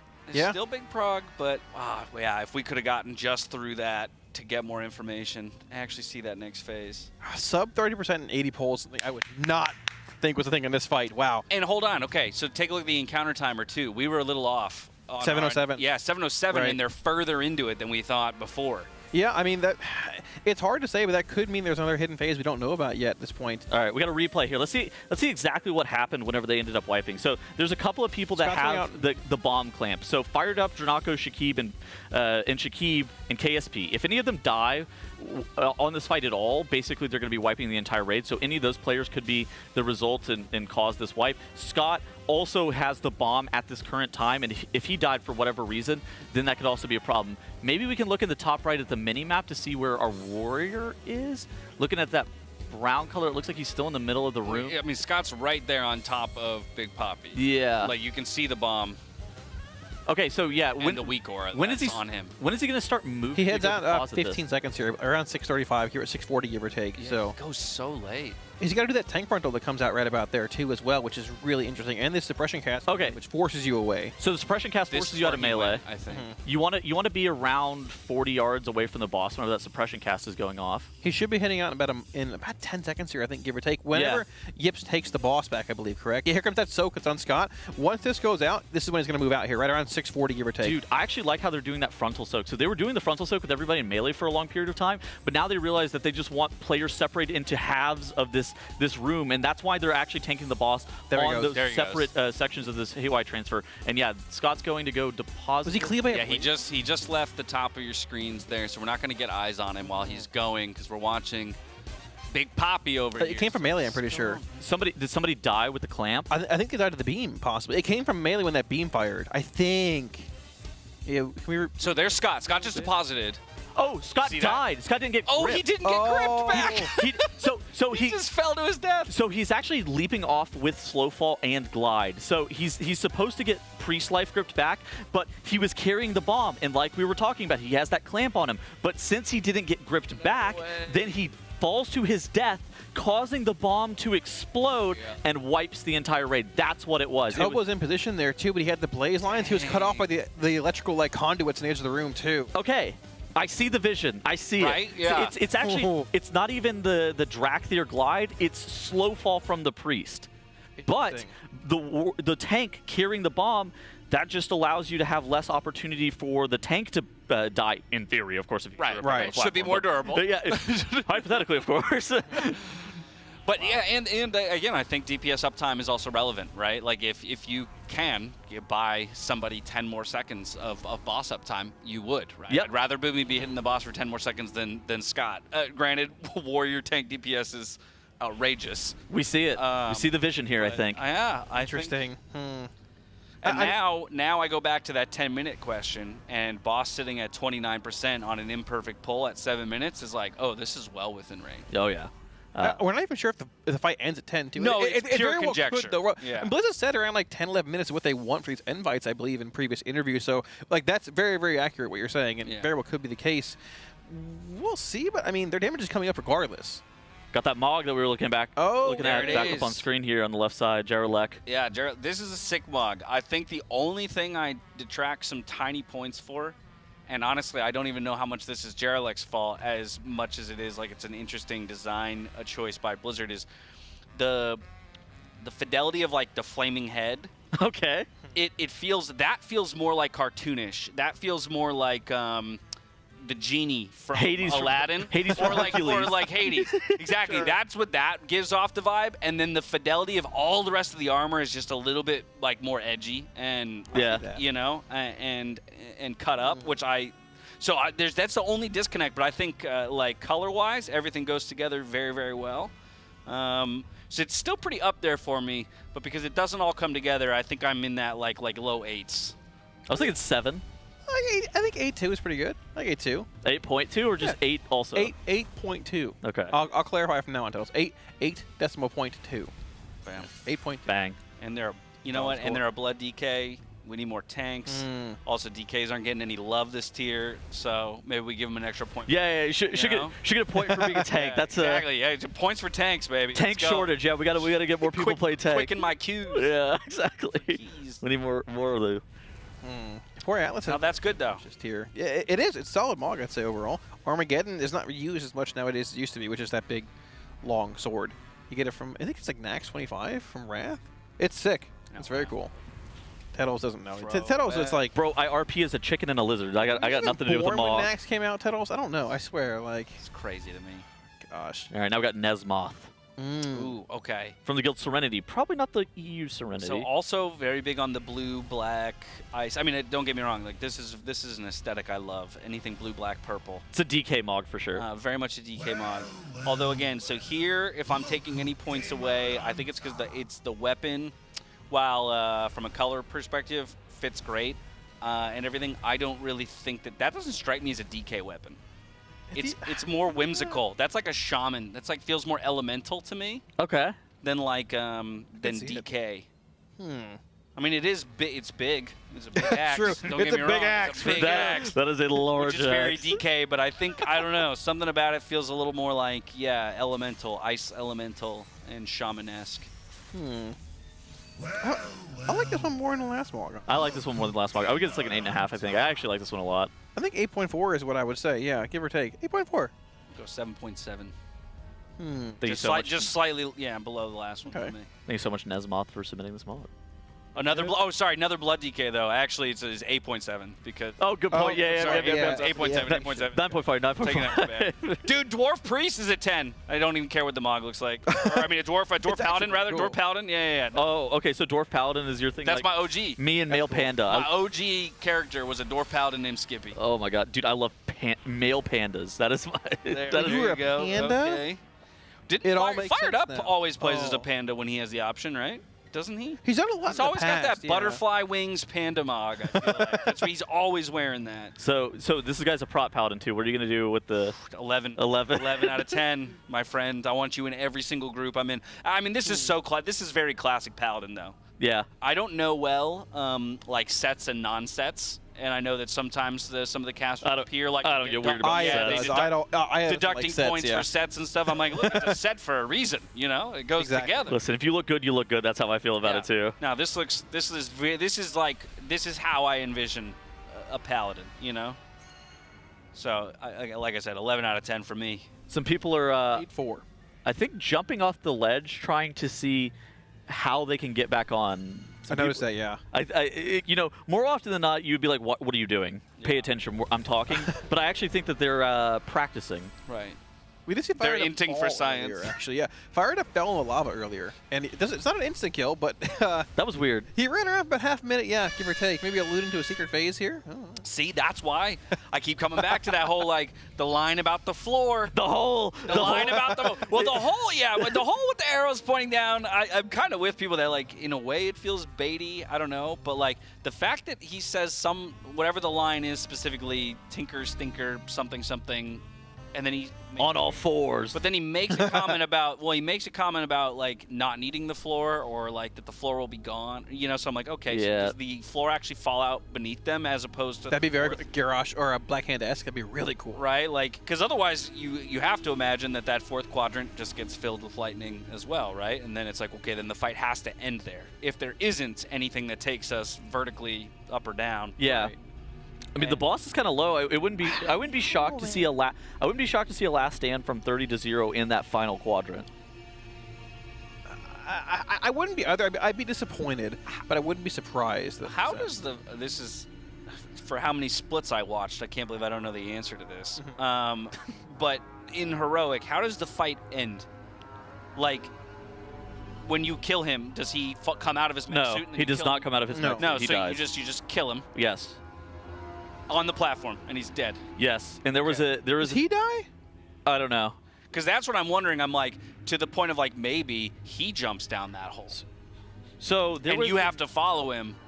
There was an AVOR video. So earlier on this last reset, a guild exploited and like hacked their client and killed Gallywix. It got reverted.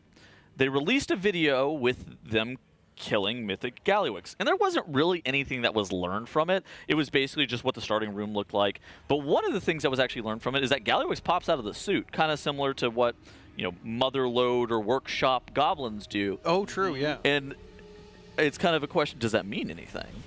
And I don't know. It's kind of an interesting I think that would be a sick mythic phase if he says that line and he hops out of his big mech suit and down through that like hole, and you have to jump and follow him like as the final quadrant's getting filled, and then you do the last like 25% or 20% of the fight, like I don't know, down below in some other room. That would be cool. I think that would be so sick as a transition, but if it's like thematically suiting, I don't mind the end boss being 13, 14 minutes. Like the last one we had that was really long was I think Jailer and then Sylvanas, and like those, Sylvanas could have been literally 4 minutes shorter. We didn't need the end of phase 1 or half of phase 2, but yeah, I mean it could be a thing.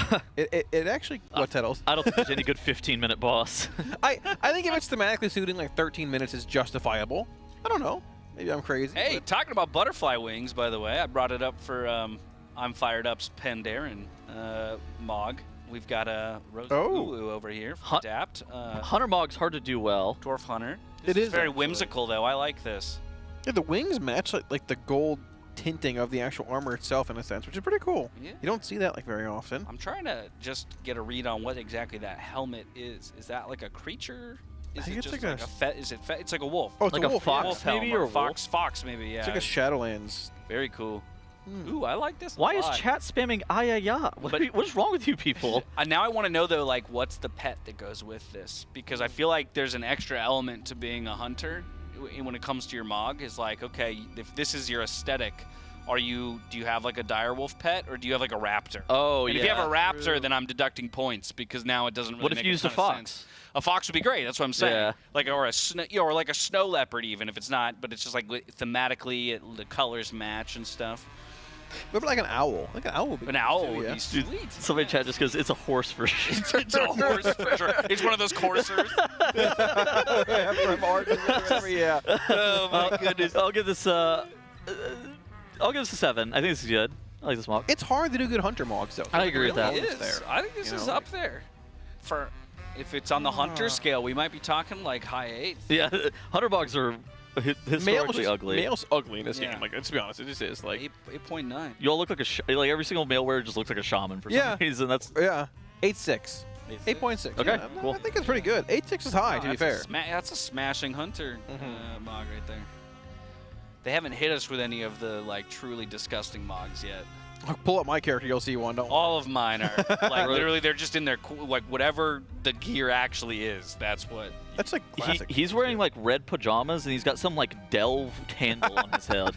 It's the dumbest Mog I've ever seen. Oh, what do you my mean? Goodness. That red suit costs $500,000 This gold. is so moody. Oh my god, this guy looks like an anime villain. Yeah, exactly. There you go. Okay, that's a better way to describe it. He's a Velf too. He can get out of the Muggsy cage.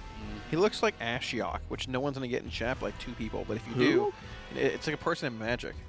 Yeah, people get it in chat. I'm sure people play Magic in chat. I'm sure. Yeah, I think it's cool. Yeah, I give this like a 7.9. This looks like a warlock. I thought this was a warlock until I realized it was a holy priest. It's a holy priest too. Like I want it to be a shadow priest. I mean, I get it. It's just like it's kind of cool to do the opposite. You know, like the antithesis of like what the.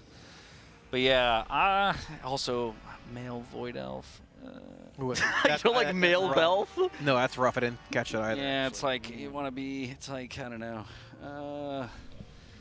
This is tough for me. I'll guess a 5. Azula, what do you think? I mean, purple is my favorite color. That's what's saving it right now. What do you think, Azula? What are you giving that? She feels the stress. All right. Oh my gosh, hello. Boop this hand if you want to give it a 6.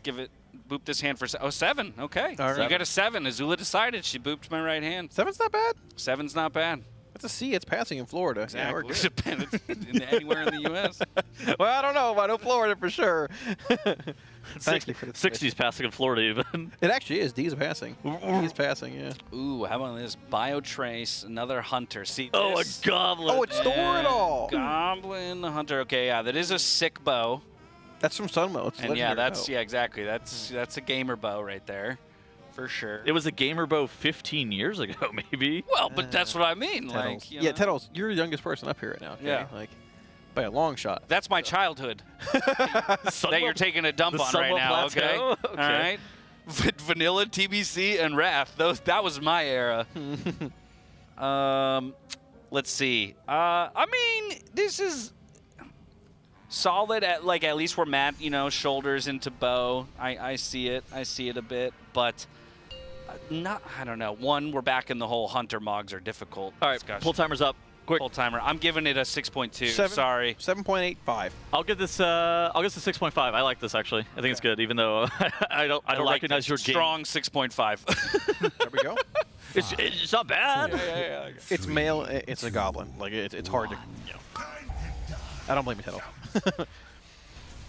Teto, do you think we see a sub 20% pull tonight? Oh, dude, I don't know. This fight's so weird. I think the answer is almost like I feel like it's pretty likely to be yes to see a sub 20% pull, but it's really like very rare to be seeing a boss die this fast. Like, what did you think about Sarkareth whenever you guys were looking to prog that in Avarice, Kalamazzi? It was 0 to 100 right from the start, which this fight is. You're popping less, beating a DPS shield with an HPS check on it as well. I liked the fight, but I felt like it was a little underwhelming. But, I mean, it was fun for the pulls that it had. Yeah, okay, but I mean, whatever you guys were casting, like the Race World first, how is that vibe of Sarkareth? Is it similar to this? Because this feels like it's dying so quickly. It feels that way a bit, yeah. Cam's earlier today said he thought this was Sarkareth. Yeah, which Sark died at, what, 150 pulls, I think? It was somewhere around there. It died at 4 in the morning and we came back and turned streams on, yeah. Well, I don't sleep anyways. I'll be here at 4 tomorrow if I have to be, I guess. It also makes me wonder if Blizzard is... I mean, they were tuning bosses. I think there was some data mine notes on them nerfing Galley a bit yesterday. I could be wrong there. They've been tuning a decent amount of abilities. I saw some... Wowhead has been like keeping notes. They haven't necessarily been publicizing the fact that Gallywix was getting nerfed over and over again, but they have been keeping like notes as to some of the abilities that have been getting tuned, which is how there was a post on Wowhead like a couple hours ago talking about secret phases on Gallywix, which a lot of the posts come down to the fact that there was like data mining on spells that were getting changed over the course of this patch, basically. Yeah, it makes me wonder if Blizzard is trying to get this race over with before the next reset comes in. Because with the next reset, you have that 4th Renown line coming in from the Galagio Renown rep, and that's a big plus for reset, like for US versus EU, right? I mean, Max, whenever we had him in the hot seat yesterday, right after the Muggsy kill, he said that he thought that Blizzard wanted them out of here before next reset as well. Just because he which kind of makes me think that he thought that Gallywix was going to be, I don't say undertuned, but a bit on the easier end compared to some historically difficult final bosses, because a final boss is normally 250 plus-ish pulls. Right. It normally takes like 2 to 3-ish days. It would be very rare if it's only like 1.5 days total. Yeah, I can see that being a thing. I mean, Sark wasn't bad, to be fair. Like, when we got the Sark, it was almost a feeling of like, the fight was cool, exciting to pull. We were almost like relieved we weren't going to be in for a 300 pull slog, right? After a Styx and a Sprocket Monger for them as well. They might be feeling the same way a little bit. I think that there's so little actually known about this boss, and we're looking at the boss and the best is 29.14%. We don't know if there's like some insane damage check, right? We might be here at this time tomorrow, be like, the boss is like 9% and they're like hitting the end range and we're like, oh my god, hold on, where are we getting 10% damage from? Yeah, it's funny, like I think the answer to the question of like, do we see a sub 20% pull tonight is almost like definitely. Yeah. Right? Like I feel very confident we'll see sub 20, but then I could just as easily say somewhere beyond sub 20 we could hit something that then makes me go, this will take 2 more days, sub 20, versus this will be dead tomorrow. Sub 20 is a little bit weird because you actually have to make it through the second intermission. That's what I'm saying, right? Which summons like 20 ads, so you actually have to be able to kill those off. And Liquid hasn't been especially consistent. You know, they're not doing bad by any means, but there is just like that phase 2 is really easy to just like make one minor mistake and then wipe your entire raid. And so I think the consistency is going to be something that they're going to be talking about a lot during lunch. You know, you see the 40-minute timer that's gone up here. All the players kind of standing up, walking around. See THD and KSP walking over here, getting ready for some pizza. Oh, is that what's... Yeah, also to clarify, it's not lunch, it's dinner. Oh, sorry. It's dinner. The lunch of the evening. I was going to say, if that doesn't tell you what kind of a schedule certain people at this building are on. This is second lunch for me, then we have 2 dinners, right, we have dessert at 6 a.m. No. Have you ever heard of 4th meal by chance? Second breakfast, yeah. Oh, lordy. All right, 40-minute dinner break here. How are you guys feeling about this boss overall, though? So it's very interesting because there's just not a lot that we knew about the boss coming into this tier. There wasn't much known about the Dungeon Journal. Having seen the mechanics, how are we kind of feeling about the boss? I mean, visually, it's a lot. I like it. I like that it goes 100 to 0. Maybe we think, yeah, but well, no, I mean, sorry, not in terms of its health progression. I just mean to sorry, 0 to 100. I said 100 to 0, yeah, and I meant to, yeah, just take the phrase from you. Yes, I like kind of that, like you're directly into it, that there's no warm up. Into like the mythicness of the fight. Yeah, if some that makes sense. fake P1. Yeah. So I actually really do appreciate that, especially because I am actually more of a fan. I think this fight might still go 10 minutes, but I don't think any fight should go beyond 10 minutes. And more so, I think 7 to 8 minutes is like a sweet spot. And so the fact that they kind of get them moving immediately is really good. What I will say is I actually think that it will be disappointing if the whole fight though just happens in these 4 quadrants, and that's where it ends. How are you feeling about the similar vibe? Like, would you be disappointed if it's only this phase? These 4 quadrants, essentially. A little bit, yeah. I think it's cool seeing their perspective of how they progressed this boss, because they didn't test it on PTR, and it's hidden. They killed Heroic, but they didn't do Mythic or anything. So seeing how they approach this from a world first POV, because like one of the biggest skills in a world first guild is having the ability to approach a boss, being the first guild there, and build a strategy around that. A lot of guilds think they probably can do, but it is like on a different level here, right? So I've enjoyed the fight. So I think Sark was like 8.5 minutes too. Yeah, that was good. I'm getting weird N'Zoth deja vu whenever we were up there speculating about the mythic phase on N'Zoth. I'm getting some real weird deja vu. I wonder if the same thing is going to happen here. Well, in what kind? Like, because Kalamaz, there's an argument that like the N'Zoth secret phase was kind of disappointing. Is that what you're kind saying? of what the problem was. Is that the deja vu? So, oh no. So we spent probably like a day speculating that the N'Zoth mythic phase, they were gonna come out of the portal and then shoot this ion cannon at the boss, and then the boss is gonna take 300% increased damage or something, and Magni and Mother are gonna help us, and then you didn't do any of that, and you just had to DPS the boss with your hands, and so it was like a bit underwhelming. When you just get ported to this other room, like, I don't know, like, I want the secret phase to really include the boss. That would be cool. Like, that's the thing is, like, I don't know, I don't think it's incredibly interesting to get funneled off to do this other side quest. Sure, yeah, I see that. Right? Versus, again, in the world where the floor here, like, he jumps out of his suit and down that hole, and then soon after, like, the floor falls out from underneath you, and you need to be positioned in a way to not hit the lava, but instead hit a tiny platform. Yeah, that'd be sick. Where now he's in a totally different mech suit. You know, by the time you get down there, he's hopped out of one, and he's in a different one, and for the final 20% there's, like, 3 new mechanics. I'd be like, great, cool. That'd be sick. I would love a misfire on Nerd Screams. That would be funny. But, like... That's what happened in N'Zoth. Max was like, okay, now I can scream. He was waiting for more. Yeah, exactly. I think there's a notable clip of, like, Ben just, like, sitting there, like, looking at the bosses, like, locked in face. Yeah, it's good. I expect more, but at the same time, I wouldn't be surprised if this boss just does die tomorrow. And it's like, oh, okay, that's it. Cool. Due to the fact that, like, maybe just everything past the first minute and a half is hidden in the journal, and they think this is enough. Okay. I wouldn't be surprised, but I think it's still a cool fight. Like, 0 to 100 is sick. And I also honestly wouldn't even hate that from the perspective of trying something new, different, and experimenting, right? Like, because I want it to be known, not that my opinion matters at all, but, like, I absolutely love the fact that Blizzard went this direction to hide the boss and really present the Raiders with that exact scenario you're talking about, where it's like, hey, cool, problem solve in real time. And, like, let's test you on that skill more so than your pre-planning, and which all of the other bosses did, right? We've tested them on that skill. It's a different skill, yeah, we know they're good at that, but now when it comes down to it, final boss, like, put up or shut up, you know, pull over pull, I like that approach.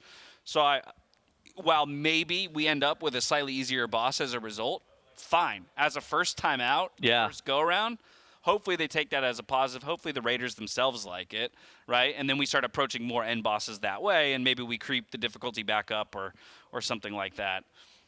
I thought it was a jar of, like, she's just sauce. finding different toys. It's a toy. It's okay. Different toys to destroy. Sorry. No, that's all right. Distracted by a golden retriever. Sorry, y'all. Oh, it's great. You can experience that here once again. Yeah. That's right. Yes. It's a race. Dude. How are you feeling about where Echo is position-wise now, Kalamazoo, having seen... Because, like, this is... I mean, it's not likely, but there's a chance that Gallywix dies maybe before Echo even wakes up. I would be surprised if it dies before Echo gets up, but I'd be surprised if it's not dead tomorrow night somewhere in the world. Like within 28 hours, his boss. I plan to be on a plane probably Monday morning, Sunday night, going home based on how this boss is looking health-wise. But could be wrong. But I think it's a really difficult position for, actually in a weird way, kind of both guilds to be in. I'd rather be in Liquid's position, don't get me wrong. But I think it's kind of a strange position for both guilds because, yeah, Echo's going to be waking up tomorrow seeing best pulls out of Liquid, which I assume will be better than what we've already seen. And they're going to go, oh, this boss is so killable, we need to kill it today. Yeah. Or Liquid kills it tomorrow, right? And so, like, that's... And then kind of the opposite is going to be happening for Liquid, where they're like, we have a sense of how killable this boss is. Do we think Echo, with the information we've given them and the time while we're asleep, will they get it within kill range? And we could actually be staring at a situation tomorrow where on our broadcast, both of the guilds are pretty close in terms of their percentage. that last happened, I'm pretty sure, on Sarkarath, where we came back at 4 in the morning to kill the boss. That also. was like some nonsense for sure. Yeah, it was. I mean, and it looks similar to that. It could be a thing, you know. All right, so the Raiders are on dinner break. That's going to conclude our casting block. We will be replaced with some more casters right after dinner. So got to shout out the sponsors. Shout out to our presenting partner in Coinbase, Honda, Secret Lab, Monster Energy, Alienware, MyBlue, RaiderIO, Wowhead, Warcraft Logs, and DungeonDojo. We are going to be throwing it to an Alienware marbles race where we're going to spin a wheel. And whenever we spin this wheel, there's going to be a prize, and it can vary from peripherals to $50 of Team Liquid store credit, and that's going to be what's the prize up for grabs. And then one of these hoodies. After the race is over, all of the people who won one of these marbles giveaway are going to be put into a raffle where then they can be entered to win an Alienware Area 51 gaming PC with a 5000 series GPU. Yeah, I want to win. I entered already. Let's go. Oh, they're just giving so much stuff away Yeah, on this stream. Yeah, we got advantage. We got a lot of stuff to give away on the stream. Get in on them marbles. $50 of store credit. You can type !play to be entered into that marbles run. There's only 1,000 slots, so move quick. Yeah, so move I'm already quick. in, yeah, so. !play, and then once the marbles start, type !boost. It totally works. Oh, right. Okay, yeah. Yes. Do that. I've heard. I've heard that it works. All right. So that's going to conclude our casting section. After dinner, in about 30-ish minutes, we will be replaced with some new casters. So stay tuned for the Race World First. Goodbye. Listen, we need to have a conversation about apparel. The fact is, you signed a contract guaranteeing certain concessions. One of those being a spot on this broadcast. Well, that's where I see things differently. Contract or no, I will not sell out for an impeccably designed and high-quality t-shirt. I'm sorry you feel that way, but that's basically the nature of the race. Maybe I'm wrong on this one, but for me, the race doesn't include selling cozy 100% cotton hoodies with graphics specifically designed for this race. Oh, this is cozy. Max, you know what I'm talking about, right? It's like people only do the race to sell t-shirts. And that's just really sad.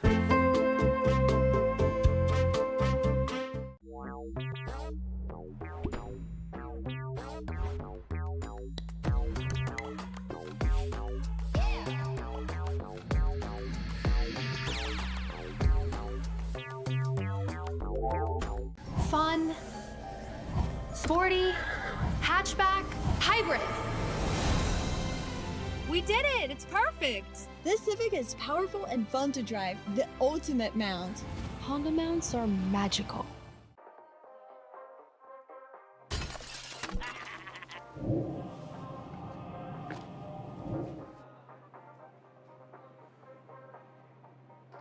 Huh?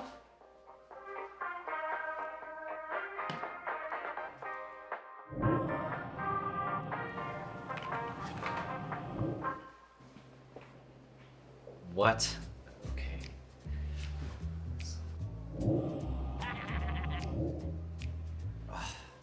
Hey Bubba, I thought you said we fixed the goblin portal problem.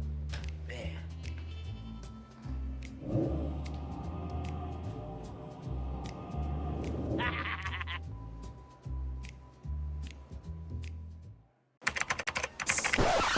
Check out how cool MyBlue is. Mine's way better.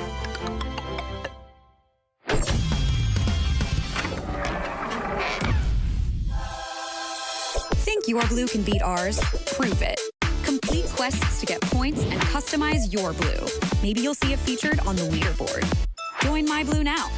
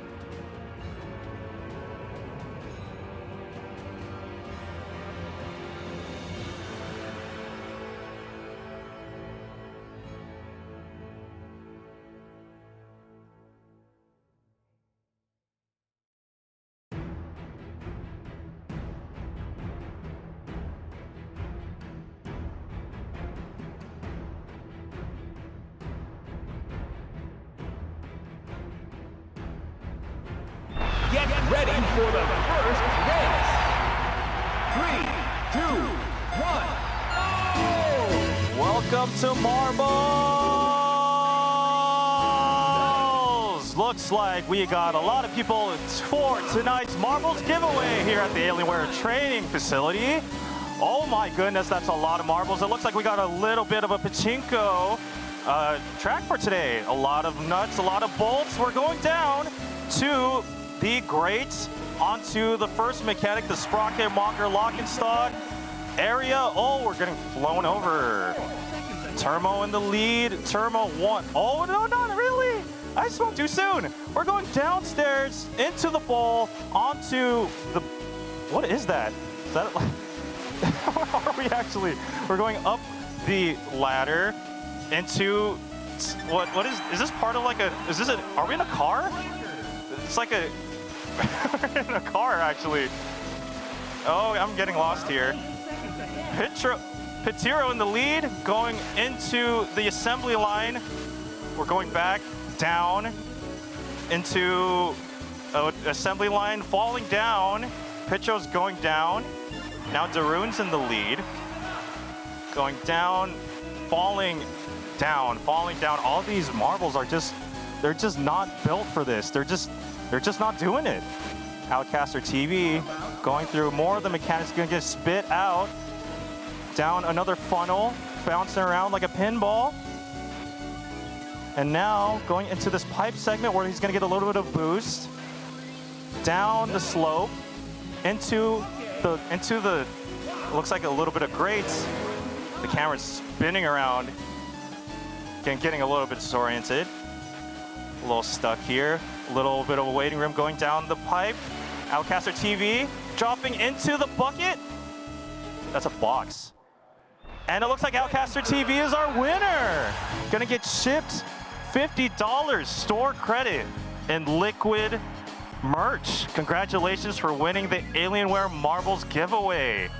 Apple Scruffs 23, Ham Fury, Calm Sinking, No Grid, Jiva Fury, I Am Lurd, Burn 114. You guys don't win anything, only Outcaster TV. If you guys are in the chat, let us know. But thank you, Alienware, for letting us do this marbles giveaway.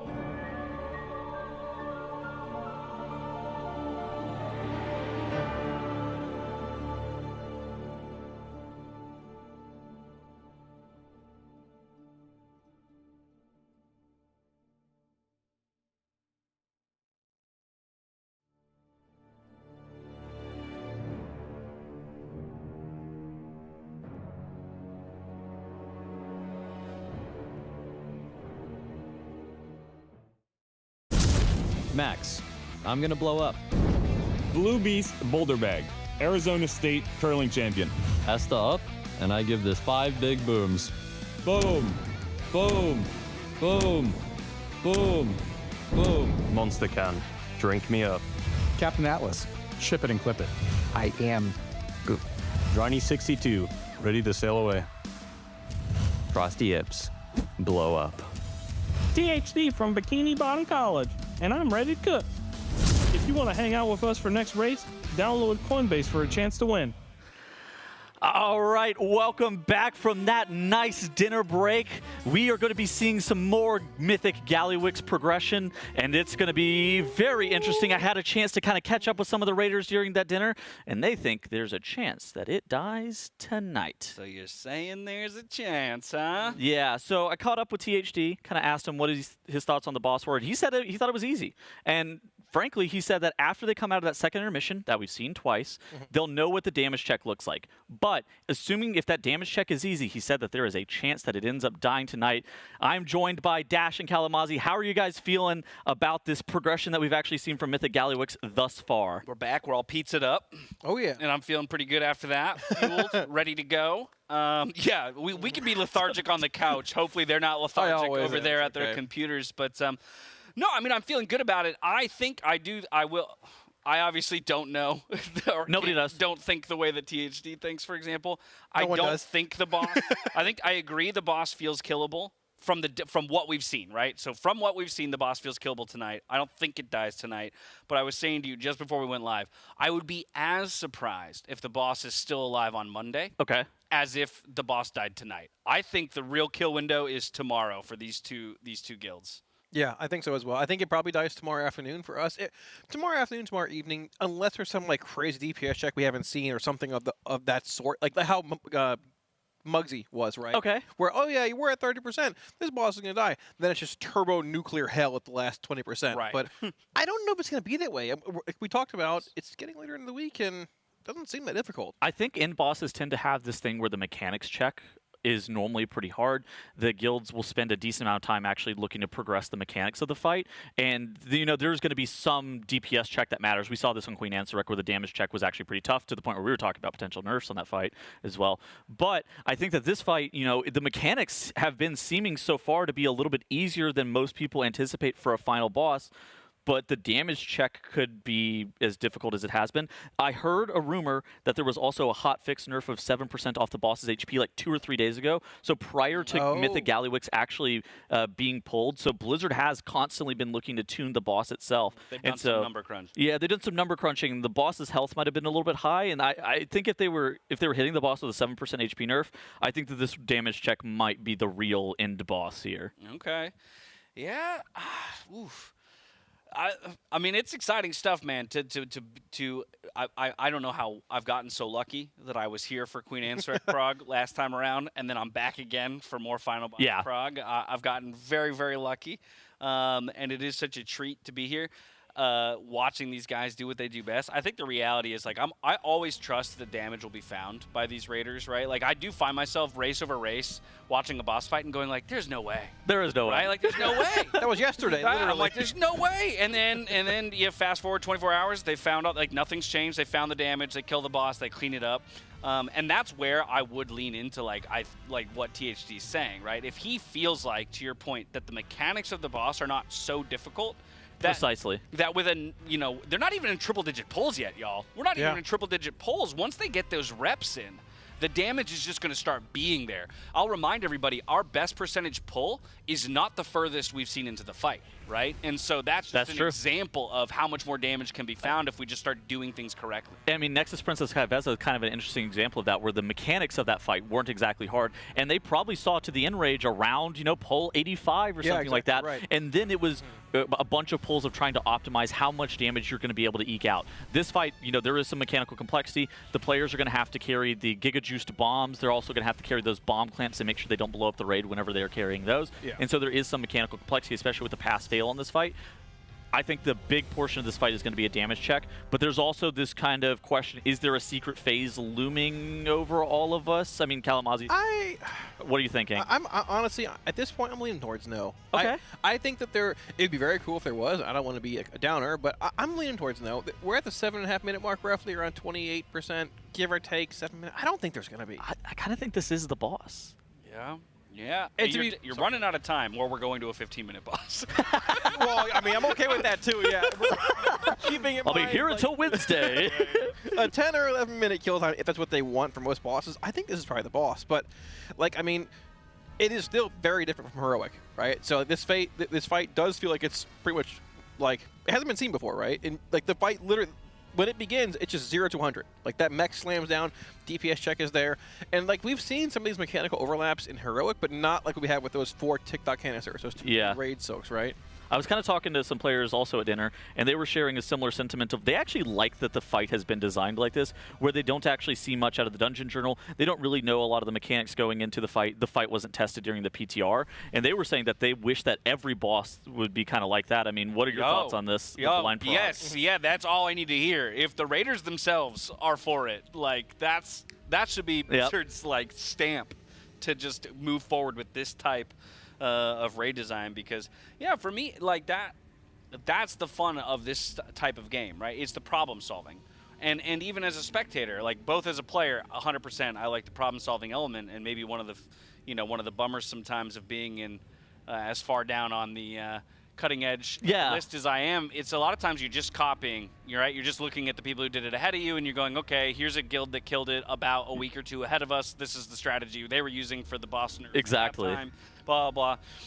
The fun of figuring a boss fight out, and the fun of watching a raider, a team of 20 raiders and then some, right, with support staff behind them, come in and tackle a problem, like that is so fun to watch, and I think we're seeing it a bit on Chrome King. And at the end of the day, I think Blizzard will get better at designing fights that way if they keep designing fights that way, right? Like that's pretty obvious. But I do think that WoW has this thing where they actually need a lot of the fights tested beforehand on the PTR, just to make sure that they have, there's no major bugs, no major issues, and even still, sometimes there are some bugs that make fights problematic, even with them being tested. And I think that that's probably the biggest concern from a lot of players, where it's just like, is this fight going to be buggy? Is there going to be problems on this fight? I think then you get to a place you go, okay, is there a way that we can test this is opening a whole can of worms. So, like, can we test things internally? I know that nobody in Blizzard is putting a 20-man raid team together that's nearly as good. That would happen, yeah. Right? Yeah. So, like, but like, even if you can test mechanics internally for bugs without numbers, right? If that makes sense, right? Like, we don't need to put in a 20 million DPS damage check for our internal QA testers, but we can have them test the actual mechanic itself for bugs. Again, I'm not saying it'll be a perfect system or anything like that, but I definitely would like to see more and more of the raid go that direction. Maybe there's a happy middle ground where we test the first 4 but don't test the last 4. We can use the first 4 for some numbers calculations. That, I mean, again, we go back to the whole Rygalon, Lords of Dread, Jailer, They didn't test those 3. They didn't test those 3. And like I said, I love those as a spectator. Maybe that was a frustrating tier as a raider. I don't know. Dare I say the greatest race world first of all time? It's really to say. That was when to get paid. That's it. He wanted an 85-day race. No, dude, I think as a viewer, that race was sick. It was amazing. People talk about Boston like I think people have like there's like a negative connotation around Boston. Oh, Boston. Like for us, it was like the race world for a Sepulchre. But honestly, like it was probably my favorite race we've ever done. Like from a caster standpoint, not people there, but just like the environment. It was like trauma bonding, like mutual commiseration. But it was like, man, it's just fun. People are just game, man. And towards the end, it got a little rough. Yeah. But a long race is fun. Like you said, I mean, you had Halandris, Anduin, Rygalon, and Jailer were all fantastic fights to watch from a viewer perspective. Was that all? That was an 11 boss raid? It was a long It was an 11 too. boss raid. Because that's the other thing. Like, you literally just remove 3 of the bosses from that raid.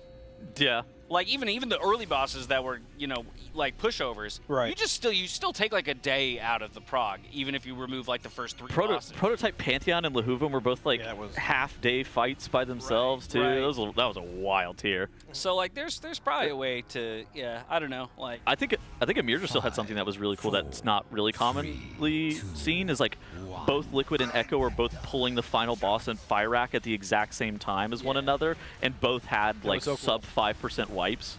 That was crazy. That was like echoing back to Denathrius in Castle Denathria, actually, when I think it was you, myself, and Jet that were casting their kill. I think so, yeah.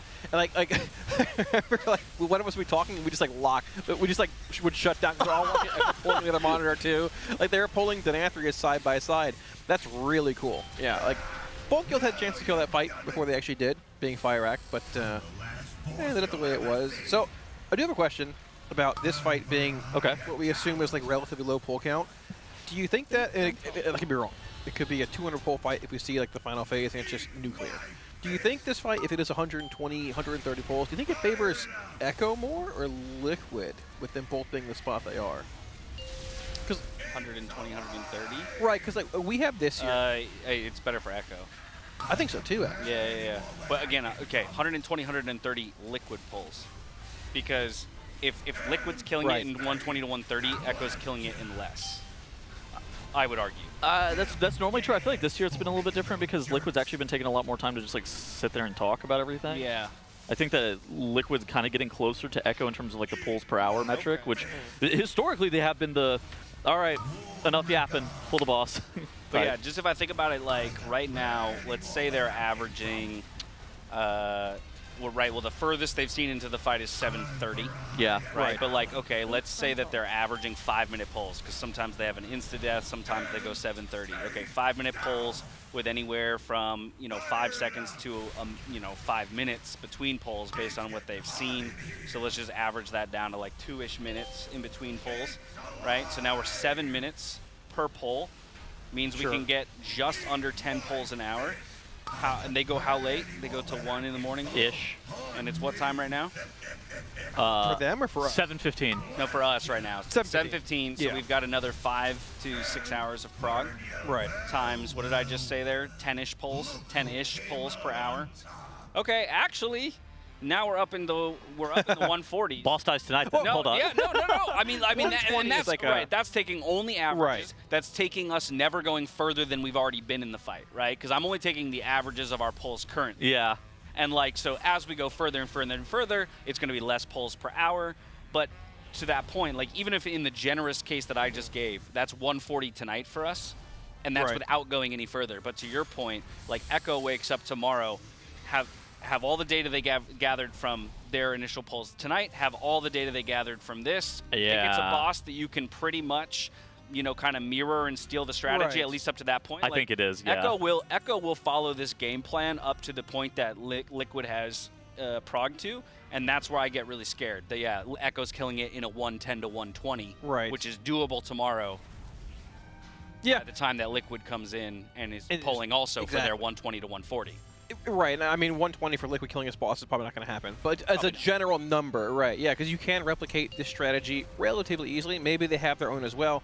But yeah, I mean, getting to that 30% threshold, I wouldn't be surprised if we wake up tomorrow and Echo's ahead of Liquid percentage-wise than the boss. Yeah. But then we have a whole day and they're winding down. So it's really tough. Let's start talking about some of the mechanics on this fight for those who are just now kind of joining in on this boss. So, Gallywix on Mythic is a very different encounter than it is on Heroic and Normal. It immediately starts off, and you're just in like the intermission, right? The boss is going to start doing these lightning beams and rotating around. One of the new Mythic changes is that now you're actually tethered to the boss, and if you cross your tether across another player, they start taking a decent amount of damage. That's why you're seeing these players moving in tandem with one another, not really trying to clothesline them, making sure that they're always in these like static locations after these lightning bolts are moving around. Then, once the boss's shield is broken, you see he's getting stunned on screen here. This takes us into what we have described as Phase 1. Phase 1 has these ads that spawn off to the side. There are 2 Wrenchmongers, these mobs aren't relevant, and then there's 1 Giga Juiced Technician. The Giga Juiced Technician, every single time you see them killed off, and Impact has it marked with a nice blue nameplate, they drop a Giga Juiced bomb. Whenever you pick up the bombs are like one of the core mechanics on Normal and Heroic. On Mythic, the bombs are a little bit different. So first and foremost, you have to soak 3 of these sparks that you can see on the bottom left-hand corner of your screen after you pick up that Giga Juice bomb, and it overcharges the Giga Juice bomb. Then you throw it into the Giga Coils off to the side to be able to disable those Giga Coils. We wiped here because we didn't have enough people in the TikTok There's canister. soak in the back and fired up die, Yeah. I believe, with the bomb. Okay, so the bombs are probably still the most important part of Mythic, and so the bombs do a couple things. First and foremost, you throw them at the overcharged coil to cancel it out, making you not have like a bunch of ground. You see that static haywire field, and by overcharging the coil and hitting it with a bomb, it basically kills it off. But whenever you pick up one of these overcharged bombs from the Technicians, it leaves you with an ability, a debuff called like the Clamp, the Bomb Clamp. And if you ever die after having picked up a bomb, or you currently own a bomb, you immediately wipe your raid. There's a couple of ways that you can also immediately wipe your raid, like you saw on screen right there. There were 2 different AoE debuffs that were looking to be soaked. The first one were the TikTok canisters. There were the different type of bombs that are like barrels. The smaller purple ones. Yeah, exactly. They were in the middle of the raid. They had a soak on them. Basically, they're trying to get minimum 3 players per circle there, and it puts a healing absorb on them. And then they also have a different type of canister that is similar to what you see in P2 on Heroic Galliwigs, and that also puts a healing absorb on them. That is roughly like an overview of the mechanics. I think that, how they're dealing with all of them, that's kind of up for debate, but that's like a rough overview of what you're likely to see as like the primary drivers on this fight. And to clarify, as far as those like large bombs are concerned, we're going to deposit 2 normally by walking across the bridge. It comes down. Correct. The ads, right? But the third one in this phase is like a Demon Hunter or a Classic can jump the gap because there's no bridge. They spawn in differently, right? So there are 2 of these Giga Juice Technicians that spawn on these platforms that are off to the side, like you can see at the very top of the screen right there. 2 of the Giga Juice Technicians spawn on there. There are 2 other Giga Juice Technicians that are airdropped, just like they come in on parachutes. Where do they come from? Yeah. I don't even know where they come from. They've just spawned in. And they drop bombs, but there's none of those bridges to the overcharged coils that you can actually drop those bombs off on. So they're having Scott Warrior, a Drakthir, and Shakib, a Demon Hunter, picking them up. And what's going to happen is Scott Warrior is going to get slow-falled and glide, and then get life gripped back on after he throws his overcharged bomb into the coil. Shakib, he's just going to double jump, glide out, and then VR back onto the platform. So he's going to Demon Hunter out there and come back. But that's something that we're going to be looking to see, like the second intermission, phase 2. That's when those things are going to be looking to happen. Whew. I mean, I don't know. This fight does have like essences of Heroic. Excuse me. Essences of Heroic, but it feels like this fight is very different from Heroic as well, right? It looks very different from Heroic. Yeah. Like, not even necessarily by feel, but by mechanics and the overlaps and what's actually going on. It looks almost nothing like what we saw from Heroic. Well, also, but that's where it kind of goes back to the conversation we've been having about the relative difficulty of this fight, and maybe where the Raiders are finding it to feel quote-unquote easy. Okay. Right? Which is just that, like, again, I think it speaks to maybe how Blizzard was forced to approach designing the fight, knowing that there wouldn't be the ramp of information. Because, yeah, normally we'd get to, even these Raiders, right? They're running normal 15 times. Right. They're running Heroic 15 times. Mm-hmm. And during those splits, they're ingraining, they're building habits and secondhand knowledge of fight mechanics, right? That they then get to take into fights that add on. Typically. Exactly. It's typically additive. Here, it's not additive necessarily. Sure, there are some similarities and some not. But I wonder, again, how that just affected the way that Blizzard initially approached designing this fight, saying, like, hey, we don't get our normal ramp-up of showing them X, Y, and Z mechanics. That will happen as well in Mythic, but now just with an extra mechanic. Yeah, Mythic differences are sometimes, there's like very important mechanics that can make a huge difference. But more often than not, the Mythic differences is like, oh, they've spawned the craziest overlap I've ever seen in the history of man. And once you're able to conquer that, the crux of the problem there, then you'll be able to potentially kill the boss. That plus like one minor or a couple of differences on a boss are typically the mythic differences. It is a completely different fight, and you know, it has all the same essences. Like the mechanics are still there from Heroic, but how they're actually being applied and done is so much different. It's like not even the same phases. It's not even like the building blocks of the same boss even. Right, which don't get me wrong, I love. But again, like I really like that approach. I like that we're testing them on different skills. Yeah, and so there is a hidden phase in the sense of, you know, there's this absence of information. There's no information that's actually given about what this boss is in the dungeon journal, but you know, you can kind of work around it. It's kind of like learning a PTR boss. They're not lusting anymore. Oh, you're right. They're actually not anymore. lusting anymore. Good catch, yeah. Ooh, that is a good catch. I actually don't think they lusted on that last poll where they wiped here on this first shield. But I wasn't sure if the UI was lying. No, to me it's or a very not, good but catch. they're not. So you were talking about progression lusts earlier. Like, where do you think that they're going to be moving their lust? What do you think they're going to be looking to do with their lust in the future now? It has to go to the actual point where we're dying, right? Well, assuming we can get through this now, because that's going to become the discussion here, is like how many times do you want to ram your head into this shield with maybe a 50% success rate or something? Right, it's not only a DPS check there, it's an HPS check as well. That raid's taking an insane amount of damage. Missing that lust affects healers just as well as DPS, right? Yeah. So you have to find a way to find the damage to break that shield while you're dancing around with those like death beams coming on every single player, right? But like we talked about, yes, exactly, that prog lust is very important. Here's the thing, too, with that lust. So the lust on pull is a little bit weird because the boss is shielded. And I think that this first intermission, as it's noted in the dungeon journal, doesn't actually affect the enrage timer on the boss itself. There might be a global enrage timer, but it's likely that the enrage on this fight is the boss covering this fourth quadrant with like an electric zone, and then you just end up running out of time and you end up wiping. That's likely to be the end point of the fight, where it's just like a last stand and we're in the zone and we're dying, kind of like a Sardonathrius-esque end phase. By lusting on pull, you're not actually affecting the boss's HP, right? You're only able to break the shield faster. Now, if the lust is required to beat that shield, then it's required. We just have to press it. There's not really much we can do about it. But if we can, say, get around that by like front-loading all of our offensive CDs, we have every offensive CD on pull right there. Yeah. And if you're able to beat that shield and then move that lust, like say we move it to that last phase, or we move it to just on the boss itself whenever everybody has all of their offensive buttons up, then that could actually allow you to beat any potential damage checks in the future. And we saw this with Muggsy, right? Very early on Muggsy, they were lusting on pull, and then eventually we were like, well, actually the 40-0 check is the only thing that realistically matters, and so now we need to actually lust the very beginning of the Muggsy P2. Yeah. And so it happens pretty frequently once they figure out what's the problem point going to be. Lust is being pressed here. That might have just been like a pull where they're testing to see, do we have the damage? Like, is it possible for us to actually beat this? They might actually be thinking about some potential comp swaps as well. Mage.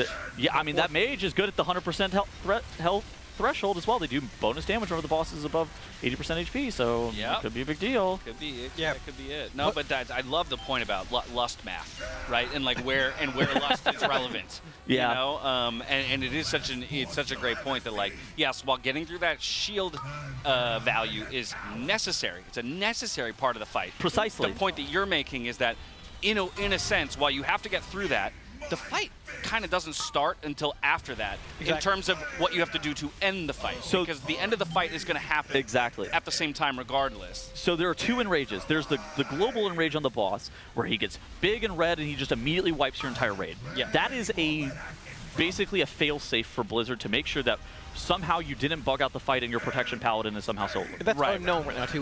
We don't know what that is, but there's also another type of enrage where the boss is going to basically kill you off, whether it be cluttering up the entire room, not letting you kill him in some capacity. He does a big raid-wide one-shot cast. There's a soft enrage in that soft in quotation marks, where you know, he's not just basically despawning.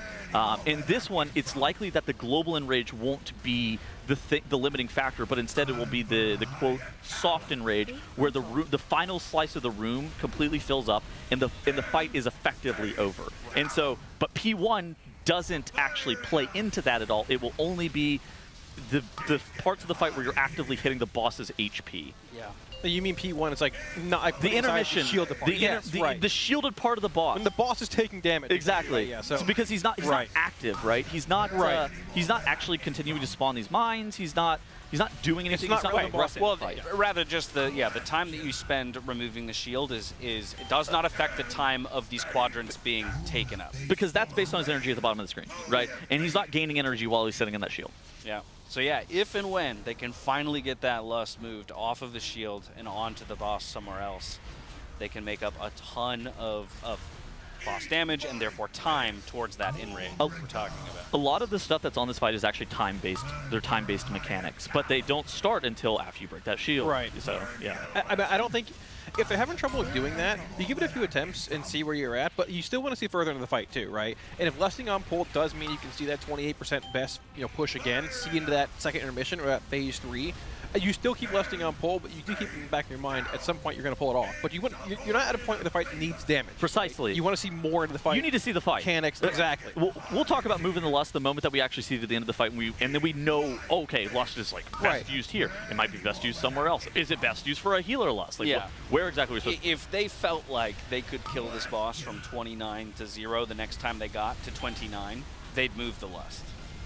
As long as we could, you know what I mean? But that's our point, is that at your best pull being 29% and not getting through that next intermission cleanly, you're not, like, maybe we do what we saw them do, which is test moving the lust a couple times. Precisely. Yeah. Because, hey, if we can do this 100% of the time, then we might as well start getting practice with it now. Okay, we've realized we're not quite there with our damage yet anyway, then you know what, it's more important for us to see sub 10%. Then we can talk about moving the lust again, because the next time we get sub 10, that could actually be the kill. I mean, dude, they're leaving Tobo dead. If that is, it doesn't speak volumes to like what part of progression they're on, then I don't think anything will. Where they're like, whatever, we can still see later on in the fight, even with this player dead, because you would never kill a boss being completely down a player for the entirety of the fight. You would always just jump off, especially if you don't have a battle rest for them.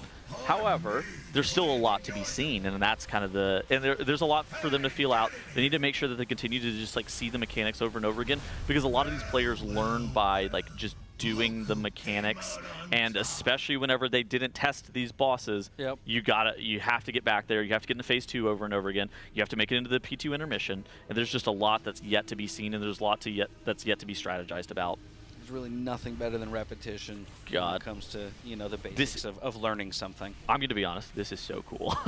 It's very rare that you have the opportunity to cast a Race to World first boss that's never been seen or pulled, and you don't you know kind of what the mechanics are supposed to do, but you don't really know what's about to happen, and I think that this is one of the coolest parts of a race that I've ever seen. Yeah, I mean, we're learning with them essentially as they go, right? No one knows what's going to happen when he comes back at the intermission in the phase 3, right? We all want to see it at the same time together. We're all just, I think what is next? My favorite moments in any Race World first is when they're progging a boss.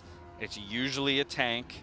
So a lot of times it's a paladin specifically, but you're getting to a prog point in a fight. Everybody else dies. Paladin's like bubbled, doing anything they can just to live for 10 more seconds. Like just lay on hands yourself, whatever. Just live, run to the other side of the platform, buy us time, and like getting the monster like listen-ins, and you're hearing Max just like shouting for like, please just get us 8 more seconds, 8 more seconds of data. Like I love that stuff. Dude, I think Teef for Echo actually killed Muggsy like that. He's just the last person alive, just sitting there in Bub as a paladin. He's just like, well, it's just me and the boss. Yeah, that's wild. And then there were 2. Or you could go to Anduin, right, for Liquid. That was great. Yep, exactly. That's just an insane race moment right there. That's like top 5 like race highlights ever. It's got that was so it was so good. Yeah. Awesome. Yeah. In general. Yeah, Anduin could have been a fight that definitely capped off a raid tier also. Like, we didn't need to have Lords, Rygalon, and Jailer afterwards. It could have been a tier of its own. Yeah, it could have. For sure. I'm trying to think what my actual estimation was on boss like attempts for this. I think I slammed 250, but I have absolutely. The problem is those were pre-race predictions. Yeah, yes, of course, these are pre-race predictions, which is we could basically just be making numbers up at that point. Like nobody knows. Yeah, you kind of just you fall into the pattern, right? Yeah. Like what previous races have done, which is why I think most of you were like 1-1, 2-2. And it's like Well, yeah, we're going to disrespect fourth bosses because fourth bosses historically have been 1 to 4 pulls, you know? And then, boom, 100. That was crazy. It gets slapped in the face with a fourth boss. I mean, okay, so a bit of a hypothetical question here. Do you think we're over halfway in the pull count in this boss for dying? I think it's too early to say. I think that the large... You can't say that. I think the what I'm going to say is I think the large portion of the difficulty of this fight is going to end up being the damage check. And without the actual knowledge of how tight the damage check is tuned, I think it's unreasonable to make a really good estimate. I'm going to go ahead and say no. I actually don't think we're halfway through, even though we are at 29.14%. I don't think that this fight is mechanically the most difficult thing we've ever seen. It's not like an Ansurek mechanically, but I think that there is a decent chance that the damage that is required to be able to kill off this boss is going to be quite high, to the point where there's going to have to be hours and 50 plus potentially even pulls of damage optimization, which might end up taking them like a full day. That's pretty, I feel like this entire raid has been very tightly tuned on the damage department, and maybe Blizzard's just really in tune with how much damage they believe that the players are going to be able to do. And if that is true, then I think that this fight is probably going to be no exception. The entire rest of this raid has been quote-unquote overtuned, right? Very difficult. Like, almost historically so, where the fourth boss was 115 pulls. I don't think it's going to stop at Gallywix, where it's just like, oh, 120 pull dog walk. Okay. Yeah, I mean, in my head, I think this is a sub 200 pull boss. That puts it right on the line, right? That's fair. Because we're looking at 88 on our 89th pull, meaning if we're halfway, like your question was, that would bring us to like 180. And I do kind of feel like this is a 180-ish boss. I could see that. It's very rare to have an end boss down to 30% as your best. Whenever you're like half a day to like 75% of a day through progression, it's very rare to actually see a boss be this low this early on. Yeah. And then maybe that's part of it too, right? But I don't want to get hung on that 29% like you're talking about. I think it's really easy to see that, be like, oh my god, they're kill. It's super easy to see a percentage and say like, well, then they're only so far away. They're 30% away from killing the boss. They're 24 hours away from killing this boss because they're at 29%. Like, who knows, right? But I don't know. I do think that this is a sub 200 pull boss. But look at Shakib in the picture on the top right there. Yeah. Demon hunting around, doing his thing. And he gets back in time for the bomb soak too. Yeah, it's crazy. So he gets life gripped actually all the way back. So they know that he's not going to have fell rushes because he's going to be using them to deposit off that bomb. And that quadrant starts when he deposits it, right? Yeah, I think it's time based. I think it's based. I think it's based off the boss's energy, but they have to have it dunked before this intermission starts. So it is time. I think this intermission is time-based, though. So now we are seeing into the second intermission here, where the Mayhem Rockets cast is happening. The boss is doing this lightning circle, which is forcing the melee DPS sometimes to actually get out of melee because of all of these lightning that's kind of separating out the room. Now, they're going to tank the boss here on X marker, and this is actually very smart by Liquid. I didn't notice it the first time they started doing it, but they're tanking it on the separation of the two sections of this room. That way they're allowing the group soaks to be more easily done. You see that scatter bomb cast that was on Yips right there? Ignore the fact that we wiped. We can still like learn some stuff if you haven't seen that pull yet. So the scatter bomb cast, it's a thing that's on P1 of both heroic and normal, and you have to alternate who's soaking that every single time. And by tanking it on that X marker and shooting, half the raid that's going to be on the top side of that and half the raid that's going to be on the bottom side of that, and your tank swaps just alternating that, it feels like that's a very intelligent and deliberate way of doing that mechanic, and it's going to allow your ranged DPS to be positioned really easily to where they're not stacked on top of one another, to be where they're able to move around easily. There's also one of the Giga-Juiced bombs that Scott's going to be carrying during that phase that we've noticed that he's going to have to go and drop off at some various point. Maybe they changed that, but like hypothetically he's going to be still carrying it, and he's going to have to go drop it off in one of those Giga Charge coils and blow that up right before the next phase whenever the energy reaches 100%. So that's how that phase is going to look, but they also have to make sure that they're getting in the canisters and making sure that they don't miss any of the soaks. Right. I think it's really intelligent, though. Even minor things like that, boss placement, right? Where you look to find ways to make it easy. What we're doing is already so complex, right? At 20 different people, 20 different inputs, all coming up against a mythic tier boss that's throwing 40 different mechanics at us at any given moment. Like, make things that can be easy, easy. And putting a boss on a line and saying, okay, you 10 on this side of that line, you 10 on that side of that line, Make it easy. You know what right? is? You know what else is easy? Signing up for Coinbase at tl.gg/Coinbase_RWF. If you use code TEAMLIQUID20, you will be getting $20 free. It's not a gimmick, not a scam. It's easy. It's easy. TeamLiquid20 at tl.gg/Coinbase_RWF. There's also some other prizes that you can win as well. In addition to the $20 free, there are signed Team Liquid jerseys that are being given away after every race day. So it's been a long race, so there's a lot to still be given away. And after every single boss as well, you'll be entered into a drawing to be given those. Then there's also a grand prize in which you, yes, you, the viewer, can sign up at tl.gg/RWFBTS, and Coinbase will fly you out to where you can get a VIP look at the next Race to World First, NA and EU only. But yeah, tl.gg/RWFBTS to be able to sign up that form. You have to attach your email that signed up to your Coinbase account, and so that is that. So yeah, Get her done. Big shout out to Coinbase for sponsoring this Race to World First. Thank you, Coinbase. Thank you, Coinbase.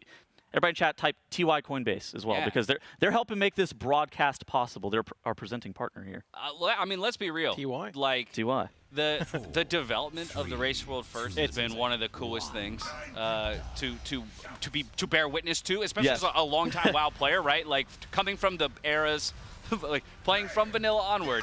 You know, the years where it's kill videos into then, okay, well, now logs, like, truly exist and all that kind of stuff. And, okay, now we're in live broadcasting. But this kind of stuff is only possible, in all honesty, because of sponsors like Coinbase, right? Like, this is not a cheap production to put up. No, we've been here for 12 days. Like, we've been here for a hot minute. Yeah. I get paid in pizza. Everyone else, I think they have an actual salary. And yes, it is. Azula's also getting paid in pizza, aren't you? Oh my gosh, hello. Chunky dog. Chunky dog.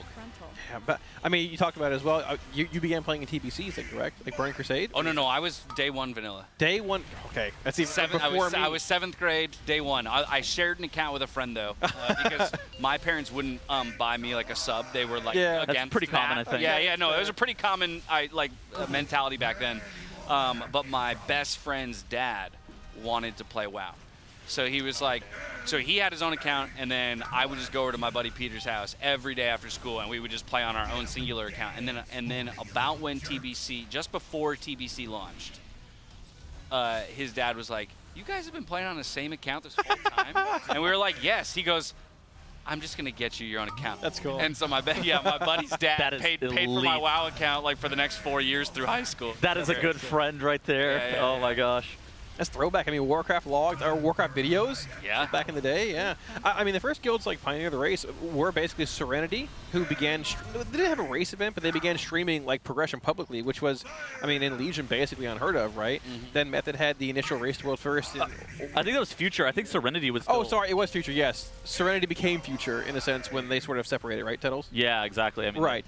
Serenity ended up dying and then becoming more of a content guild. Yes. Where their content is world 15th rating. Which is crazy content. and then Uldir, right? Yeah, that was Gahoon. Yep, Gahoon was that was the first televised by Method, and then I think it was the race after, wasn't it? BFA? No. Battle of Zarlor, yeah. Was it Battle of Zarlor that was televised by both? No. I totally missed that one. The first would be Nihil. The first that was televised by both was Eternal Palace. So right, I forgot about AEP. Liquid, the guild that is currently Liquid Limit at the time was in London at a Red Bull venue, and I think Method at the time was in like Krefeld, Germany or something like that. I don't remember exactly where it was then. If it's happening in Europe and it's esports related, I just assume Germany. Everything happens in Germany. I was there, but it feels like a lifetime ago at this point. It's been a hot minute. It's been like 6 years or something. My first race was Nihilotha, so that's why it's You know, Race to World First being this non-televised event where you just like, you know, you show your kill video after 3 guilds have killed it, and it's just people gaming in their bedrooms now it's this big esports production. The evolution of the Race to World First is something that is super, super cool. Big fan. Now, here's something we talked a little bit about the last tier. Okay. I feel like hasn't really been a discussion point. It was coming into this tier, and then I feel like it hasn't been a discussion point during the tier, which is that Method had put up such a pretty awesome fight in Narrow Bar, kind of beginning the discussions of like, could we be moving into 3-horse race territory? Sure. Not quite for that tier, but there was a lot of like, ooh, if they have another performance like this, or can get just that 1 inch closer to the top 2, we're finally in 3-horse territory. I feel like that conversation has disappeared this time around. Well, apparently the one-armed bandit had 2 arms against them. As it turned out, it had hands. Okay. All right, that's a thing you can say. Sure. One-armed bandit, I think, took them over 100 pulls, and so they, after wiping that many times to one-armed bandit, they've been kind of out of contention. Yeah. I think that for me, Method, in my opinion, doesn't necessarily have a chance of like winning the Race to World First until they decidedly get World Second, or at least lead a Race to World First for an extended period of time. Sure. Because like they've actually yet to play from the first place. Yeah. Ever, and I think that you have to be able to do that to really kind of experience like the blind progression of like you're really paving the strategy. I mean, they did a bit though on Brew Twister. I don't know if they were in first, so they paved the double bloody cake strategy though. And I mean, there are things that they have absolutely done that have like been pioneering a strategy in recent memory. But I feel like they've still I feel like they've actually kind of plateaued. I think that they're about the same skill as they have been since Aberrus. And, some of like Liquid and Echo are kind of, still continuing to improve, and Method is still continuing to improve. But if Liquid or Echo have like a pretty bad tier, and then Method has a really good tier, those guilds look like they're kind of close to one another. But I feel like Method has been around the same level of close to them since Aberrus. Because, I mean, if you guys remember back in Aberrus, I think Method ended up killing Sarkareth somewhere like 2 hours after Echo. But then, like at that point, you would assume that they were roughly equal, but it hasn't like appeared that way. Right. Sure. They were actually pretty close last year, too, I believe, when it came to Ansarek. I think Ansarek was within like 4 hours or something like that right. as well, yeah. I mean, at the same time, like, and this has gone both ways in the past, like, when World First is taken by Echo or Liquid, how it's been the past multiple races, there's definitely a bit of less drive from the guild that's going to get second place. Sure. Like, Liquid takes first, Echo a bit less. It happened to us in Razagath and Fireack. It was like, all right, World First is gone. We want to kill it, but it's not like we're, and I think that provides a bit more leeway for them as well, but not trying to throw shade, just all of this is in the interest, honestly, of wanting the 3 I think everybody wants a 3-horse race, right? Like, I think that if you could have 3 guilds that were simultaneously very competitive with one another, that would be optimal. I think Method currently is like half a beat behind both Liquid and Echo in terms of potential to be able to win the Race to World First. Once they get like a second place, I think that all bets are off, and they could potentially be vying to win. But up until they get to that point, and just in my opinion, they're just again going to be like half a beat behind. It's also tough to win from Europe just in general. Yeah, there's a little bit of 12-hour disadvantage, stuff like that. But it's definitely possible, right? We've seen Echo do it time and time again. It's 100% possible. But there is a little bit of an inherent disadvantage. People like to make it out to be like this huge thing. It's not as big as people like to make it out to be, but it's certainly there. How many can of worms you open in the last 10 minutes, Settles? 5 or 6? It's just part of talking about the Race to World First, dude. I'll take the blame for that. Dude, Race to World First is sick. I come in, and in one day, I'm just peppering you with all my questions. I love this discussion because I never try to play towards like a biased side of it. I think realistically, it's not as big as people make it out to be. I mean, for various reasons, this race we've had probably about 8 less hours than what we wanted, but at the same time, other races, Echo's been hurt worse by maintenance and races than we have too. So it's there was like so NA had like really bad downtime this tier. Then NA got DDoSed today. Then server maintenance. But was it a DDoS? Yeah. Authentication servers were down again yesterday as well, and there was a 3-hour-long power outage the whole city goes out. Well, that's welcome to Los Angeles. I mean, it happened. Like, Liquid hasn't had like an easy race either. It's not like it's just all sunshine and daisies here. There's been some wild stuff that's been happening. But the same thing happens to Echo. Like, sometimes they lose power. But I've been at their events. I think at Sepulchre they lost internet like 3 times at various points. Like, it literally happens where something. Whenever you have a 12-day-long event, something's going to happen that you just didn't plan for. Right. 100%. Oh my gosh, I can't. I can't not. Oh my gosh. I'm sorry. My dog's doing dumb things. Just grabs a toy and throws it. Just throws it for herself. At herself. She's just playing with herself. Oh my goodness. Oh, Tobo going down here. Oh no, Tobo. Well, you know what? They're bringing in a mate anyway. Lost KSP had a bomb. Yeah. Okay. That was good. Dash Sorry, wrote I didn't mean. shade. Sorry, I love Tobo. I don't mean for the Tobo flame. It's just. Oh my gosh. It sounds like we're geared up a mage. Good grief. Is it hot in here? All right. You guys didn't realize you brought me in for the spice. That's great. Yeah, well, bad Well, we news. need it. I think it's going to be the end of our block. Dash is going to get replaced by somebody else after That's it. flaming one of the Raiders. I just talked myself out of a gig, y'all. See you next time around. In all seriousness, that's basically the end of our casting block. So we're going to be throwing it to a Monster Energy listen in here momentarily. The Raiders are going to continue to pull, and then we are going to be replaced as casters with new casters. But before that, we got to shout out our lovely sponsors for this event, which are Coinbase, Honda, Monster Energy, Alienware, Secret Lab, MyBlue, RaiderIO, Wowhead, Warcraft Logs, and DungeonDojo. Also, the Pasadena Humane Society. We've been partnering up with some charities for all of the Race to World First events. You can go and donate to that at tl.gg/RWF-donate as well. If you want to submit your transmog, your UI, your setup, we can review it as well on this broadcast. But we will be back here right after this break.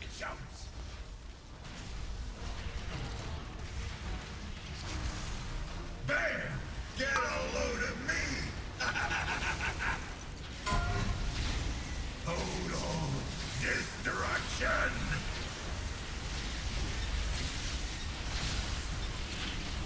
Okay. Be kicked in. 3, 2, 1, now. Now you've done it! I'm the last boss you'll ever see!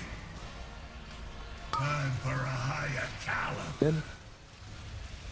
Bait frontal. Blazes in 3, 2, 1. Frontal in 3, 2, 1, now. And blazes going off. Okay, tech will die. It's alive!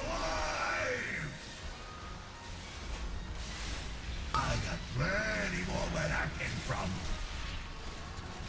Getting your soaks. And stay down. Blast you. Okay, suppression soon. Get up and dance for me, you little jerks. Moving away. Watch fire, watch fire, watch fire. Good. This is the easy combo. It's going to be soaks into blazes frontal. I got plenty more where that came from. And Dranaco's bomb. Time for a higher caliber. Bait frontal. Good. Blazes are going out. And frontal in 3, 2, 1. Frontal now. Fire it up! It's getting hot in here. Okay, crackle on Yips in 10. It's alive! Soaks in 5 here. Crackle will happen alone. We beat the Giga Coils, which is good. Plenty more where that came from.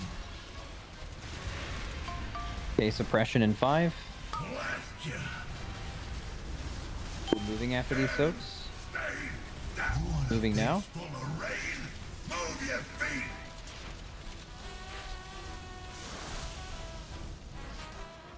Nice. On the boss. Eat my fist. Warm regard. Okay, tank circle coming up. Time for a higher caliber. This goes back. Everyone else get away. Nice. Now we're getting blazes go in front of the boss. This is the frontal into soak. Frontal and go to your soak in 3, 2, 1. Now. Fire it up. August lost. Get in the barrier. It's alive. Get out of the circles. And don't get meleeed. It's getting hot in here. Good. Get your focuses. Eat my Hit soaks are soon. I got plenty more where that came from. Blast you.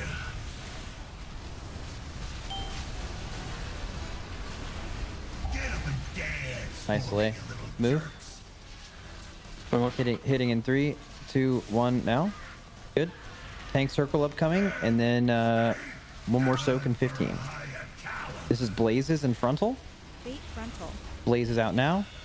Frontal is in 3, 2, 1. Frontal. Blaze is going off 3, 2, 1 now. Soaks here. You get your bomb shot. Yeah, I got it. I've got my soaks. Remember, Exile backs up 1 here. Healer stack. This is the last It's soak of under the phase. that's on the I didn't pick up the bomb to spell me. Range. That wasn't even those soaks, right? Yeah. This is soak on 3.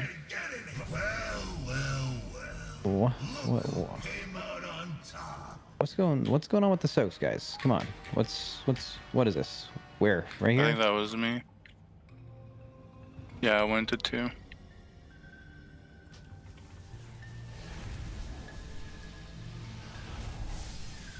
Is it safe to log out? Any knowers? I need to restart my game on turbo logging. Sure. Oh shit, you got the yips? Yeah, I actually got the exactly No, same don't get as that. yips. Don't get that. That's not something. I have the same thing, bro. That's like a 4-day proc. It's You an don't want easy that fix. Yeah, just swap room. Is that the fix? I mean, if he's having the same thing Yips is having, that's just the person we sit for mage, right? Like, if that's actually true. It was a mega tilter. Yeah, but Yips had to reformat his computer and then moved an entire room to fix it. Guys, you cannot... try. I don't know. We're fine. Just keep doing P1.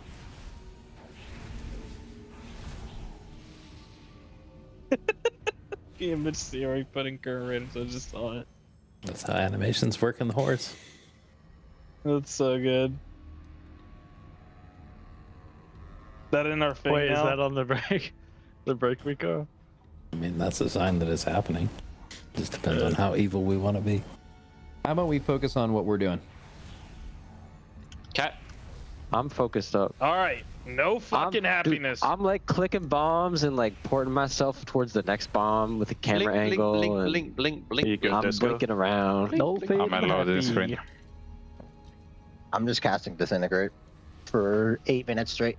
Blink fire blast. I'm attempting some to stuff and I'm attempting to cast an ability challenge. Focus up. Can I get a Cine update? Does he still not have a trinket? No. They're in there, bro. I see them. Wow. They're in Mythic Plus. They're in the mines.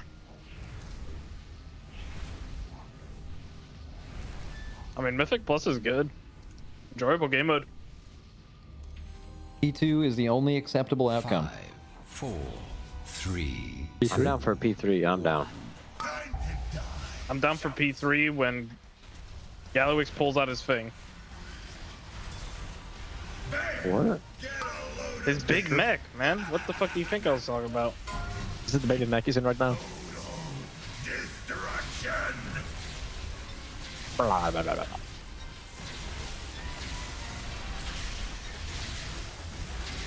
Kicking in 3, 2, 1, now. Now you've done it. I'm the last boss you'll ever see. Same circle. For a higher caliber. Blazes in 3, 2, 1, now. Frontal going out same time right now. And blazes in 3, 2, 1.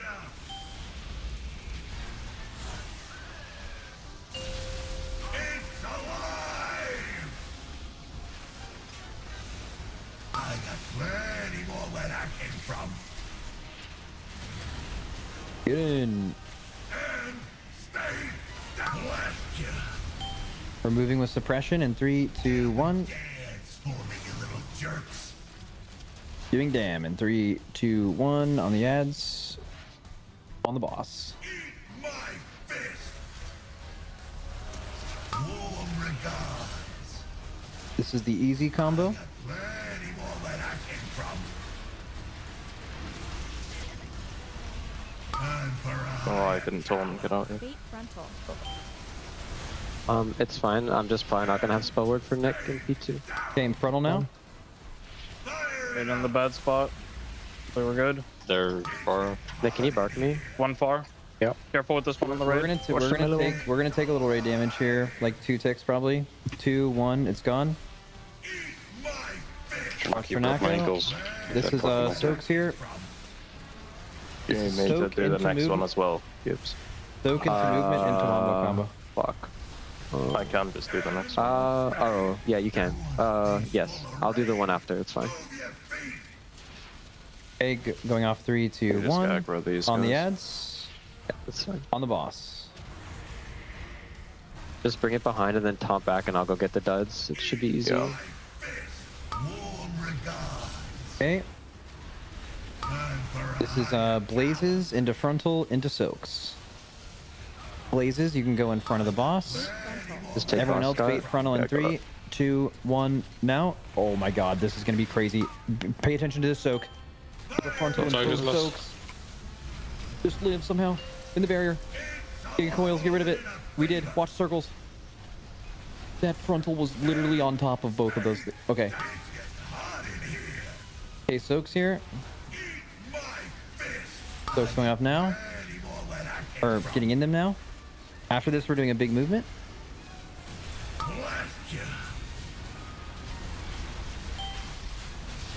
Okay, we're moving with suppression 3, 2, go.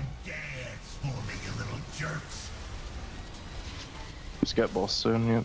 Watch Dronacco's debuff. Yeah, I got it. Make sure the ad is in. The ad can die in 15, by the way. It can just stay in. The ad can stay in. Bait frontal. Good. Everyone else blazes right now. And frontal in 3, 2, 1, now. I'll check. And blazes in 3, 2, 1, now. Okay, then this is the soak. shock. Someone get shock. I was lost. Damn. Everyone get in the soaks here. You cannot miss. Scott, you can charge. Good. Crackle on yips. Intermission. Oh, this has been. That was fun. That was fun. Okay, make sure the ring happens. Range, get out of the middle. 3 spots. Special. Just hang on a sec. Just saying boss mostly. Range, get into the middle in 3, 2, go. You have to run exile. Range, get out of the middle in 3, 2, 1. Not yet, though. I'll watch exile. Okay, ranged out of the into the middle. Sorry. Ryan, use a personal.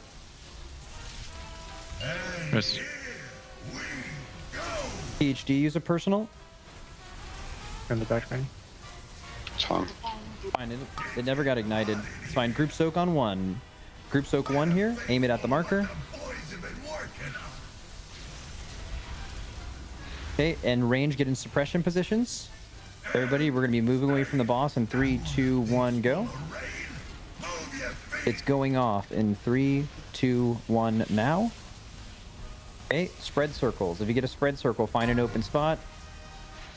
Your luck has run out. Good. Blazes are going out in 5. Blaze in 3, 2, blaze. Bait frontal. A lot on the right, be careful. Blazes are going off. 3, 2, 1, frontal. Bait the frontal right now. That's playable. Group soak on 2 here. Group soak right at the orange marker. Spell. Okay, and then we have suppression spots ranged. Suppression, melee gear to run. 3, 2, 1.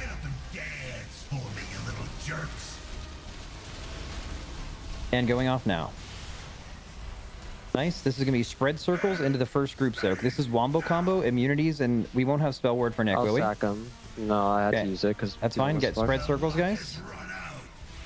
Okay, blazes in 5 seconds into the group 1 soak. Group 1 soak. Use big personals and immunities right now. Watch blazes. Watch red circles. Okay, frontal. Everyone's baiting a frontal right now. Ranged, you should bait this to the middle of the platform. Melee, you want to bait it in that far corner. Res Malarcus. Watch my up. For me. Okay, and then suppression spots ranged. Melee, get ready to leave. Melee, leave 3, 2. Melee, get out.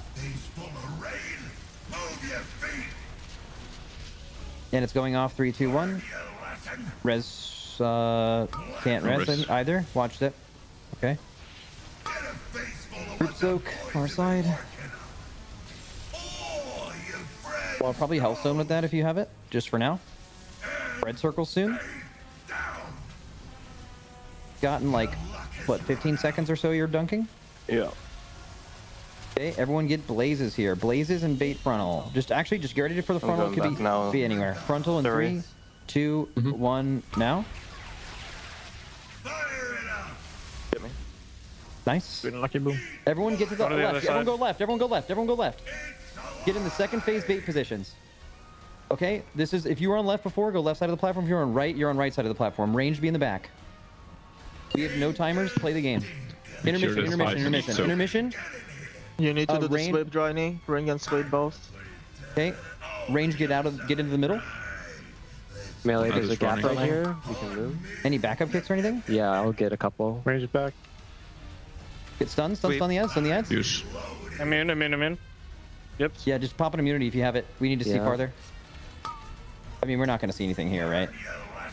I'm going back on They lit the bombs exploding. Yeah, I don't think it's working. We'll see the energy. See him gain energy. I don't think there's enough healing There's for no it to be energy. good enough. No There's energy. Not yet. Dang. There's a Starting. Yeah, he's starting. You want to First see soak. as much energy as you can, so you see how long it lasts. Oh, he's gaining energy now. You'll probably It's live pretty until the slow. barrage. It's keep going, pretty Scott. slow. It's not like... Spell reflect. Boom. So it's free. Okay, so I need to figure out. There's a melee timer that was killing us. So when we're running away from suppression, we got owned by the circles. In the yeah, we maybe need to spot. leave. We need to like dodge away and then go to that spot whenever the cast's finished. Yeah, I think we like go over the grate, and then like we run along it, and then run down. We should just like everyone that's in that position. We should just stack, right? It's this frontal into suppression, right? So you just bait the frontal, and then you just need to leave now. Yeah, we did leave, but we got owned by the suppression circles. Oh, we're Well, range in no. a bad spot? Let's see. So range, it looks like range or turbo in a bad spot. Right? Like this, if Tobo spawns fire here, that's horrible for melee. If Nick spawns, you want to be here, or you want to be in the back, or the far left, or like we talked about it before, but it's these spots, like there's a slide for it. You basically want to hug the second line of blue stuff. There's like Just play these, the clip real quick, actually. playbook. Yeah, I mean, I'm almost leaving. I just want to see the play. I want to see what's going on. We feel just can't crowd like the top left corner. Like, what are you? Like, are you Fixing right talking now? about So this? suppression here for melee. Melee need a route to get out, but it sounds like it's probably on the right side of the room, I assume. There's just... Yeah, I mean here the range usually saying would sit together and then we would walk together. Can I just watch what comes after this? Is it a frontal instantly after? It is a. Oh, after an this ego suppression. check into a group serve. I mean we just have to run out Do you later. reckon? I think as melee. Do you think it's good what to the right pull the side boss does. to where disco is before that suppression, and then pull it back before the frontal? And then that means that melee can spread bottom left. No, they melee can hit like this whole thing. I think we're fine. Well, no, but I mean just before the suppression, because then it means that they can get out, right? Like, and not take the massive damage. That would be chill for me at least. Wait, when are we doing this? Just before that suppression. Okay, so it does. Okay, so it does the frontal and suppression. So before the frontal, you want to pull it to no, you just do frontal. Does it instantly cast suppression after? Yeah. No, and then you pull it here, right? Pull it And where? then- Like where it is now? No, like where disco is, like onto the second. On the mid lane. But then isn't it harder for everyone to get out of range? Because it's I don't just think closer. so. Isn't it the same? I mean, I think I'm pretty sure the best thing to do with suppression is to keep the boss here, like keep the boss in this spot. Yeah, Like and it just makes it the harder for problem. The melee. problem there is melee leave like this, and there shouldn't be any ranged fire, because what we do with suppression is ranged is we spawn here, move left, here, move left, here, move right. Any of these spots are fine. You just can't be here. You can't be here and put fire as melee are trying to leave, and that's what happens. Hello and welcome back to the Alienware training facility, home of Team Liquid. And huge thank you to our sponsors who have been making this event possible through thick and thin. Our presenting sponsor in Coinbase, as well as Honda, Secret Labs, Monster Energy, Alienware, MyBlue, RaiderIO, Wowhead, Warcraft Logs, and DungeonDojo, as well as our charity partner in the Pasadena Humane Society. Welcome in. I'm Jack, joined on the sofas here with Dash, Zyro, and of course, Princess Azula over here. Princess Azula, that's right. As you, the most important. They don't have a lower third for you, though. We got to get you a Twitter handle. Off she Soon goes in to time. go find some food. Well, welcome back, Dash. You know, thank notably, you. it's great to have you back here, casting the Race to World first with us, closing things out. I'm ecstatic to be here. I got here just at the right time. We're on the final boss. We're making Prague happen, poll over poll. In fact, while we were away and during that Monster Energy listening, they hit a new personal best by just like 0.6%. But I think possibly more importantly is the encounter timer. Right. They went about 30 to 40 seconds further into the fight by time than they had previously done. We also noticed that at some point in the last couple of hours, Scott has opted into taking the 5th bomb as well, so they have that on a tank who can be a little more reliable about staying alive, so that's an interesting change they've made. But I think eventually, pretty soon here, we're going to look at a replay of that last pull, so we can actually see if there's anything new that we haven't seen yet. Let's jump in a little bit before they get into their next attempt. Notably, they've got the frontals that we saw in Phase 1 of Heroic. These are now being very heavily featured in Phase 2 and need to be soaked by players, and they need to be spread, of course, while they are actively soaking them. Yeah, and actually right there, center of your screen, you can see the bomb, Scott, now leaving off the left-hand side underneath Big Poppy's camera right there. So that's his opportunity to go deposit. He'll do so. He'll get life gripped back, I believe, in order to get back onto the platform, because as a warrior, he doesn't have all the mechanical ability that a DH has. And while a few people go down, they are managing to see a bit further into this phase, reduced to a single quadrant now at this point, and what we presume will be for the remainder of the fight. Yeah, I mean, they're pretty much, from what we know, they're going to have to do the exact same thing they just did in Phase 2, but just with half of the real estate. So things like the biggest, baddest bombs, they're going to have to find a way to spread out 5 of those in this single quadrant, and then also still have a safe spot from all of the bombs going off. But even just this intermission alone, right, there's so little room to move around. The melee are going to have to be dodging those 5 beams in melee and running around all over the place to try to stay alive during this phase. I mean, this just looks wild. The fact that the tanks were able to stay alive long enough to just see what happens in this phase is pretty impressive alone. You remember earlier when we had some authentication server issues, Zyro? Actually, it was yesterday. And Raiders noticed that they could go get an extra spark. Yeah. So they started doing some delves. Okay. And we got to see the new version of Zekfir, the new hard mode. It was the Gobfather that they had. I didn't think that the delves would actually prepare you for high-end mythic rating, but it really reminds me of that. I missed that. What did we... Is this Basically a joke? Now I don't know if this is a joke. No, he's actually right. It is a bullet hell. There are like a ton of different bots that spawn around the edge of the room. They all cast frontals at you, just big laser beams on the ground. Okay. If you don't deal with them, like 10 of them are alive and they just keep spamming this ability and there's nowhere to stand. It kind of reminds me of that intermission a little bit. Well, well, look, we've been talking about ways in the past. How do we get more people into Mythic Rating, right? How do we make Mythic Rating more accessible? You know what? We don't need you to come to Mythic Rating. We're going to bring Mythic Rating to you in your delves. I love that. And we were getting to watch Trill, of course, going up against it, and so he's trying to find little ways to shoot the bombs in as well and get that extra damage, like stop all the bullet hell from going out all over the place. It's a sight to see. We watched varying levels of success on that. I think Trill got the single difficulty down, the initial difficulty, but then he tried the double question mark difficulty, so like the final boss, and he was having issues with it, and that's pretty scary considering how geared he is on this Windwalker monster. And who he is. You know, I'm like, if I'm watching Trill struggle, then maybe I'm not trying. What happened here? We had a pull timer and then they canceled it? Yeah. Oh, there we go. Backup. Well, they heard you queue in. Yeah. They said, oh, we can't make Zyro wait. Like, what are we doing? What is a 25-second pull timer for? I just always assume that the long pull timers are for mages, because mages have historically had the long pre-pull ramps and things. I know. That's why I'm surprised that Zyro's confused, because he's the one playing one. Well, they're not playing that trick like that years now. They're usually the cause. Do you think they could actually be doing it for like a disc ramp, maybe? I doubt it. For that big hit of damage at the start of the pull? At most, you would need like 15 seconds, if that was the case. Okay. Yeah, because it's very specifically like a 25-second timer. They did it twice. That's the only reason I would bring attention to it, right? Maybe somebody popped a cooldown the first time they did a pull timer or something like that. That's always possible when people pop like a 1 minute or something in advance. So Dash, you were watching for the past shift for the past 8 hours or so.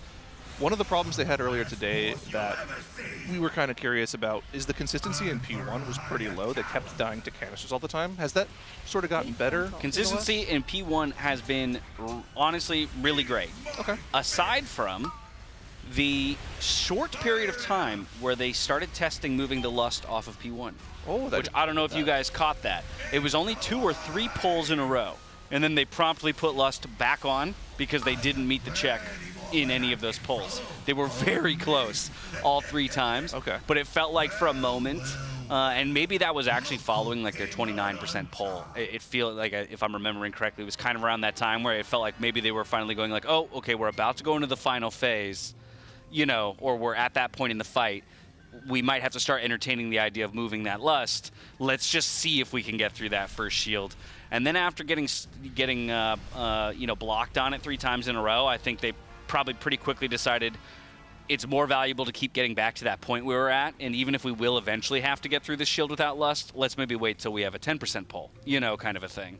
But no, I'd say that relatively their consistency in P1 has been solid. I do know that usually post-dinner it takes them a little bit to warm back into some of their better pulls. Obviously, we already had a nice prog pull at the 28.5%. Maybe they'll flub it a couple times here as people get back into the rhythm of it all. But I wouldn't expect many issues here in the first 2 minutes of the fight. Okay, interesting. Yeah, we still had a few questions near the end of the first shift today. We still were a little bit unsure on how the intermission timing worked, but it looks like everything is on a timer. I don't think there's anything percentage-based about the intermission pushes on this fight. No. Which means damage at all points in the fight matters. So if you're able to hold on to that Lust for a point where you're actually doing damage to the boss instead of a shield, that would be very valuable if they could find a way to do that. But like you said, yeah. No, if anything, like, the argument would be, like, we were having this conversation a bit, Tettles, myself, and Kalamazi before of, like, well, obviously the shield damage is a necessary element of the fight. If you don't break the shield, you will wipe. That is actually the most unnecessary damage in terms of killing the boss, because exactly like you're talking about, if everything's time-based and not health-based, then once that shield is broken, you can kind of really consider that to be the start of the fight in terms of the damage you need to deal to actually kill the boss. So if we can get the Lust, which right now we get through the shield and we usually have about 7 seconds of Lust remaining. Now just imagine if instead we have 30-plus seconds of Lust, you know, at the point that the shield drops. Or maybe when our 3 minutes come back up. I don't know where the ideal Lust send would be. It'd probably be in that final quadrant just because you need to get through it with so little space, but... Well, that's part of it where they're going to have to find out, because as they gain a little bit more information, that's definitely going to change things around. And I think that's always the fun part of it, is they're really the only ones who are making this headway at the moment. Method notably, they still have 10% left to go on Muggsy. Echo, they got Muggsy down, and they got a couple pulls in. We saw how quickly Liquid was able to get to 60%. In fact, I think they started around like 62 or 63% today after having 20 or so pulls last night when they went dark. Yeah, we saw Echo right before the end of the day. They saw the first intermission for the first time, and that's when they called it. They called it right there, didn't do any more polls, went to bed. They're going to let their analysts look at both what they did and also, obviously, what Liquid's been doing all of today. And I'm sure they'll have a strat ready for Phase 2 and probably a little bit of the second intermission going into tomorrow. Mm-hmm. But like you said, Liquid's really just paving the way forward right here. They're learning everything, which is good in a sense that you're going to get more muscle memory for it, but also... when you learn the things, everyone else is learning them too. So you're kind of giving up a little bit of your lead in that sense. But it's still the better position to be. Yeah. Oh, yeah. You'd rather be leading than behind. But to your point, I think, especially when you're looking at fights where it feels like maybe there's nothing left to learn, that's when things can get that's when it can be scary to be the leading team. Again, you'd still rather be leading, but it can be scary to be the leading team because we could look at the fight right now and I could reasonably see the fight ending from the point that they've gotten without introducing anything new. Yeah. And so at that point, all you're looking for is repetition, pulls, and that perfect pull, right? Everybody getting into a specific place. But that also is the type of fight that Echo can watch and come in a lot more prepared for than, say, a fight where they need to match your best and then also do a little bit of learning, theory crafting, or discovering for themselves. I don't think Echo's going to have to do that this time around for the final boss. Yeah, I think that's also what's going to really cause the race to be super close tomorrow. I mean, Yes. well, part of it is we got to see how far we can get in tonight who knows if they hit some kind of intermission phase and they say, well, we have a couple hours left, maybe we go dark, try to hide something like this. That could give them a considerable advantage. But it also could mean that tomorrow could just be a really tight neck-and-neck race for the finish and just be this hard sprint to the end. Well, there's also that whole concept of a mythic phase that we've been talking about for such a long time as well. Like, right. Generally, we were talking about this before we came on for the segment. Generally, when you think of a mythic phase or you talk about a mythic phase for a boss, you're talking about some complete extra phase after you've dealt with the boss. But most of the data mine stuff for the secret mythic phase is in those intermissions. So could just the first and second intermissions at 60%, 30% that they're seeing just be what the mythic phase is and the boss just dies at 0? We genuinely don't know. There could still be another phase after the fact too, after you kill the boss. It's part of the problem with being the first guild there is you just don't know the answer to these questions. I would tend to agree that I think we've already kind of seen it, since the idea is that we didn't have any of this in the dungeon journal and then they just had to go into it to properly find out what it was going to be. I think there's always that moment where a lot of people are expecting to have some kind of crazy insanity, and we thought the same thing when it came to N'Zoth, and then it turned out to be, hey, there's an extra chamber, you kind of run around, do some mechanics, come back up, go burn the boss. Yeah. I love how much hype the community builds for secret phases, but thus far, it hasn't quite paid off. Yeah, I mean, I think the hype around secret phases, though, speaks to what I think I would rather, or rather what I would say I hope Blizzard keeps going for, right? Yeah. Like the idea of whether it be a secret phase or just a mythic difference, right? That's what I feel like is happening this tier. Not so much a secret phase, but just saying, hey, the mythic final boss fight is just going to be a different fight, right? As opposed to heroic plus, right? It is truly its own fight, and I really enjoy that approach. So I hope that this is just the first example of what will be maybe many tiers to come where they attempt this, no PTR testing on the final boss and everything hidden in the dungeon journal, and it just is a different fight, and consider that the secretness of the mythic phase. But we need to move away from this vocabulary of secret phase, meaning there will be a specific instance within the fight where you either go somewhere else and do something, or a totally different boss joins the arena. Like, maybe we shouldn't all walk around with that expectation anymore. But I like this a lot better. Yeah, I certainly think this is a pretty cool idea of what a mythic final boss can look like. We had a couple of examples of phases being different. I think the most obvious example was Sired and Athreus back in the day, where the first two phases, while there were some mythic changes that were more of just kind of the heroic plus sort of style like you're talking about, but the final phase was completely different. It was a different final phase. There was a new mechanic that was an insta-kill mechanic that was pretty difficult to deal with, and that really ended up taking them a ton of time to learn how to do. There was very specific movement dedicated to it, sort of similar to what this fight is the entire time. So yeah, it's pretty cool. And I still want to see what the difficulty of that final phase looks like. I think we could very easily see them take more pulls figuring out how to do that final phase so far than we've seen them take up to this point in the first two phases of the fight. I like that point you made as well, because when we were on earlier, it was a question of wow, they got through phase 1 pretty quick, which has often kind of been one of those misnomers with encounters, is it's always the deepest parts of the fight that are the hardest. Anzarek and Sarkareth both had crazy difficult phase 1s, and they would lead to tons and tons of wipes, and it also led to really, really high pull counts. Yeah. We spent the entire day, went from 25-ish pulls to now 95. So 70-something in a day.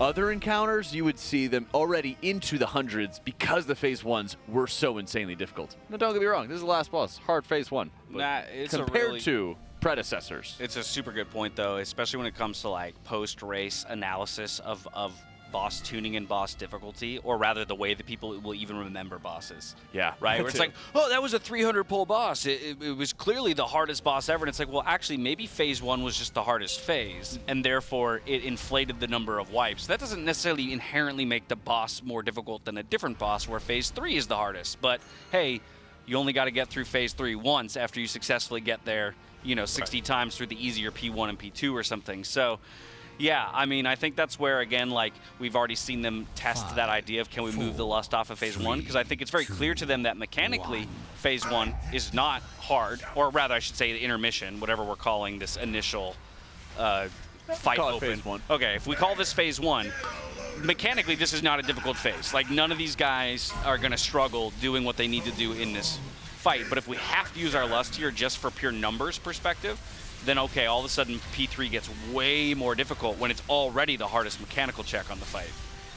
If we can get that Lust off of this phase, then maybe we buy ourselves a little bit more, you know, room to work with there once we finally get to the third and final phase. There's still a lot of questions to ask about how the fight is going to work in general, right? Like, how long is the enrage going to be? Are we going to see phase 3? Are we going to see them get to the 10-minute portion of the encounter with the boss at 15% and then see him just blow up and kill everyone? Right. And then they're going to have to figure out, then they're going to have to find a way to get that bloodlust off of the shield at the start of the fight, or they're going to have to find a way to do the other phases more efficiently just to have full damage uptime. I think the enrage, it just came to me, all right, let's hear it. Instead of like, some people are talking about, oh, it's more of a soft enrage. It's going to be he just puts the lightning down on the 4th quadrant and then you just rot to death, right, while you try and burn him, which I could totally see.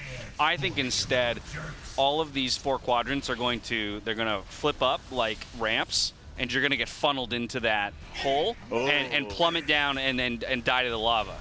But workshop. But you're going to have, so what we'll see the raid do is when they get, they're going to replace a lock gate. They're going to have to place a new lock gate, so that they can slide down the ramp, and just before they fall in the hole, they all take the lock gate back up to the top of the ramp to buy themselves 3 extra seconds of DPS as they slide back down one more time.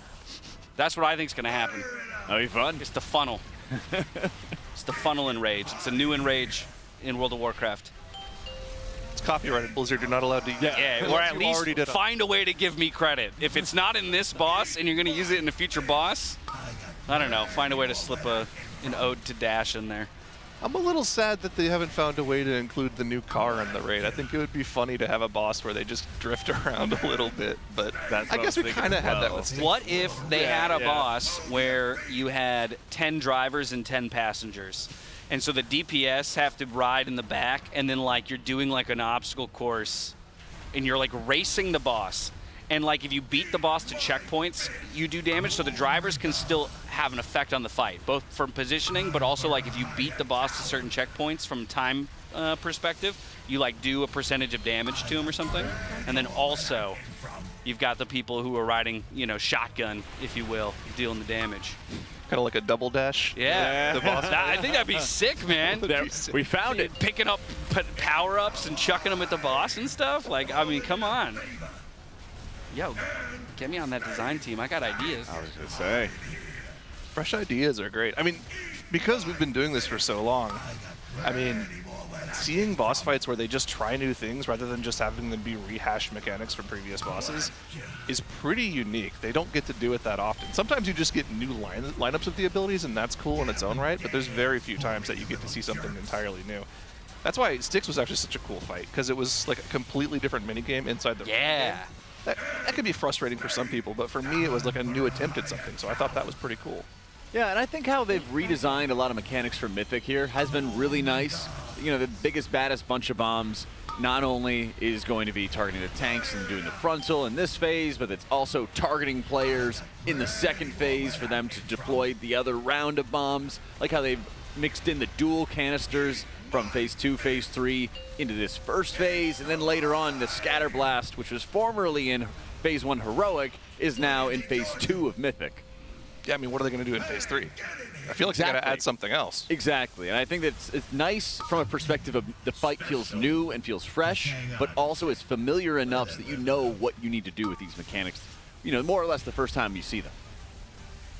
This intermission, though. I mean, it looks like they've figured out exactly what their positioning wants to be like. Looks like the melee were positioned perfectly to be just on the other side of that beam as it moved into them, and they know they can run out here right before it's covered up by lightning, just to dodge those rockets. As long as those rockets are like consistent every time, I think they can do that same movement. So it's cool that they figured that out. Yeah, I believe it's a pattern, so that they've fallen into that rhythm pretty successfully there. Yeah, they've almost been mapping out their entire movement just as every ounce of lightning is moving from one angle of the inner circle to the other. Trying to see, is it? Yeah, it looks like that bomb is on Scott. Oh yeah, Scott's got it already. Yeah, right. he's got it, and he will hold it until about 6:45 or so on the clock. That's when he'll run to go dispose of it. But I mean, I'm thinking as I see this phase, all of phase 2, unless they add some extra mechanics into P3, just the fact that you have to do all of this in one quadrant alone in that final phase will be difficult enough. Things like dodging the suppression by going far away, there's less room to do that. So if these bombs happen during a suppression, that could very easily happen. I think that was just one of the bomb debuffs exploding, unfortunately. But it's tough. I mean, that's the reality of this fight and many fights, in Mythic tier of rating, is that we've gotten to that point of player skill where you've got to test them with pass-fail mechanics at times. And there you have it. One little mistake spells disaster for the entire raid. But I like how they've been making so many adjustments to how they're sort of mapping the movement as well. It makes such a really big impact as they're trying to see later into the fight. That could be a huge difference for them in making sure it's so insanely consistent. So I know they're making a few different adjustments right now. Let's see what they're talking about as we take it over to a Monster Energy. Listen in. Like if I get Blaze, I can pre-move mid and just... I mean, you just have to be ready for that. Like, there's you're way less likely, I feel like, melee to get fucked with like circles in the middle than you are on the boss, right? So it might be That's just kind like of fake. I mean, I had one pull where I literally had it into a safe spot within like 30 yards of running. They also have to beat the frontal right after this. So. Yeah. Look at what Dranako's typing in raid chat. Yeah, so we talked about lunch is just getting the, or maybe it's dinner, getting the bomb off track and putting it on the mage. And get smart. It's so hard to Only die as a DC, mage, man. right? Only DC.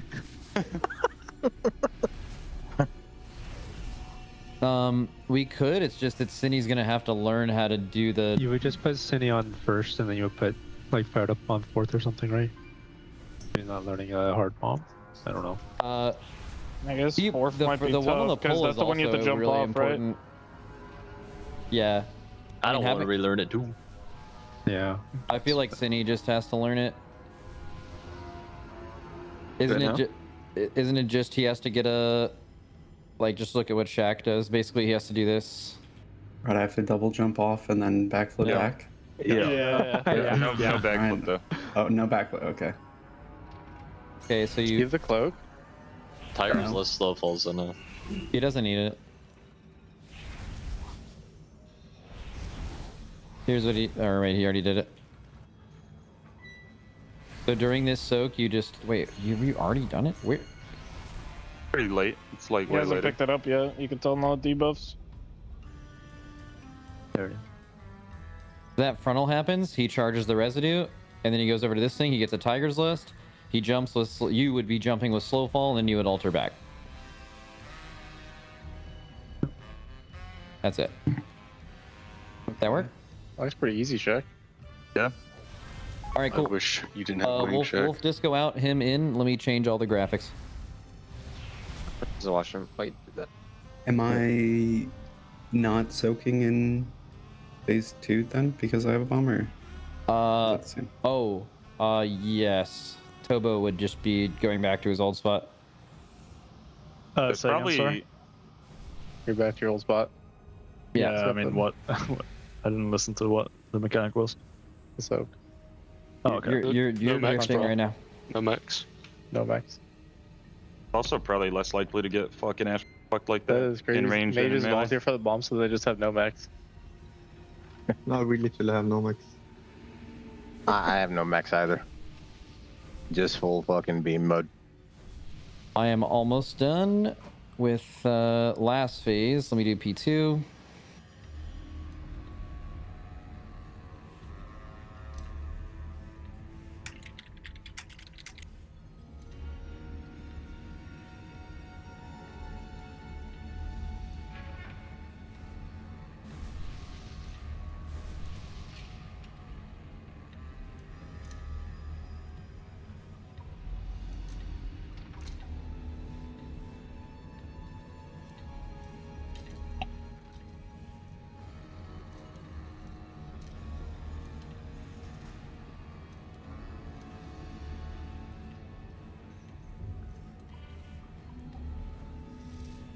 Relinking everything.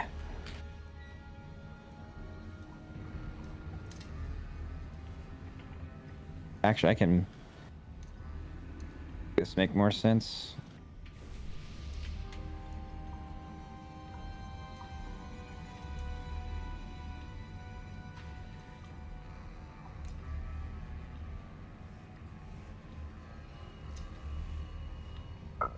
I mean, I don't know. This doesn't matter.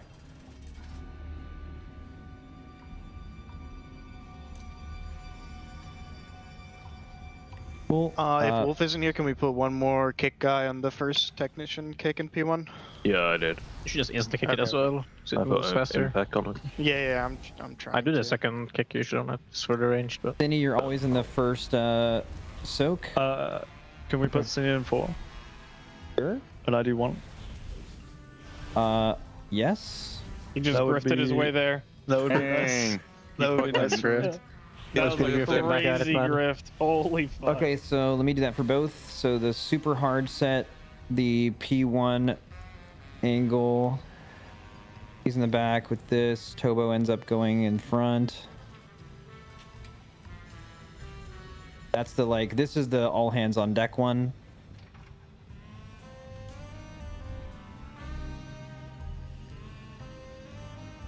This is all hands on deck.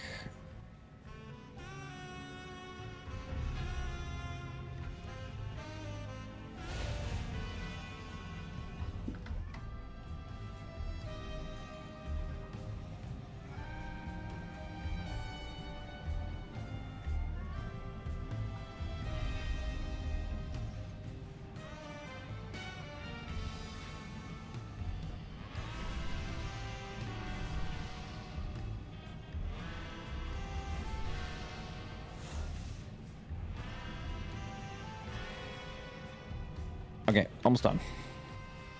I have P2 positions. We have P2 positioning. We have P3 positions. We have the canisters. Opening beams. What does... I mean, can he just go where Wolf went? Why not, right? You could just put Mark there as well, right? Doesn't really matter. If it's good to be mage on that side or something. I think Mark said he likes...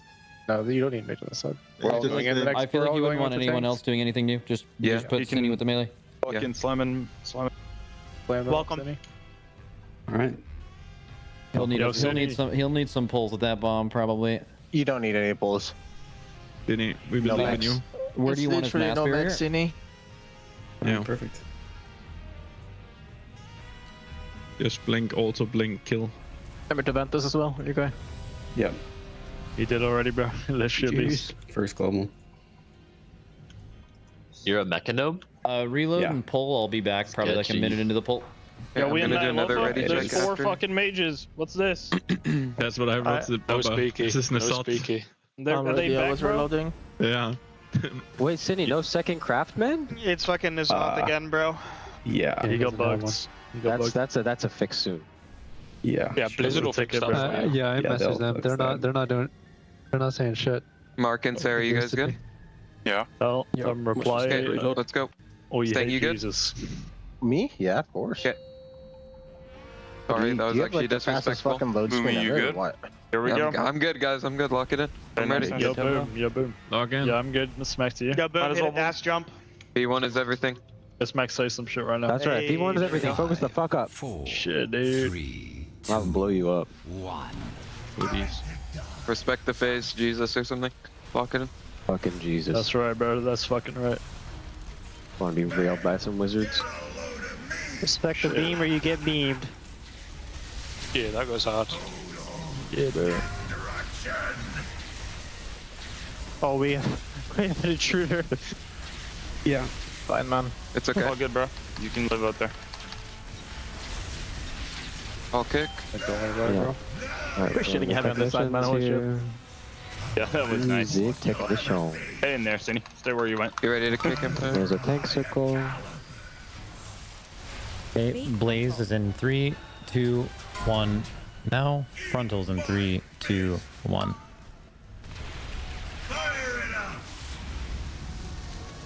Why stand in the frontal? Yay, frontal. Yay!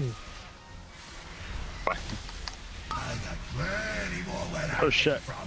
Hold on, bro. I'm mid pull, bro. Done. Soak. There's a mid pull here. Get your soaks.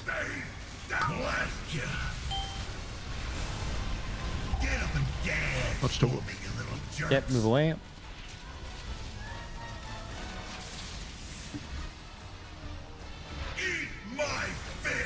I preferred that one. Good Okay, soaks in 3. I got plenty more where that came from. Time for a higher Give me soaks. Then it's going to be Blaze into frontal. Blaze and frontal in 3, 2, 1. Bunch of... Oh, never mind. I'm lying. Nice. Okay, Crackle is in 10 seconds. Be close here. Nice, and then we're in the soaks here with Yips Crackle. Yips Crackle 3, 2, 1.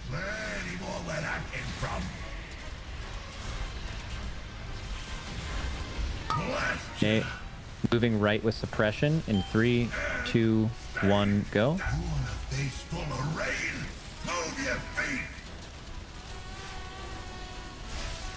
Nice, watch buffs, few debuffs.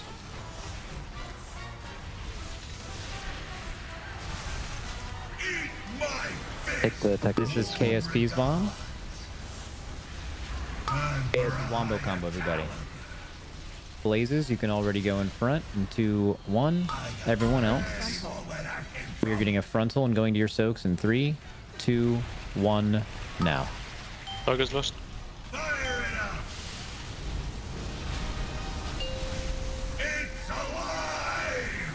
Okay, watch the circles. Watch KSP. He has no cauterize. Nice. Don't get meleeed. Cindy, you're picking up the next bomb that goes down. Focus in here, guys. And then we're moving left with suppression after this.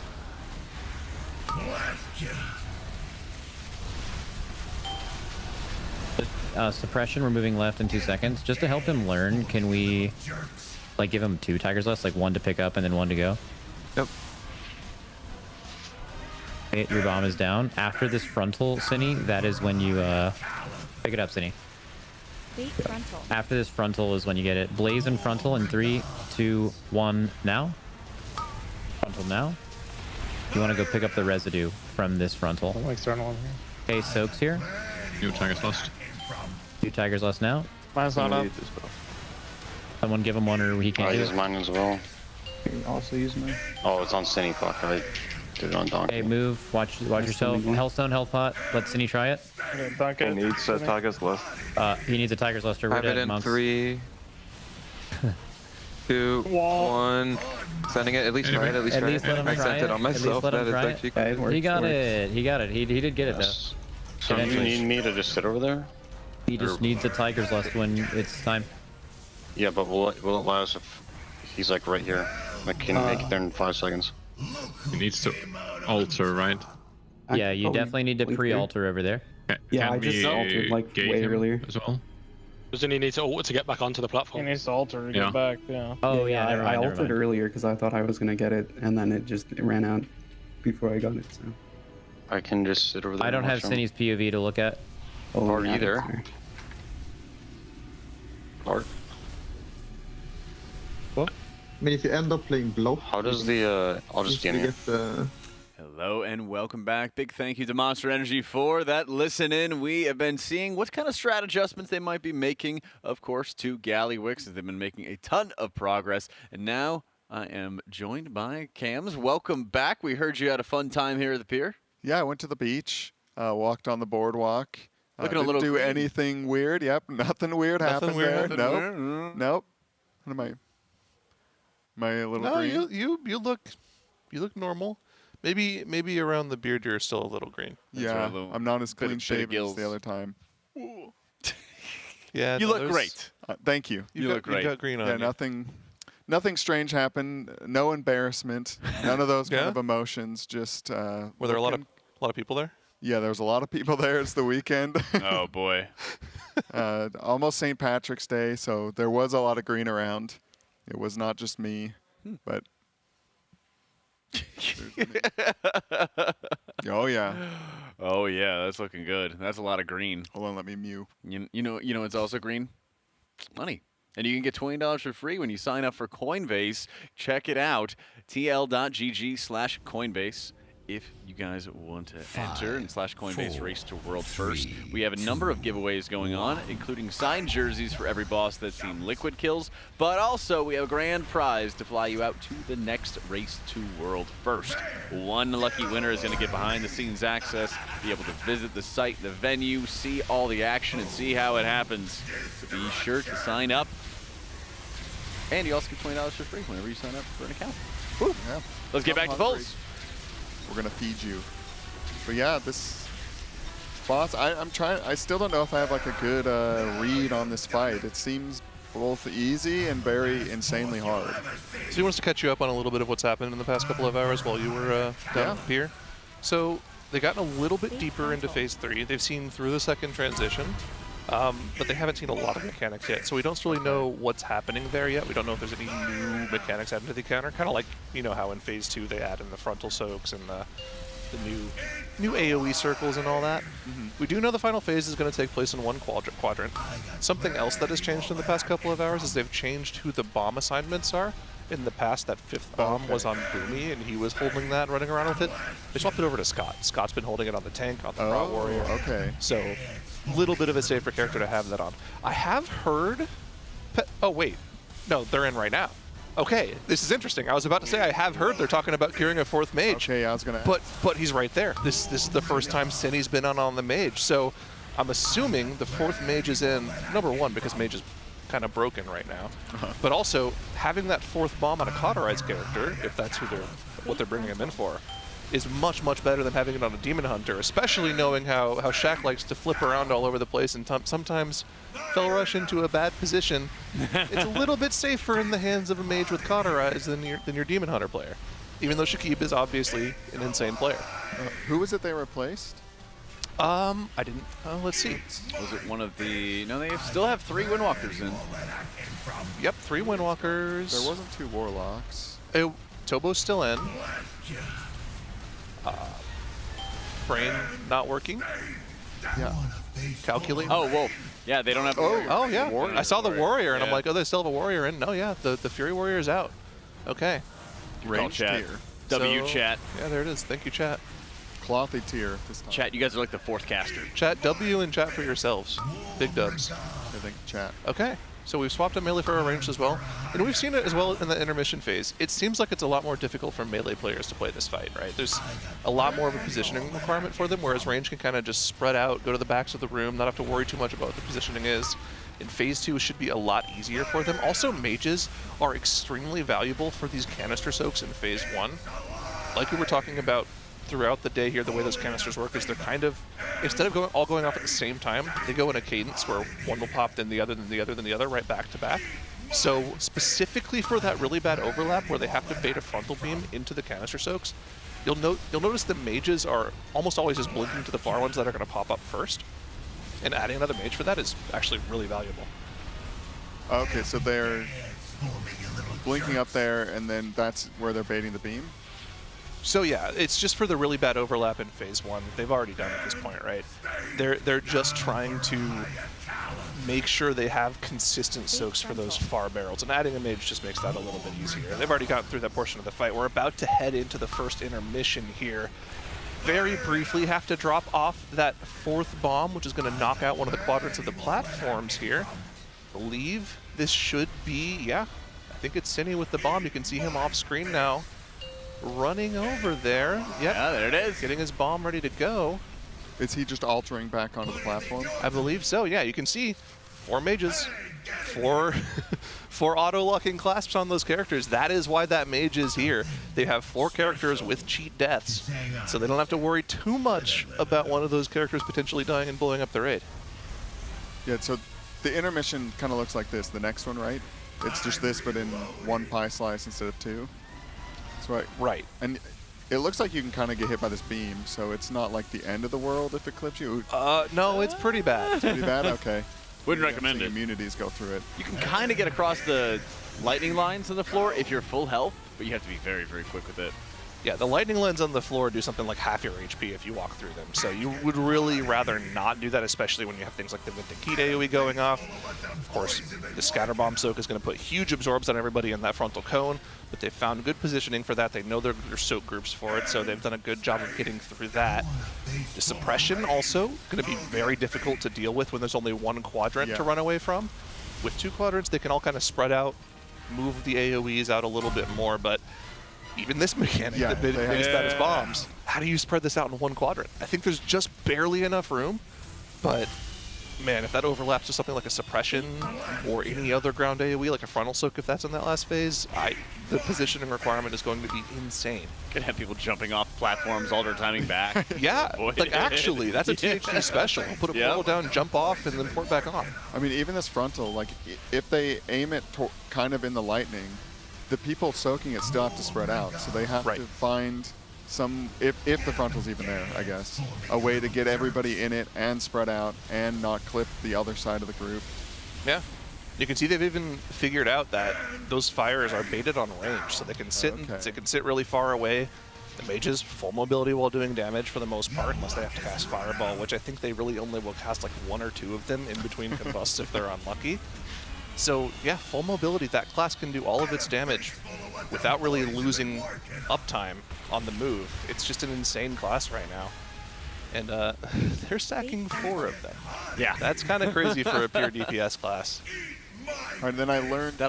Sorry, real quick, but that'll be an interesting question for tomorrow if Echo has a 4th mage to bring. They've just been running 2, right? Well, they brought Wexy in. Right. So they have 3.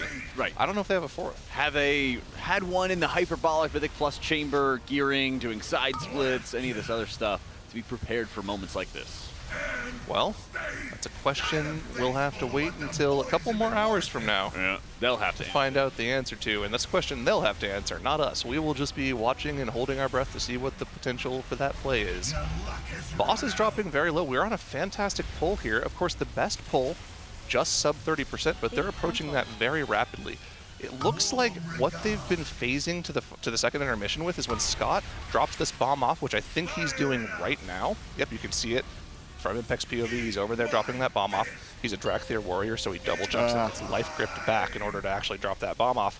They've got their final quadrant down, and that is the precursor for the second intermission here. We have 19 players alive. Res on Suri means we're going to have all 20 players alive going into the second intermission here very, very shortly. Here it is, add spawn. This is the first time we've seen this many players alive. Let's see if they're going to be able to get through it with all of them alive again.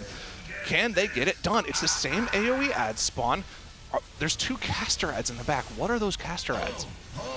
Gosh, There's just sentries. Okay, so they're not technicians. That means there's not any more bombs. Shock barrages probably need to be interrupt. You can see one of them being casted on THD. It was also a very slow cast, so I wouldn't be surprised if he was spec'd into Amp Curse here for the very good Curse of Tongues. But look, they got out of it. 20 players. Final phase. First time seeing this with everyone alive. Last time we saw this on their best pull, they only had the 2 tanks alive. And look at the health of the boss here. We're going to be sub 20% with still all the players alive. Siri goes down. We're down a healer, but I don't think that's the end of the world. As long as they can get these healing debuffs off before they explode, I think we should be fine for now.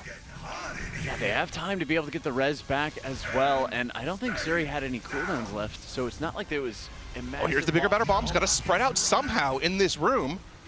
One of them sacking themselves into the quadrant with electricity on it. Is he actually going to live through that? He did. That is insane. Smacked made an insane play there. Probably diffused himself to live through the damage on the ground. Just how far in the phase can we go? We've lost another healer. Drani's gone down. We're down to 2. Here's a huge frontal soak. They need to make sure not everyone in the raid soaks it. And unfortunately, one of their bomb carriers blew up the raid after they died. But what an absolutely insane prog pull. 14% on the boss? What is... This I boss felt could like die they could have just tonight. killed it right there. Yeah, Like, this I boss actually could thought die they may have killed tonight. it. Tab in, Wow. Chad. Huh. Yeah, unless he pops out of the mech and there's some insane phase after that. I don't think so. 8.5. There's gotta be. 8:45. 8:45 97 fight. pulls. Like about a full day on this boss, and it's already dead. Well, the last 14% could be pretty rough, but I mean, they held on pretty well, having not seen it at all. Their weak ores and timers seem to work. I mean, this is exactly what we thought happened. 5-minute break timer. Let's just process what we just saw. They need to talk about that. and hopefully we can throw to a replay of that final phase very soon. I'm sure production's working on that for us, so we can break down what happened as well. But we learned a lot there. It's essentially the same mechanics as phase 2. Cadence might be a little different, but they're learning that. They are. Let's see if we can go back to that third phase as well to see what exactly went wrong. Okay, so this is right before the second intermission, maybe about a minute before. This is still important information they're gaining. They're baiting fire. They're still spreading out for these AoEs. This is still something that they're working on being clean with. Of course, the other thing as well is the Scott bomb drop-off. That's something I don't think they've done consistently before. The fact that they have that done with no problem, Scott didn't end up going down to it. That's very valuable information. Also, this is the third frontal soak of the fight that they just healed off, so they had the healing cooldowns ready for that. That was big. Still trying to figure out what the inconsistency was for this second intermission beforehand. Obviously, suppression is going to be a big issue, but I think they're ready for that with the baits here. You can see going out on Malarkus there on the Hunter. Everyone was able to spread out just fine. Let's see. So how much of the suppression do they bait? Well, suppression... Like a good amount. Yeah, it looks like all of the small circles are baited on range players. Maybe farthest range players, perhaps? Which is a little weird because in general, when you're talking on Heroic, a lot of the overlaps occur with canister soaks, but there aren't any canister soaks on this version of the encounter. It's all frontal soaks. So your range can happily be in the back of the room, have the frontal pointed at them so they can just stay back there. That's a little bit tougher on the healers in terms of like spread healing maybe, but again, it's not that big of a deal. I think they have a good comp for spread. They have a good comp for that. Okay, that's good to know. Very good comp for spread healing. Dispriest just needs to be in range of everybody.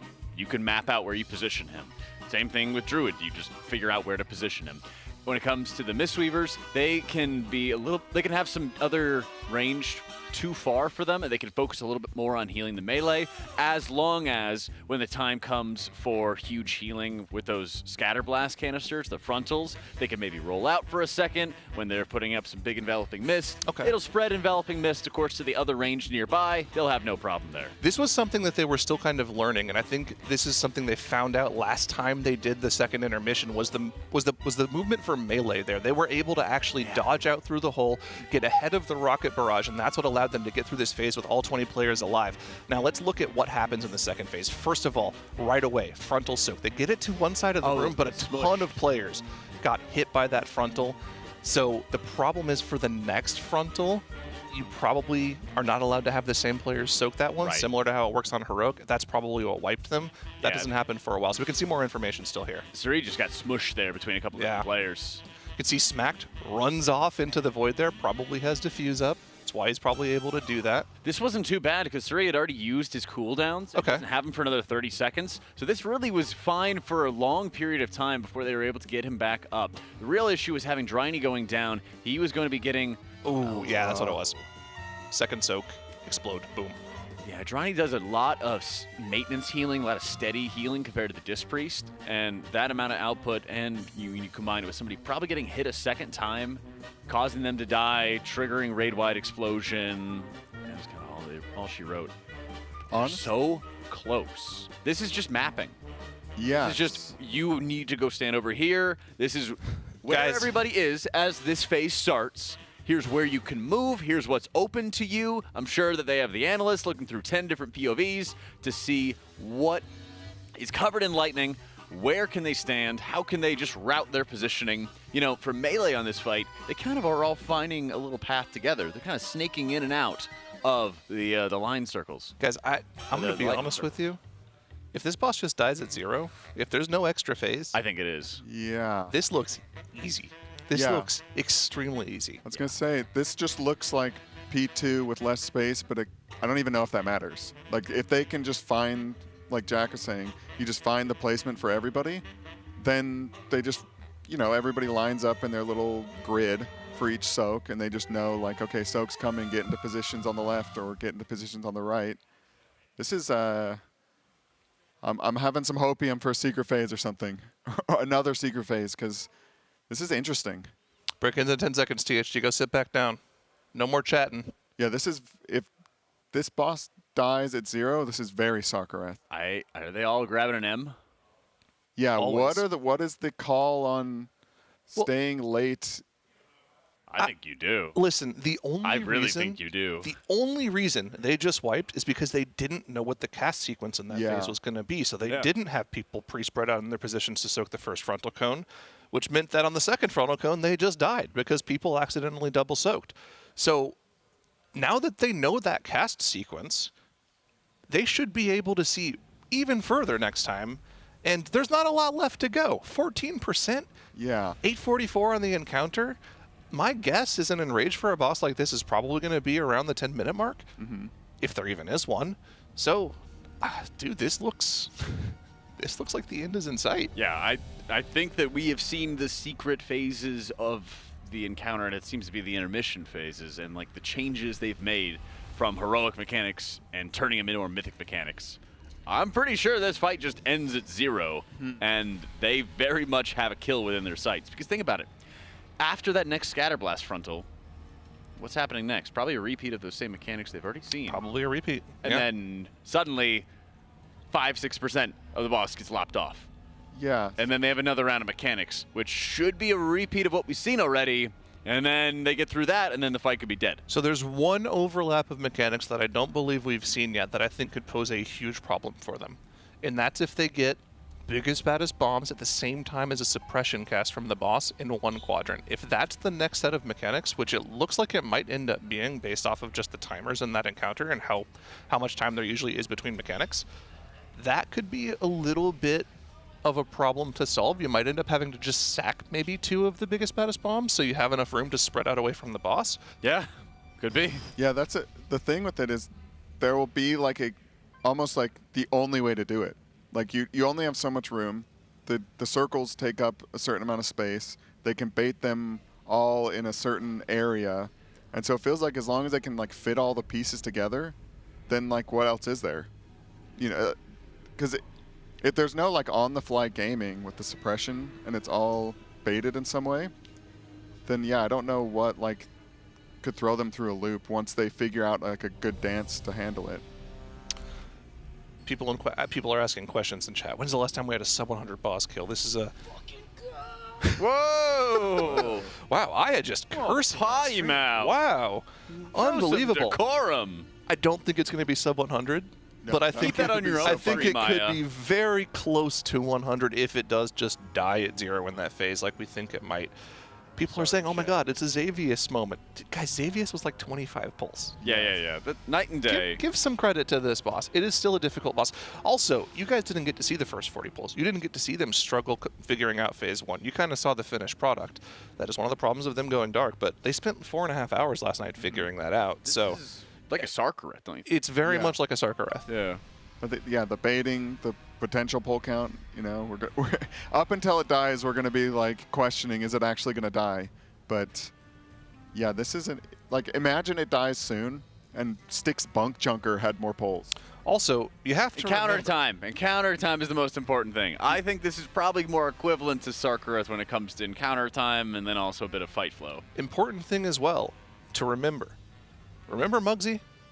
We saw that phase 2 bomb set at like pull 70. True. And it took them another 90 pulls to kill it. Yeah. There could be some awful overlap of mechanics that happen 15 seconds from when they just wiped. Counterpoint, though, Muggsy had a constant ramping effect onto it as well with Moxie. True.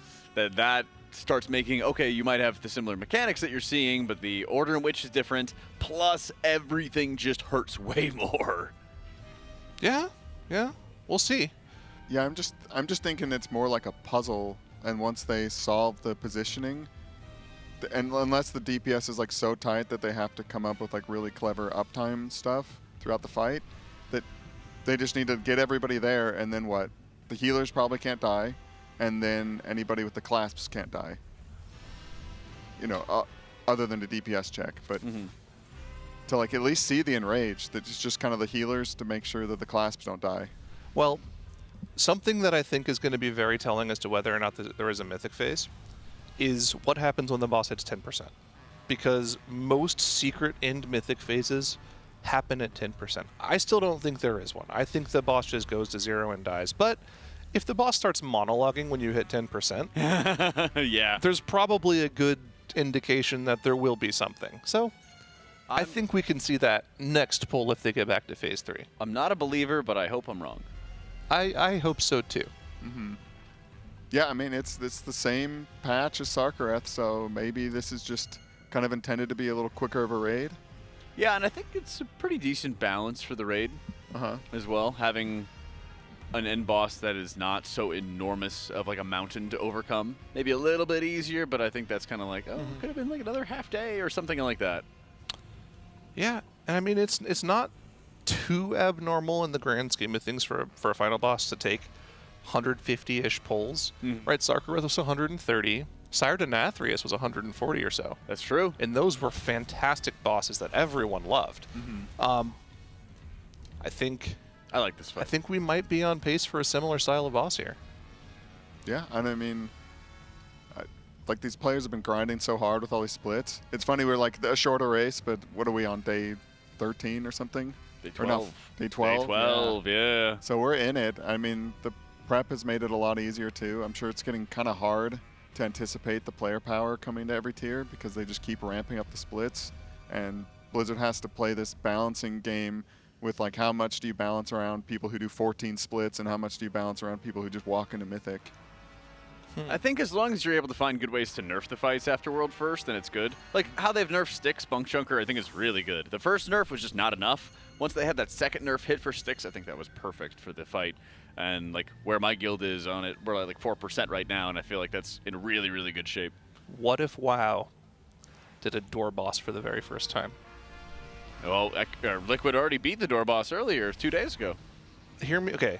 Have you heard have you heard the term door boss from Final Fantasy? Door boss. I've heard the term. I don't know what it means. Yeah, they're so fun. It's a little bit different. Final Fantasy bosses work a little bit different than WoW bosses. So in Final Fantasy, when you join a raid instance for a boss, you have 2 hours to kill the boss before you have to reset the instance and try again. There are bosses where there's a phase 1 and a phase 2, and you have to clear the phase 1 of the boss to unlock the phase 2 of the boss. Those are called door bosses. What if you have to defeat this Gallywix oh my god to unlock another boss afterwards? Okay, so the equivalent is basically, Cams, you know how Gallywix goes into his mech on Heroic? That happens in phase 3 on Heroic. The equivalent is like you would have to kill cleanly through phase 1, phase 2, and then you would get to phase 3, and then the fight kind of like resets. You get to get your food buff back, all that other fun stuff. And then every pull for the next 2 hours just starts at phase 3. Okay. Yeah. Which is kind of like how this fight starts, Kind of like basically. Shaw of Fear. Yeah, like Shaw of Fear. In a sense. Yeah. That was fun. I mean, Hesperos was a very good door boss as well. Oh, yeah. Like, you had to fight and think on your feet, and then the second phase was very much like super hyper scripted. Yeah, but it was tough to figure out. It was a good puzzle boss. It was. It was, absolutely. You know who the rank 1 red mage parse on Hesperos was? You? Oh, let's go. Yeah. Yeah. Love to see it. That was me. Now, I crit like 50% of my finishers, but let's not worry about that. That's parsing in Final Fantasy. That's parsing in Final Fantasy. That's what you got to do. Get the juice. The red mage, the blue mage. What can he do? Final Fantasy. This, in a similar fashion to Final Fantasy, this is what this boss makes you feel like. Just you have this limited space. You have mechanics that can only be fit within the space certain ways, and you need to, fit all the pieces in while keeping high uptime. I feel like maybe it's just because I played some Final Fantasy that I'm seeing it in WoW now, or if maybe it's bleeding in, because I know the devs like it. Yeah. No, this definitely feels like that kind of encounter, right? Where there's a very particular dance that you have to do positioning-wise. Yeah, Kaiveza felt a lot like that. Yes. Oh, yeah. Which I think is cool. I mean, I'm all for any kind of fun new boss thing. If there's a door boss, that'd be awesome. If the boss dies at 120 pulls, cool, I guess. We like a long, really hard end boss. The build-up adds so much to it, but... Maybe not when we've been here for 12 days already, though. Yeah, that is another thing. I don't know how the players are feeling. But I know after splits they were pretty tired, but... Well... Oh, yeah, I bet. I bet they're exhausted. Here's the thing, right? They haven't been here nearly as long as they were here for the last race, though. Because remember, they came out here early for the last race for Heroic Week. So by the time Queen Ansarek was dead, they were here for, 19 days trading at that point. We're only on day 12 right now. There's kind of an end to heroic week though at a certain point. Sure. They get a little like reprieve before they get fired up into mythic. Yeah, this has been like literally nonstop. They go to bed, they have to be ready to wake up and game. I mean, unless you're on the bench, you're just in here grinding, gaming. Yep. And even some of those who were on the bench were grinding with the expectation that maybe they could come in. Yeah, the bench players only like last night, you know, Atlas I think could finally go like, I'm pretty sure I'm not in. I can relax a little bit. Yep. And they had a little watch party. Feast is down. The bouncing text telling them to get their hearty food buff for the next hour. I need that weak course. It looks like they let Cine hop out of the raid, go upgrade all of his gear, send every single crest he had. He might not have been quite ready yet on the mage, but after they saw that P3 push, they said, all right, man, send it. Lock in. This boss could die tonight. This is our kill comp. You are our bomb carrier number 4. Guys, lock in. Look at this comp. Is this what we're going to see going forward? Is you get all the raid buffs and then just hyper stack for the fight? Yep. I'm surprised it hasn't been that already. Yeah. Yep. Yeah, maybe it's just they have the roster size and the player with the flexibility to multi-class in this way. But before you know it, it's going to be DK's asking for a raid buff. I've been saying this always. It is more pertinent now than ever with the final boss sub 15%. If you do not want to get blocked by ads, use your Prime sub now so you don't accidentally get hit with one of those when the boss is sub 10%. So you don't miss out on the world first kill. Check if you've got one right now. Don't miss out. Any gifters? Any gifters? Question mark. I think I got gifted a sub. Did you guys get gifted? Yeah, I got gifted one. I use my Prime on this channel during the race. There you go. I think my wife has the Prime of our account. That's acceptable. That's acceptable. I don't know what she does with it. It better be going to construction. Got to call up with your wife and check. Shout out to Mrs. Cams. Yep. She's at home with the dogs. She's probably watching. Hey girl. Hi, Mrs. Cams. I might be home soon. Might be home tomorrow. We'll see. For isn't it Easter coming up? Something like that. The next week?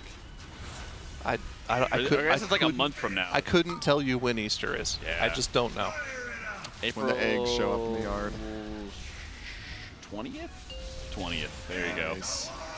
So St. Patty's Day. Yeah, maybe we'll be home for St. Patty's Day. Yeah. Knew there was something coming. To recap the last 30 minutes for people who haven't been paying attention, we've been stuck in limbo where the guild had this insane pull where they saw deep into P3 with all 20 players alive, only wiping because they just didn't know the cast sequence of abilities in P3 and ended up accidentally having players double soak the frontal soak that happens in Heroic, where of course if you take 2 in a row, you'll just die to it.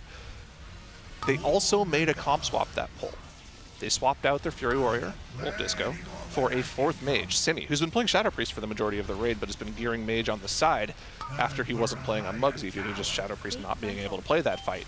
The first pull after swapping the 4th mage in, they have this absolutely insane pull, so they have to go back into conversations about what to do in that phase, what their positioning is going to be, who's going to be spread where, so that a double soak never happens again. They probably were also covering contingencies like we were talking about for overlaps of mechanics like suppression plus biggest baddest bombs, where where they're going to go, what they're going to do, how they're going to stack, how they're going to spread out the 5 AoEs. And hopefully we get to see all that put into action right here on this pull. But remember, guys, phase 1 is everything. Yep. Yeah, I just want to point out, like when we're talking about the people on the bench, I mean, Cine just gets brought in, like that was one of his first attempts. On this boss. Yeah, it was his first attempt ever on this boss. It just goes to the end. He's been locked in, watching the fight, getting ready for it. I mean, very impressive. Not only that, but the Raiders have such amazing skill at making sure they stay alive, focus on mechanics first, just getting to the end of the fight. We haven't seen if there's going to be a Titan Rage check, for example, and that could change a few different things to make people greedier for mechanics. I can't begin to tell you how often we've seen Shakib with the biggest batter bombs in phase 2, running way out as fast as he can, as early as he can, throwing a glaive occasionally, and just sitting there waiting until his stacks drop, or his debuff drops, and then getting back into melee. they really have. There's moments where they can play for damage, but if there's any sort of risk whatsoever, they are being as careful as they possibly can. Yeah, they're not optimizing for damage at all, right? That's the huge thing. And they can optimize a ton for damage. Think back to Queen Ansarek when they were having 8% in rage wipes on the boss, and they whittled that down to 4%. Unfortunately, one of their mages did die here. That's going to be an explosion on the entire raid. Not a big deal. First time we've wiped in phase 1 in a long time. We'll go again. Thinking back to Queen Ansarek, though, they were able to optimize a ton. Their melee were running around the boss, waddling all the way around the boss, trying to finish off spiders, not optimizing for boss damage at all, just making sure they didn't have one of those bombs explode. The optimization, if this guild needs to do it, they can do it. Right now, they're just concerned about consistency and seeing more of the fight, so if they do end up having to optimize, they'll be able to do that just from knowing what the fight does. Yeah, but and knowing the movement kind of solves a lot of those problems for them, because once they have that down to a science, the muscle memory that they need to build up, it gets so much easier for them to figure out how they can greed, when they can greed, and get that extra damage. Good questions in chat. Like, honestly, good if they even need it. There's good questions in chat about, what do you do if you're Liquid now? Boss is sub 14%. If you think this boss dies at 0, how long do you go? Yeah. And I think it depends on a couple of different factors. How much more progress they can make in the next couple of hours. How close to potentially killing the boss they get. Whether or not there's another phase is a really big one. But I think if we see any more progress tonight, there's a real chance that they might just go until they kill it. Within reason, of course. They're not going to go to 6 a.m. Right.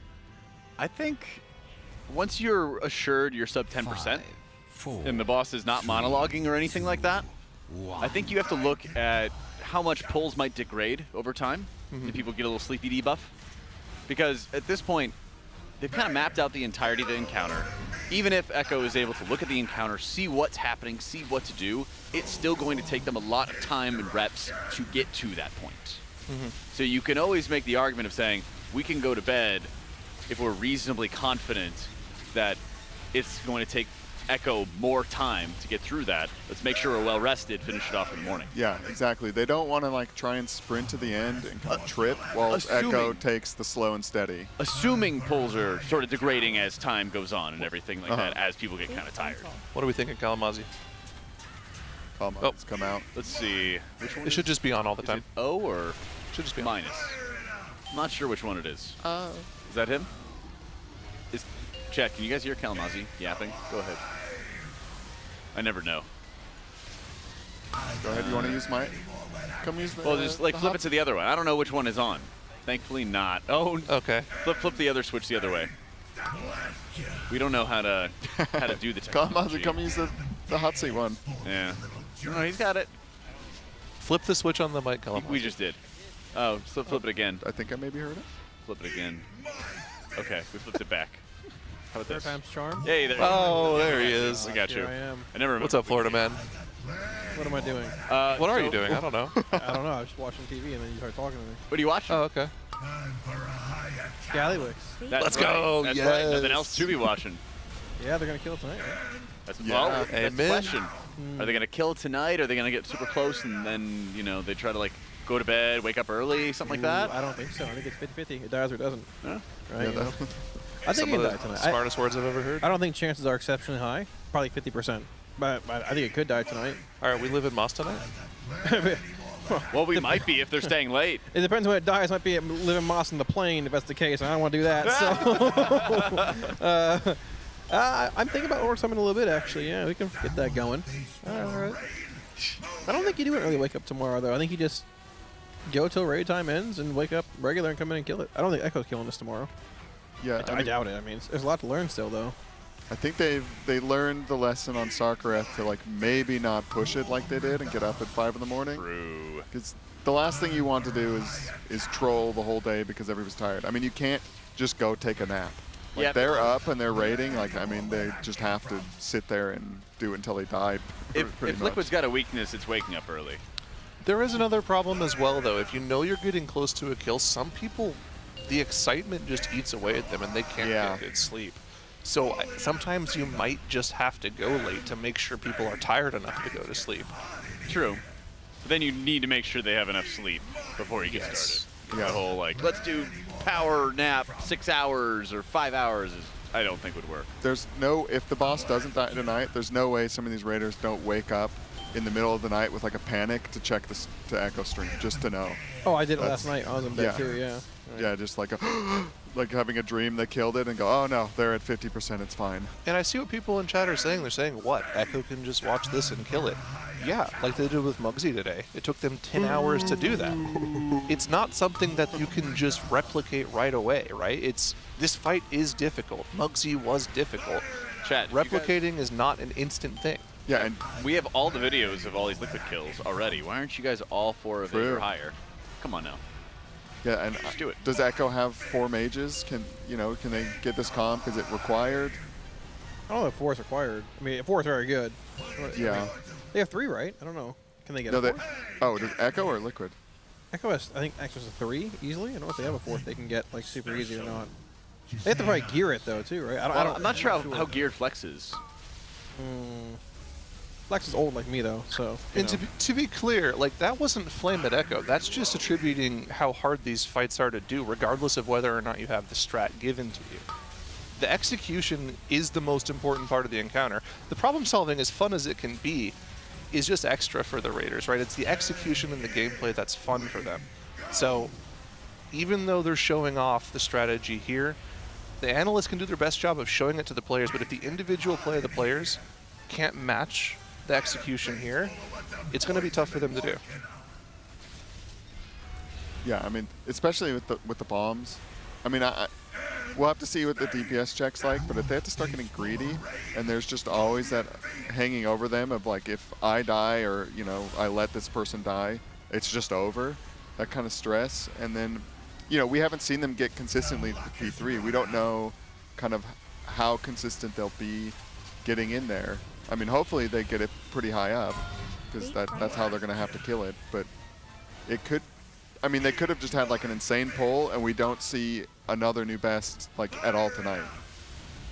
Like that is in the cards also, which I hope not, because they've been playing well, and I think they deserve to see this boss get as low as possible. But is there a hidden phase? Nah, I don't think so. I'm hoping. I think the technical hidden phase is these intermissions. Right. Okay. I was curious. Yeah, I mean, the fight was like the 5-minute mark, and it's around like 20%. Yeah, I think it's a hidden phase, but we're approaching 9 minutes, and it's at like 15%. I think it just ends there, honestly. Me too. Well, they had that insane pull like 30 minutes ago now. We're having a good phase 2 pull here, boss at 40%. Scott is very soon going to be depositing that bomb right behind where Shakib is right now in just a few moments here. They're going to wait a little bit longer before they do. We still have both of our battle reses. All 20 players are alive. We know they know the movement and the mechanics of that second intermission, as well as phase 3 now. This time around, it's just about executing. They know the movement for the suppression. They know how far they need to run away. Shakib even knowing he can wait for that opening in the lighting there before he has to get away with the suppression. They've downloaded this portion of the fight. Their phase 2 is super clean now. I think really the hardest overlap for this guild right now probably is just those canister overlaps in P1. I think their phase 2s have been lights out ever since they've been getting through it for the past hour or so now. Yeah, they're actually playing so well. Saying goes down. That's a cast. They do have a res. That is a cast. That's on me. Chat, that was my fault. Sorry. I'll take credit for that. We still have a battle res, though. All good. I think it went down again, actually, there. No. No, please don't. Yeah. Oh, yeah. All right, they've burned all their battle res. All right. Sorry, Sang. Okay, burn all the battle res. Hold that since Here we go. Here we go. Intermission 2. Intermission 2. 1 pie slice remaining. Hold. They are killing it. Zyro, stuff it. Okay. Just want to group up for these ads. All right, intermission 2. Ad spawning. Bunch of guys. Look at the lines. Melee, no. They have time at the very end of this line reaching the edge here. They can go out and dodge. Plenty of time. We're not too worried about those rockets hitting. It takes a while for them to hit. Ooh, Sevi going down. That's a bit of a problem. That is their heal. One of their healers dead for all of P3. So those soaks, those heals on the healing absorb are going to be a problem. THD goes. He's EPS. He's EPS. Oh. All 4 healers Oh, wait, alive. you're right. Sevi is a damage healer. I forgot. I'm so used to him being a healer. Okay, we have all 4 healers. That's good. That's good. Look at the positioning now. Ranged already know where they want to be. All the mages in the back for that first frontal. The perfect amount of people should get hit there. They'll be able to heal off the healing absorb with all 4 of their healers. just need to keep those bomb holders alive. Not a single auto clasp can die. If they do, it'll be an entire raid wipe. Let's see how they're going to deal with the biggest, baddest bombs. Who's going to go out? Who's going to go into the lightning? Look at the positioning here. They had this planned out this time. They knew exactly where they wanted to go, Jack. Great patience by Dryany, trusting the Trill was going to make that movement, and now he's also in a great position to drop off any of his blaze lines, thankfully facing away from everybody else. Sang did go down, but they got it right back up. They've got just, I think he might just be out of range of that one. They got a new best going on our hands, 12.5% left on the boss, and they are just able to continuously burn. They got that Giga Blast face very far away from the rest of the group, and they just have the ego check going out. Got to see how they're going to deal with this suppression. They got to go really far. We got live. Oh, that was a clutch cocoon. Wow, okay, still on pace here. What's up next? Venting Heat. This is AoE damage here. Next Frontal Soak is going to be soon. It's going to be a biggest, baddest bombs. They need to spread out, find your position here. All the ranged have to find the one tiny safe spot in the center of the room, but they've done it once again. Still 18 players alive. They lost Nick. They res the Sevi. No res for the rest of the fight. Look at this AoE here. There's a Frontal Soak during it too. Do they have the right amount of players in? They do. Below 5% now. Can they get this done? Is there an enrage anywhere to be found, Jack? No, there's 4% left on the boss, 3.5% left up on the boss. Suppression goes out. They have so many people left alive. Dryany and Nick are down. They just have Suri and Smacked left remaining. 2% onto the boss right now, and it keeps on falling. Can they get this down? Still 16 players alive. Overloaded coils. We've seen this mechanic. This was on Heroic. This is going to kill everyone. 0.2. Kill the boss. 0.05. Let's go.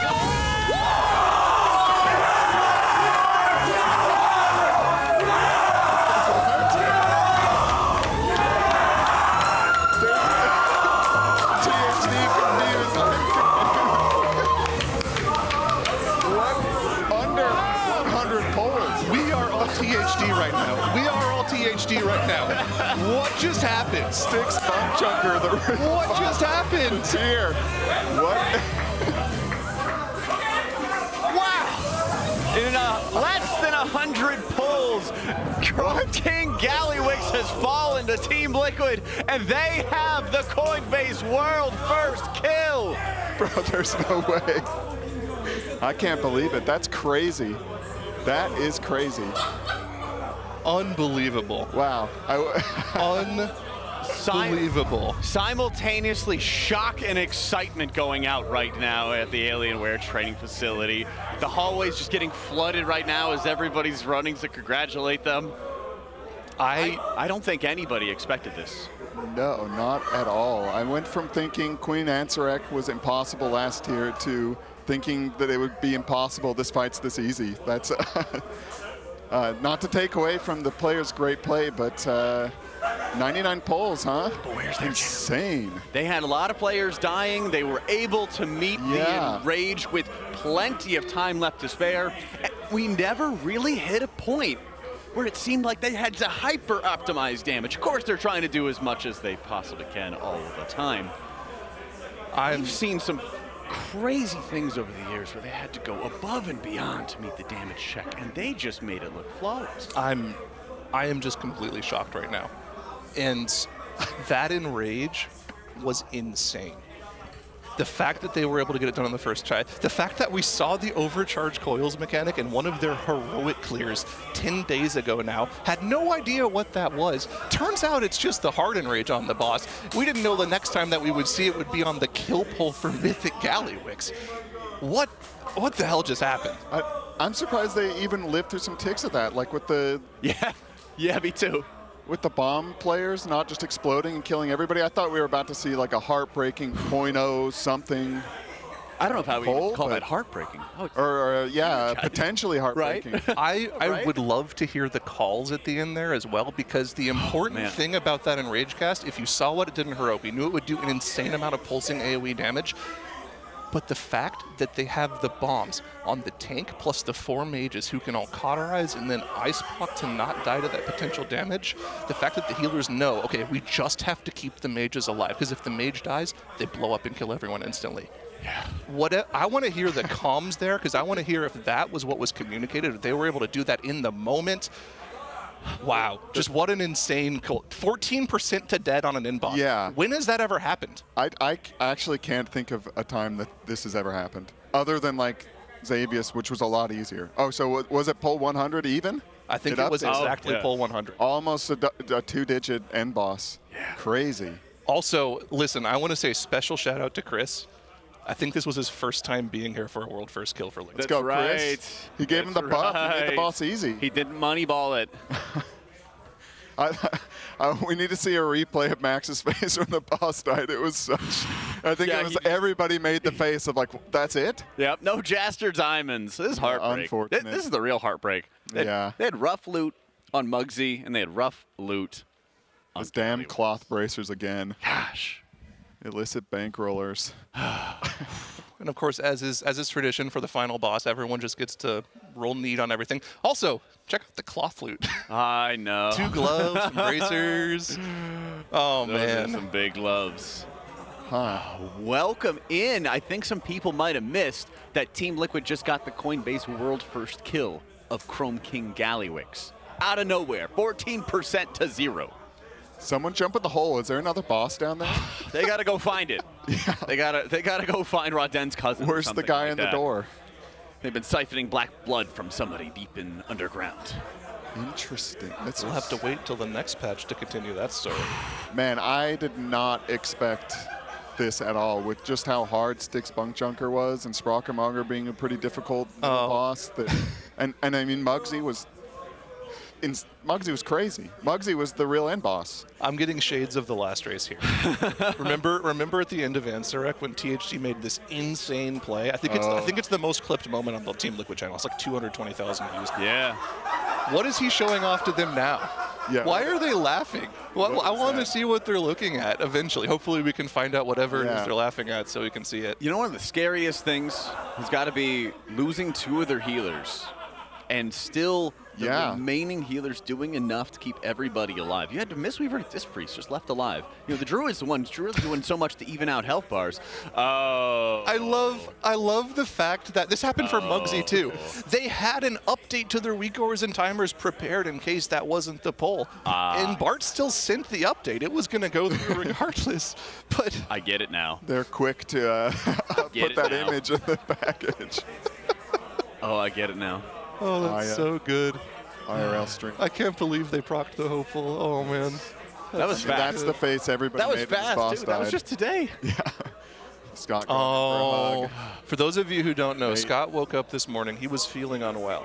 So he moved from his PC into one of those pods on his own. He must be feeling ecstatic right now. Vibes from this morning to the vibes right now, complete 180 for him. I mean, for the whole race in general, if you think about it.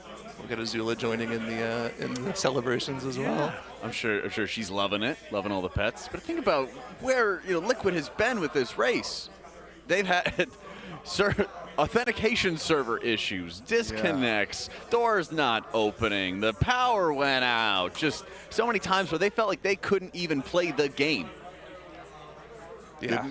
And then there comes down, Sprocketmonger didn't go their way either. No. Yeah, Muggsy comes around, they stomp. They play incredibly. Today, Echo does get Muggsy down. They get themselves started with Gallywix. They have an expectation of, okay, what are we going to see from Gallywix? They're probably going to be waking up soon and realizing that Liquid's beat them. I'm trying to think back in the history here for Liquid. We had Nyalotha. We had Castle Nathria. We had Aberrus. We had... What was the last raid called? Nerubar Palace. Now we have a 5th world first kill here for Liquid. Chrome King Gallywix, the Undermine, liberation of Undermine, and a 5th world first for the guild. The first time they've gone back-to-back in over almost 5 years now. That's right. They've gone back-to-back. They're back. They ran it back. Can they do the full sweep? The expansion sweep? The expansion sweep. Yeah. When was the last time we had an expansion sweep? It's been forever. Yeah. Since before BFA. I guess. Before, No, Legion wasn't even a sweep. Yeah, Legion wasn't a sweep because Exorcist got Emerald Nightmare and Nighthold. And Nighthold, yeah. Yeah? Has it ever happened, actually? I'm blanking. What was before Legion? WAD. WAD? Yeah, was Warlords. I mean, it was only, they Method got both. Paragon got Highmaul. Oh. Yeah, so that wasn't an expansion sweep either. Right. I forgot about Heimel. No Butcher. Yep. Dang. Yeah, so nobody's nobody shows how has hard ever it done is. it And there's before. been some dominant guilds. And Paragon and Method, like. It's been a long time since a back-to-back. Oh yeah. Yeah, because they went back and Everyone, forth. And, nobody's sleeping tonight. Cheers in the Nobody's sleeping tonight. Everyone's popping an M. Yeah, last time was it was Sofo into Vault of the Incarnates. So 2.5 years ago now. Huh. What an end. I didn't think my shift was going to go like this. I usually am not on the night shift. Well, maybe you're the good luck charm, Jack. Maybe your first night. Maybe you should do the night shift more often. Apparently so. Yeah, I think this is the latest that I've ever been upcasting. This whole 2 weeks. Yeah, there have been a lot of players that stepped up this raid, but I think special shout out for this boss has to go to Senny. Yeah. Right? He probably did something nobody's ever done before, which is come in on an end boss like 3 polls before the world first. And he did one of the hardest jobs on the fight. He held one of the auto-class bombs. He literally could not die or it would wipe the raid. I also heard that he used his Twitch Prime sub to make sure that he didn't get any ads during this big celebration moment as well. Such a clutch performance. Chat, any primes? Any gifters? And my wife, she said she did use her Prime on the channel, so she did not miss the kill. Thank you, Lumi. Dub wife. Look how much fun everybody's having. They are. And you could be having so much fun as well, chat, if you sign up for Coinbase. It's tl.gg/Coinbase, okay? We have a whole special prize going on where we fly one of you out to the next race to World First. You get to be here for this event. You don't just get to see it on camera and see it at home. You get to go pop an M with the boys. That's a Monster Energy, for anybody curious. Yeah, tons of monsters. /Coinbase. Oh, my Lord. Tarava, thank you for gifting 100 subs. Oh my God, Jack! To the Team please Liquid do, channel. Please do not try to read those names out, Jack. I don't know if I'd be able to. You've been losing your voice today. I've been noticing. I've been fighting the good fight. 12 days of casting will do that to you. I've been fighting the good fight, and it's been paying off. Ah, there we have Ham. This is Chris's new dog. Oh. Can you believe? So Chris told us a story about how he adopted his dog this morning, Kems. I could not believe that he adopted him 2 weeks ago. Really? 2 weeks ago. Good luck. He got Chris to be here for the kill. Good boy, Ham. That dog is infatuated with him. That dog follows him everywhere. Like, dude, you could have told me he's had that dog since it was a puppy. I would believe you. Well, he's a puppy. He is still a bit of a puppy-ish. puppy, but he's a big puppy. Yeah, I don't know how old he is, but he's like a year and a half. Oh, okay. I didn't know he was that old. All right, yeah, he's old, aging. Getting big. Yeah, because he had a cone. Hey, shout out to Wolf Disco, by the way. He has been going through it this race. Okay, so notably, unfortunately, they didn't bring in the DPS warrior for the kill. They wanted another mage. On Muggsy, just randomly gets meleeed by the boss repeatedly for no reason whatsoever. Having to fight against those bugs, it's got to be so insanely tilting. Mm-hmm. And now he's here to enjoy the fruit of all that labor, of all that work. Yeah, I don't think he minds being sat because the boss is dead. That's right. right. You know, like on the bench, you just go, everybody's free. You're happy for all your friends. You know, it's a huge team effort from everybody. I mean, even the analysts, they're not even playing at all, and they're still part of the kill. Yeah, still part of the kill. Bubba.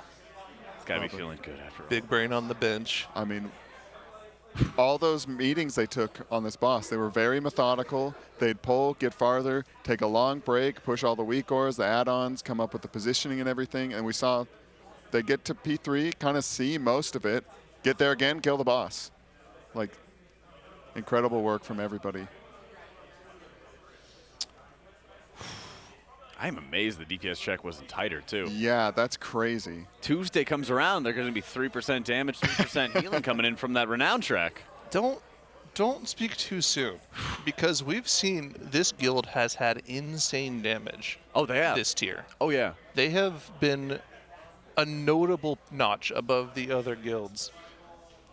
And just because it looked easy for them doesn't mean it's going to be easy for the other guilds. You're right. You're right. They set the bar. But people were dead for a little while. There were a couple damage dead. Like, I think even going into P3, someone was dead.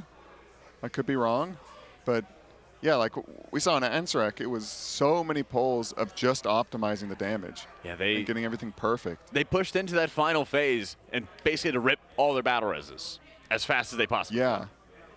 Yeah, no, they didn't have to use the battle reses for any kind of like sacking or. I wonder if we have the RaiderIO encounter time. Yeah. That is something that'd be so well, curious to I'm sure see, it'll be right there. to compare. Yeah, but if they want to pull it up. Check it on your Alienware laptop. True. I'll be very, very curious to see under that one. Oh, Keep an eye man. out for it. I'm still buzzing from that. Like I feels like my hair on my arms is standing up right now. Yeah, I I'm was still standing a little up. confused. I was standing up onto that one. Welcome in. I'm Automatic Jack, joined by Zyronic and Cams, as we got to see the Coinbase world first pull by Team Liquid. Out of, I don't want to say nowhere, but just blasting from 14% to 0 at this point. Never been done before on an in-boss. Yeah. Absolutely insane. Plus the back-to-back. The back-to-back world first wins. That's 2 now in the War Within. I mean, there's just no way you could have convinced me earlier today that the boss was going to die today. I would have said, like, I mean, same with like Stick Spunk Chunker being hard. I just like wouldn't have believed it. Like, no, that boss is going to be silly. You roll around. It's kind of fun. It's going to die when they can just do it right. This, yeah, no chance you could have convinced me this was dying today. Maybe like when I sat down and they had gotten to P3 and it's like, okay, they're making a lot of progress, but like they hadn't even pulled the boss. It's not even been 24 hours, right? Their first time seeing it? P3 with everyone alive was 30 minutes ago. Yeah. So, yeah. What do they got over there? Oh. Okay. What do you guys got All there? right. Hey, okay. What do you guys got over there? All right. What do you guys got Woo! over there? Ah, okay.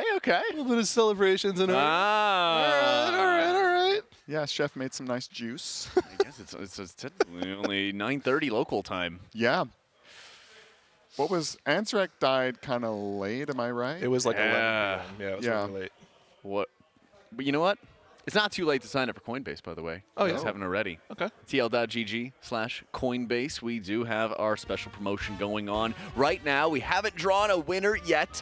All you have to do is sign up at TL.gg/Coinbase with our promo code TeamLiquid20 and fill out our form at TL.gg/RWFBTS. Your email attached to that Coinbase account, and you can win not only signed jerseys by the players, but we also have a grand prize giveaway to fly you out to the next race to world first. You could be here as Liquid goes for the full expansion sweep.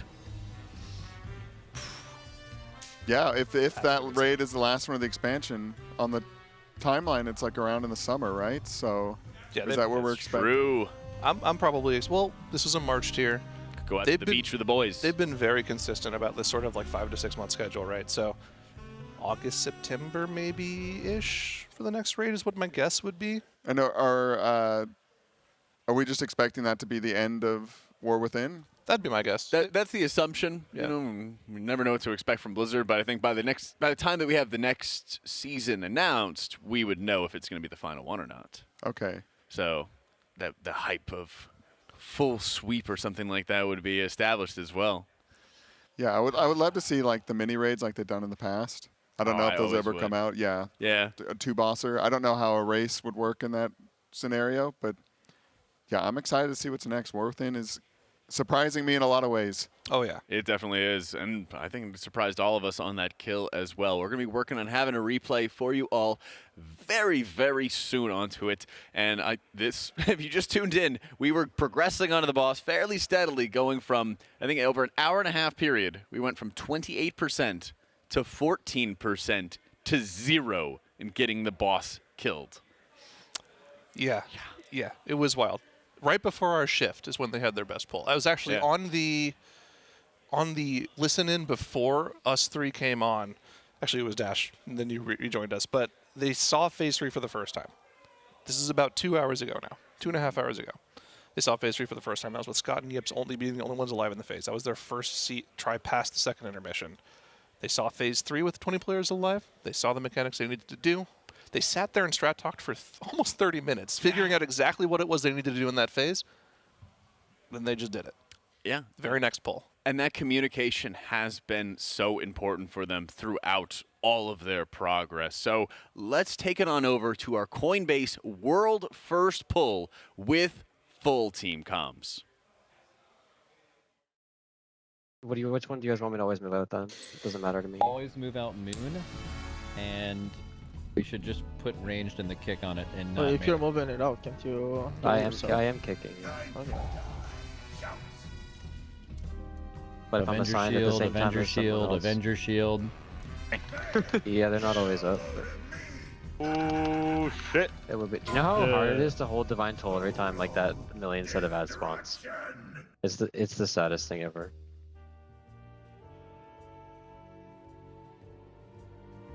We are kicking in 3, 2, 1, now.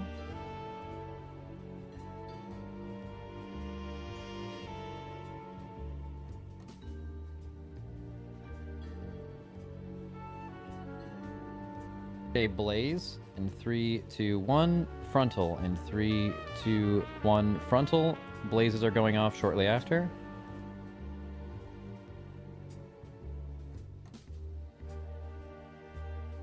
Okay, get ready for soak positions. This is gonna be a very late break. Figure it out. Get near your soaks. Play the game. It's gonna be very hard.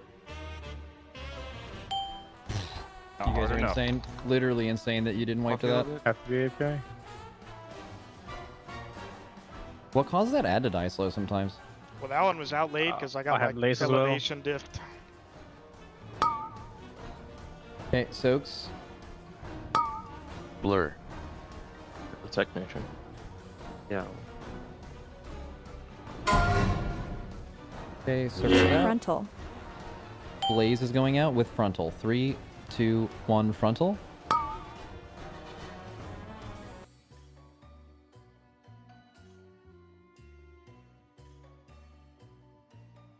Purple melee. Okay, coil's already broken. W. Watch him pick. Soaks in a few seconds.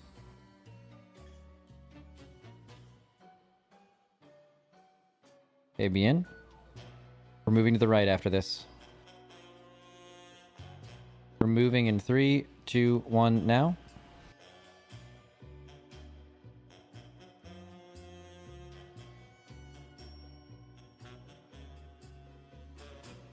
Kick, nice.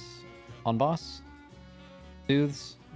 Eat my fist, warm regard. Tank circle here. This is a wombo combo, I think.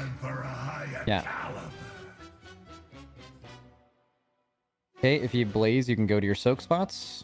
Everyone else, frontal and go to your spots in 3, 2, 1, now. August lost.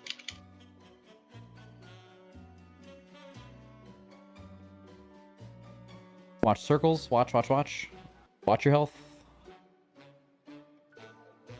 Watch Moon. Okay, we're good now. We're fine. Get kicks. Make sure Moon is the one that gets tanked out. I have green on me from the right. You have to taunt it, Scott, because I miss all damage. That's fine. Yeah. Soak. Soaks. And then we're moving left with suppression. Moving left right now.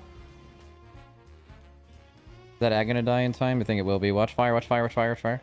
Bad fire. Good. Yeah. That technician will die, it's fine. Tank circle here. Okay, blazes in 3, 2, 1. Frontal in 3, 2, 1. Dodge. And then soaks after. Soaks now. Plenty more where I came from. Getting your soaks here. Eat my fist.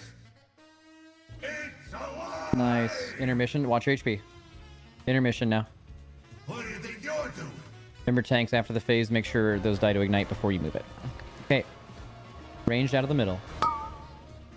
Get your focuses.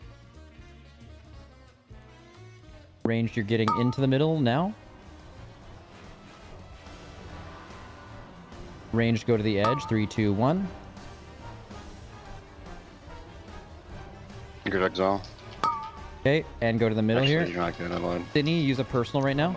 Huge personal. Good.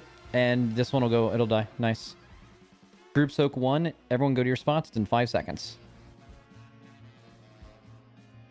First group soak is coming out now. And get in suppression positions ranged. Everyone in suppression positions. Melee are leaving the boss in 3, 2, 1 now.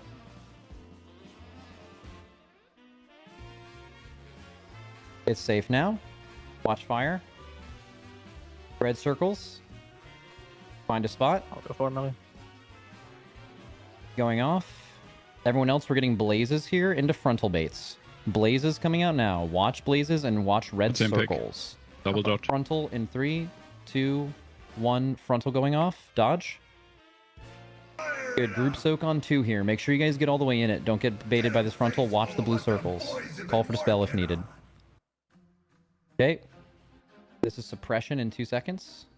Everyone suppression positions ranged. Be careful in the back. Melee, run away. Dance for me, you little jerks. Wait, roll. Oh yeah. She got no fire on us. Fuck. Yeah, we got lucky. Okay, spread circles. Get ready soon. Get pre-spread so it's easy to figure out where you're going. Oh, okay, go over. Good. I'll go for. Everybody, this is the Wombo combo soak. This is immunes on the left side, and we're spell warding Nick. Blazes are going out now. Group soak is going out now. Watch the soak if you're not in it. What the boys have been working on. That was Nice. like no boomy. Everyone bait frontal. Bait frontal in 5, 4, 3, 2, 1. Baiting frontal. All right, ranged, get in good fire positions. Range good in fire positions. Melee run away from the boss. 3, 2 now. Take it slow, melee.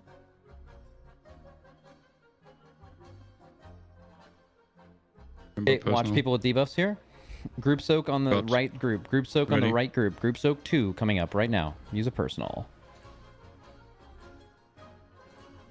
Okay, spread circles in 3, 2, 1. Spread circles now. Heal Sang. Res him. Careful, don't take that. Yeah, I'm waiting. Okay, everyone else, blazes and frontal. Just live here. Don't worry about the bait. Don't worry about the bait. Going to the back. And then everyone dodge. I can't get you, Scott.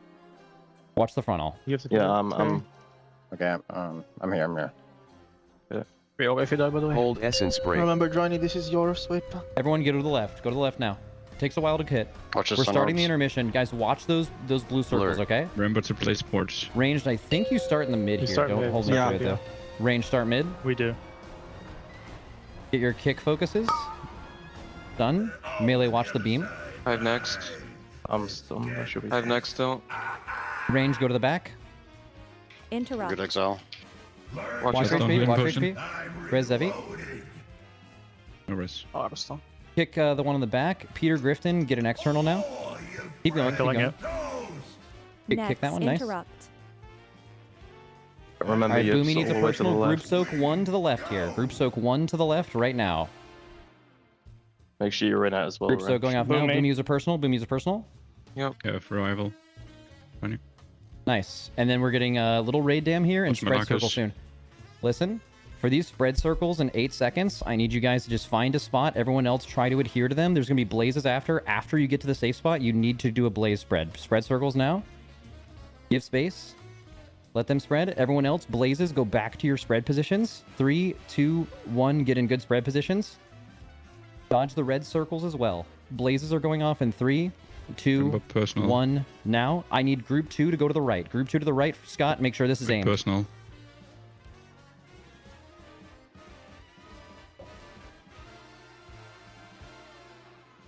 Okay, we don't know what happens now. Play the game. Should It be a could be. frontal. It could yeah. be a bait frontal, maybe. There could be a wombo combo soak. If you're a mate, Yeah. you can barrier everyone on your side on next We have a frontal. res in 7. Suppression, suppression, melee, run away, melee, run Who's on away. me? Get anyone with debuffs here. Watch them. Watch Jack. We have a res. Get Zevi. Get Zevi. Get me in melee. Nice.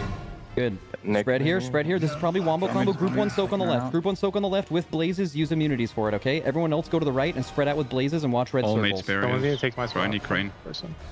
Okay, blazes in 3, 2, 1. Get out of the soak unless you're assigned. Good. Hot again. I have a spell word for someone. Repot, Call guys. for it. Bait fire away. Suppression. Suppression ranged. I can't see raid cooldowns. Just call some. Rally We have soon. dark Yeah, only. we have I have rally darkness, for next. Chopo, VE. I have spell word. I have spell word. Scott has rally. You want me to rally It could enrage. That's in range. That's in range. That's in range. Kill. DPS. Next pull, man. Just spell word Holy someone. fuck. Go with me. Wait. Go. Come on. You spell word. You spell word.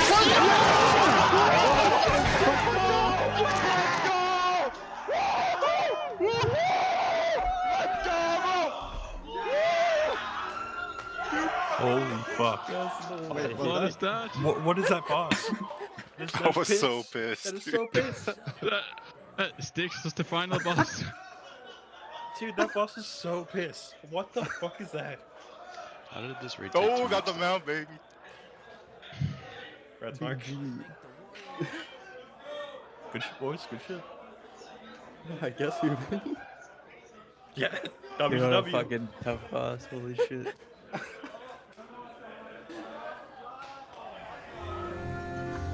Well, I guess we just win. Here we have the Coinbase World First pull by Team Liquid and our Coinbase leaderboard with Liquid on top as they have the repeats now in the War Within, their second win of the expansion. They've gone back to back. And as some of those Raiders were also saying, maybe Styx was just the final boss. Hello and welcome in. If you just tuned in, I'm Automatic Jack, joined with Dash and Cams as we got to experience that world first pull.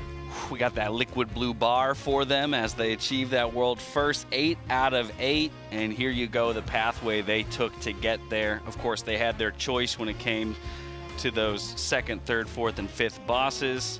Styx, as you called out, the Raiders themselves already playfully deeming it the final boss of the raid. It definitely provided an interesting mid-wall here in what is a peculiar race to world first. I mean, I think this is a historic race to world first just in the poll counts and where the different walls came. Yeah, and I think also back on that other thing, you saw the 2 in the middle of the raid. I think this is maybe the first time that the guild who won the tier fell behind at all. I think every time someone's won, they've like either caught up and passed the guild at the end, or they've just kind of gone all the way to the end. Yeah, and that's been fascinating. I don't think we've ever had a race quite like this. Not only for, like you said, with Sprocketmonger getting the world second, but also the amount of just random things that seem to be happening at the Alienware training facility. Power going out for multiple hours. Authentication server issues for the past few days delaying the raid. Somehow we decided to get an extra spark available to everybody, and then the raid sort of broke up to do delves and start farming those kind of things midway through. There was a lot of random occurrences going on into this race, but much like in Nerebar Palace, the outcome was the same. A big win for Team Liquid on this. Yeah, I mean, and honestly, I think it happened in such a peculiar way where that 14%, right? We talk so often about how you don't expect a chunk that large to come off of a boss. But even then, the way that we've been talking about the boss and the phase setups, we did kind of get to that point where we're like, well, wait a second. It's starting to now feel like it is well within possibility. And I will call out that the Raiders were confident well before we were confident that the boss could die tonight. I had heard rumblings when I arrived at the facility already that some of the Raiders were like, no, this is killable tonight. This is killable tonight. And we were still kind of like, well, let's pump the brakes. They were right. They had the feeling. They knew. And now with the world first kill, you can also benefit from it. We have a giveaway going on right now for a Mythic Galley Wix mount. All you have to do is type hashtag world first in chat. And of course, it's NA only, so make sure you're typing it in right now if you would like to enter to win that mount, courtesy of Team Liquid themselves. Now, looks like we're also going to be joined for the Secret Lab hot seat here by Max. How are we doing? Great, yeah. Just killed it. Just killed it. I mean, it kind of did feel like you just killed it. I mean, we got within that like sub 10%. We heard you say it. We don't know what comes next, just game. Did you guys expect anything else to come? Was there the feeling that maybe there was some secret waiting for you? I don't think so. Okay. Everything that we talked about this before a few times, but every secret phase that's happened, is like not as much of a secret. Like you can data mine mechanics that lead you to think that a secret phase is going to happen on a boss. So everything that was data mined that wasn't part of the dungeon journal, that had mythic flags to it, that was being updated, we saw those early. Like that, like everything from like the boss jumping to the middle and spawning ads and like the spinning beams again, that's all like none of that's in the dungeon journal. So like they did an interesting take on a mythic phase. They did you know, it's not like something that just happens at the end of the fight when you get to 10% like Jailer or Gul'dan. They did like basically the bottom or the back like 60-70% of the boss is a secret phase. We had no idea what it was going to do basically every time we got to a new spot, which honestly was sick. Yeah. That was like super fun. That like figuring that, I think that's like the coolest way you could possibly do a secret phase. That, you know what, that fight felt like you didn't have a dungeon journal at all. Like basically the dungeon journal just listed what P3 and heroic is with no other nuance, and the fight was just everything but that. Like that was basically the first time I've killed a boss without a dungeon journal, and it was an extremely cool experience. Was there anything else you could really liken it to? Was it anything similar at all to even like PTR testing? Because you have the dungeon journal there as well, so you can kind of plan something out in advance. Well, you don't ever get to test this boss, obviously, but yeah. No, I mean, no, it was honestly really fun. Yeah, it was really sick. Yeah. So follow up on that though. Obviously, this boss, 100 pulls.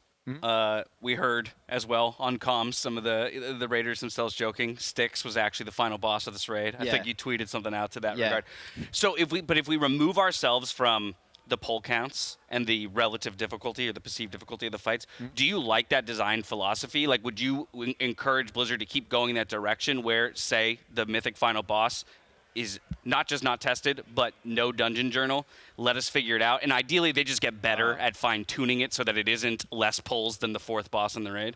Yeah, I guess. I don't know exactly what their tuning target was. Like, I got the idea on Muggsy when we saw those Gallywix and Muggsy nerfs that they wanted this race to be done this reset. I think they didn't want the next reset to come into play. Like, this is a 12-day race. This isn't like a short race. Like, this is a historically long race. It's like one of the 3 or 4 longest ever in like the modern era of WoW. And I mean, a lot of that was splits because of very rare items this tier, but nonetheless, you know, there was still a lot of hard encounters, a lot of time spent. But yeah, I don't know if like I think it might be a reaction to Ansurek. Like Ansurek was unbelievably hard, and last raid was insanely difficult. The last 4 bosses, so maybe a rebound from that. Like Blizzard historically has made changes based on what's just happened, very reactive changes. So like for example, last year, what was a problem? Bosses 3 and 4 were too easy, so when you hit bosses 5 and 6, you were at a boss you shouldn't be at yet, and it was not a fun experience. So bosses 3 and 4 way harder. 4 I mean, not even arguably, like absolutely too hard. Boss 5 pretty normal 5th boss. Okay. And then what was true about last raid? The last like 3 bosses were probably the last 3 hardest bosses in a raid ever, and like in a row, like sequentially. And then what was the result? Like I guess this raid they did the opposite of that. You know, I don't know if that was intentional tuning. Without a heroic week, honestly, this tier, if there's anything about this tier, it's that it's kind of proven that a heroic week is kind of necessary for them to just get a little bit more information on classes and how much damage we're capable of doing. Because I just think the tuning this tier, without question, is all over the place. Yeah, I don't know. I actually don't think that is a bad boss at all. I've seen people liken it to Xavius. We killed that boss on 100 pulls. 100 pulls. I mean, I was laughing when it died, right? I'm not going to sit here and say the boss was crazy hard, but I think we absolutely smurfed that boss. Like, our problem solving and, like, step-by-step what the comp we went in, one minor change to the comp, and what we did to get through every part of the fight was, like, honestly, I think some of the best gameplay I've ever done. Muggsy into this boss, honestly, especially with a lot of adversity earlier in the raid, power outage, multiple, like, server down, can't play, super frustrating. We, like, locked the fuck in the last 2 days. Like, I think we probably, the last 2 days, probably played as good as we've ever played or better. Yeah, what was the game changer really for you? Because, like you mentioned, there was the sequence, power out is for 3+ hours. We've had back-to-back days of authentication issues. The door was closed for 30 minutes, 45 minutes or something like that. Just something every day. Then you hit Muggsy, though, and you obliterated